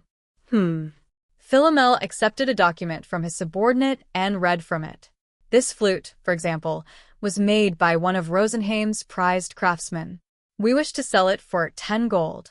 There were apparently 2,000 of them in stock. Pelomas activated his skill and turned the instrument over and over in his hands, studying it. He then set it down. Next, he picked up a piece of armor. This is very light. How much for it? That would be 25 gold. We actually have many units of that armor. Around 3 million, in fact. One of the elven envoys explained that this armor was actually crafted from the carapaces of insect monsters killed during the Demon Lord Army's assault on one of their major fortresses during the war. Alan's group had only wanted the magic stones and let the elves have the rest of the materials, which was why the elves had so many of these particular items. Which is why we hope you can accept as many as possible, the elder finished. It could be said that Rosenheim's main reason for seeking a trade agreement with Radash was to offload its stock. A large number of elven cities had suffered significant damage in the war, and the country also had to make condolence payments to the families of those fallen in battle. As many as possible. I see, Pelomas murmured. He then activated his extra skill, Libra. The sight of a heat haze springing up around Pelomas's body rattled the Minister of Commerce. Elder Philomel and Viscount Granvelle directed their full attention toward Pelomas, wondering what the boy was up to. After a thoughtful pause, Pelomas declared, "I will purchase your full stock of this armor. No, of all of the goods here." The minister choked. "Huh. Why, you must be out of your mind. All of. Do you know what you are saying?" He barely held back the urge to pinch himself to awake from this nightmare. "Minister, please don't interrupt our negotiations," the elder warned. "My head will fly," the minister wailed. "Our country will go bankrupt." He frantically tried to speak reason, but the elves half-heartedly reassured him as they led him a distance away. At the end of the day, the kingdom of Radash was but a small country. Consequently, domestic demand for weapons, armor, and instruments was not very high. Expensive, valuable flutes made by skilled elven artisans might invoke some interest among the royal family and prominent merchant families, but trying to sell off a stock of 2,000 was nigh impossible. Similarly, it could take a century to sell 3 million pieces of armor at 25 gold apiece. The responsibility for all this would fall on the Minister of Commerce, the person who greenlit this trade agreement. Pelomas, however, shared none of the minister's anxiety. "Elder Philomel, I wish to buy everything that Rosenheim is willing to sell, including this armor. On 3 conditions, that is. The second condition is related to payment. I would need a full year to arrange payment for the quantities mentioned." "Interesting. So you mean to say you can sell everything within a year?" The Minister of Commerce crumpled to his knees hearing this exchange between Pelomas and Philomel. "I can," Pelomas nodded. "There is more than enough demand if we include Jayamut and Baukis." What do you mean by including Jayamut and Baukis? The truth was Pelomas's plan was not to simply sell Rosenheim's imports within Radash. His extra skill, Libra, told him the worth of goods, not an absolute value, but the appropriate price for each part of the world. Flipped on its head, this meant that it also told him what the demand was in each place. Specifically, he could get numbers for the global averages as well as narrow them down by continent, country, and even by realm or city. Thanks to his extra skill, Pelomas had just confirmed that demand for the elven armor was actually rising in Jayamut and Baukis. Jayamut needed to replenish its armory after the war with the Demon Lord army, whereas Baukis had constant demand due to its large population and massive area. This armor was lightweight and durable, making it suitable for anyone ranging from close-range fighters to scouts. Pelomas had no doubt he could sell all 3 million pieces in these two countries. I will introduce this armor to the market in Radash, but I expect to sell most of these overseas, Pelomas concluded. I see. Philomel stroked his chin thoughtfully. What is your third condition? I wish for trading rights in Jayamut and Baukis. Would you be able to pull some strings for me? At the moment, Pelomas' whaling company only had the authority to trade with Rosenheim. Pelomas had determined that the Minister of Commerce of Radash did not have the pull to get him a license to trade in Jayamut or Baukis, and was therefore now asking Philomel. It would make things significantly easier. I promise you will see a return on your investment within 1 year. The look in Pelomas' eyes made Philomel think he was negotiating with the Emperor of Jayamut for a split second. This gave him pause. However, he quickly told himself there was no need for the wariness. After all, this trade agreement was a request from Alan, the champion who saved Rosenheim. After this meeting, Philomel secured Pelomas the rights to trade with both Jayamut and Baukis within a month, marking a huge turning point in Pelomas' whaling company's fate. Side Story 6. Creating a Fortress City. Not long after Alan's group headed off for the Rank S dungeon, a large magic ship cruised through Granvelle City airspace. This was Viscount Granvelle's private ship. The large majority of magic ships were on rent from Baukis. But not this one. Alan had fronted the full 10,000 gold in one lump sum and bought it for the Viscount. Alan had always wanted to repay the Viscount somehow, not only for everything that he had done for Alan during his manservant days, but even after enrolling at the academy, especially in the matter of restoring Kiel's house. He did not mind simply handing over the money directly to the Viscount, but when he tried thinking of something special that only he could procure, given the connections and prestige he had accumulated in Baukis, the idea of buying a magic ship occurred to him. When gifting the Viscount this ship, Alan had also asked him for a favor. Namely, he asked that the Viscount allow the residents of his realm to use the ship too. This would give the people greater mobility and would consequently help promote economic growth within the realm. Thanks to the Viscount agreeing to this condition, the magic ship was currently transporting some knights of the realm and around 100 households. The craft was heading for Rodan village, the settlement where Alan's father served as chief. The households on board were hoping for work there. Seated in a private room were 2 pairs of elderly passengers. One couple, Zohan and Jenica, were Alan's paternal grandparents.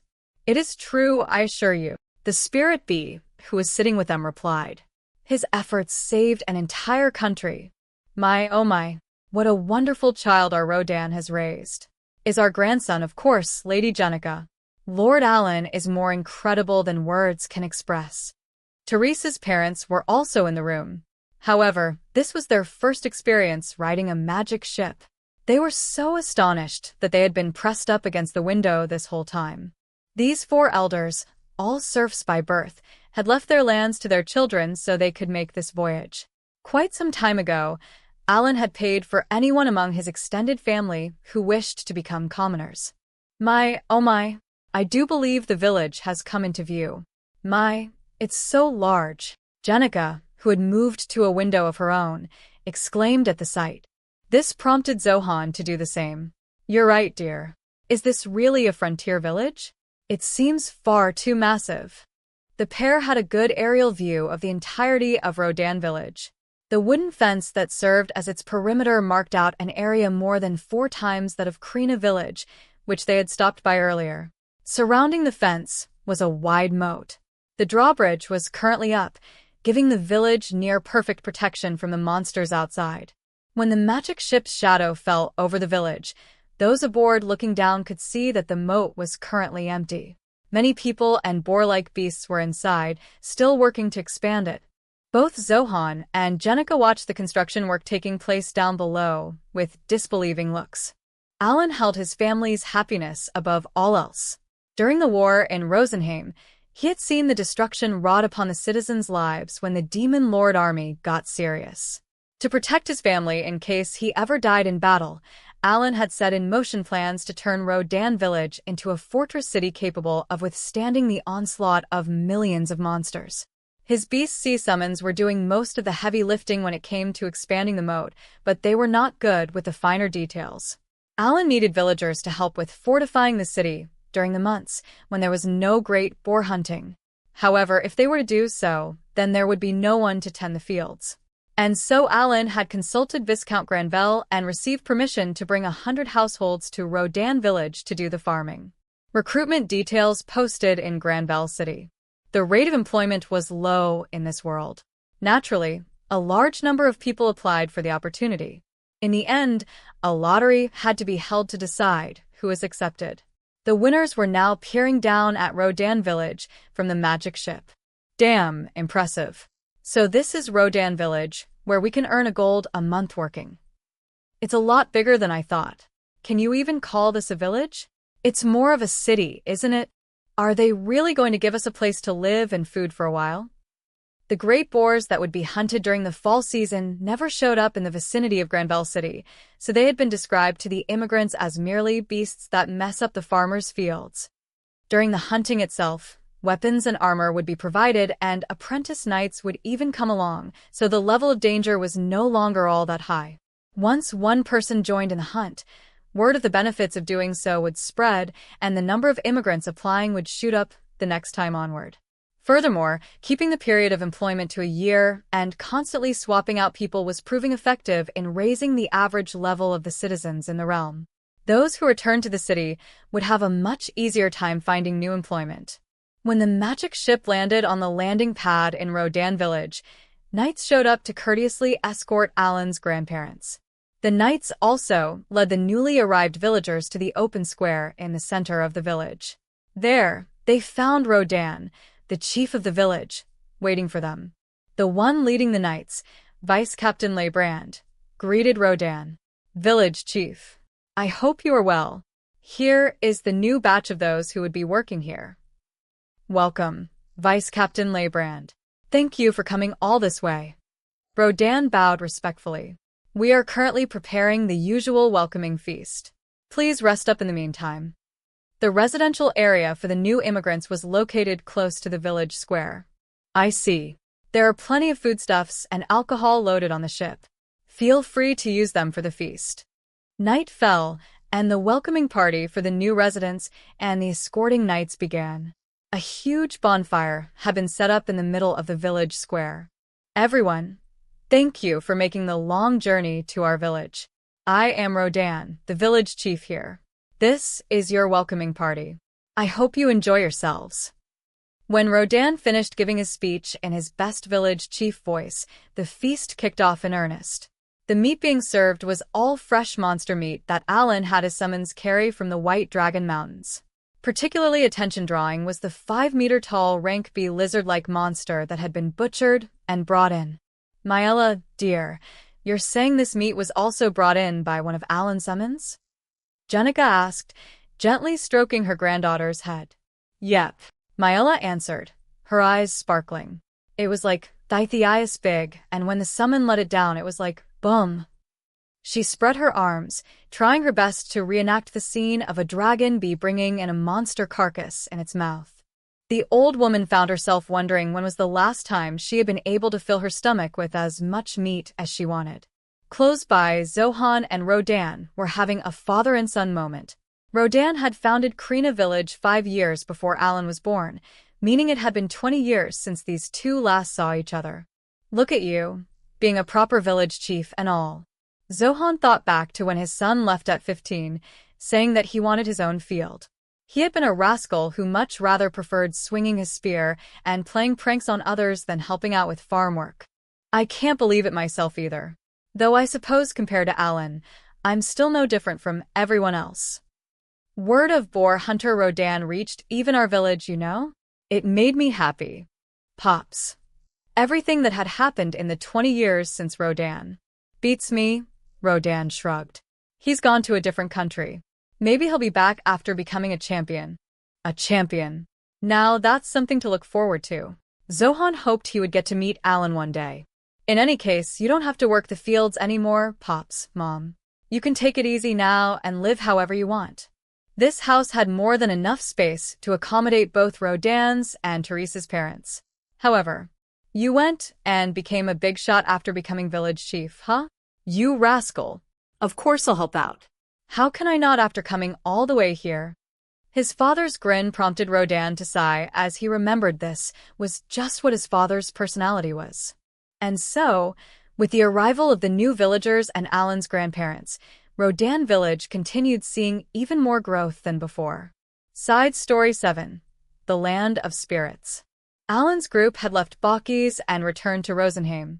They were here because Sophie, who had received a class promotion the other day and become a spirit user, needed to form contracts with spirits. That was fast. Are we going to continue using this every time going forward? Dagora asked as the party got off their magic ship at the landing pad in Fortania, the capital of Rosenheim. It sure was, Alan replied. Baukis' super-speed magic ship really does live up to its name. This time, the no-life gamers had borrowed a super-speed magic ship, of which there was only a limited number even within Baukis. Being a super-speed magic ship, this vehicle was even faster than the high-speed magic ship that they had ridden when hurrying to Rosenheim's aid when it was under attack by the Demon Lord army. Chartering this super-speed magic ship cost thousands of gold each day. Conversely, this went to show that in Baukis, it was literally possible to get anything as long as one paid enough money. 2 months had passed since the party first stepped foot in the Rank S dungeon. They had sold so many items worth several thousands of gold that now, time was far more precious to them than money. This was why Alan decided to charter a super-speed magic ship for this trip that involved them flying the entire length of the central continent to reach the opposite side of the world. Sophie was walking off the ship and thanking her friends for accompanying her on this trip when the cityscape of Fortania leaped into sight, and she exclaimed with surprise. It had only been 3 months since the no-life gamers fought demonic deity Ruzzle here. However, the city had already begun reconstruction and was steadily regaining its previous look. The air was charged with the elves' resolute will to resume living under the canopy of the World Tree as soon as possible. This is incredible, Keel breathed, comparing what he was seeing with the scorched and flattened version of the city in his memory. Did they do all this with their powers? I'm sure they did. Sophie nodded. We can call on the spirits of earth and wood and ask them to lend us their strength. Thanks to the power of the spirits, homes, the Grand Temple, and the city walls were all going up at the same time. I see.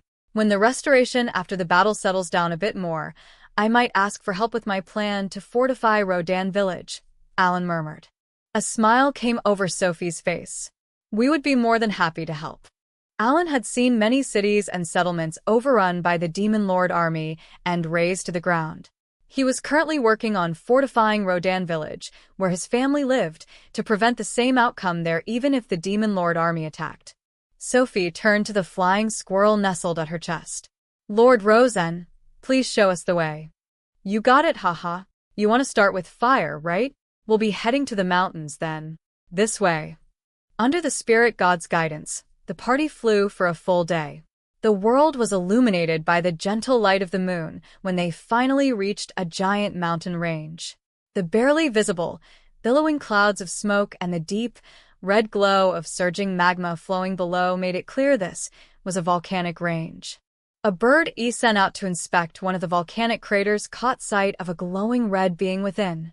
That's Salamander, the juvenile fire spirit you're looking for, Rosen replied. All the bird BS landed close to the crater, and the party approached what looked like a Japanese salamander. It was walking up to a crack between 2 rocks to lap at magma flowing out. Alan's group recognized this spirit. 3 months ago, when the elves held a feast celebrating the World Tree returning to their control, many spirits had gathered to join them. Salamander had been one of them, and Sophie had approached it in hopes of eventually contracting it when she became a spirit user. Oh, the creature cried when it noticed Sophie. Apparently, it also remembered her. It began lumbering over. Haha, this is a lively one, Rosen chuckled. So, let's do this. Sophie approached Salamander to contract it. Even though Rosen almost never gave Alan advice, he proactively did so for Sophie. She obediently walked over to the juvenile fire spirit. When Sophie held out her hand, the spirit reached for it with a front leg. The moment the two touched, they were enveloped in a bright light. Just as Sophie was thanking the spirit god she was cradling, her newly contracted juvenile fire spirit clambered onto her knees, happily crying, "Oh, oh," as it proceeded to climb up her front to settle on her shoulder. Please settle down." Sophie looked troubled by how lively Salamander was. Alan asked, "Lord Rosen, may I ask how powerful is Salamander? What rank would it be if it were a monster?" In terms of sheer fighting strength, a juvenile spirit is somewhere between rank C and B. The spirit god had become quite generous with sharing information about spirits in general. Huh? What the hell? It's weak. Garara reached out to Salamander, who was rubbing its face against Sophie's, and gave the back of its head a few light pats. Oh. The juvenile spirit turned around and glared at him with sharp eyes as its body started glowing. "What is Salamander?" Sophie had just noticed something was wrong when, the next moment, a wave of dizziness struck her, and she brought a hand to her forehead, wobbling on her feet. Whoosh! That moment, a gigantic fireball dozens of meters in diameter appeared above Sophie and Volmer, powerfully pushing back the dark of night. "What on earth is that?"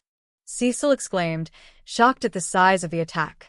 This was definitely beyond the scope of a rank C or B monster's abilities. "Salamander, calm down. You are absorbing your host's HP," Rosen said calmly in admonition. The juvenile spirit, who had fallen to Sophie's feet, promptly curled up and quivered apologetically. The giant fireball disappeared as suddenly as it had appeared. By checking his grimoire, Alan realized that Sophie's MP had been entirely drained, on top of which she had lost a bit of HP as well. Heal Sophie up," Alan ordered before turning to Rosen. "Lord Rosen, what just happened?" The spirit god shot a side glance at Sophie, stroking the juvenile fire spirit. As Salamander only just contracted with Sophie, it doesn't yet have a good grasp on how much power to draw from her. Spirits drew MP from their hosts to use their powers. After having gone through 2 class promotions, Sophie's max MP was greater than most elves. Furthermore, she was wearing equipment effective enough to help her in the rank S dungeon. Put together, this meant she had a lot of MP. Salamander, who had only just contracted her and therefore had no idea how much power to draw, ended up taking all of it. This was how it managed to create the giant fireball from just now. "You mean to say the strength of Spirit's powers is proportional to the amount of MP expended?" Alan asked thoughtfully. "That sounds like Cecil's petit meteor. So that's how it is." Cecil knew that the power of her extra skill, petit meteor, was dependent on her intelligence and max MP. When she used it at max level and with all her equipment on, it could be incredibly destructive. The rest of the no-life gamers looked at the frolicking juvenile spirit and marveled at how much power it could wield despite how young it was. With nothing else left to do for the day, the party then moved a ways off from the crater and pitched camp. The next day, the party set off again in the morning. This time, they were headed for a flowing river. I'm glad you also managed to contract a juvenile water spirit without a hitch," Alan said. Kelpie, a juvenile spirit with the appearance of a baby dolphin with a blue back and white belly, squealed cutely. It was squirming in her arms like a fish on land and not listening to anything she was saying, likely because it had only just been contracted and was as yet unfamiliar with the experience. Guess I didn't need this," Alan mumbled disappointedly, shifting the large fishing net thrown over his shoulder. Cecil looked at him as if he was an idiot. "Just how are you imagining the encounter to go?" she asked. This juvenile water spirit had also been among those who had gathered underneath the world tree during the feast. It, too, vaguely remembered Alan's group. Just as Salamander had been at an actual flowing stream of magma, Alan and Garara had actually thought they would have to catch Kelpie like a fish swimming in a river. They were relieved this was not what actually happened. "Lord Rosen, Is it possible for Sophie to keep Kelpie materialized along with Salamander at the same time? Alan asked. He was wondering if Sophie could do the same thing with her spirits that he could with his summons. She might be able to when she becomes more used to materializing spirits. Also, when she has a lot more MP. Alan realized this was similar to how he needed to increase his intelligence in order to increase the number of summons that he could share with. At the same time, he also understood that Rosen was indirectly telling him it was not yet time for this. Keel peered into Alan's grimoire. Damn, Sophie, you're getting a whole ton of XP. So, what's next?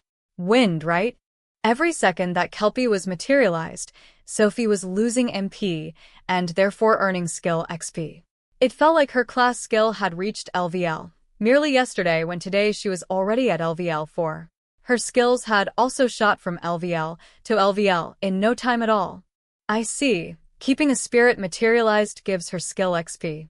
Sophie, I'll lend you this MP recovery ring. It should enable you to keep one of your spirits out at all times. If Sophie was earning skill XP when she had her spirits around, then every moment was a precious opportunity to earn skill XP. That same day, Sophie managed to contract with Ear, a juvenile air spirit. By then, however, the sun had set, so the party had to put off the last spirit for the next day. They therefore set up camp at a location close to where they had found Ear and spent the night. A large variety of spirits had gathered at the World Tree during the feast, but Alan did not recall seeing a juvenile earth spirit. There probably were, but Sophie didn't manage to make a connection with any, haha. Rosen replied. Well, all right. This way. It's quite a distance. The spirit god proceeded to lead the party to a location farther south of Castle Apolka. Regarding spirit users and spirits. During the flight, Alan wrote down everything that he had learned about spirit users and spirits over the past few days. Apparently Rosen was willing to answer pretty much anything when it came to spirits. After asking the spirit god many questions, Alan eventually worked out what he thought was the best way for Sophie to develop her abilities. Put succinctly, he told her, it seems that as a spirit user, you should focus on increasing your MP first instead of forcefully boosting your intelligence. I suppose this does differentiate your role from Cecil's going forward. For a spirit user, both MP and intelligence were important, but even if she became capable of calling out multiple spirits, she could lose MP so fast that even her HP might get drained, and she might die. Given that, it seemed much smarter to continue materializing only one at a time, but focus on making sure that they understood what Sophie wanted them to do. Understood, Lord Alan. Sophie nodded, then started. What is that up ahead? It turned out the spirit god had been leading them to a crumbling ruin. They landed near the center and looked around. The weathered structures all around indicated that this used to be a city. However, most of the walls had fallen down and little more than foundation stones were left of the houses, with only a few having a little bit of wall or a solitary pillar. This doesn't look related to the Demon Lord Army's invasion, Keel murmured. There's a juvenile earth spirit here? Meruru started roaming around curiously. It did not take long for the dwarf to find signs of movement. Hey, something's here. She indicated toward a boy who was shorter than even herself, the shortest member of the No-Life Gamers. The boy was wearing a unique outfit that had a thick waistband and was lifting a piece of rubble as large as his own head, carrying it somewhere. That is Korpaker, a juvenile earth spirit, Rosen confirmed. For some reason, his voice was tinged with sadness. Sophie nodded, dispelled Ear's materialization, then approached the earth spirit. However, the spirit did not respond in any way. It continued walking with its piece of rock. When it reached the only standing wall in a nearby house, it pushed its rock against it, grunting softly. As Alan and the rest watched on, Sophie knelt down next to him, bringing her eye level to Korpaker's. What are you doing? Korpaker's facial expression did not change, but this only made Sophie sadder. With a lump in her throat, she asked, Can I help somehow? You would? Then please make up and be friends with the dark elves who left. The party finally realized that this used to be a dark elf city. Perhaps this spirit had once contracted with someone who had lived here but was expelled from the continent as a result of the war between the elves and dark elves. Even worse, maybe his host had died in the fighting. Either way, it would have happened more than 1,000, no, 2,000 years ago. Kerpacher had probably been trying to rebuild this town all by himself ever since then. However, no matter how many stones he carried with his small hands, the city continued crumbling with the passage of time. It was way past the point where it could be restored. Sophie blinked her tears away. I am someone who will lead the elves. And I dream that one day, we will be walking along with the dark elves. Hearing this, the Earth Spirit lifted his face and looked at Sophie for the first time. Really? Thank you. It's a promise. He held out a hand.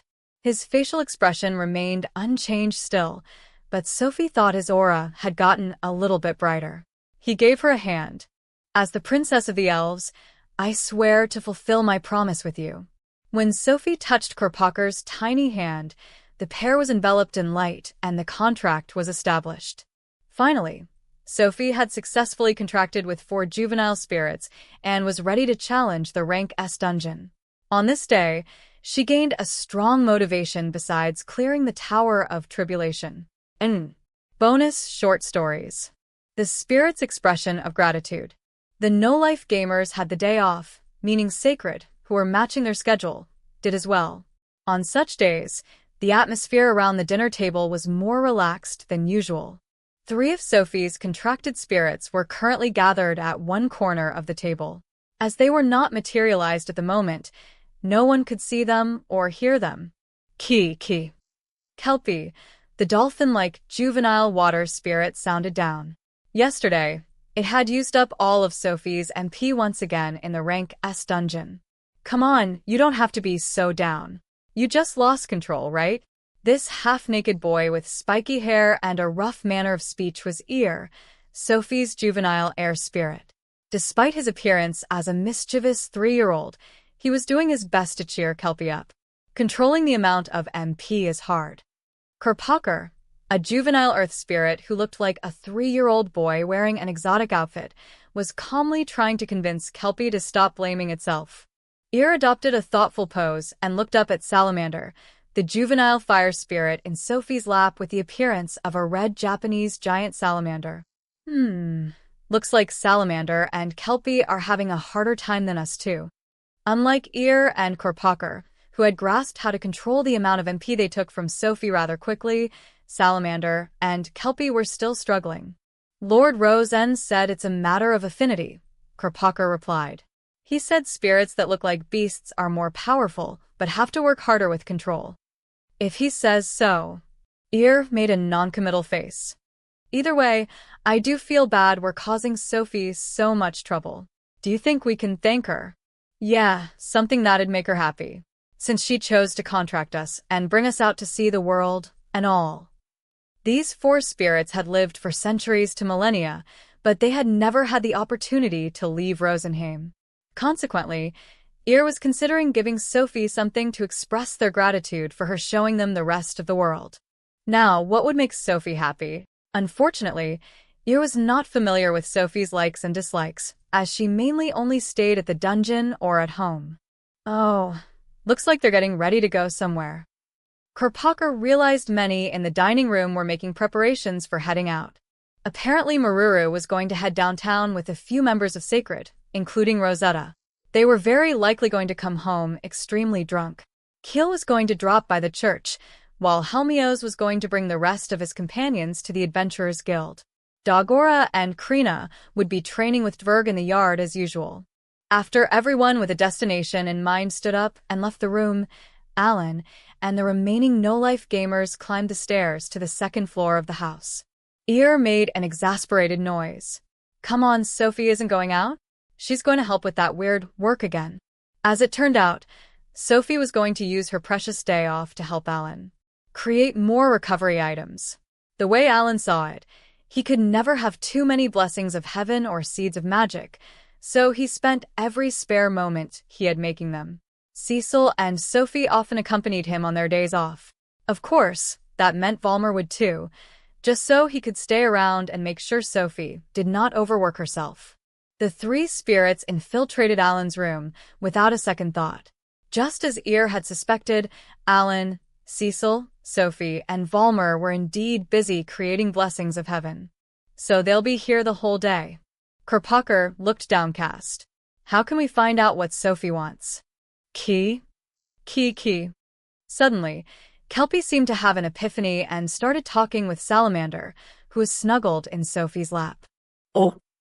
The fire spirit listened intently, then barked, "Oh, in acknowledgement and slowly clambered down to where Alan's group was working.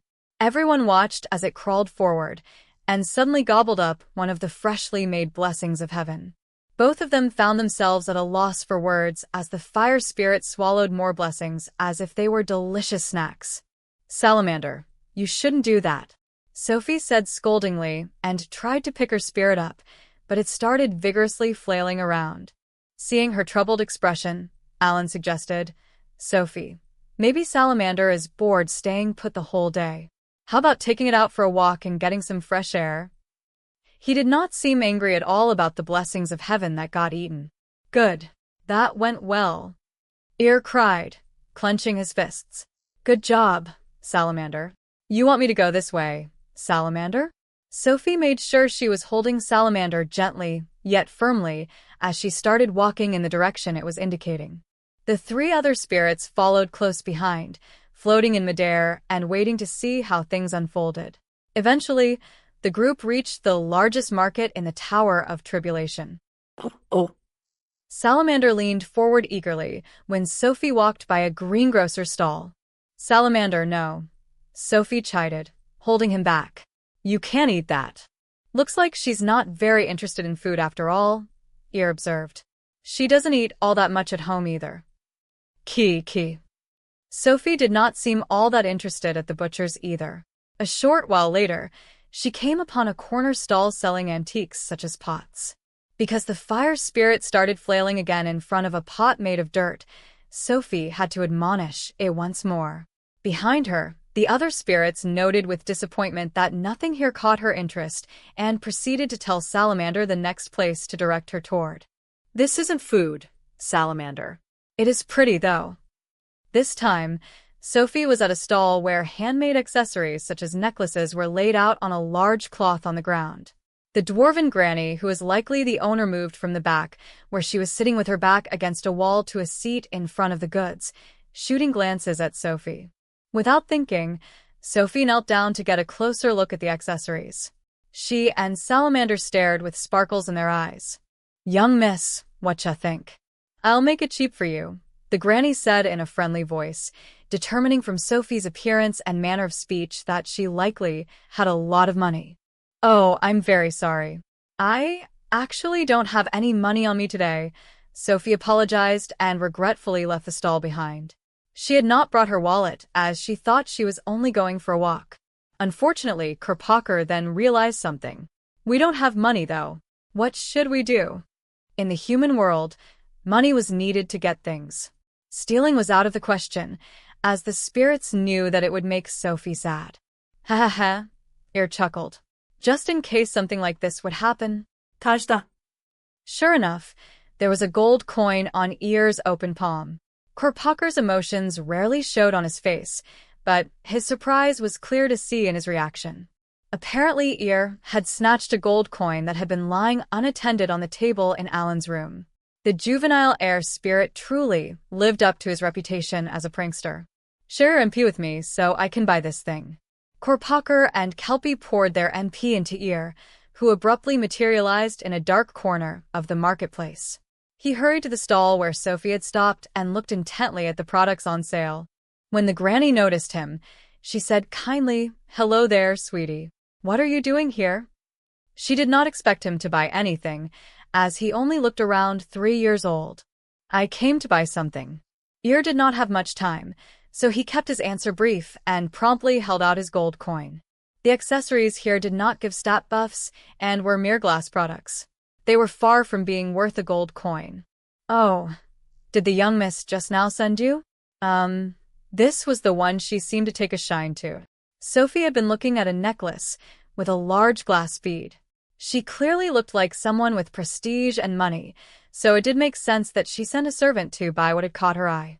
The dwarf thought it strange how fast the servant came, but she did not dwell on it. Accepting the necklace and change, Ir curtly said, "Okay," and left as fast as he could. Soon after, his MP ran out. Once again invisible, he regrouped with the other two juvenile spirits. "You got it," Korpacher noted with appreciation as Kelpie squealed happily. Ir grinned. "Haha. Okay, let's put this in Sophie's room secretly. It'll be a surprise." When Sophie returned to the base, Salamander had settled down, so she resumed helping Alan make recovery items. After eating dinner, she returned to her room, where she found something glittering on her table. Isn't this? Sophie recognized the necklace. The juvenile spirits giggled as they watched her tilt her head quizzically. Noble education. Pelomas answered a summons to the Ratatian royal palace and found himself led to a room where Viscount Granvelle was standing a few steps back as his son, Thomas, was in the middle of examining a lineup of instruments with a frown on his face. The Viscount sighed. "We've been here for quite some time already, Thomas. Pelomas is busy. Don't waste more of his time than necessary." "Why, yes, father."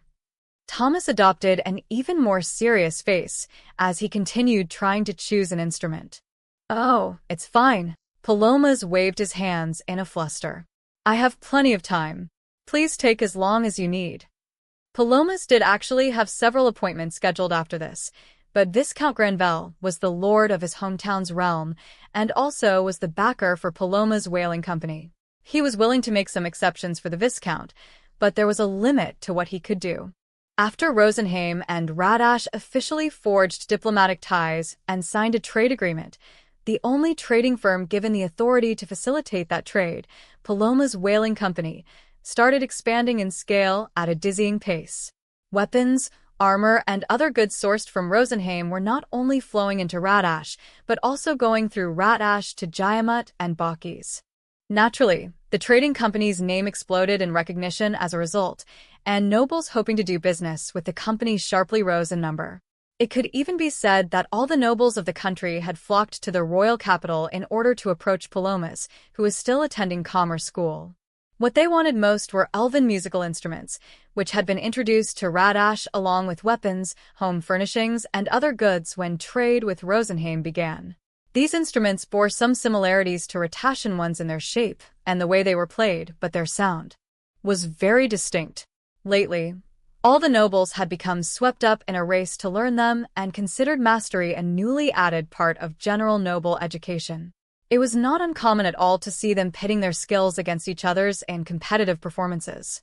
Furthermore, the fact that Rosenheim and Radash now had diplomatic ties meant there would be more and more occasions for nobles from both countries to meet. The Ratatian nobles thought that, when balls were hosted, those who could play Rosenheim instruments well would catch the attention of the royal palace. Consequently, they were all scrambling to get instruments for themselves or for their children. "How is this one?" Thomas picked up a flute that looked like an ocarina. "That is a good instrument," Pelomas replied. "It should not be very difficult to learn." As it turned out, this was going to be Thomas's very first time learning an instrument. This was why Pelomas had recommended one that should be easy to learn, and the Viscount agreed with this call. Thomas was currently working as an official in the royal palace, but he would eventually succeed Viscount Granvelle as the next head of the Granvelle family. In a way, it was his duty as a noble to pick up skills that would gain him attention within the palace that he could leverage to get a hand up. Pelomas spoke up. "If that one strikes your fancy, Lord Thomas, you can have it free of charge. It also comes with a beautiful wooden box that I can." Thomas frowned and cut him off. "I appreciate the offer, but you are a merchant officially granted the right to trade with Rosenheim. A transaction is a transaction. I will pay the full amount." The young noble knew better than to fall on justifications such as, "You're a merchant from my realm," and "It's just an instrument." Such arrogance would only mar his reputation at the palace. He instructed his family butler, Seabass, who was standing nearby, to deliver the money to Pelomas's home another day. "Thank you, my lord." Pelomas bowed. "It seems we are done here, so I shall now take my leave." He swiftly began packing up the other instruments, leaving only the ocarina and its wooden box, and informed Seabass of the price. Thomas nodded. Very well. Sorry for taking up so much time in your busy sched. Bang!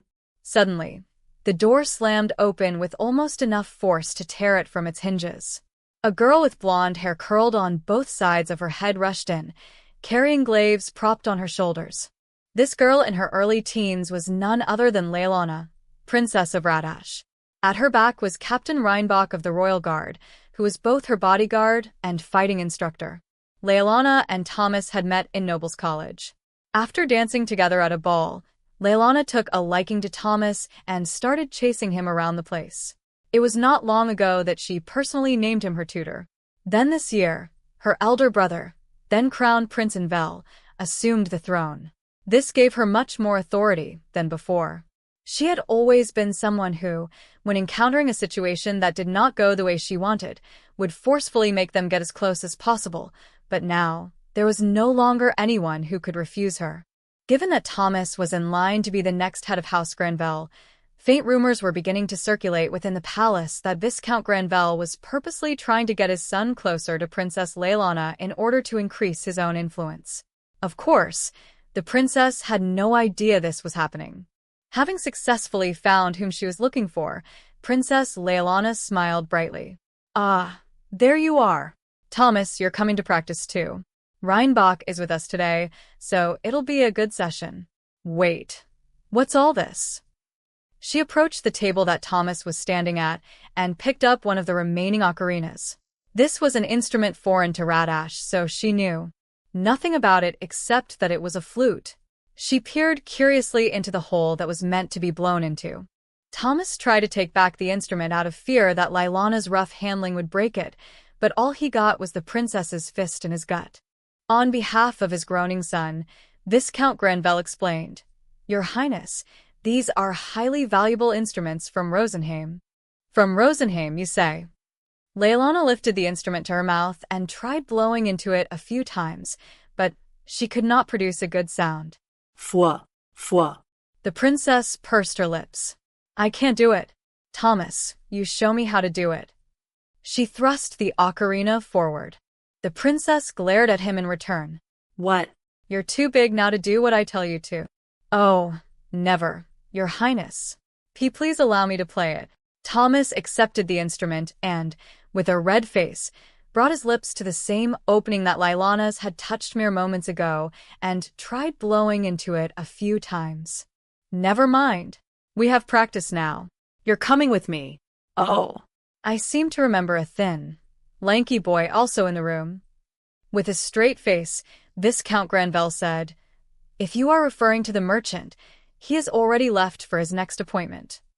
Leilana stomped out of the room with heavy steps, dragging Thomas along by the back of his collar and followed by Captain Reinbach. Pelomas, who had been spared thanks to Viscount Granvelle's quick thinking, watched them go memories of Kenpy and Cecil's brilliant deduction. Today, the no-life gamers were taking a rest from the Rank S dungeon. They had the whole day off, so they were each going to spend it in their own way. When breakfast was over, Meruru announced, I'm going to head downtown with Rosetta's group. The downtown area in the Tower of Tribulations had a large number of adult stores. Okay, Meruru replied while tilting her head quizzically, not really understanding what Alan was referring to. Come on, Alan, Rosetta drawled. You know I won't take her to that kind of place. That said, you really should join us every once in a while. You always stay behind with only Cecil and Sophie. Is it just me, or does that sound kinda suspicious? Cecil glared in response to Rosetta's smirk. Without saying anything more, Rosetta headed out with Meruru and a few members of Sacred. And I'm off to the church. On all his days off, Kil went to the church to offer his services as a healer and raise his skill levels. Krina and Dagora confirmed they were going to get training from Dverg in the garden of the house. Helmios gathered the rest of his companions to go to the Adventurers Guild. He was actually a very busy man, sometimes having to answer summons from the Elmia Church, meet Baukisian ministers, and so on. When inside the Rank S dungeon, he still had to use a magic tool and make calls outside every once in a while. This man was truly a hero of the world. Now then, Alan stood up in the now empty dining room and headed up to his room on the second floor, followed by Cecil, Sophie, and Volmer. Alan's room was the biggest on this floor. He had lifted a few floorboards and brought in some dirt to make a small farm. Every day, he sat before this farm, creating grass summons that he promptly converted into blessings of heaven, seeds of magic, and potobs, the last of which offered protection from debuffs. He spent almost all his days off building up his stock, with the other 3 helping to harvest and throw them into his storage. Oh! Salamander, Sophie's contracted juvenile fire spirit, started eating the recovery items they were creating. No, Salamander, settle down. Sophie picked her spirit back up in a fluster to prevent it from eating any more. Looks like it's feeling a bit energetic today, Alan noted. Would it help to take it out for a walk? I'm so sorry, Lord Alan. Sophie apologized so profusely she nearly prostrated herself. Nah, don't worry about it. Maybe the spirits need some release after staying cooped up at home all day, especially when they're still getting used to a new place. The fire spirit's expression seemed to light up when it heard Sophie was going to head out. She promised to be back soon, then headed out with Salamander in her arms. Volmer followed her without saying anything. For a split second, Alan felt the urge to ask him to stay behind to continue helping, but he swallowed his words. After all, Sophie was still getting used to managing her juvenile spirits, and there was no telling what might happen. In the end, this left Alan and Cecil alone at home. They continued creating and harvesting recovery items until suddenly Cecil asked, "Did you do this too when you were Kenpie?" She was apparently thinking about what Alan had previously shared about his past life. That's surprising. I've seen you do this for so long. I'd thought you did it in your past life too. Even back in the academy, Alan had been creating recovery items with the obsession of someone possessed. His efforts had eventually turned into significant contributions that helped the 5-continent alliance hold out against invading Demon Lord army forces on various fronts. This led Cecil to think that Alan must have known about the importance of recovery items from personal experience in his previous life. Well, I didn't have a crafting class. Now, though, I think I'm starting to understand how people who maintain daily quotas on smithing and making armor felt. Alan's main playstyle had been to kill mobs to gather items that he wanted. In this life, however, he was starting to enjoy developing his crafting abilities. Exactly as it sounds. It's a certain goal that has to be reached by the end of a day. There are also weekly and monthly quotas. In the games that Alan played, there were those with dungeons that could only be entered once a day, or quests that could only be fulfilled once. Each day where their rewards went unclaimed was a lost opportunity, so Alan always made sure to do his dailies, and considered it a quota. I see. So it's like practicing an instrument or studying a subject. The Ice Queen fight that we could only do once a month was so heated like you can't imagine. It was heated, even though it was ice? What's this Ice Queen fight? The story naturally came from Alan's lips as he brought up memories of the past. There was a queen who covered a city with ice that we had to fight as a group. She was just that strong. She'd just been introduced and dropped a really powerful ring. So she was a bad queen. Cecil thought she might have heard a similar fairy tale before. We could only fight her once a month. Losing was out of the question, so I had to gather a whole bunch of people for the fight. So you had companions. There was a tinge of emotion in Cecil's voice, but Alan failed to pick up on it. Nearly 50 players were needed to kill this one boss. And yet, only one copy of the ring would drop, even though everyone wanted it. Huh? But you were a holy knight who killed demon lords. Cecil was now under the misconception that Alan was, in his past life, a holy knight named Kenpie who had saved the world from threats such as this Ice Queen and demon lords. By all rights, he should have been married. Cecil found it surprising that he was not.